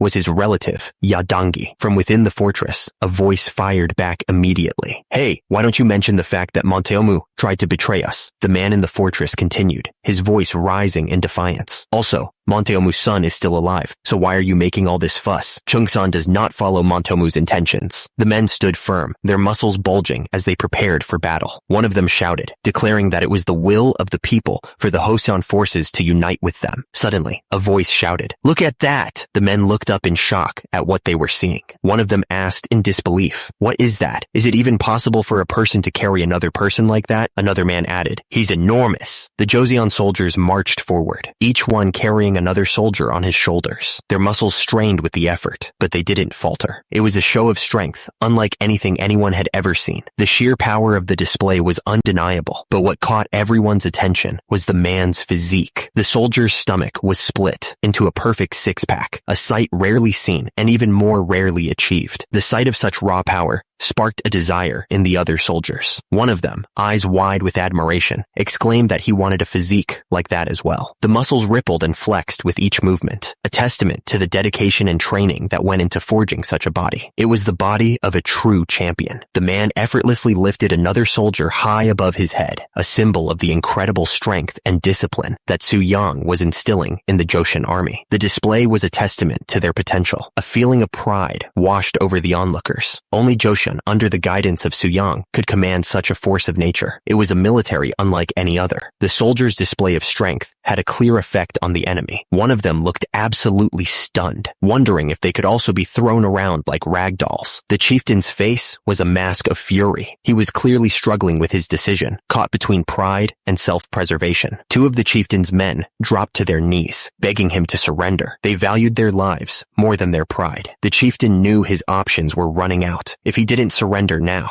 the chieftain realized his own men would carve him to pieces if he didn't surrender immediately. He was out of options. His hands tightened around the spear, knuckles turning white. He was ready for whatever was coming next. From high above, the enemy fortress was visible, and the soldiers below were finally waving white flags. They were shouting their surrender, finally giving in. Thanks to Hong Yun-seong's strategy, the Joseon forces minimized their losses. They had achieved a decisive victory, securing their position. January 1452. Winter had taken hold, covering the Joseon palace grounds in a blanket of snow. One of the men looked up from his book, his brow furrowed. "You've already gone through 50 volumes?" he asked, surprised. The other man smiled. "I haven't even finished 30% yet." The man with the book looked impressed. "That's truly impressive," he said, genuinely surprised. The other man waved his hand dismissively. "You're too kind." The smiling man leaned forward slightly. "I heard there's good news from the northern front this time," he said, his eyes gleaming with anticipation. The other man nodded in agreement. "That's right. The victory was decisive. Joseon, with only 2,000 troops, had subjugated 50,000 Jurchen households. Not only that, but they annihilated 1,500 households of Olmije,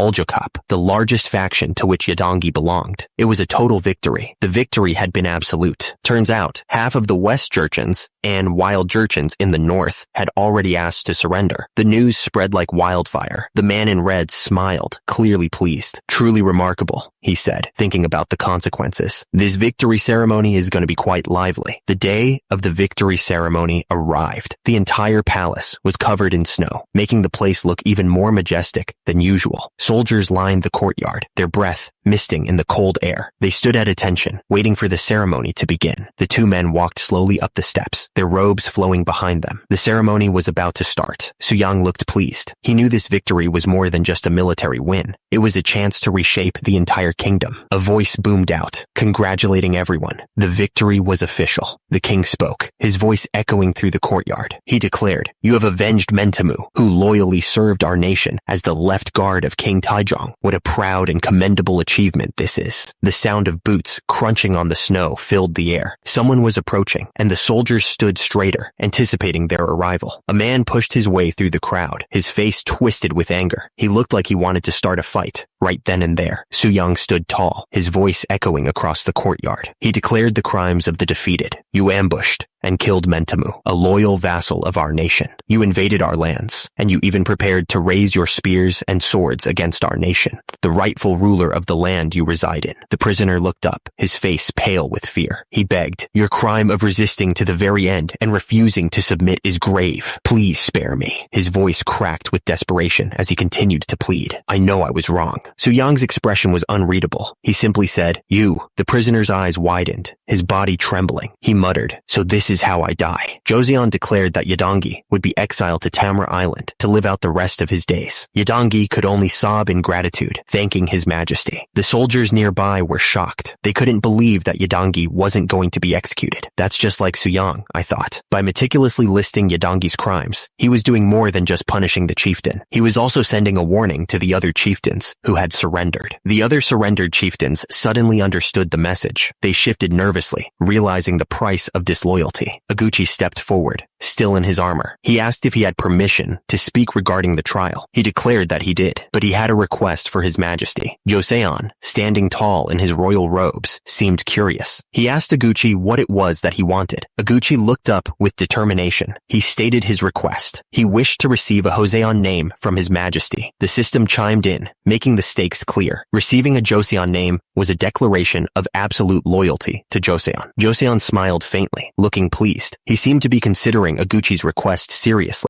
Joseon declared that in honor of Oguchi's unwavering loyalty and devotion to their nation, he would bestow upon him the name Zhang Chunggryol. He also appointed Zhang Chunggryol as the commander of Gyeongwon Prefecture. Zhang Chunggryol looked up, the weight of the new name settling on him. He repeated his new name, testing it out. Zhang Chunggryol declared that he would serve His Majesty with utmost loyalty, both in body and spirit. His voice echoed across the courtyard, a promise to the king and the nation. One of the Jurchen leaders suggested that the remaining Jurchens be sent into exile in the southern provinces, where they would spend their lives raising horses. Another Jurchen leader wondered if the southern provinces were too warm, suggesting that exile there would be more like a retirement. Joseon announced that Yi Mangjan would be appointed as a second senior rank military commander. Yi Mangjan looked pleased with the new position. The soldiers cheered, raising their fists in the air. Their hard work had paid off, and they were going to be rewarded for it. The palace stood silent, covered in a blanket of snow. The cold winter air hung heavy, a stark contrast to the warmth and celebration inside. Back inside the palace, Joseon sat on his throne, deep in thought. He turned to one of his advisors and asked what they planned to do with the newly subjugated wild Jurchens. One of the advisors stepped forward, his expression serious. He warned that if they treated the new Jurchens the same way they had treated Zhang Chunggryol's tribe, they would suffer great losses. Joseon stroked his chin, considering the options. He knew that treating the Jurchens differently could breed resentment. He suggested perhaps they could allow them easier access to trade as a way to ease tensions. The advisor explained that Ming had originally stationed Wiso in the area. The goal was to stop them from wandering further into their territory, since they couldn't manage all the land on their own. These Wiso military outposts had been set up to guard and defend the royal palace. The advisor suggested designating Goyang Fortress as a defense outpost. He added that sending merchants there would allow trade to flourish, which would help sustain their livelihoods.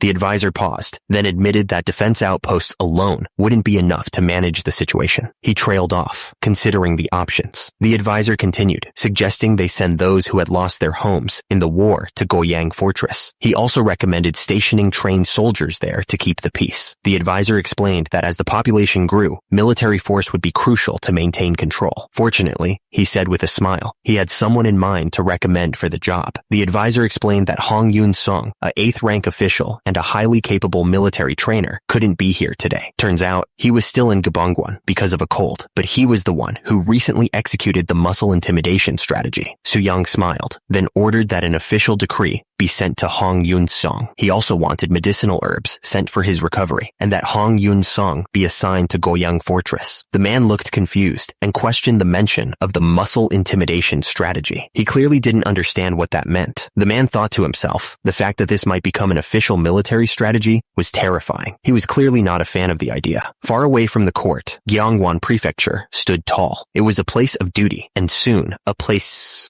for muscle. The man suddenly sneezed, covering his hand. He was clearly still suffering from that nasty cold. Another man approached Hong Yun-seong, looking concerned. He pointed out that the cold clearly hadn't gone away. He added that it wasn't surprising, considering Hong Yun-seong was training half exposed in the freezing weather. Hong Yun-seong started talking about the future. He said that once he went to the southern provinces this time, he'd really retire for good. He planned to settle in a quiet post, teaching the reserve forces. The other man smiled. He told Hong Yun-seong that he'd collect his stipend, get married, have children, and live a peaceful life. He said he was sure Hong Yun-seong would. But the truth was, Hong Yun-seong was dreaming an empty dream. It wasn't going to happen. The palanquin carrying someone important was approaching the Pei Timber Hall. It was a place of great significance. A man suddenly yelled out, "My son!" He was standing on one side of a badminton court, a net separating him from the other side. A young man looked up and smiled brightly. "Father," he called back, clearly happy to see him. The father approached his son, a wide grin spreading across his face. "My goodness, you've grown so much," he exclaimed, placing a hand on his son's head. Tears welled up in the father's father's eyes as he looked at his son. "I'm so proud of you," he said, his voice thick with emotion. One of the men bowed deeply to Jang Chungryul, asking him to look after the children. He insisted that the commander didn't need to be so formal with him. But Jang Chungryul bowed even lower, refusing to accept such familiarity. He insisted that a student shouldn't even step on his teacher's shadow and begged the man to stop. Rumors were spreading that Grand Prince Suyang's focus on physical fitness was even reforming the wild Jurchens. Apparently, his establishing the body's preparedness was even making Jurchen children practice filial piety. The Grand Prince Suyang paused, a flicker of doubt crossing his mind. But he sat there, muscles bulging, and wondered if filial piety even mattered if you weren't warm and well fed. What good was respect without basic sustenance? Grand Prince Suyang watched as the men trained, one of them clearly struggling. One of the men laughed, telling Sisiup that they had raised them up quite a bit, and that it was like 3 versus 500. He added that they only had 800 though. Suyang noticed that Sisiup didn't look well. He was sweating and looked pale.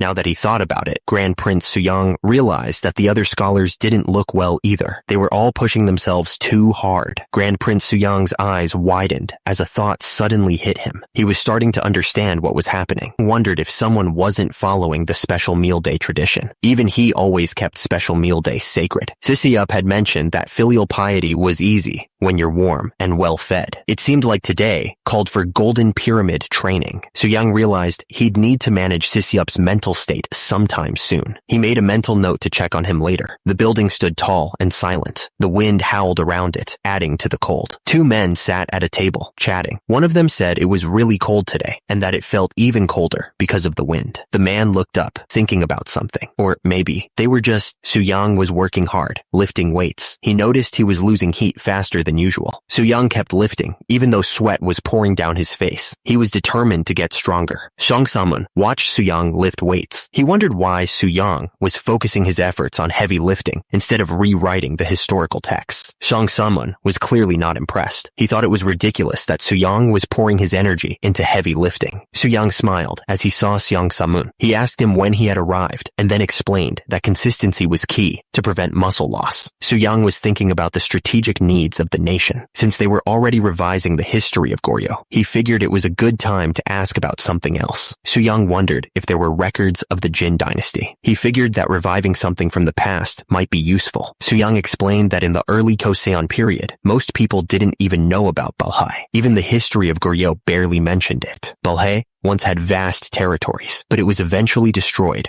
by the Khitans. It was a sad end to an once great kingdom. The last crown prince, Dae Gwanghyun, moved south to Gaogyeong with tens of thousands of refugees. It was a desperate attempt to find safety. King Sejong explained that refugees received the Wang surname from Goryeo. He figured that accepting refugees at the time must have been so urgent that they barely kept any proper records. Suyang decided that he would send someone to take over the historical revision work. He ordered that they head to Gaseong and search for any remaining records about Dai Guang Yan. The person acknowledged Suyang's orders. He understood what His Highness wanted him to do. Suyang thought for a moment. Then he decided that he would bring Sisup along, using this chance to manage his mental state as well. But first, it was time to properly celebrate Special Meal Day. He was definitely looking forward to it. Outside, snow fell softly on the tiled roofs of the traditional buildings. The winter air was crisp and cold. The food was a pale, sad-looking pile of mush. It was the opposite of everything Suyang believed in. Several men sat at their tables, quietly eating the bland meal. One of them was thinking about muscle growth, but he knew this food wouldn't help. Suyang looked absolutely furious. He demanded to know since when they had been instructed to eat like this. The man stammered that reducing fatty food and living simply was the proper way to live. He looked nervous under Suyang's intense gaze. Suyang was not happy. He reminded them that abstaining from meat for more than 3 months was bad for the body, even for scholars. He insisted that they needed to nourish themselves, not starve themselves. He added that occasionally indulging in rich foods eases both the body and mind. It would even help them progress further in establishing the body's readiness. Suyang declared that, with that in mind, today's special meal day was on him. Soo-young stood there, smiling, proud of his decision. He looked like a bodybuilder posing. The men were all eating and thanked Soo-young for the meal. They looked much happier now. Soo-young told them not to forget fiber and to wrap the meat with vegetables. The man eating happily agreed, calling him Grand Prince. Soo-young complimented Choi Baekjong on his pigs, saying they were really something else. Choi Baekjong replied that even if they were pricey, his pigs would never disappoint because they had been raised very cleanly. Soo-young said he would count on him for the next special meal day as well. Choi Baekjong replied that he could absolutely rely on him. He added that just 9 years ago, people avoided them like criminals. Choi Baekjong explained that after doubling their numbers and reforming, they were treated differently now. He added that pepper and spices were essential in meat dishes. Soo-young looked pleased. He was happy with the meal and the company. One of the men exclaimed that pepper was so precious. He had heard that pepper was worth almost as much as silver. They all stared at the food. Soo-young thought to himself that it was a good thing he had plenty of wealth. He blinked, a single drop of sweat rolling down his face. Soo-young told everyone to enjoy today, but he also said that starting tomorrow, they needed to get back to training hard. He watched them eat. Soo-young told Siseup that he would be accompanying him to Gaseong for about a month. Siseup looked confused and asked why he had to go. Soo-young explained that the officials at the Gaseong magistrate office had been practicing establishing the body's preparedness for the past year. He added that there was much for Siseup to learn by watching them. Siseup looked nervous as he thought to himself that he believed he could learn enough at Pei Timber Hall. He seemed unsure. Siseup's hands clenched tightly onto his clothes. He was trying to calm himself, but it wasn't working. Soo-young told Siseup not to be too nervous, saying it wouldn't be that hard. Siseup wondered how he could possibly keep a light heart when traveling with the second prince. They were headed to the Tumen River. The river cut through the landscape. Siseup took a step forward. The journey to Gaeseong had begun. The men wondered if Hong Hyung had recovered from his cold yet. One of them didn't think he would be getting better anytime soon in weather this cold. Meanwhile, Hong Hyung was resting by the heated wall. The warmth seemed to be helping him recover. Turns out the Jurchens were good at everything except farming. They even heated stones and placed them on ice to drill holes for fishing, which was pretty smart. Someone mentioned that a Jurchen discovered the fertile black soil of Cheongdok Mountain. Another man asked if he meant the place called Aoji. One of the men looked towards the mountain and wondered why they had been called this time. The reason for their journey was still a mystery. Lee Gyeongchang looked up, curious. He asked what exactly they had found that was so strange. Hoshinai spoke, looking up. He explained that they were digging for black soil across the river when they found something odd. Lee Gyeongchang and Hoshinai stood in the snowy landscape. One of them pointed out that the ground should be too frozen for pickaxes, so they had burned wood to thaw it before digging. The men examined a stone. At first glance, it seemed ordinary, but then they realized it was shaped deliberately with a chisel. It looked like there used to be a building there. Lee Gyeongchang looked through a spyglass. He pointed out that there were multiple pits dug to extract black soil, and they had found these stones in each one. Finding it in one place might indicate a building, but finding it in several spots seemed odd. He wondered if they might find treasures if they dug further. Judging by the rows of hills, something didn't seem right. Maybe they weren't hills at all. Lee Gyeongchang realized that this might have been the site of an ancient fortress. The implications of such a discovery hung in the air between them. The official decided he would report this issue to Hanyang. In the meantime, he ordered them to clear this area, promising that they would be rewarded for this discovery. The man without the beard pumped his fist, excited about the rewards. The other man just smirked, knowing he'd be the one getting most of the credit. A few days later, they were in the Hall of Worthies. The atmosphere was tense with anticipation. The courtyard was bustling with activity. Two men walked purposefully across the stone pavement, while another figure lingered in the distance. Seong Samun sat at the table, surrounded by stacks of books. He announced that he had come by royal decree to assist with the historical revision. Someone stepped into the Hall of Worthies. The air was thick with anticipation. The man introduced himself as Seong Samun, a royal tutor. His arrival was met with a mix of curiosity and respect. Siseup welcomed Seong Samun, praising his scholarly excellence. He added that he had heard many praises of the royal tutor. Seong Samun spoke to Siseup. He said he'd learned a great deal from watching your highness. Seong Samun continued, explaining that his improving reputation had made him a target of political caution. Historically, he and Siseup would become fierce rivals. Siseup was left wondering what the dispatch really meant. He looked absolutely suspicious. The room was packed with books, stacked high on every surface. It was a place of learning and knowledge, a place where great minds gathered. The man stepped forward, his boots planted firmly on the ground. He announced that he'd read the manual on body's preparedness. He paused, looking looking up with sincerity. It was clear he meant every word. Xiang Saman gushed about how exceptional the body's preparedness manual was. He admitted he'd read it over and over. Su Yang smiled, relieved. He thanked Xiang Saman and thought to himself that he was exactly the kind of talent he wanted to recruit. So Xiang Saman explained that he'd stopped by to grab some books before heading to Gyeonggang province. Su Yang nodded, understanding what he meant. He invited Xiang Saman to come inside. Su Yang greeted Xiang Saman, mentioning that they had met outside. He asked if Xiang Saman had been doing well. He looked genuinely happy to see him. Xiang Saman had heard that Su Yang was returning from Gyeonggang and would be inspecting the training centers in Gyeonggang province. Xiang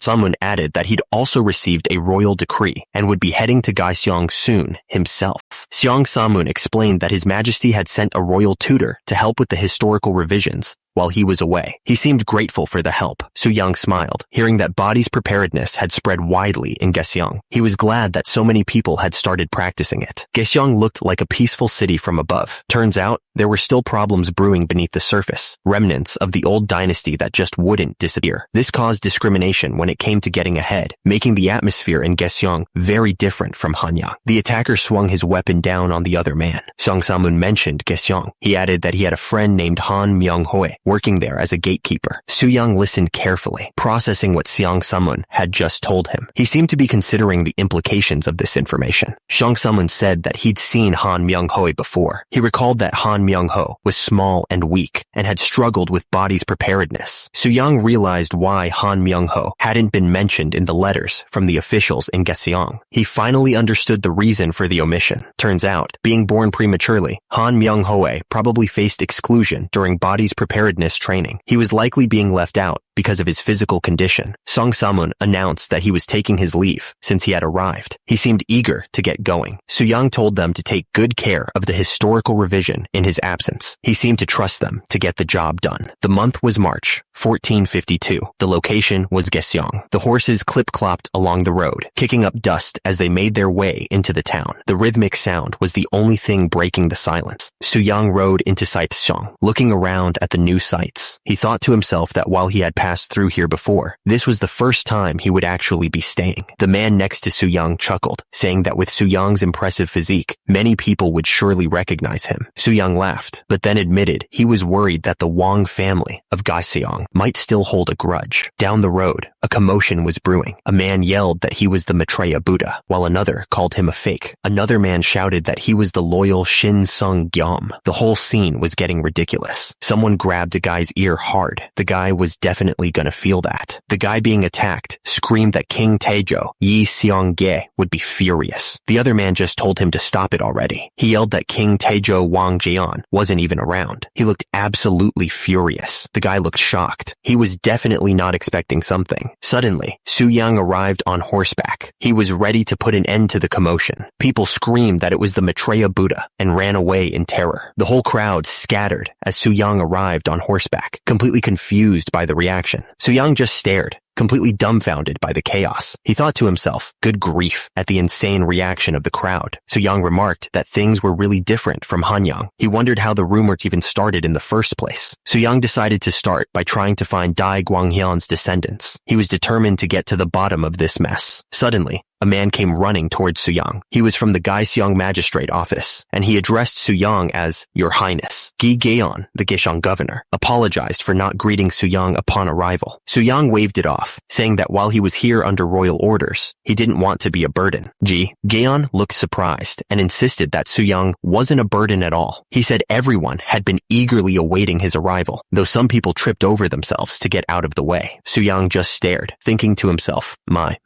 at the governor's over-the-top reaction. Su Yang flexed his muscles, clearly enjoying the attention. He thought the governor was being so sincere when it came to scholarship. The lady sighed, looking down with a complicated expression. She was truly moved, or at least, that's what she wanted people to think as Su Yang continued to flex. Things had calmed down after some commotion. It was time to get back to the matter at hand. The historian pointed out that the records showed Dai Guanghyun had come under King Taejo's command. He added that Dai Guanghyun was even granted the surname Wang. The man admitted that finding Dai Guanghyun's descendants wouldn't be easy. He honestly didn't even know where to begin looking. He thought about how, over 2 years, King Sejong had ordered the Wang lineage erased. The task seemed impossible. King Sejong had ordered all royal portraits of Goryeo kings and queens destroyed. It was a systematic erasure of history. He explained that the portraits were burned and their statues buried. It was a deliberate attempt to erase a dynasty from memory. He continued, saying that any traces of the Wang lineage had become nearly impossible to find. But then he remembered something. A man named Ji Wuji had been reported to be of the Wang lineage, and he had been taken into custody. The speaker explained that His Majesty had appointed Ji Wuji as the deputy ritual officer of Sunghwa Jon.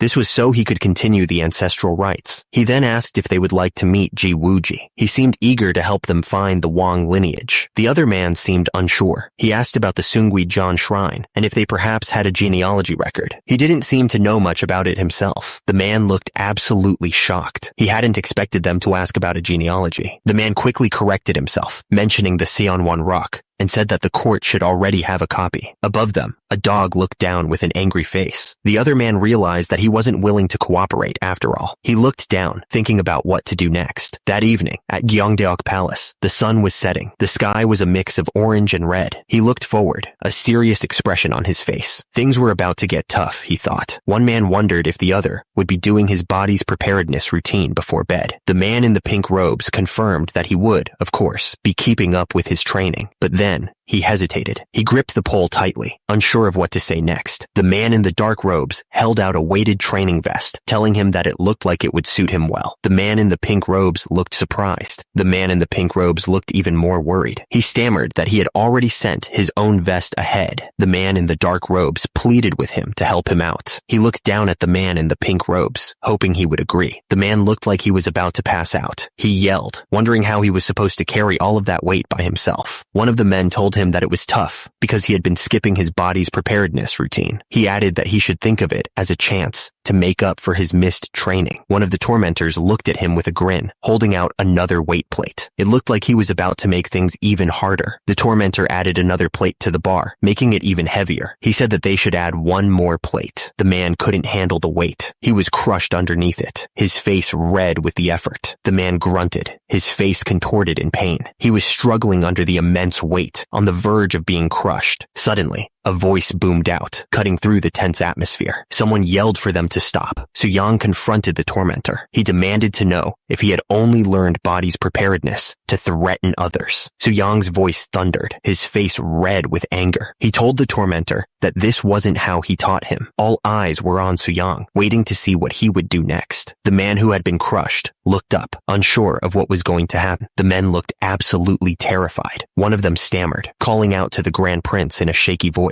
They scrambled to their feet, bowing repeatedly. They apologized sincerely, promising it wouldn't happen again as they resumed carrying the heavy objects. The man who had been crushed looked up, relief washing over his face. He thanked Soo-young profusely, mentioning his small frame and weak stamina. Soo-young's expression shifted as he took in the scene. He realized that this was a guy who was being excluded. A thought struck Soo-young. He wondered if this was Han. He stared down at the man. He realized he was right. Soo-young confirmed that it was Han Myung-ho and told him to get up. Han Myung-ho looked up at Soo-young, relieved. He thanked him for the help. Soo-young then asked him why he wasn't doing the body's preparedness training. Han Myung-ho looked embarrassed. He explained that he had tried the training for a few days, but didn't feel any better. Soo-young looked down at him. He explained that people start strong, but get lazy, so they have to try to be as careful later as they were at first. Han Myung-ho looked stunned. He hadn't expected such a wise statement. Soo-young taunted Han Myung-ho, asking him how it felt to hear his future eulogy so early. Han Myung-ho's eyes widened slightly, showing his shock at Soo-young's words. Han Myung-ho stammered, explaining that it was actually what he always hoped to live by. Another man chimed in, dismissing Han Myung-ho's efforts and saying that 3 days was the best he could do anyway.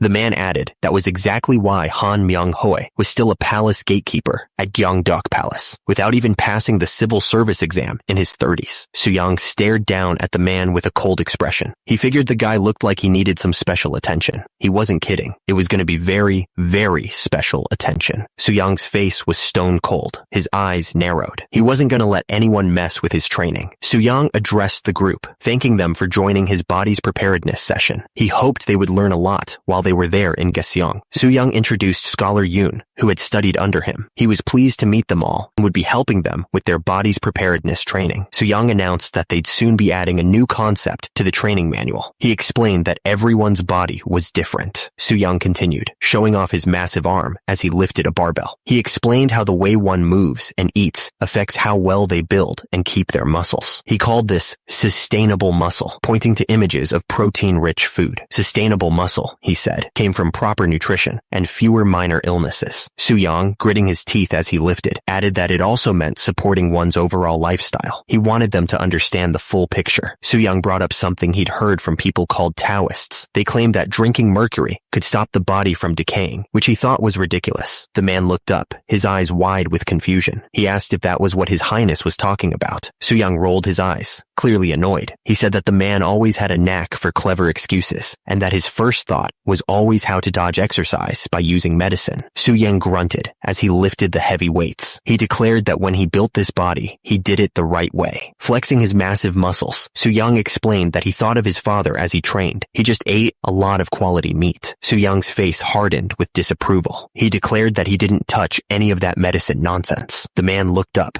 stammering nervously. He agreed weakly, clearly intimidated by Soo-young's intensity. The training grounds were ready, the buildings clean and orderly. Soo-young announced that it was time to start the body's preparedness training. Soo-young watched the trainees closely. He asked if there was something wrong with those two in particular. Scholar Yoon explained that the younger one had been studying at Pumber Hall for a year and was showing promise. The older one, though, was just being ignored. He added that the older one was Han Myung-ho. Scholar Yoon continued, saying he'd tried to persuade Han Myung-ho several times while he was in Gaesong, but gave up. He added that Han Myung-ho really had no persistence. Soo-young pulled the weight up with a massive grunt. He was putting his all into this lift. Soo-young watched with admiration. He complimented the trainee, saying there was no wasted movement in that deadlift, and that the back had such a perfect arc. The trainee smiled, but shook his head. He said he still wasn't there yet. Soo-young grunted in encouragement. He clearly wanted the trainee to keep going. The trainee gritted his teeth and lifted the weights. He was clearly putting in a lot of effort. The trainee let out a yell as he tried to lift the massive weights. He was putting everything he had into this. Soo-young watched the trainee closely, telling him not to recoil and to keep it smooth. The trainee said he was close to his limit. Soo-young asked how long the trainee had been training in body's preparedness. The trainee replied that it had been about 7 months, he thought. According to historical records, Han Myung-ho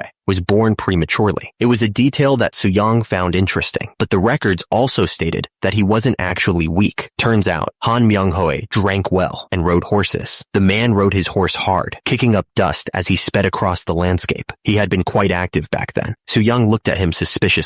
7 months? That didn't seem right at all. Soo-young scanned the trainee up and down. His body looked like it had only been reading books, with a forward neck posture, rounded shoulders, a pot belly, and skinny arms and legs. The trainee explained that every time he tried to train, his body ached. So he rested for a day, and once the soreness went away, he'd do it again. Soo-young yelled at him, his face red with frustration. "It's normal for it to hurt," Soo-young told the trainee to hold the bar and match his movements. The trainee looked nervous as he gripped the cold metal. The trainee strained under the weight, his face turning red. He asked for help, his voice cracking from the effort. Soo-young started counting, keeping pace with the trainee's struggle. He pushed the trainee to keep going, even as the trainee's muscles screamed in protest. Soo-young yelled at the trainee to hold it, pushing him past his breaking point. He wouldn't let him give up so easily. The trainee finally gave out, collapsing to the ground in a heap. He gasped for air, his body shaking from the exertion. Soo-young stood over the exhausted trainee, not letting up. He yelled that they weren't done yet, and now it was time for pectorals. The trainee looked like he was about to pass out. Soo-young explained that increasing overall muscle mass was the most important thing right now. He believed that once their muscles grew, people would start seeing them differently. Soo-young promised that if the trainee could fully keep up with his body's preparedness training for 3 days, he would have a drink with him. The trainee's face was a mask of pain as he struggled with the weights. The trainee's eyes widened at the mention of alcohol. A drinking session with the Grand Prince was an unbelievable reward. The trainee, now filled with renewed determination, promised to give it his all. He wouldn't let this opportunity pass him by. 3 days later, the time had finally come. The day of the promised reward had arrived. The trainee held a cup with trembling hands. He complained that he felt like his entire body had been beaten to a pulp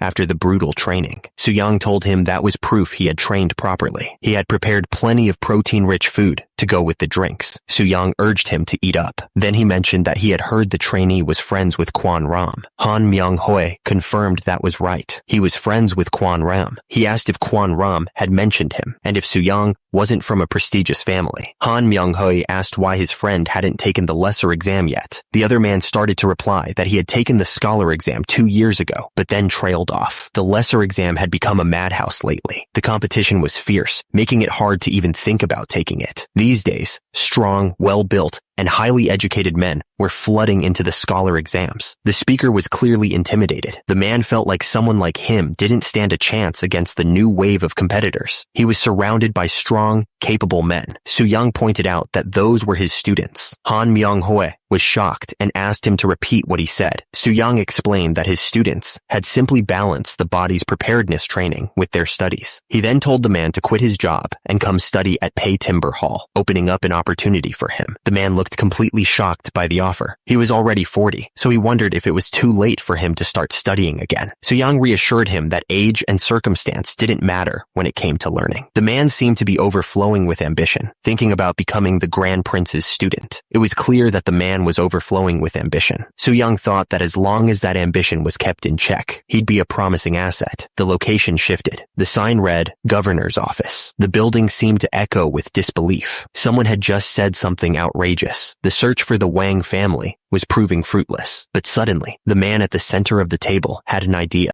The man announced that they were going to unearth the royal tombs of the previous dynasty. It was a shocking decision. The man declared that he had changed his surname to match his mother's line and burned everything related to his past. His companion looked at him, surprised by the intensity of his statement. The man scoffed, suggesting that all the descendants of the Wang family probably ended up as drowned ghosts. He seemed to have a deep-seated resentment towards them. Another man admitted that when they were burning the royal portraits, he threw the genealogy into the river, afraid it might curse him. He looked uneasy, as if still haunted by the memory. The man pondered how they could restore the public's trust. He stroked his chin thoughtfully, considering the options. The decision was made. They would unearth the statue of King Taizhou Wang Gaon that King Sejong had. The tomb stood silent, bathed in sunlight, a monument to a past buried 24 years ago. Its stones were weathered, and the trees around it stood like watchful guardians. The man explained that if word got out about digging up something King Sejong had buried, it could cause trouble. He claimed they were merely repairing a spot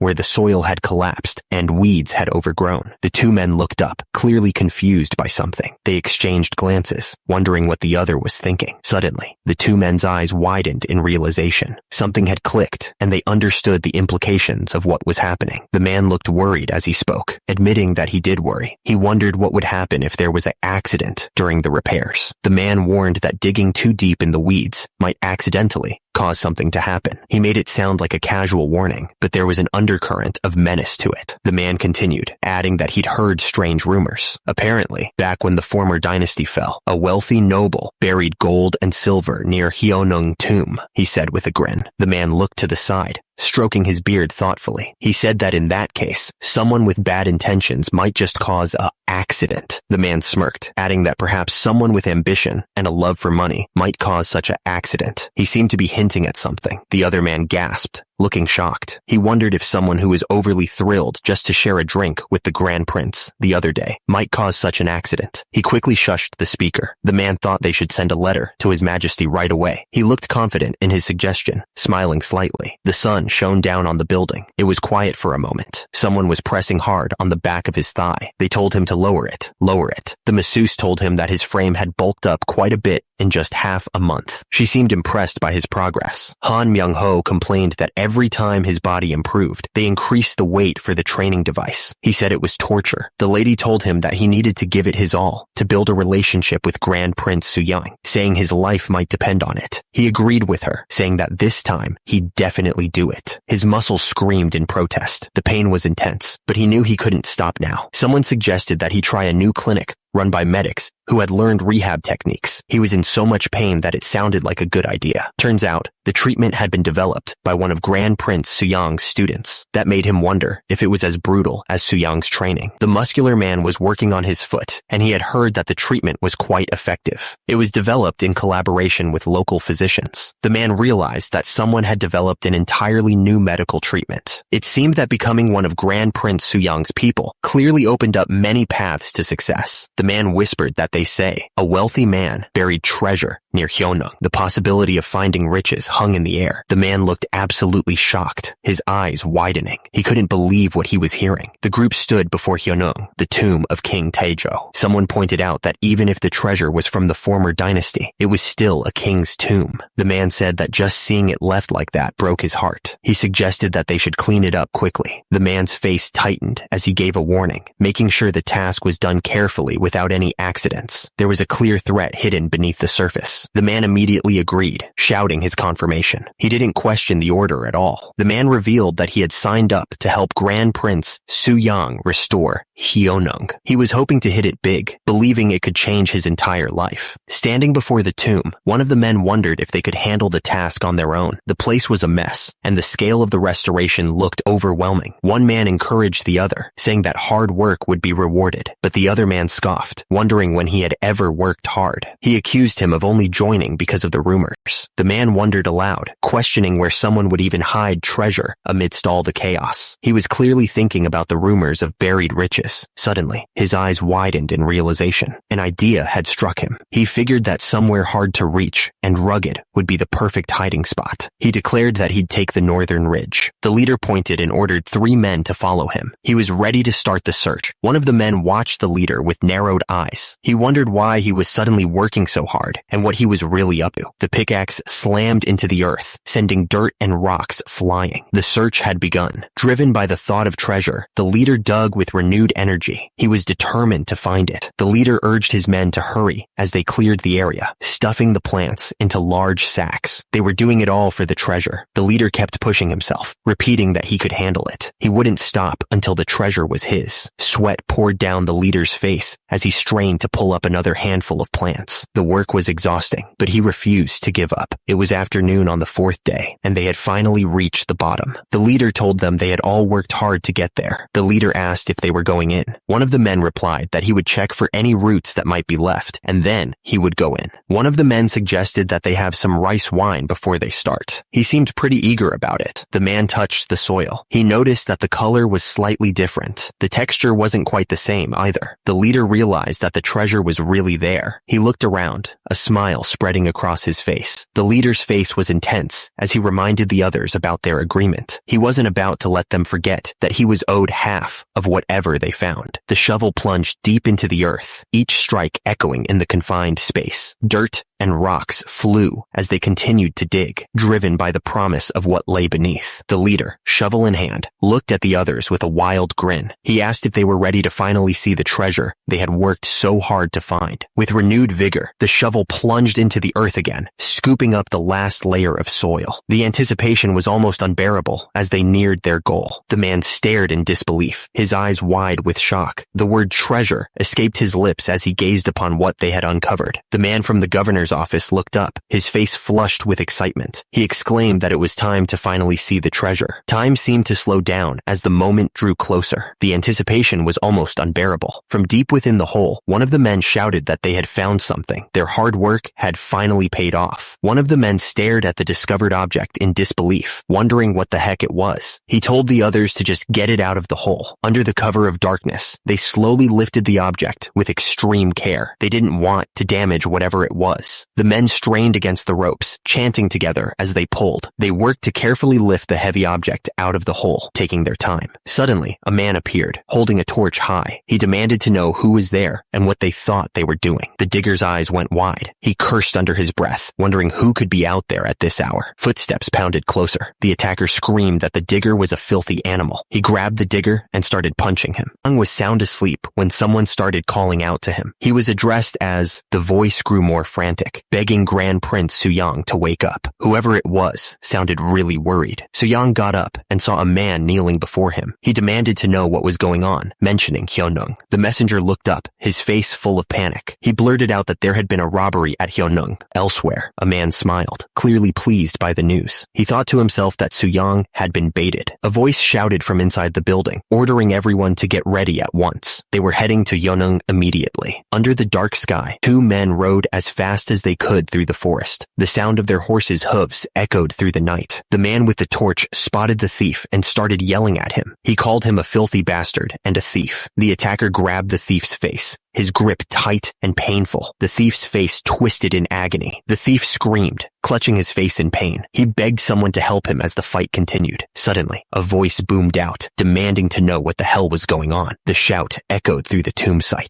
Grand Prince Suyang arrived on horseback, absolutely furious. He yelled about the disgrace they had brought to Hyunung, the resting place of King Taejo. The digger dropped to his knees, begging the Grand Prince for mercy. He stammered that it was just a mistake during the excavation. Grand Prince Suyang's face twisted in rage as he cut off the digger. His shout was deafening. Grand Prince Suyang looked to the side, his expression unreadable. Whatever he was planning, it couldn't be good. The Grand Prince sighed, a heavy breath escaping his lips. He seemed to be weighing his options, considering the situation's gravity. The digger, kneeling on the ground, wept loudly. He cried out, lamenting the humiliation that had been brought upon King Taejo. The attacker spoke up, his face contorted with fear. He insisted that they had only been deceived by a member of the Yi family. The Grand Prince stared intently, his expression hardening. He asked if the Yi family they spoke of was a reference to him. The digger stammered, denying that he meant any disrespect. He then asked the Grand Prince how he knew it was a statue of King Taejo. The digger began to explain what he knew, starting with a story his grandfather had told him. He spoke of a time long ago. He continued, explaining that back when the statue was kept at Bonjeonsa Temple, it was well known. Its crown was coated in gold. The digger explained that he had been told that only King Taejo's statue had a crown coated in gold. This was the key to its identity. The digger paused, thinking out loud. If that were true, then this had to be King Taejo's statue. He wondered why it was buried here, guessing that King Sejong might have been responsible, but he decided not to dwell on that. The digger's face crumpled, tears streaming down his face. He begged the Grand Prince for mercy, saying that he had thought the Grand Prince was capable. He pleaded with him to spare him just this once. The Grand Prince placed a hand on the digger's shoulder, offering a silent promise. He told him to endure it just a little longer, trying to project confidence. The Grand Prince looked the digger in the eye, his expression serious. He said he would try to find a way to resolve this, hoping to calm the man's fears. The digger thanked the Grand Prince. He added that if they were going to use a historically proven schemer, then a bit of insurance like this was only fair.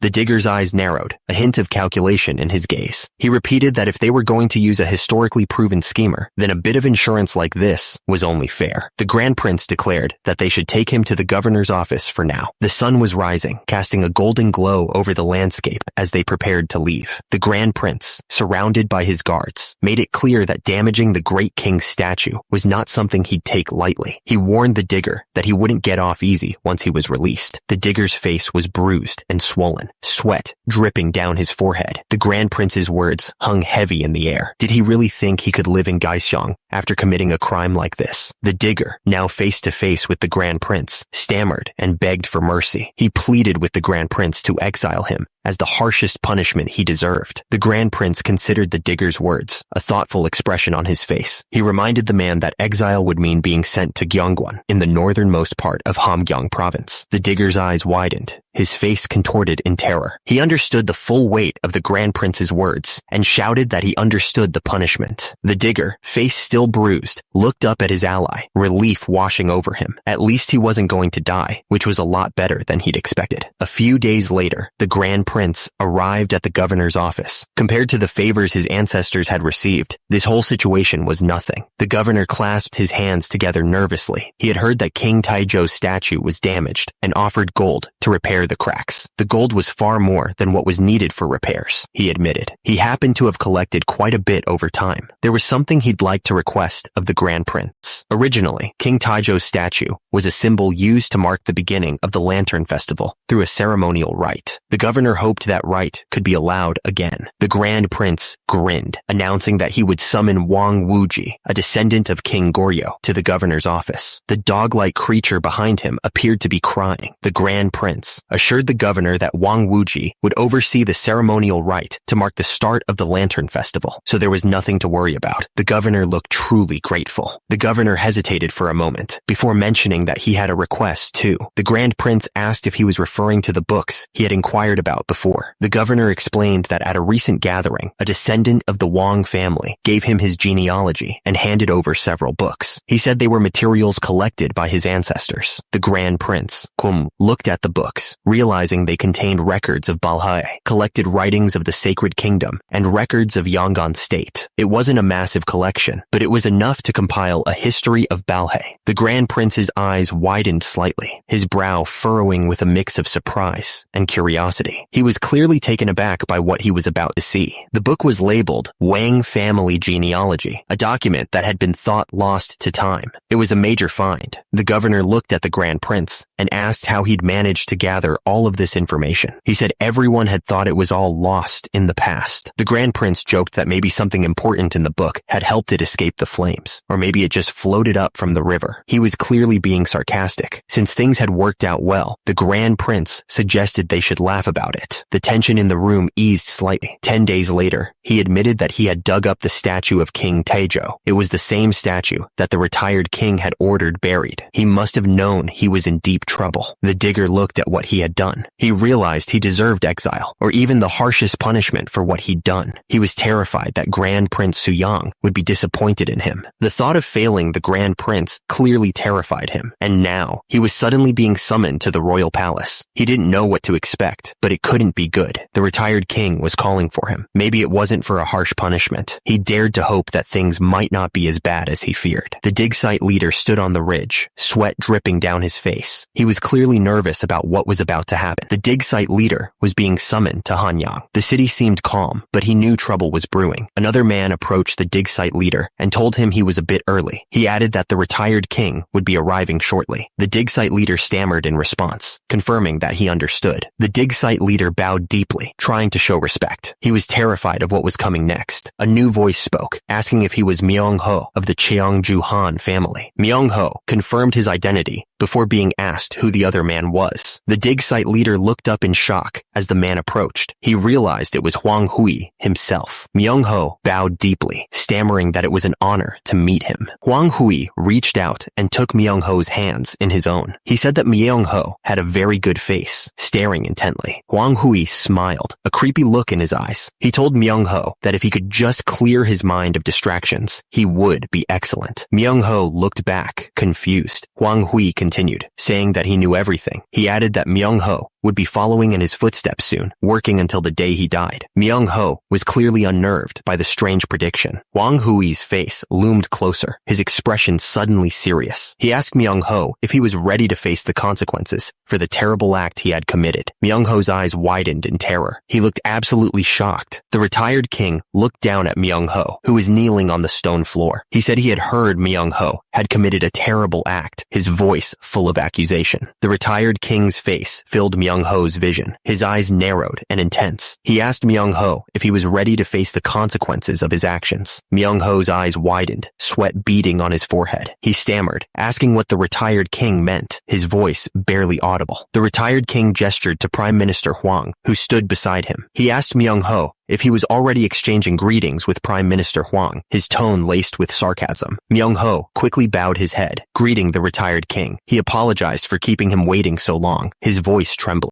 The retired king looked down at Myung-ho with a serious expression. He told him not to worry, because he had already heard about what he did from Grand Prince Suyang. Myung-ho's eyes went wide with fear. He looked absolutely terrified, realizing the gravity of the situation. Myung-ho immediately bowed deeply, his forehead nearly touching the the ground. He apologized for bringing shame upon his majesty. The retired king stared at Myung-ho. He said that no matter what he thought, the current king wanted to win back the people of Gyeongsang, so Myung-ho should focus on helping him with that. Myung-ho looked up, his face etched with worry. He explained that he couldn't live in Gyeongsang anymore, and even if he tried to work in court, all the officials from Gyeongsang would recognize him. The retired king stared down at him, his face serious. He told the dig site leader that he needed to change his body, make himself unrecognizable. Myung-ho looked down at his own belly, surprised. He wondered what his majesty meant by that. The retired king continued, explaining that he wouldn't punish him, but for the next 3 years, he was to train in body's preparedness at the Pei Timber Hall. He added that once his entire body was filled with muscle, even his closest friends wouldn't recognize him. Myung-ho bowed deeply, his head nearly touching the ground. He promised to faithfully carry out the order bestowed upon him by his majesty. Myung-ho started crying, tears streaming down his face. He thought to himself that it looked like he was never escaping this body's preparedness life. I made it back to Hanyang with the historical texts. The city looked the same as I remembered it. Meanwhile, my brother pushed forward with northern development plans based on the Balhae materials. He seemed really into this. The man explained that the most viable region for development within their territory was Donggyang Yongwonbu. It used to be the capital of Balhae, apparently. According to recent reports from Gyeongwon, Chief Hoshina of Huncheon has discovered ruins of a fortress. The location was marked on the map. Yes, I received a report saying he discovered it while trying an unusual method to locate the black soil. That's insane. The group needed to find Sanggyang Yongchonbu next. The finger pointed down at the map, trying to pinpoint the exact location. One of the men wondered if there was a large lake nearby. According to the notes compiled by Grand Prince Suyang, they were trying to piece together the clues to find the place. The man explained that Sanggyang was modeled after the old Tang capital Chang'an, with outer walls, inner walls, and a palace compound. He added that he'd heard there was a river running along the west side of the fortress. Looking confident, the man in the red robe considered that if the ruins were that large, they'd be easy to find. But he also warned that if they left them untouched, the area could become a perfect gathering point for bandits or rebels. The order came down to have Hoshina, who earned merit, formally submit to their kingdom. Then,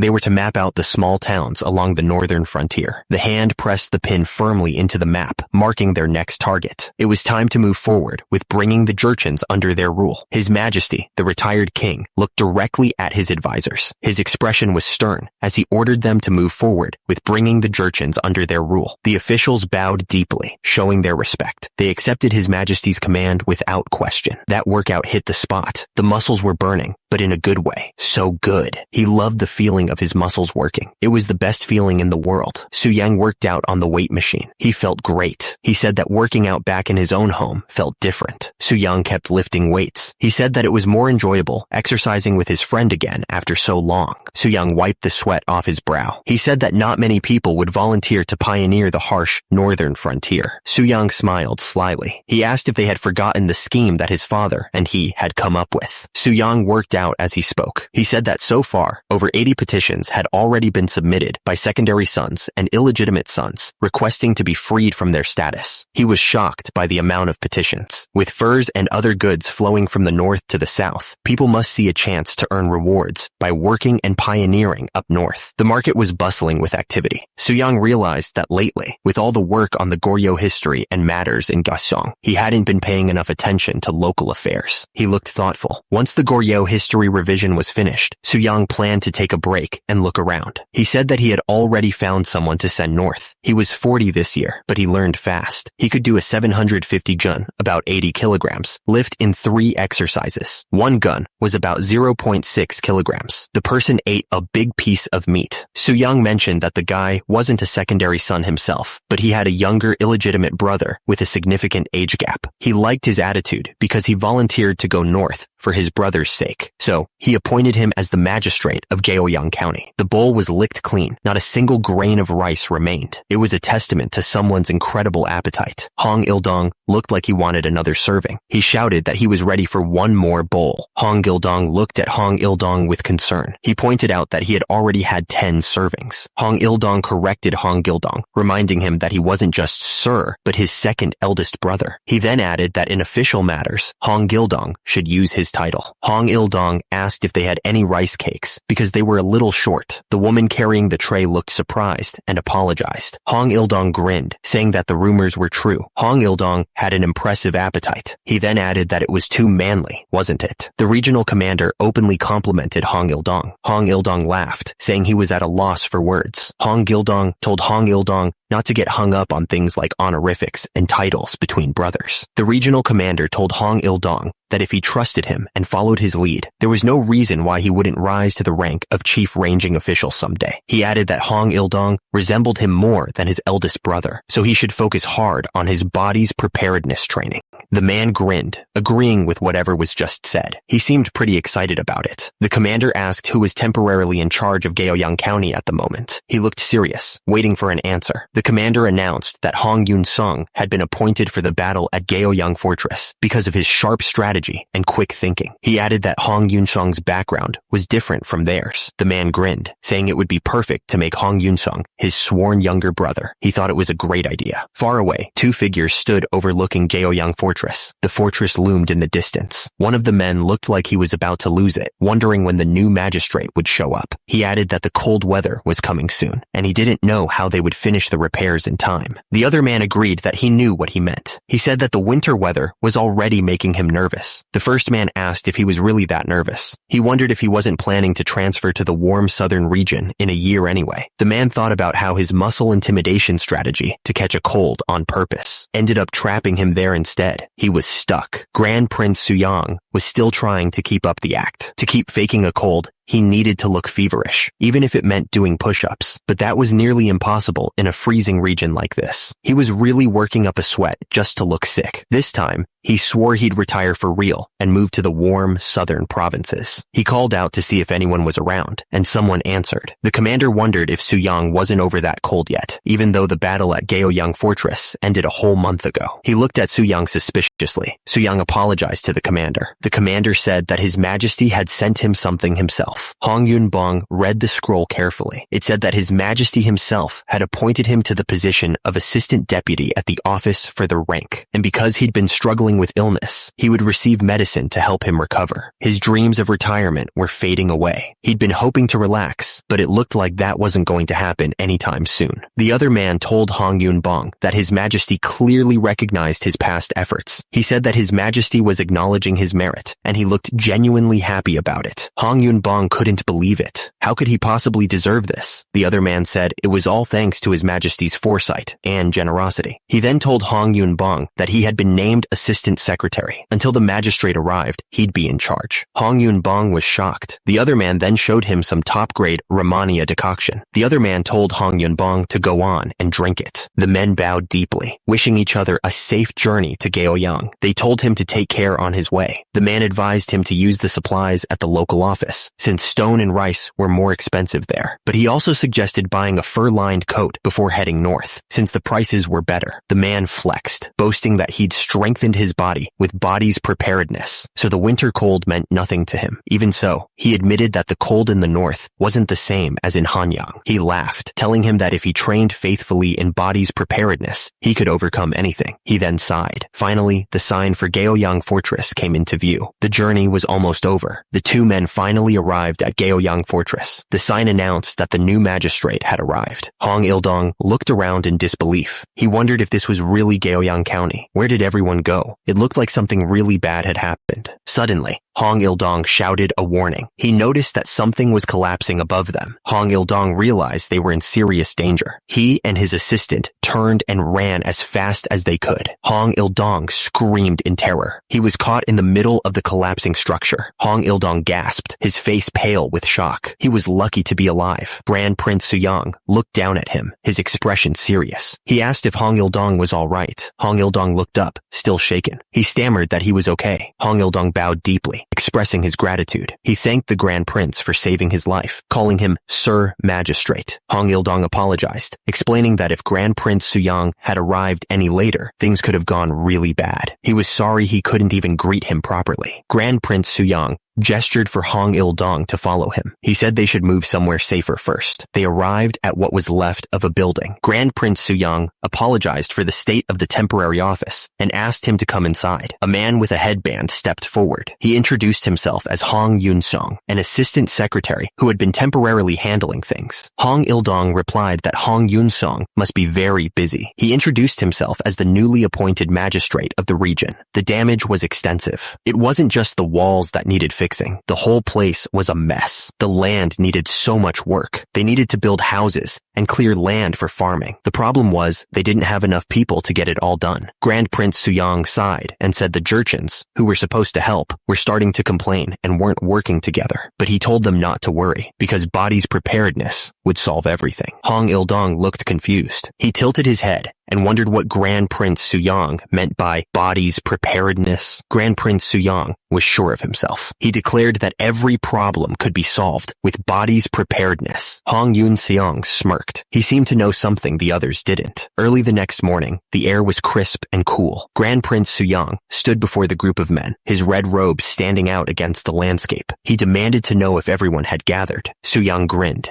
his muscles bulging as he made a fist. He declared that since they didn't know how to work, he would teach them himself. One of the men scoffed, crossing his arms. He wondered what digging holes was going to change, and what they were even gaining from it. The man's hands tightened on the wooden tool. He recalled Grand Prince Suyang once said that even simple physical motions could lead to learning. Grand Prince Suyang swung the pickaxe with all his might, his muscles straining. The force behind each swing was incredible. The pickaxe slammed into the earth, sending dirt and rocks flying. The ground cracked under the force of the blow. Suyang grinned, sweat dripping from his brow. He told Gildong to scoop out the spot where he'd just struck. Gildong replied with a quick, "Yes, sir," but he was clearly annoyed. He thought this whole thing was a pain. Gildong dug into the dirt, his face showing his annoyance. He thought he could have just stayed in the countryside, living a chill life. He blamed his pushy brother for all this. The men swung their pickaxes in perfect sync. They were moving at an incredible pace. It was like watching a well-oiled machine. Suyang watched the men, a hint of pride in his eyes. The other man with him seemed shocked by how fast they were working. He couldn't believe they were moving so quickly. Suyang grinned, pointing at the workers. He explained that this wasn't just labor. It was a way to train their bodies and get stronger. Suyang suddenly turned and called out to Gildong. He told him it was time to move on to spiritual pressure training. He was clearly excited about the next phase. Gildong's face fell, a look of annoyance washing over him. He wondered if Suyang was using him again. He was starting to get really tired of this. Suyang had a guy on his shoulders and was doing squats. He was pushing himself to the limit. You could practically feel the strain in his muscles. Two men watched Suyang's display of strength. One of them suddenly realized something. He asked if that was the same move the assistant secretary used during winter training. The man thought about Suyang's dedication to his body. He realized that it wasn't just brute strength. Suyang's physique showed that he stuck to a disciplined diet, too. The man narrowed his eyes, a hint of concern in them. He knew that this kind of military-style intimidation wasn't without its issues. One of the men spoke up, addressing the magistrate. He warned that clearing this farmland alone wouldn't solve the core problem they were facing. Hong Yun-song argued that managing things this way would mean Suyang would always be stuck handling the Jurchens directly. Suyang just smirked, revealing that was exactly what he wanted. But managing this town wasn't just about farmland, Hong Yun-song pointed out. The people around them started whispering, wondering if they were about to witness a full-blown argument. Suyang paused, a sly grin spreading across his face. Then he said he had an idea. Suyang smiled, ready to drop his bombshell. He announced that he was about to make a proposal. Since he was already swamped with duties, Suyang declared, he'd pick from those exiled under the harshest punishment. He'd see who could keep the ball from him the longest, and assign temporary posts based on that. Suyang looked like he was seriously considering making such an important decision based on a ball game. It was a ridiculous idea, but he was dead serious. Suyang smiled, ready to start the game. He asked who wanted to go first, his eyes full of excitement. The exiled men looked at Suyang, unsure of what to expect. The air was thick with tension as they waited for someone to volunteer. One of the exiled men raised his hand, a nervous expression on his face. He said he'd give it a shot, hoping he wouldn't regret his decision. Suyang smiled. pleased that someone had finally volunteered. He said something, his eyes gleaming with anticipation. Soo-young grinned with anticipation. He announced that they were ready to start the game, his eyes gleaming with excitement. One of the exiled men stepped forward, ready to prove himself. He kicked the ball with all his might, sending it flying through the air. The exiled men watched with wide eyes, their faces a mixture of surprise and fear. They screamed, clearly shocked by the power of the kick. Soo-young watched the ball soar through the air, a satisfied smirk on his face. He called out for the next participant, eager to see what they could do.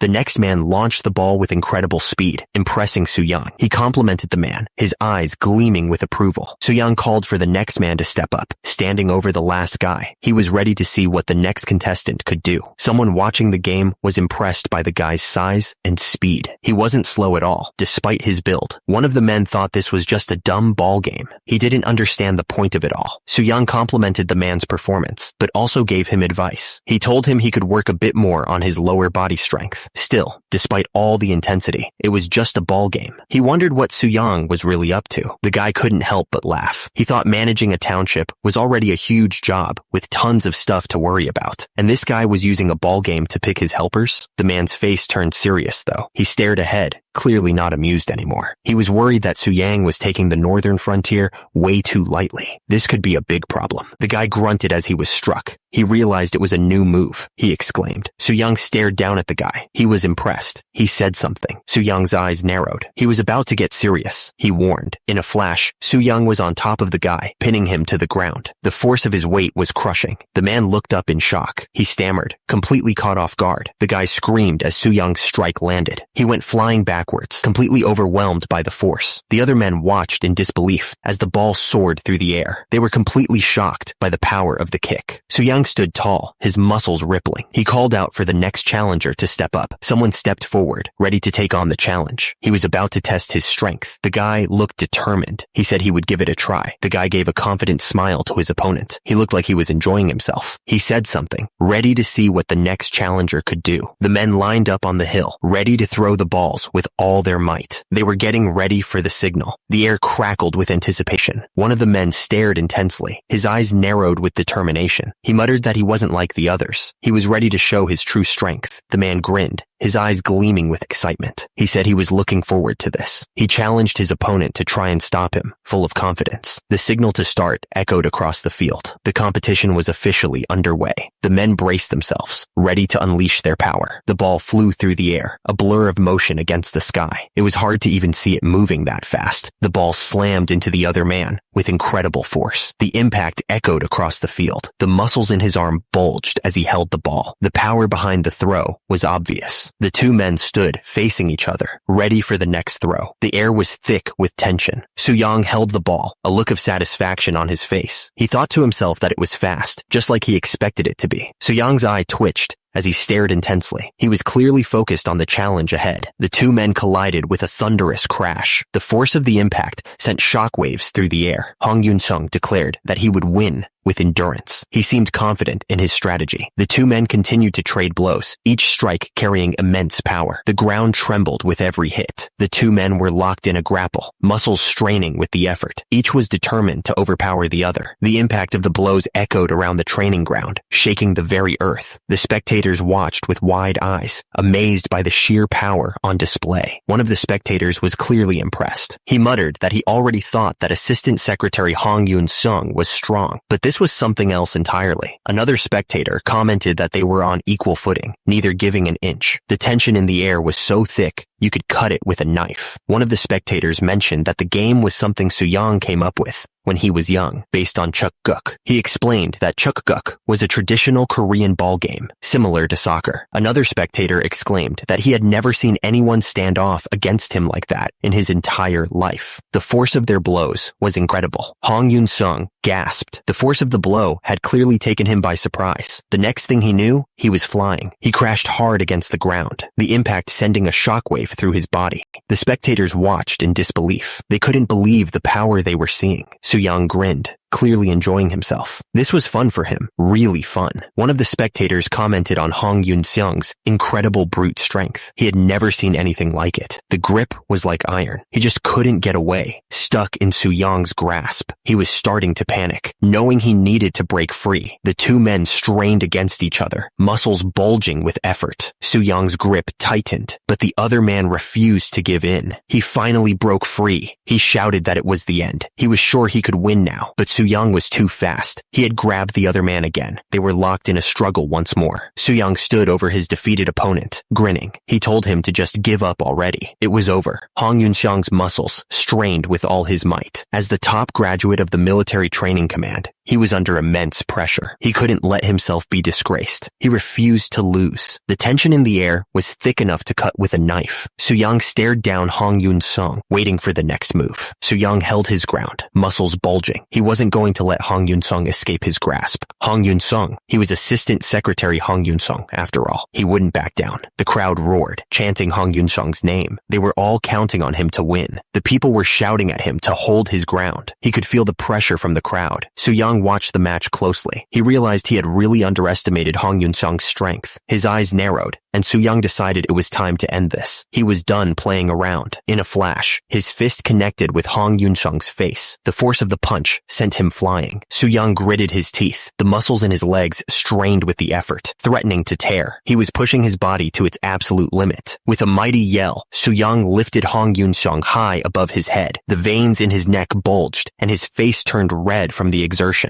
The crowd was completely stunned. One of them blurted out. Soo-young spun around with incredible force. Then, with a final grunt, he hurled Hong Yun-seong through the air. Hong Yun-seong was a blur as he sailed across the training grounds. He was flying so fast that he was leaving a trail of dust in his wake. High above, Hong Yun-seong hurtled through the air, completely helpless. The ground rushed up to meet him, and the faces of the crowd were all tilted upwards, following his flight. Soo-young stood there, breathing hard. Sweat poured down his face, showing how much strength it took to throw Hong Yun-seong that far. His muscles were still tense, ready for anything. Soo-young watched where Hong Yun-seong would land, his expression serious. Hong Yun-seong lay on the ground, stunned. He groaned softly, trying to catch his breath and figure out what had just happened. A loud voice boomed across the training grounds, declaring the match was over. It was clear who had won. The moon hung high in the sky, casting a pale light across the landscape. Below, the river snaked through the valley, leading to the distant mountains. Inside the building, men sat formally on the floor, waiting. The announcement would come soon, changing everything. Delicious meat sizzled over the hot coals, filling the air with a savory smell. The magistrate was excited to eat. Soo-young held up a cup of tea, smiling. He explained that during his cutting phase, he only drinks powdered grain tea. Someone gasped, clearly shocked. They couldn't believe that Soo-young was still performing so well, even while cutting. The men raised their cups, celebrating. They were happy to hear that even the Jurchens seemed uplifted by what happened today. It was all thanks to the body's preparedness, no doubt.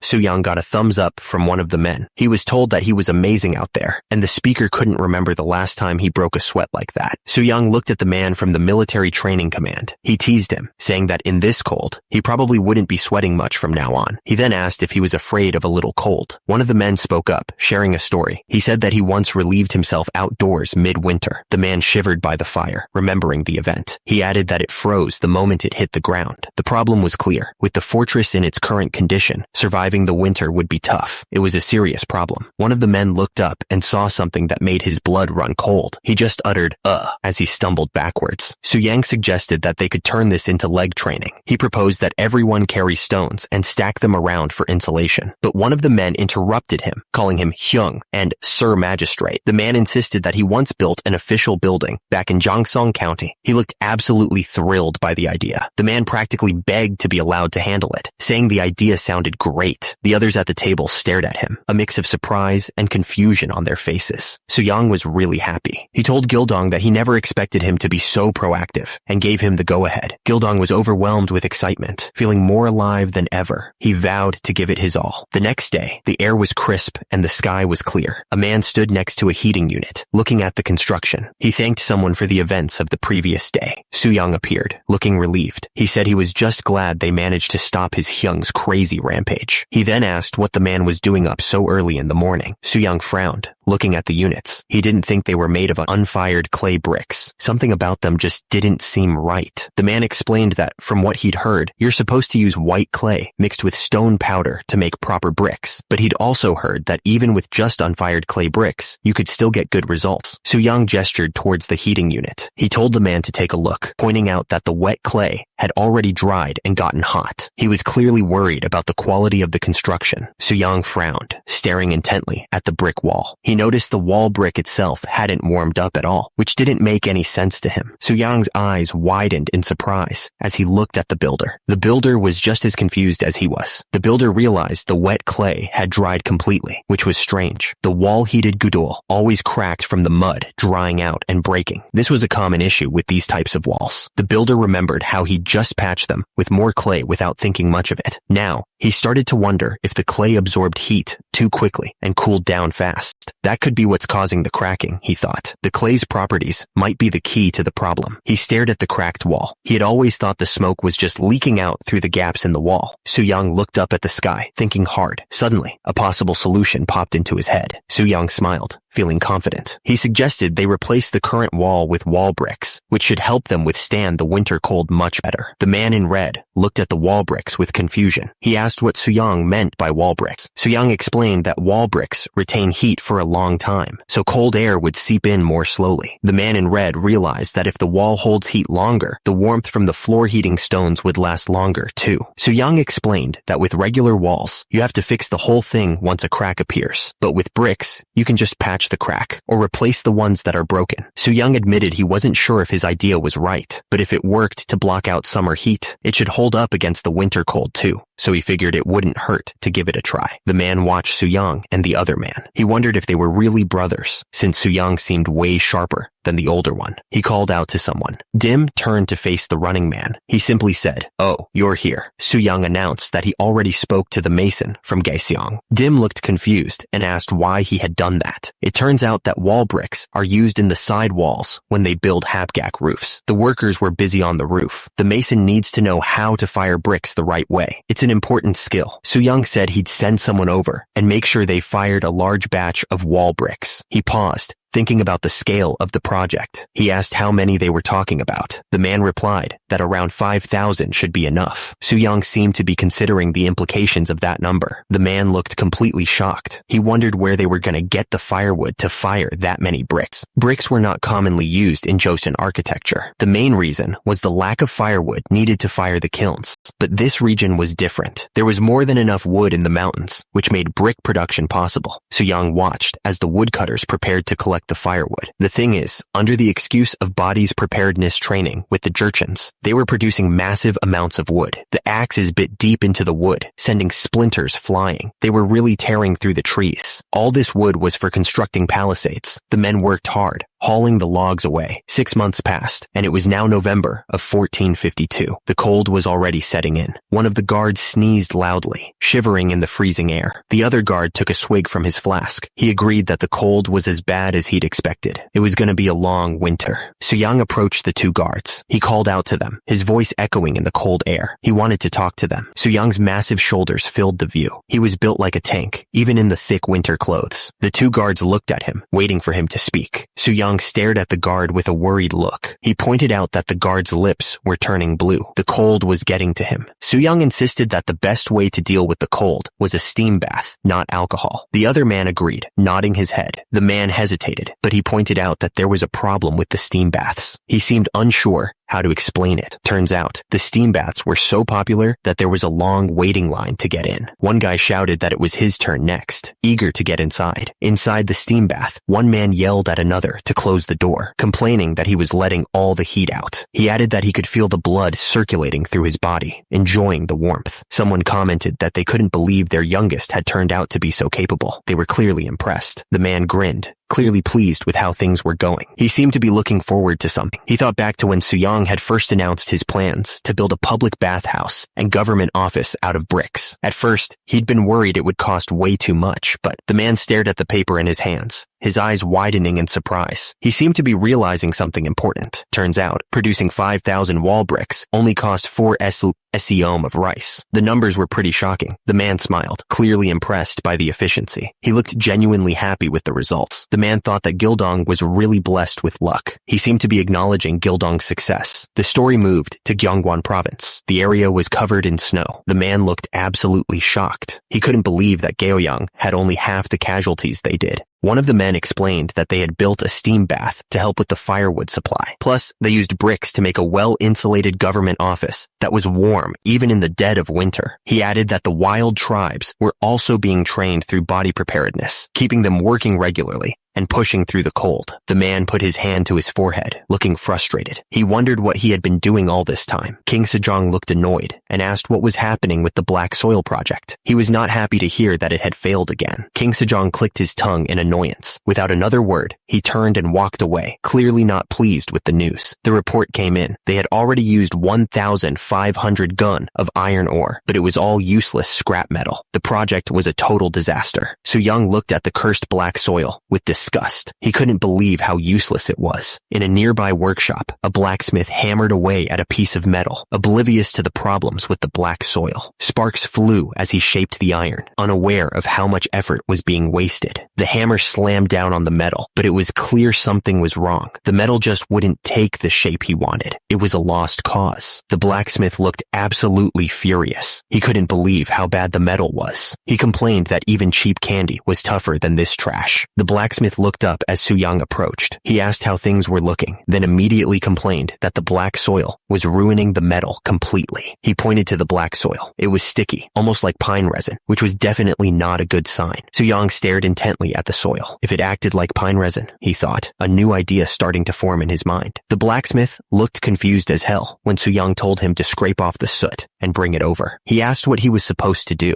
Soo-young was staring at the sludge, thinking that even cow dung has medicinal uses, so maybe this could be useful too. He thought that later on, what they called cow dung would become a familiar material to them, asphalt. At Joseon Sugung Palace, a few guys were finally clocking out. They looked absolutely exhausted. Everyone was exhausted from compiling the grand code for state governance. They were so tired. Meanwhile, His Majesty was furious that many people refused to cooperate with the census. He yelled that they were thieves of the state. His Majesty threatened to exile even more people, and his advisors were struggling to keep him calm. They begged him to take it easy, barely managing to stop him from completely losing it. The map showed the potential outcome. If every criminal got sent north, it would create a huge problem. Even if they decentralized power in the provinces, it would still cause all sorts of issues. The advisor thought that if only the grand code for state governance had answers to problems like this, things would be easier. His Majesty smiled, knowing that as for the grand code, nothing's been finalized yet. The advisor looked up, clearly surprised by something he'd just heard. He was sweating a little, probably nervous about what was going to happen next. Someone stated that the laws regarding the Grand Code hadn't been decided yet. Someone reacted with frustration, muttering that he understood. Someone reminded about the problems. Minister Huang looked terrified and begged the Grand Prince to spare him. He seemed desperate, as if he knew something bad was about to happen. The Grand Prince explained that they were just discussing the punishment code. Minister Huang looked up, his face etched with desperation. He begged the Grand Prince to please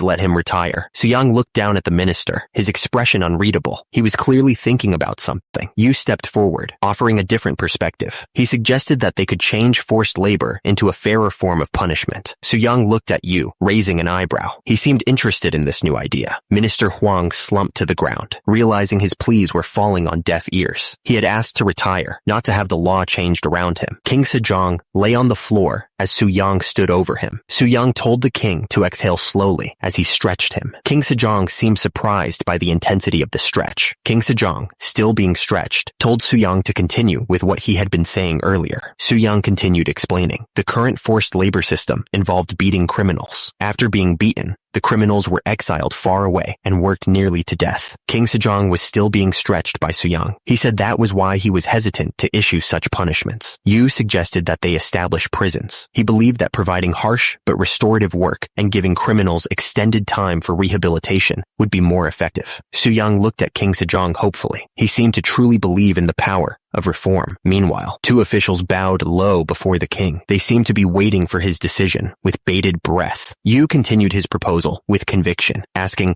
"Wouldn't that truly reform almost anyone?" Minister Huang looked terrified, begging the Grand Prince to spare him. He was clearly desperate to avoid whatever punishment was coming. Su Yang looked at King Sejong, an idea forming in his mind. He believed he had a better way to handle things without harming the prisoners. Su Yang suggested they recall the walking wheel they had developed before. He seemed excited about the possibilities. He then wanted them to imagine substituting exile journeys. It was an interesting proposal, to say the least. Su Yang finished his thought, suggesting they replace exile with walking on such a wheel instead. He seemed proud of his idea. Su Yang continued his pitch, explaining they'd avoid muddy roads and freezing weather. This too could be considered mercy. King Sejong smiled, looking genuinely relieved. He told Yu that his words and care were lifting the heavy burdens from his mind. King Sejong continued, saying they could call it imprisonment and have officials manage it. He admitted he'd been too busy mentally keeping track of every criminal he'd exiled, which was exhausting. King Sejong explained that with the new system, regular reports would be enough to manage everything. The idea seemed to ease his mind. King Sejong then wondered who would volunteer to reform prisoners in these jails. He pointed out that Yu had disciples who were skilled at reformation. Yu excitedly suggested that they had the Pei Timber Hall. King Sejong agreed, clinking his cup against Yu's. King Sejong smiled, saying he didn't know Yu was so thoughtful, but he suggested that Yu shouldn't focus solely on work and should care for his family too. Yu looked at King Sejong. He started to respond about family matters. King Sejong continued, mentioning Yu's eldest son, Hyundong. King Sejong mentioned that Hyundong was exactly 16 this year. The young man stood there, looking proper in his traditional clothes. The topic then shifted to marriage proposals for Hyundong, but it turned out that back then, he was struggling with trauma from the war, which left him exhausted. The marriage talks quietly faded away. Yu remembered that time. Yu paused, about to reveal which family had approached them before. It was a name that carried weight. It was Left State Councilor Han Huak. He was smiling, grateful that the Grand Prince had considered their families joining again. Su Yang explained that he hadn't brought up the matter sooner because he was feeling unsure. He just hadn't been in the right state of mind. Yu looked at him suspiciously, wondering why they hadn't sent a matchmaker if they were serious about resuming the marriage talks after all this time. Left State Councilor Han Huak laughed nervously, claiming that his daughter insisted she needed more time to study, but his smile seemed strained. Su Yang realized that Han Huak, who belonged to the pro-Ming faction, couldn't even bring up marriage talks with him again because his political power had completely collapsed. Su Yang thought to himself that it was rather hot today. Su Yang suddenly understood that if Han Huak still had power, he would have pushed his daughter to become crown princess by marrying her off to 14-year-old Hongwei. The thought made him shudder. Su Yang apologized, saying he hadn't realized they had a guest. He casually mentioned that he might soon become Hyundong's father-in-law and told Hyundong to greet him properly. Hyundong bowed respectfully. He said something politely. The moment hung in the air.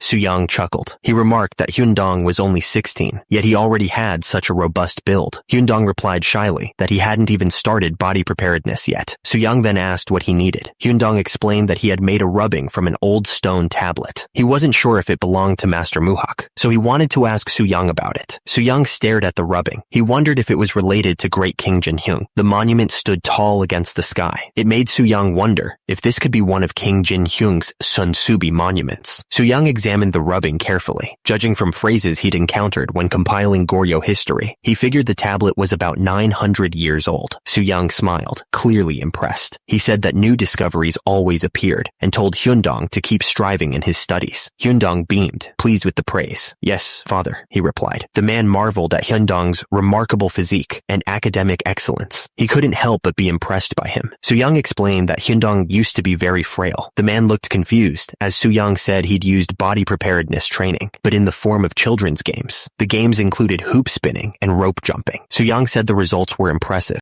Su Yang added that they're effective for young children, but also beneficial for women. He smiled, pleased with the results. The man thought for a moment. Now that they were talking about it, why not have a friendly game of shuttlecock kicking? Su Yang suggested that they find a way to break the ice with their wives as well. The other man listened intently, nodding thoughtfully at the idea. A few days later, the world had changed. Suddenly, a shuttlecock zipped through the air like a bullet. The air cracked with the force of it. The shuttlecock smashed into the wall, leaving a huge crack in the surface. The woman stood there, racket in hand, looking surprised at her own strength. She couldn't believe what she had just witnessed. What did I just witness? The woman woman stood there, racket in hand, surrounded by the damage she had caused. The other man stammered, trying to process what he had just seen. He asked if he understood correctly. The man looked at the woman with disbelief. He asked if she was the one who had caused all that damage, unable to believe a woman could have such strength. Deok looked nervous. She admitted she was just a homebody, clearly not thrilled about the idea of leaving her house. She really hated moving around. The thought of it made her even more anxious. The clothing lay neatly on the table. Lady Daebuin had invented it. Lady Daebuin held up the clothing item, explaining that it was called a melty. She said it was like suspenders, meant to keep skirts from falling down. She showed how to tie it around the waist. The melty would hold everything in place. Lady Daebuin showed Sukdeok how the melty worked. She explained that you had to pull it upward like this, then tie it back down securely to make sure it stayed in place. Lady Daebuin continued to show how the melty worked. She explained that with clothing like this, even if someone stepped on your skirt, it wouldn't slip down. Lady Daebuin then told Sukdeok that she also had to wear guards for her knees and elbows. She carefully adjusted the guards on Sukdeok's arms. Lady Daebuin then told Sukdeok that she should remove her heavy wig. She also needed to put her remaining hair into this pouch to keep it out of the way. Sukdeok stood there with her arms out, ready to show off the complete outfit. Lady Daebuin smiled, announcing that it was complete. Sukdeok bowed respectfully to Lady Daebuin. Lady Daebuin returned the bow, ready to begin the shuttle ball lesson. Lady Daebuin looked Sukdeok up and down, checking that she was properly dressed for the game. She then asked if Sukdeok had ever played shuttle ball before. Sukdeok admitted that it was her first time playing shuttle ball and apologized for her inexperience. Lady Daebuin waved it off, telling her it was all right and to just follow her actions. Lady Daebuin raised her racket, ready to demonstrate. She explained that in shuttle ball, they started with a serve. Lady Daebuin swung the racket, showing how to do drive shots. She moved with surprising speed and grace. Lady Daebuin launched the shuttlecock high into the air. The racket flashed as she sent it soaring. Lady Daebuin then smashed the shuttlecock with all her might. The force of the hit echoed through the courtyard as she showed Sukdeok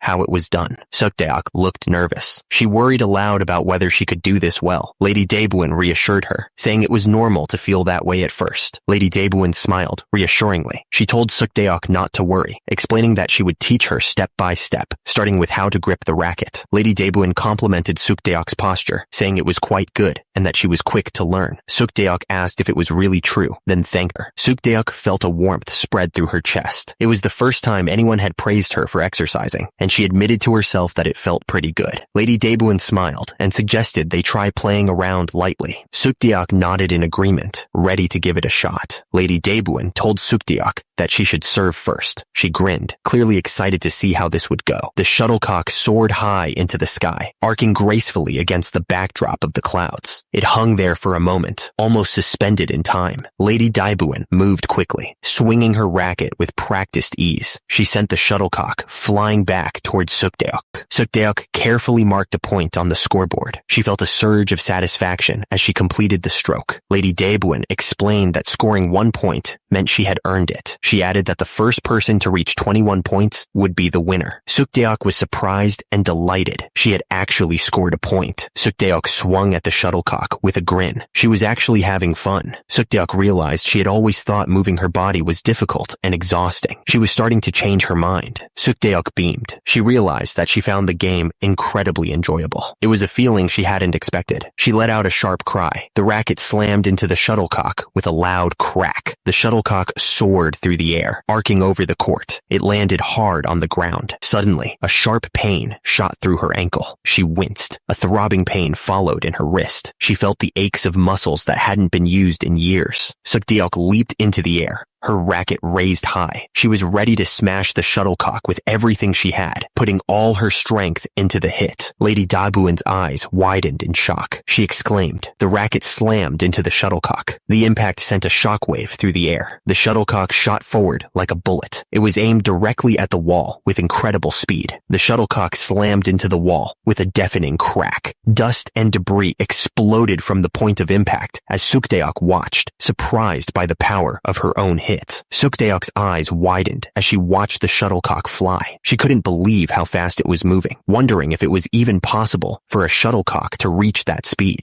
Lady Daebuin stood ready, her racket held high. She admitted that Sukdeok's skills were quite impressive, a rare compliment from the strict instructor. Lady Daebuin's expression hardened, her eyes narrowing. She announced that she would start taking this seriously now, a clear warning of what was to come. Sukdeok's face crumpled, tears welling up in her eyes. She realized that Lady Daebuin had been holding back, going easy on her until now. Sukdeok stood still, her gaze fixed on the shuttlecock. She gripped her racket tightly, preparing for the next hit with a mix of fear and determination. Lady Daebuin swung with all her might, the shuttlecock flying like a bullet. The score was now 5-3, and the game was getting intense. Lady Daebuin didn't let up, hitting the shuttlecock back with a powerful strike. The score quickly changed to 5-6, each point adding to the pressure. Out of nowhere, a man appeared and slammed the shuttlecock with incredible force. The score jumped to 5-9, leaving no doubt that he was a serious player. Lady Daebuin managed to return the hit, but her face showed clear shock as the score climbed to 5-12. She was starting to get worried. Lady Daebuin's eyes widened in disbelief. She wondered if the other player was some kind of pro, only playing shuttleball in their own backyard. Lady Daebuin prepared to smash the shuttlecock with all her strength, her eyes focused on the target. She swung with a mighty blow, sending the shuttlecock soaring high into the air. Lady Daebuin prepared to receive the incoming shot, her eyes focused and ready. Sukdeok stood ready on the court, racket in hand, determined to return the hit. She shouted something ready to prove herself. Sukdeok's face lit up with a determined smile, ready to smash the shuttlecock. She was ready to show off her skills, thinking. The shuttlecock struck with surprising force, hitting Sukdeok's foot with a painful thud. She cried out, the impact sending a jolt of pain through her leg. Sukdeok cried out, feeling a sharp pain in her ankle. She wondered why her ankle hurt, her face contorted in discomfort. No, despite the pain, Sukdeok refused to give up. She leaped into the air, determined to hit the shuttlecock with all her might, thinking, I can do this. Nearby, a man stared in shock, his mouth agape. He couldn't believe what he was seeing. The shuttlecock connected with the racket, the force of the impact echoing through the air. It was a powerful hit. Sukdeok landed gracefully, a triumphant grin spreading across her face. She screamed, I did it! Sukdeok cried out as a sharp pain shot through her hand. Her grip on the racket tightened, but the pain was intense. Now it's my wrist? Sukdeok thought. Sweat trickled down her face as she realized another part of her body was giving out. The pain was too much. Sukdeok lost her balance and started to fall. She tumbled to the ground, the racket flying out of her hand. Sukdeok hit the ground hard, groaning in pain. Lady Daebuin rushed over, concern etched on her face. Is this? Sukdeok thought, her eyes wide with shock. She gasped, trying to catch her breath as the pain settled in. Sukdeok's mind raced with a sudden thought. What would life be like as the daughter-in-law of Grand Prince Suyong's family? Sukdeok was still falling, and the impact was about to be rough. Her body was screaming in pain, and she braced herself for another hard landing. Someone, speaker unclear from OCR, expressed concern about Sukdeok collapsing. The speaker replied that the girl had never trained her body before, then expressed concern about what would happen if she refused to marry into their family because of this. Sukdeok's face was shown, and she looked determined. She didn't show any dislike, and her expression was resolute. The speaker paused, thinking about the girl. The speaker looked determined, deciding that they definitely wanted Sukdeok to be a part of their family. Someone chuckled, clearly relieved. It seemed they had been worried about nothing. Outside, the sun shone brightly on the traditional Korean houses. The air was crisp and clean. Someone struggled to tie the top knot, almost losing their balance. They remarked that the person had grown so sturdy that they almost fell backward. Someone chuckled, playfully calling the person a rascal. They asked when he had gotten so big. The person stood tall, holding a scroll in their hands. They were asked if they were ready, and they replied with a resolute yes. The coming-of-age ceremony was a big deal, and it was formally hosted by my brother. Now that Lord Doan had reached adulthood and finished the coming-of-age ceremony, things were about to change. He held the scroll tightly. Requires verification. Lord Doan smiled, ready to face whatever came next. He would obey His Majesty's command no matter what. And so, they picked a lucky day in April. The date was set, and the preparations would begin. And so, a few days later, the wedding ceremony was held. People gathered to watch the event. The table was set with food and other items, prepared for the ceremony. Everything had to be perfect. The girl looked down, lost in thought. She seemed sad, like she didn't want to be there. The man smiled, excited for what was about to happen. He couldn't wait. The woman looked at the man, her face full of pride. She thought to herself, he's grown up so well. The hand gently touched her shoulder, offering a silent reassurance. The moment was filled with unspoken feelings. The lady looked up, a faint blush rising on her cheeks. She seemed grateful for the kind gesture. The man smiled warmly. He said it was all thanks to her. The man then asked where he should send his son. He laughed and said there were plenty of good matches, so he should choose wisely. The couple stood side by side, surrounded by flowers. They looked regal and composed. King Sejong sat beside the lady, watching as two women bowed before them. He said that seeing their new daughter-in-law put his mind at ease. He looked content. The daughter-in-law thought about how she would have become Queen Dowager Insu in history. She hoped she wasn't afraid of life after the shuttle ball incident. She was worried. Soo-young explained that practicing body's preparedness would strengthen the body and improve daily life, and that it shouldn't be seen as a hardship. King Sejong looked relieved and said that he was glad Soo-young was so kind and understanding. He smiled. The daughter-in-law listened quietly before speaking up. She said that she had a favor to ask. She looked nervous.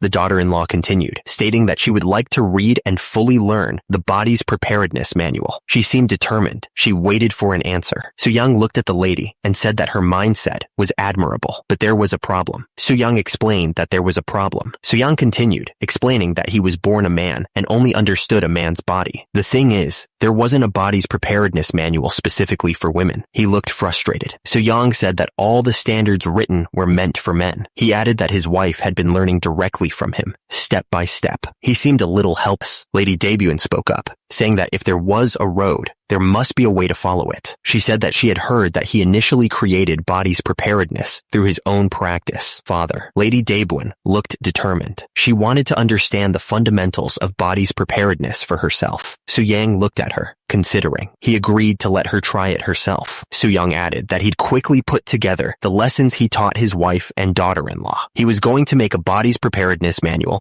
just for women. At that moment, the sounds of training echoed from the courtyard. One of the women groaned in frustration. The instructor told her that she was stiff as a board and that she could forget about training if she couldn't loosen up. One of the women training in the courtyard was in agony. She groaned that she might hurt her back just picking things up, and her thighs felt like they were splitting apart from the exercise. The instructor told her to exhale and relax her muscles. The woman cried out in pain. Soo-young, observing this, wondered if he could really make a body's preparedness manual that worked for women. A messenger approached Soo-young. The messenger announced that His Majesty the King requested the Grand Prince's presence. Soo-young thought to himself that he needed to finish the manual. It couldn't be anything important, right? The courtyard was quiet and empty, bathed in the cold light of the winter sun. A sense of foreboding hung in the air. Someone asked King Sejong about Tsushima Island's request to increase their number of trade ships. One of the men looked confused. He asked if the number of ships wasn't already set at 50 in the Geihai Treaty. Why would they suddenly want more? The Geihai Treaty had been put in place because of increasing piracy by Tsushima Islanders at Busan port. They had limited their trade ships to 50, while granting fishing rights to maintain peace and reduce their raids. The man thought to himself that it was strange. Historically, the Geihai Treaty should remain effective until King Jungjong's era, the 11th king of Joseon. King Sejong sighed, remembering a time when they had sold ginseng to Japan at double the price. They had feared its market price would crash due to an excessive harvest. Someone reacted with shock. What? The two men exchanged a gift, but the king's advisor was suspicious. He figured that the request for 100 ships was just an excuse to add ginseng to their trade. It was all a big scam. The advisor continued, seeing the bigger picture. Tsushima Island was just a middleman, he realized. Someone on the Japanese mainland must want ginseng really badly. The advisor's suspicion grew. It was probably the head of the Uchi clan, he thought. That family was always causing trouble. Uchi clan head Uchi Norihiro was a real piece of trash. Back when King Jongjong was on the throne, he demanded their Jola province, claiming it belonged to his ancestors. King Sejong sighed, feeling helpless. Frustrating as it was, they didn't even have a proper map of Japan. How could they deal with these threats if they didn't even know the land? King Sejong realized that Shin Suk-ju should have made maps when he visited Japan, but then he remembered that he'd taken him to Ming instead. The advisor looked absolutely furious. He yelled that they should show force to those faithless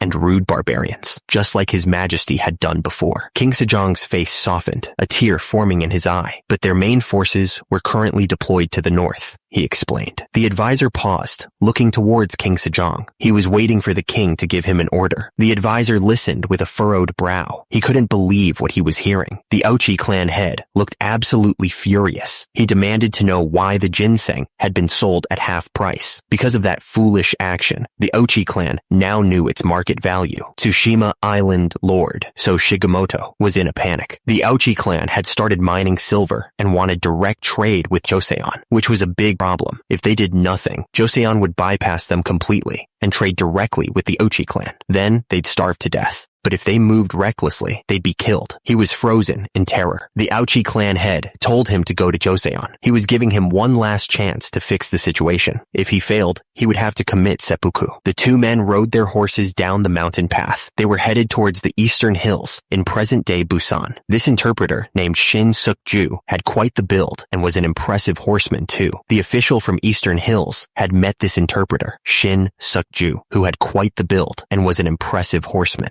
Delete entire panel. Someone said that someone else would explain it better than they could. They told them to travel to Hanyang with Shin Suk-ju. The two men arrived at the large mansion. The horses were tied up outside, waiting patiently. Su-young stared at the huge mansion. He wondered who exactly this northern general was that wanted to meet him. One of the guards yelled at Su-young, asking why on earth he was there. Another man interrupted, asking why there were TOI here and telling someone to watch their mouth and not call them that. Someone responded angrily to being called TOI, calling the speaker a disrespectful little brat. One of the guards looked at Su-young threateningly and asked if he was looking to get beaten up. Someone yelled, "You bastards!" in anger. A man in armor stepped forward, his voice booming with authority. He demanded to know what they were doing to his guest, revealing that the man they were accosting was Grand Prince Su-young. The man in armor smiled, his expression warm and welcoming. He remarked that Su-young had come a long way. The man in armor apologized for calling so late at night. He seemed genuinely sorry for the inconvenience. Su-young casually mentioned that it seemed like the gift he sent had caused a bit of a misunderstanding. The man in the wide-brimmed hat listened intently, his expression unreadable. The man in the hat repeated the word gift, his tone suggesting suspicion. Su-young watched him carefully, waiting for his reaction. Su-young explained that he had sent 180 gun of wild ginseng found in the mountains. He admitted that it was useful, but perhaps too large a gift, quickly brushing it off as nothing of consequence. Su-young continued, explaining that the sulfur they received in exchange had been crucial for making gunpowder. He added that the copper was also very useful in crafting cannons for their northern expeditions. Su-young thought to himself that he needed to maintain the facade of a strong, ignorant general. He wondered if his performance was convincing enough. The man in the hat complimented Su-young, saying he was like a peerless national hero. He added that Su-young looked capable of solving problems with sheer strength alone, even without sulfur or copper. Su-young explained that they had done all right, subduing the Jurchen tribes, but their numbers were overwhelming. Since they'd been battling the Mongols too, they ran low on supplies, which prompted him to sell the ginseng. Su-young continued, saying that because the ginseng was sold hastily, the royal court wasn't even aware of it. He hoped that the man in the hat would believe his explanation. The man in the hat then mentioned that in Japan, the Mongols were called Mukuri. He seemed to be making a connection to something. The listener reacted in shock, asking if these were the same Mukuri who crushed the Kamakura shogunate. He wondered why they would be fighting Joseon now, looking extremely worried. Su-young recalled that a few things had happened in the past. He had once captured the Mongol king, Taisun Khan, but the guy managed to escape in the dead of night. Su-young's face tightened with regret. He muttered that he should have killed him right then and there. The listener looked at Su-young with doubt. He asked what kind of damage they had suffered because of that incident. Su-young explained that the profit they made from the ginseng was huge. That profit came with a cost. Bandits and thieves became jealous and repeatedly tried to steal the ginseng. The situation was getting worse. The desperate people were even willing to trade directly with Joseon themselves. At this rate, things would get really bad. The people were terrified. They were sure that they would either be attacked and killed or starve to death. The person bowed low to the ground, begging for help. They were completely desperate. Su-young smiled, understanding their plight. He told them that they had truly had a tough time. He told them to get up. Su-young's eyes lit up. A good idea just came to him. The table was set with a variety of foods. It was a moment of calm before the storm. Su-young stepped forward, a plan forming in his mind. He offered to personally meet the shogun and give him ginseng seeds, suggesting they try growing their own. Su-young continued, laying out his plan. He would head to Japan personally as part of the diplomatic mission, hand over all the ginseng to the shogun, and ensure that trading with Tsushima Island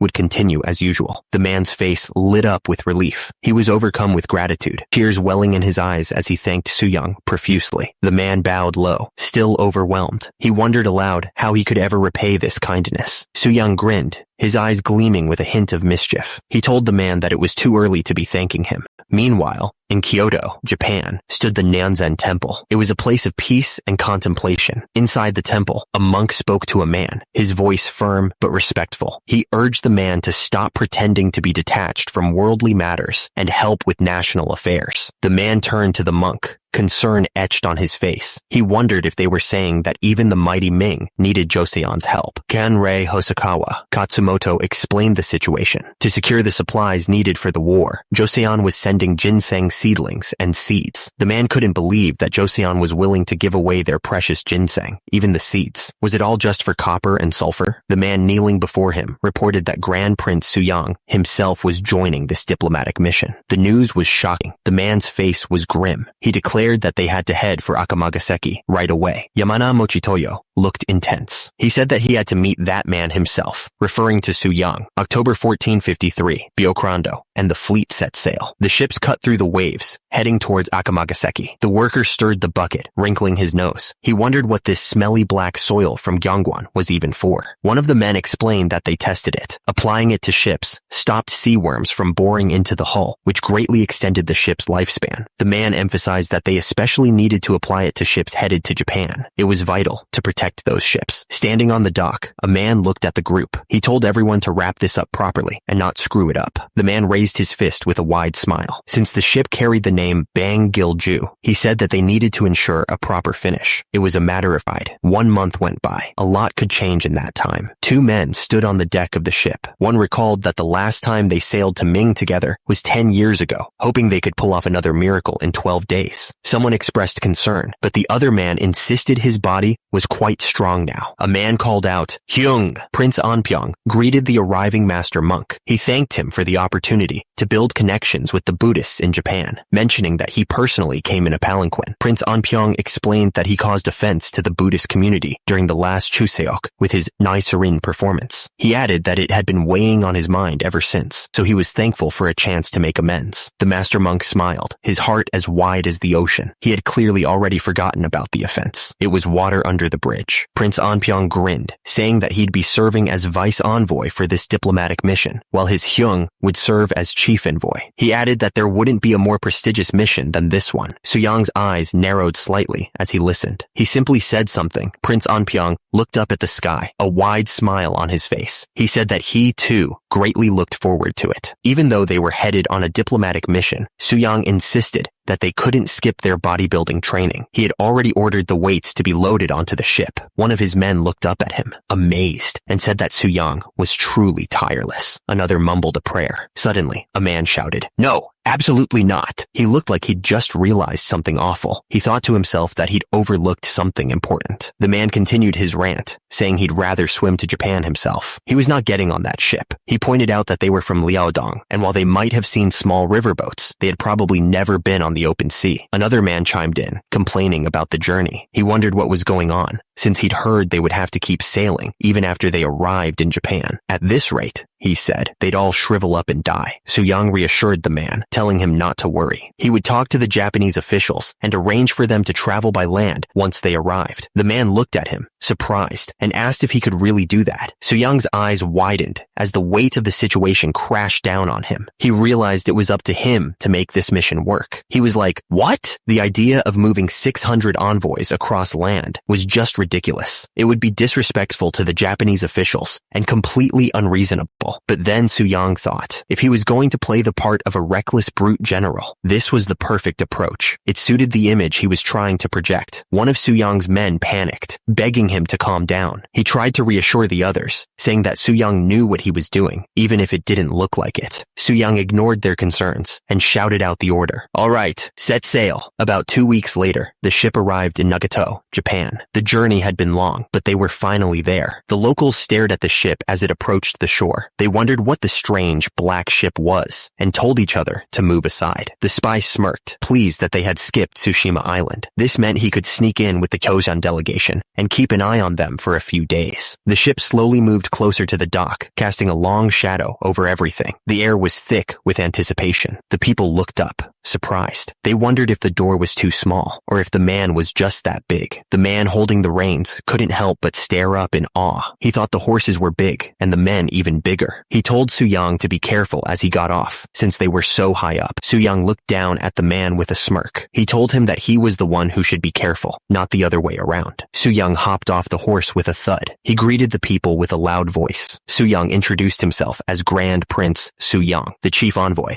of Joseon's diplomatic mission. A man stepped forward, looking a bit nervous. He introduced himself as Ochi Norihiro, the representative of the Ochi clan. Someone looked shocked, exclaiming in disbelief. Someone shouted excitedly that it was land, that Japan's land wasn't floating on water, and that they thought they'd die on that boat. Someone noticed people wearing furs and identified them as toy. They remarked that the hosts must be incredibly wealthy if they're using them as bodyguards, and expressed desire for a piece of that fur. A man in red robes greeted them warmly. He said that they had prepared a banquet for them to relax after their long journey and asked if they would join him. He seemed pleased when they accepted. Someone asked who those monks were. Another person explained that famous monks from various temples in Kyoto had gathered to greet the honored guests from Joseon. One monk introduced himself as Sozin from the Nanzen Temple in Kyoto. Su-young looked closely at one of the monks. He realized that he recognized one of the figures from pre-Sengoku period Japan. The monk was Yamana Sozin. Turns out, after becoming a monk to give his son power, he kept controlling everything from behind the scenes. Su-young realized something. Yamana Sozin being there had to be for political reasons. Su-young grinned, clearly pleased with how things were going. He said that's exactly why he brought him, calling it a fortunate meeting. Su-young announced that they'd also brought along the venerable Buddhist master, Shinmi. One of the monks greeted them, stating that it was an honor to meet them, especially since they were introduced by the Grand Prince. He added that since they both spoke Sanskrit, they wouldn't need any translators. Another monk looked completely lost, muttering that he didn't understand what was going on. The first monk replied that he also spoke Sanskrit. He complimented Master Shinmi, saying that he had profound wisdom for someone from Joseon, adding that it was a pleasure to meet him. He stammered, impressed by the monk from Joshin's knowledge. Su-young smirked, thinking to himself that if he hadn't brought Master Shinmi along, they'd keep trying to spy on him. Suddenly, the system flashed a message. Nice try.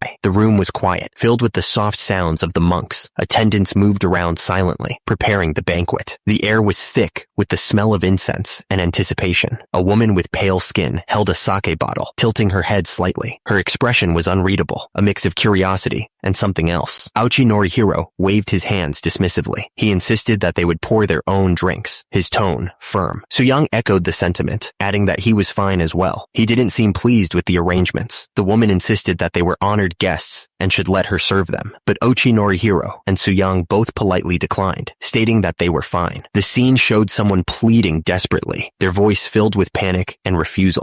Ochi Norihiro presented a steaming hot pot. He explained that since they had traveled all the way from Joseon, he had specially prepared a hot pot with mountain whale meat for them to enjoy. The text explained that Japanese hadn't eaten regular meat openly since around the 600s. The meal was probably prepared especially for them, a sign of honor. Someone examined the meat with disgust, wondering what wild whale was, and realizing it was actually wild boar. They noticed the blood wasn't drained properly, causing an awful smell. Someone asked Yang if the meat was good for his taste. Yang responded that something was very wrong. Ochi Norihiro held out a cup, offering it with a polite smile. He suggested that maybe some pepper would make the meal more to their liking. One of the Hoseon delegates slammed his hands on the table, standing up abruptly. He looked absolutely furious, declaring that something was very wrong with the food. The delegate raised his voice, his face red with anger. He declared that even though they might be considered barbarians, they still knew how to properly respect meat, and demanded that they be served properly prepared, quality meat. The delegate continued to rant, explaining that even the Jurchens, known for their love of good quality pork, wouldn't stand for this. He was clearly disgusted. Ochi Norihiro looked taken aback by the outburst, his smile faltering. He seemed to realize that something was seriously off, unsure how to respond to the sudden anger. Ochi Norihiro seemed to understand that the Hoseon delegation was angry. He suggested that they go hunting. He wondered if that would make things better. A chest overflowing with valuable furs, was presented to the delegation. It was offered as payment for the privilege of hunting on their mountain for a day. Ochi Norihiro, still on horseback, said that he would accept punishment if their hospitality was bad, but Suyang just waved it off, saying he was worried about muscle loss. Uchi Norihiro looked confused, wondering if muscle loss was a common disease. With that, the hunting party set off into the wilderness. They were all mounted on horses, ready for the hunt. Just as the hunt was about to begin, a man in yellow robes shouted for them to wait. He looked concerned. Someone looked completely shocked. They couldn't believe what they were seeing and asked, "What the heck is this?" The person's eyes widened as they stared off into the distance. They were clearly taken aback by whatever they saw. A man on horseback rode away at full speed. Someone shouted after him, calling him father-in-law. Someone looked absolutely furious. They yelled, "You idiot! Follow me quickly," with their face red with anger. Turns out, this sudden hunting trip wasn't just a friendly outing. It was a cover for spying all along. The man in the royal robes declared that the Joseon king had lost his mind and sent his own brother as a vanguard to invade them. The man on horseback shouted that he wouldn't let that happen, but then he paused, realizing someone was missing. He wondered where they had gone. The horse's hooves crashed through the undergrowth. Each step was a display of raw power, leaving a trail of crushed leaves and broken branches. Suddenly, a massive wild boar charged through the forest, its tusks gleaming. It was moving fast, clearly on the hunt for something. The man yanked on the horse's reins, cursing under his breath. He had clearly realized something was wrong, and it was bad. The man chased after the boar, his feet pounding against the forest floor. Leaves scattered as he ran, trying to catch up to the animal. The punch landed with a deafening thud, sending shockwaves through the air. The force of the blow was enough to make the air shimmer. Two boars lay lifeless on the ground, defeated by a single blow. One was flipped on its back, tongue lolling out, a testament to the raw power it had faced. The Japanese delegate stared in disbelief, his face a mask of shock. He couldn't believe what he had just seen. The delegate trembled, comparing Suyang to a demon. He was practically an oni, a creature of immense power and destruction. Someone riding their horse addressed Sozin, asking what brings a venerable monk like him all the way here, or if they should address him as the head of the Uchi clan instead. Delete this panel. Sozin realized that this man saw through everything. He had to be careful. Sozin told him that he had come because he was worried that there would be too much needless killing, or that the common people might suffer because of their hunting. Sozin apologized for causing concern, but added that his men were greatly enjoying themselves. Suyang was having the time of his life. He shouted that the mountains were the best, and nothing beat riding a horse. He was clearly enjoying the hunt. Suyang suddenly announced that he'd changed his mind about traveling by sea. Sozin, surprised by this sudden change of plans, asked him to repeat himself. Suyang offered to pay generously. He asked if they could be allowed to travel by land instead of by sea. He seemed pretty determined. Sozin looked absolutely shocked. He asked Suyang what he had just said. He couldn't believe what he was hearing. Suyang said he knew it was a heavy burden on the Ochi clan, but he added that since they had the esteemed monk accompanying them, he was sure they'd be able to handle it just fine. Sozin's eyes widened, realizing what was happening. Suyang sweetened the deal even further. He added that he would also send generous gifts to the Nanzen temple in Kyoto. Suyang started to say something, but he seemed unsure of himself. He paused, as if reconsidering his words. The monk stroked the animal. Since he was a wise and understanding man, Suyang was sure he grasped his meaning clearly. Sozin smiled back, seemingly understanding Suyang's intentions. He said he would trust him on this.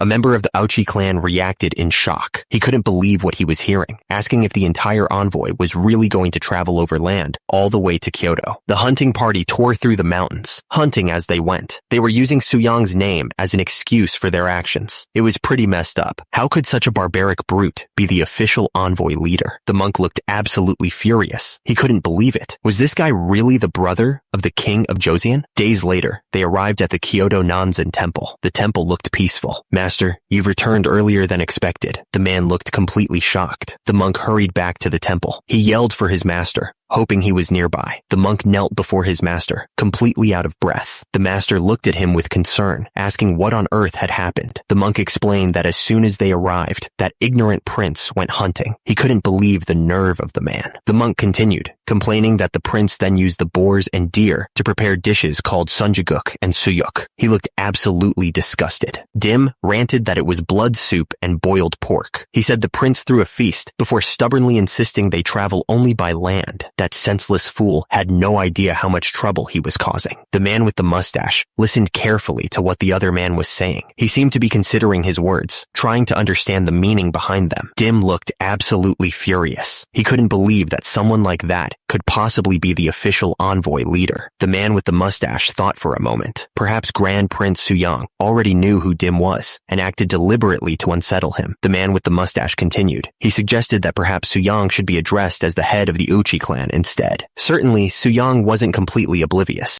Dim looked down, thinking to himself. He decided that Grand Prince Suyang couldn't possibly be a man of much learning. The story jumped back 7 days. The events that followed would reveal the truth. Dim watched from around the corner. His eyes narrowed. He was going to find out exactly what was going on in that man's scheming mind. Suyang continued to lift the heavy weights. He added another plate, pushing himself to the limit. Yang struggled. His face contorted. He grunted, wondering why this was so heavy. Suyang scoffed, remarking that men from Japan couldn't even handle a single 40-gun weight plate properly. He then called out to Yang for help. The envoy knew there was no other choice. His hand pressed down on the document, sealing their fate. Suyang grinned as he lifted the weight. He felt the burn in his muscles, and he knew he'd found the perfect weight to push himself. The bald man watched, completely stunned. He couldn't believe what he was seeing. Suyang continued his workout, ignoring the stares. The bald man's jaw dropped as he watched Suyang. He had lifted 40-gun weights on both sides with ease. The member of the Uchi clan admitted that Suyang was undoubtedly a naturally born warrior, but he figured a man who spent all his time building muscle couldn't have much scholarly depth. That seemed logical to Sozin. The Uchi clan member added that even someone as thoughtless as Suyang wouldn't dare behave so freely once he reached Kyoto. The Uchi clan member stood in the moonlight, looking calm. He asked Sozin not to worry too much. The Uchi clan member gripped his sword tightly. He repeated. Several days later, at the imperial residence, a formal greeting was announced. Hosokawa Katsumoto knelt formally, introducing himself as the advisor to the shogun. He seemed like a serious guy. Grand Prince Suyang stepped forward, introducing himself as the leader of the diplomatic mission. He then presented Grand Prince Andpyeong as the deputy envoy. Suyang noticed a monk and wondered where he had gone. The man looked annoyed, sweat beading on his forehead. He seemed really uncomfortable. Suyang thanked the monk for his hard work. The hosts invited the envoys to rest after their long journey. They were told to sit comfortably while they waited for the shogun to arrive shortly. The room was filled with people sitting at tables, waiting. A heavy silence filled the air as everyone anticipated the shogun's arrival. 2 women peeked through the sliding doors, watching the scene unfold. They seemed curious about what was happening. A man wearing a fancy hat looked at the envoys. He seemed to be assessing them. Dim announced that the child was Ashikaga Yoshimasa, the incompetent shogun who sparked the Onin War, but also a figure who greatly influenced Japanese culture. Dim joked that he was the originator of Weebu culture, and that all Japanese culture came from him, the one who built the Weebu foundation of today. The envoys bowed low, offering a formal greeting. They announced that they humbly greeted the Seitai shogun of Japan. The shogun smiled warmly as he returned the greeting. He said that they were known as heaven-sent warriors, and that their presence was truly impressive. Suyang looked at the shogun with a hint of disbelief. He thought to himself that the shogun seemed too young, though the exact age was unclear from his observation. The shogun continued speaking. He said that actually he had seen them approaching from afar. The sound of hooves echoed loudly as Suyang and his group approached on horseback. They rode up the steps towards the building. The envoy's eye widened in shock. He couldn't believe what he was hearing. The shogun's eyes locked onto Suyang's horse. He said that your horse had caught his eye immediately. The shogun continued, asking if he could paint a picture of your horse. The envoy beside him looked confused by the odd request. The envoy was clearly outraged. He thought to himself that during their very first diplomatic meeting, he was asking to draw a picture of a horse. The envoy balled his fists. He thought this behavior was incredibly rude, and the stress was making him almost pee himself. The shogun asked if he could draw your horse. The request hung in the air, thick with unspoken questions. The envoy was losing it. He thought to himself that this was incredibly rude. He couldn't believe the shogun was acting on his own whim. The envoy changed his tone, saying that the shogun must enjoy painting and architecture quite a bit. The shogun responded, saying that he also had some skill in calligraphy and art. Grand Prince Andpyeong interjected enthusiastically, saying that he'd heard the deputy envoy was very knowledgeable in art. He suggested that they sit separately and discuss it further, leaving the tedious political talk to the others. The shogun suggested they go and draw Hyukwu. Someone asked if that was the horse's name. The response confirmed it was, adding that there was an interesting story behind the name. The shogun then changed the subject, suggesting that they start discussing the matter of ginseng. Grand Prince Onpyeong stepped forward, holding a box with both hands. He looked serious, presenting its contents with utmost care. One of the men exclaimed that it was a seedling of the famous ginseng. He was impressed that it hadn't wilted at all, even after such a long journey. Someone remarked that the shogun, who only likes to play around, should just keep playing. Suddenly, a voice declared that he would handle all matters concerning ginseng himself. There was no room for discussion. He addressed the group sternly. He explained the process. First, you peel the outer layer from the ginseng seeds, then dry them thoroughly. After that, using your finger, make a hole exactly where the ginseng previously grew and plant it there, he instructed. One of the men, dressed in blue robes, looked up, surprised. He asked what the chances were that it would sprout successfully. The man looked shocked. One of the men questioned if an 1/10 success rate was too low. It sounded like a loss, he thought. Soo-young thought to himself that if he explained this himself, it wouldn't match the image he'd shown so far. So, Hyung had recommended Yi Gukgam, who was skilled at speaking. Yi Gukgam carefully examined the ginseng root. He said that usually, one ginseng root like this. Yi Gukgam explained that one ginseng root like that one usually yielded about 60 seeds. He looked up, waiting for a reaction. Yi Gukgam asked if it wasn't enough, if even just 6 seeds sprouted and grew. Yi Gukgam decided he would only teach them the bare minimum planting technique. The other man nodded, listening carefully. He said that it made sense when it was put that way. Soo-young thought about the others. He figured they'd probably rack their brains trying to grow ginseng and make a fortune. One of the envoys said that opinions were pretty split on how to share the ginseng. It seemed like it wouldn't be settled in a day or two, so he suggested ending today's talks there. One of the envoys stared intensely. He declared that the final decision maker wasn't those people. One of the envoys declared that the final decision maker was the shogun, Ashikaga Yoshimasa. The envoy continued, noting that since the shogun was currently paired with Grand Prince Onpyeong, a renowned cultural figure, things looked favorable. The envoy concluded that it was only a matter of time before Yoshimasa took Joseon's side. 3 days passed. The moon hung high in the sky above the castle. Soo-young was shocked. A festival. Soo-young pumped iron, but he looked absolutely puzzled. It wasn't even a special day. So what was this sudden festival about? Hyung explained that at Ryoanji Temple, he'd been talking about the painting Soo-young made. Then, he briefly mentioned Hyukwu and Soo-young's accomplishments. Hyung continued, saying that the shogun suddenly insisted on holding a festival because he wanted to see Soo-young's martial skills. He sounded just as surprised as Soo-young was. Soo-young looked concerned. Holding a festival would be costly and create a lot of extra work. Besides, what exactly did the shogun want to see him do? It seemed to come out of nowhere. The day of the festival arrived. The crowd roared as they announced the arrival of the Grand Prince from Joseon. The crowd went wild, throwing money into the air. They announced that he was the leader of the infamous toy warriors, the mighty general who crushed those cruel Mukuri and Kokuri barbarians. Someone commented that it reminded them of a Shinto custom, where people throw money at the emperor's procession. But this was something else entirely. Money was flying in from every direction, and he didn't know what to do. The man chuckled, telling his friend to just think of it as raining money. He seemed to be enjoying the spectacle. The other man wasn't so thrilled. He said he'd rather pass on a rain of coins, especially Ming currency. He looked annoyed. The festival was being held at Ryoanji Temple in Kyoto. The place was packed with people eager to see the Grand Prince. As Soo-young approached the temple, he was greeted by a line of armored men. A voice boomed from the entrance, welcoming him and acknowledging the long journey he'd undertaken. The greeter beamed, telling Soo-young that he had heard amazing things about his strength. He added that he'd prepared many things for him, urging him to enjoy himself. Hyung asked what exactly his friend had told the greeter. The other man replied that he had only mentioned the incident Hyukwu. The man continued, explaining that he told the story of when Hyukwu's owner died and the horse charged at Soo-young in a rage. He added that he told the story of how Soo-young had caught the horse, threw it down, and pinned it by the neck until it submitted. It was the story of how Hyukwu was so moved by Soo-young's strength. The man said that it was because of Soo-young's incredible strength that the horse willingly became his. Soo-young had truly tamed the beast. Soo-young thought to himself that his plan to look like a muscle-bound brute had worked out perfectly. He let out a laugh at the thought.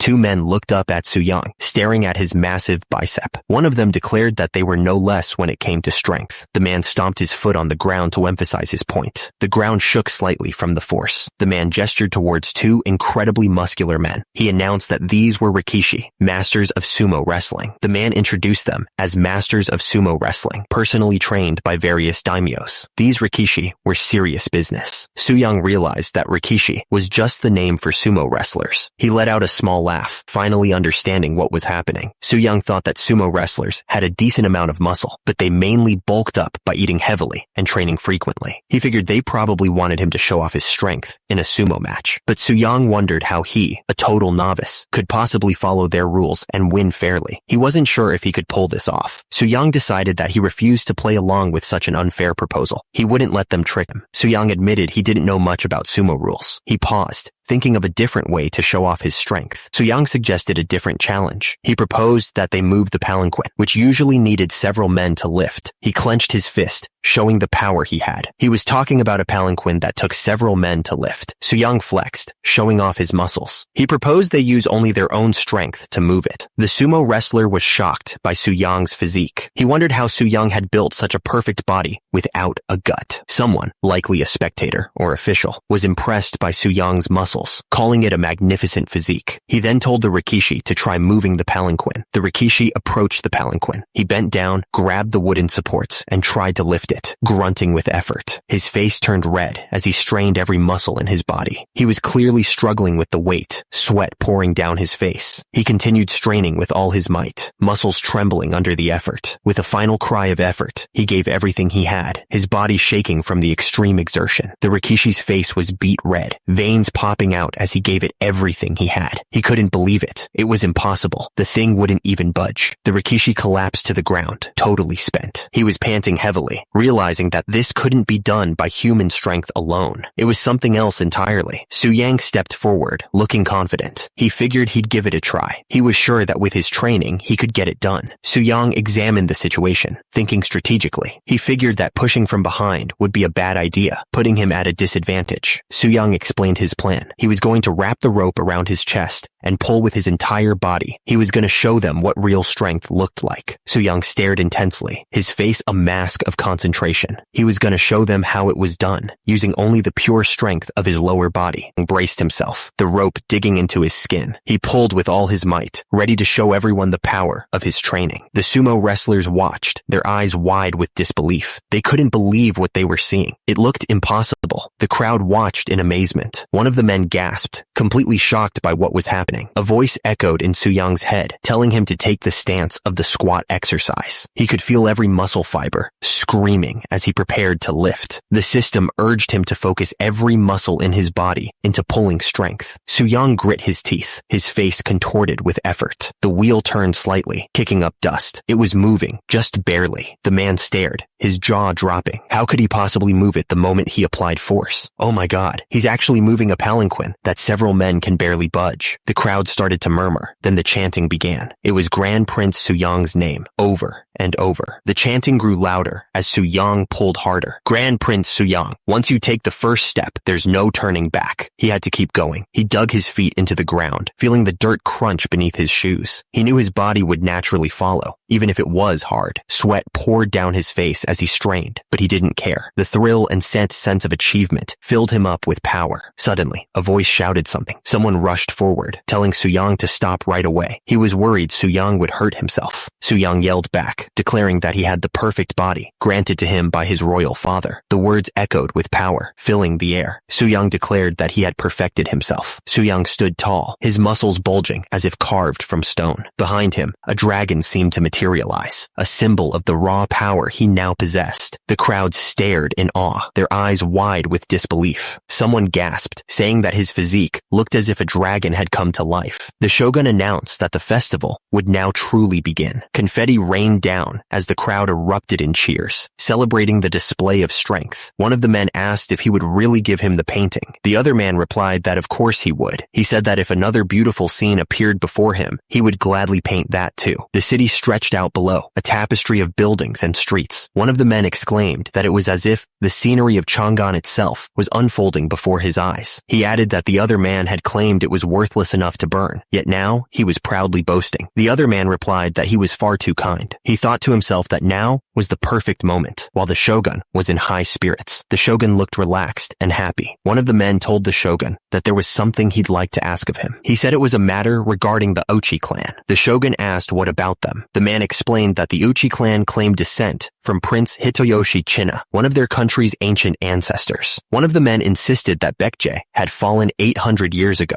so such a claim was absurd. Another man agreed with him, emphasizing his point. One of the men suggested that they should take a look at Japan's historical records. He thought it would be best to determine what was right and wrong from them. The shogun explained that the ancient records were kept at Shusen, but since that place belonged to the Tenno, it was difficult for just anyone to enter freely. He said he would have the records copied and sent to them himself. Grand Prince Suyang was suspicious. He wondered if it was really that simple.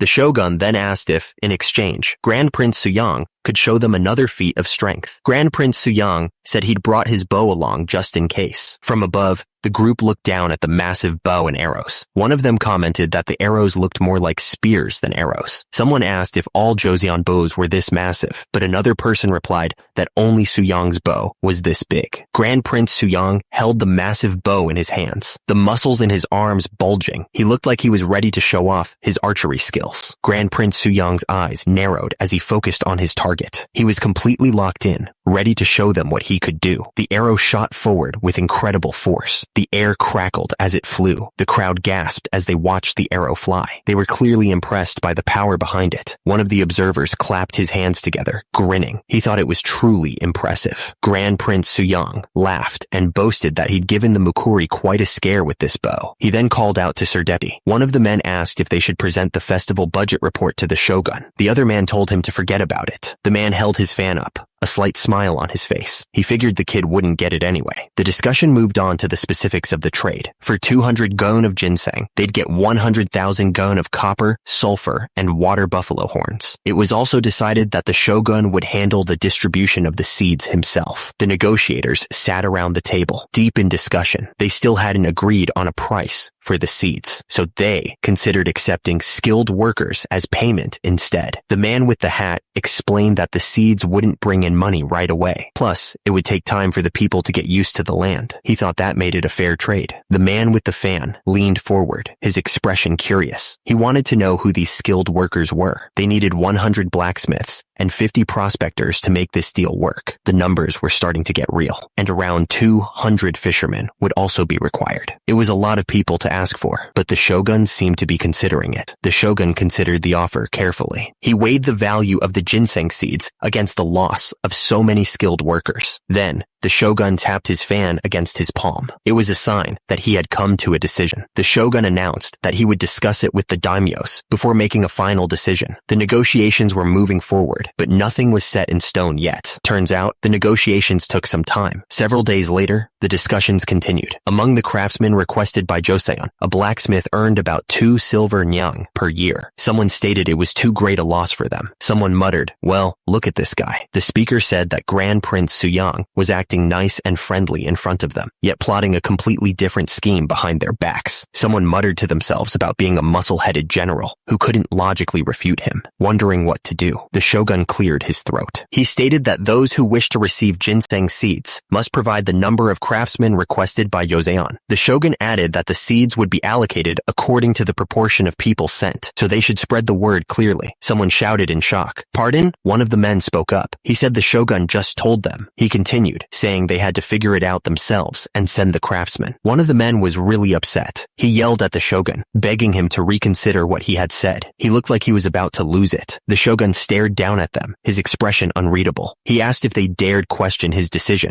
He shouted, "Enough! Stop speaking!" He said they'd been arguing about nonsense for months, and he was tired of it. One of the men smirked, saying the other should have kept the shogun properly managed. The shogun told them to follow him. He added that before leaving, they should bring back some souvenirs. One of the men reached out, begging the shogun to listen. He insisted that this couldn't be the end of the matter, but it seemed his words were falling on deaf ears. Someone started wailing, the sound echoing through the temple grounds. The man in the hat explained that he was concerned someone might mess with what was written. He seemed serious about keeping the information safe. He continued, explaining that he had his court artists make a copy by hand. It was a painstaking process, but he seemed to think it was worth it. The man in the hat looked confident, as he stated that there shouldn't be any problems tabs with the content. He seemed sure of his methods. The man in the hat presented the documents, announcing that it was the Chronicles of Japan they'd asked for. The recipient looked at the stack of papers, considering the weight of the information they held. The man in the hat continued, mentioning that in modern times, texts like these would never be revealed, even upon death. The Chronicles of Japan lay there, a silent promise of secrets revealed. It was a stack of handwritten documents, bound with care. The man in the hat looked sure of himself. He stated that the transcription of the Chronicles should be perfect, and that he had already taken a look at it himself. The man in the hat confirmed that it seems Ochi is indeed descended from Baekja. The man in the hat emphasized that it was up to them to decide whether or not to reward Uchi. The decision was entirely theirs, he said. The man in the hat asked them to compare the Chronicles with other texts when they returned. He wanted them to really check out Uchi's territory and influence. The man in the hat expressed his gratitude. He said their stay had been wonderful, thanks to their generosity. With that, the diplomatic mission in Japan came to an end. The snowy castle town stood silent, as if holding its breath.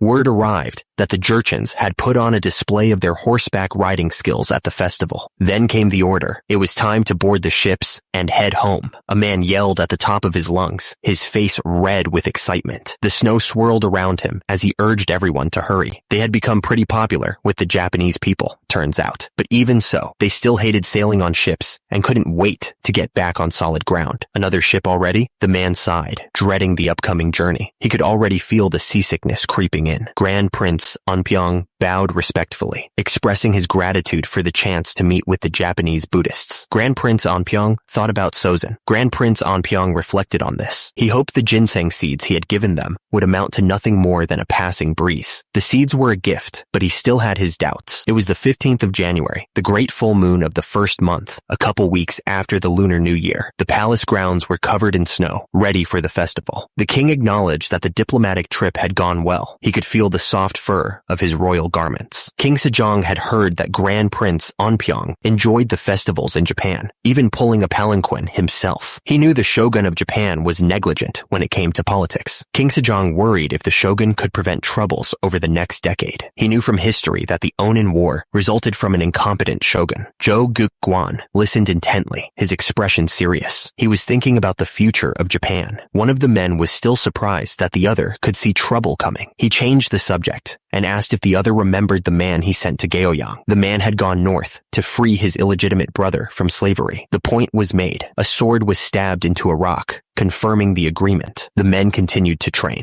The man in charge had disciplined the uncooperative Jurchens using body's preparedness. This had significantly helped Gaoyang survive the harsh winter. His illegitimate brother had constructed brick buildings to block the northern winds. He was a strong man. Meanwhile, the man heard that the Japanese in Dongne were struggling with handling wrought iron and steel. It was a problem. Suyang crushed the training weight in his hand, thinking it would be ideal if the Japanese also met good leaders. That would greatly benefit the country. The man understood Suyang's concern. He chuckled, saying that many had viewed the diplomatic outcomes achieved by himself and Grand Prince Anpyeong negatively. The reason was that people were suspicious about why they personally handled relations with Japan. Jo Guk-gwan, newly appointed Minister of War, sat on the throne. He looked down at the others. Jo Guk-gwan believed they should have brought skilled warriors from Japan and acquired their swords, not just artisans. Japanese swords and Joseon swords were very different, not just in how they looked, but also in how they were made. Jo Guk-gwan thought that these artisans might struggle at first to make good weapons. Someone else thought, if only you knew how hard negotiations were. King Sejong. Japan was in serious need of good steel. Therefore, King Sejong held out his hand, and a strange energy glowed around it. He seemed to be concentrating, trying to make something happen. Suddenly, King Sejong grimaced, clutching his head. He looked like he was in pain, or maybe just confused by what he was seeing. The attention turned to a Japanese sword. It stood firm, ready for the test. Someone explained that the Japanese sword used wrought iron cores wrapped with hardened steel. The sword came down with incredible force, shattering the rocks into pieces. The impact sent fragments flying everywhere. King Sejong explained that Japanese smiths combined soft and hard iron to make their blades because they didn't have enough good iron. He added that if craftsmen who knew this method got good steel, they could make swords as good as the legendary ones. One of the men realized that he'd thought the Japanese made swords freely from good steel, but now he saw that they put incredible care into their work. Jo Guk-gwan admitted that he had foolishly misunderstood the king's deep insight. The king said it was fine. King Sejong announced that Grand Princes Suyang and Anpyeong and everyone else on the diplomatic mission would get rewards. He said they had done well, and now he could fully focus on making the body's preparedness for women. Suyang just smirked at that. He added that Yu was a capable leader. The speaker told Yu that he wanted him to head to Harbin. Yu looked absolutely shocked. He asked why he had to go to Taisun all of a sudden. It was June of 1454, along the Songhua River. The river flowed calmly through the landscape. Yi Jing-o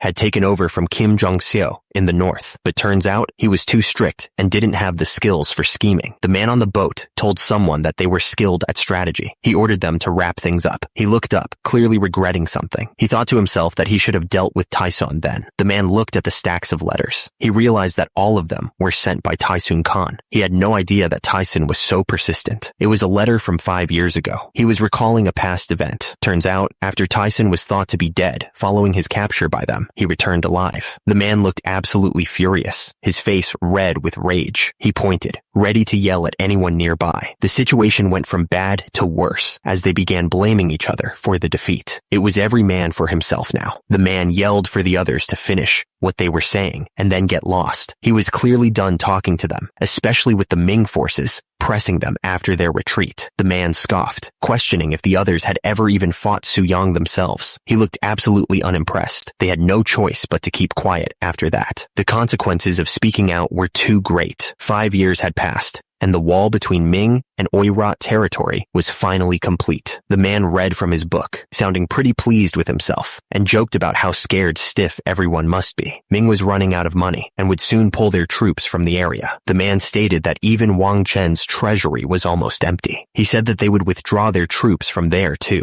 The man said that no one wanted to go to Liaodong, but since Xiao Yutiang, who had fallen out of favor with his majesty, was stationed there, they didn't have to worry. He added that they mustn't get too greedy and that he would report it to the emperor. He said that naturally, conflict would reignite between Oirat and Mongol. The sound of fingers tapping echoed in the room. Someone was getting impatient. The man tapped his fingers. The man's smile widened.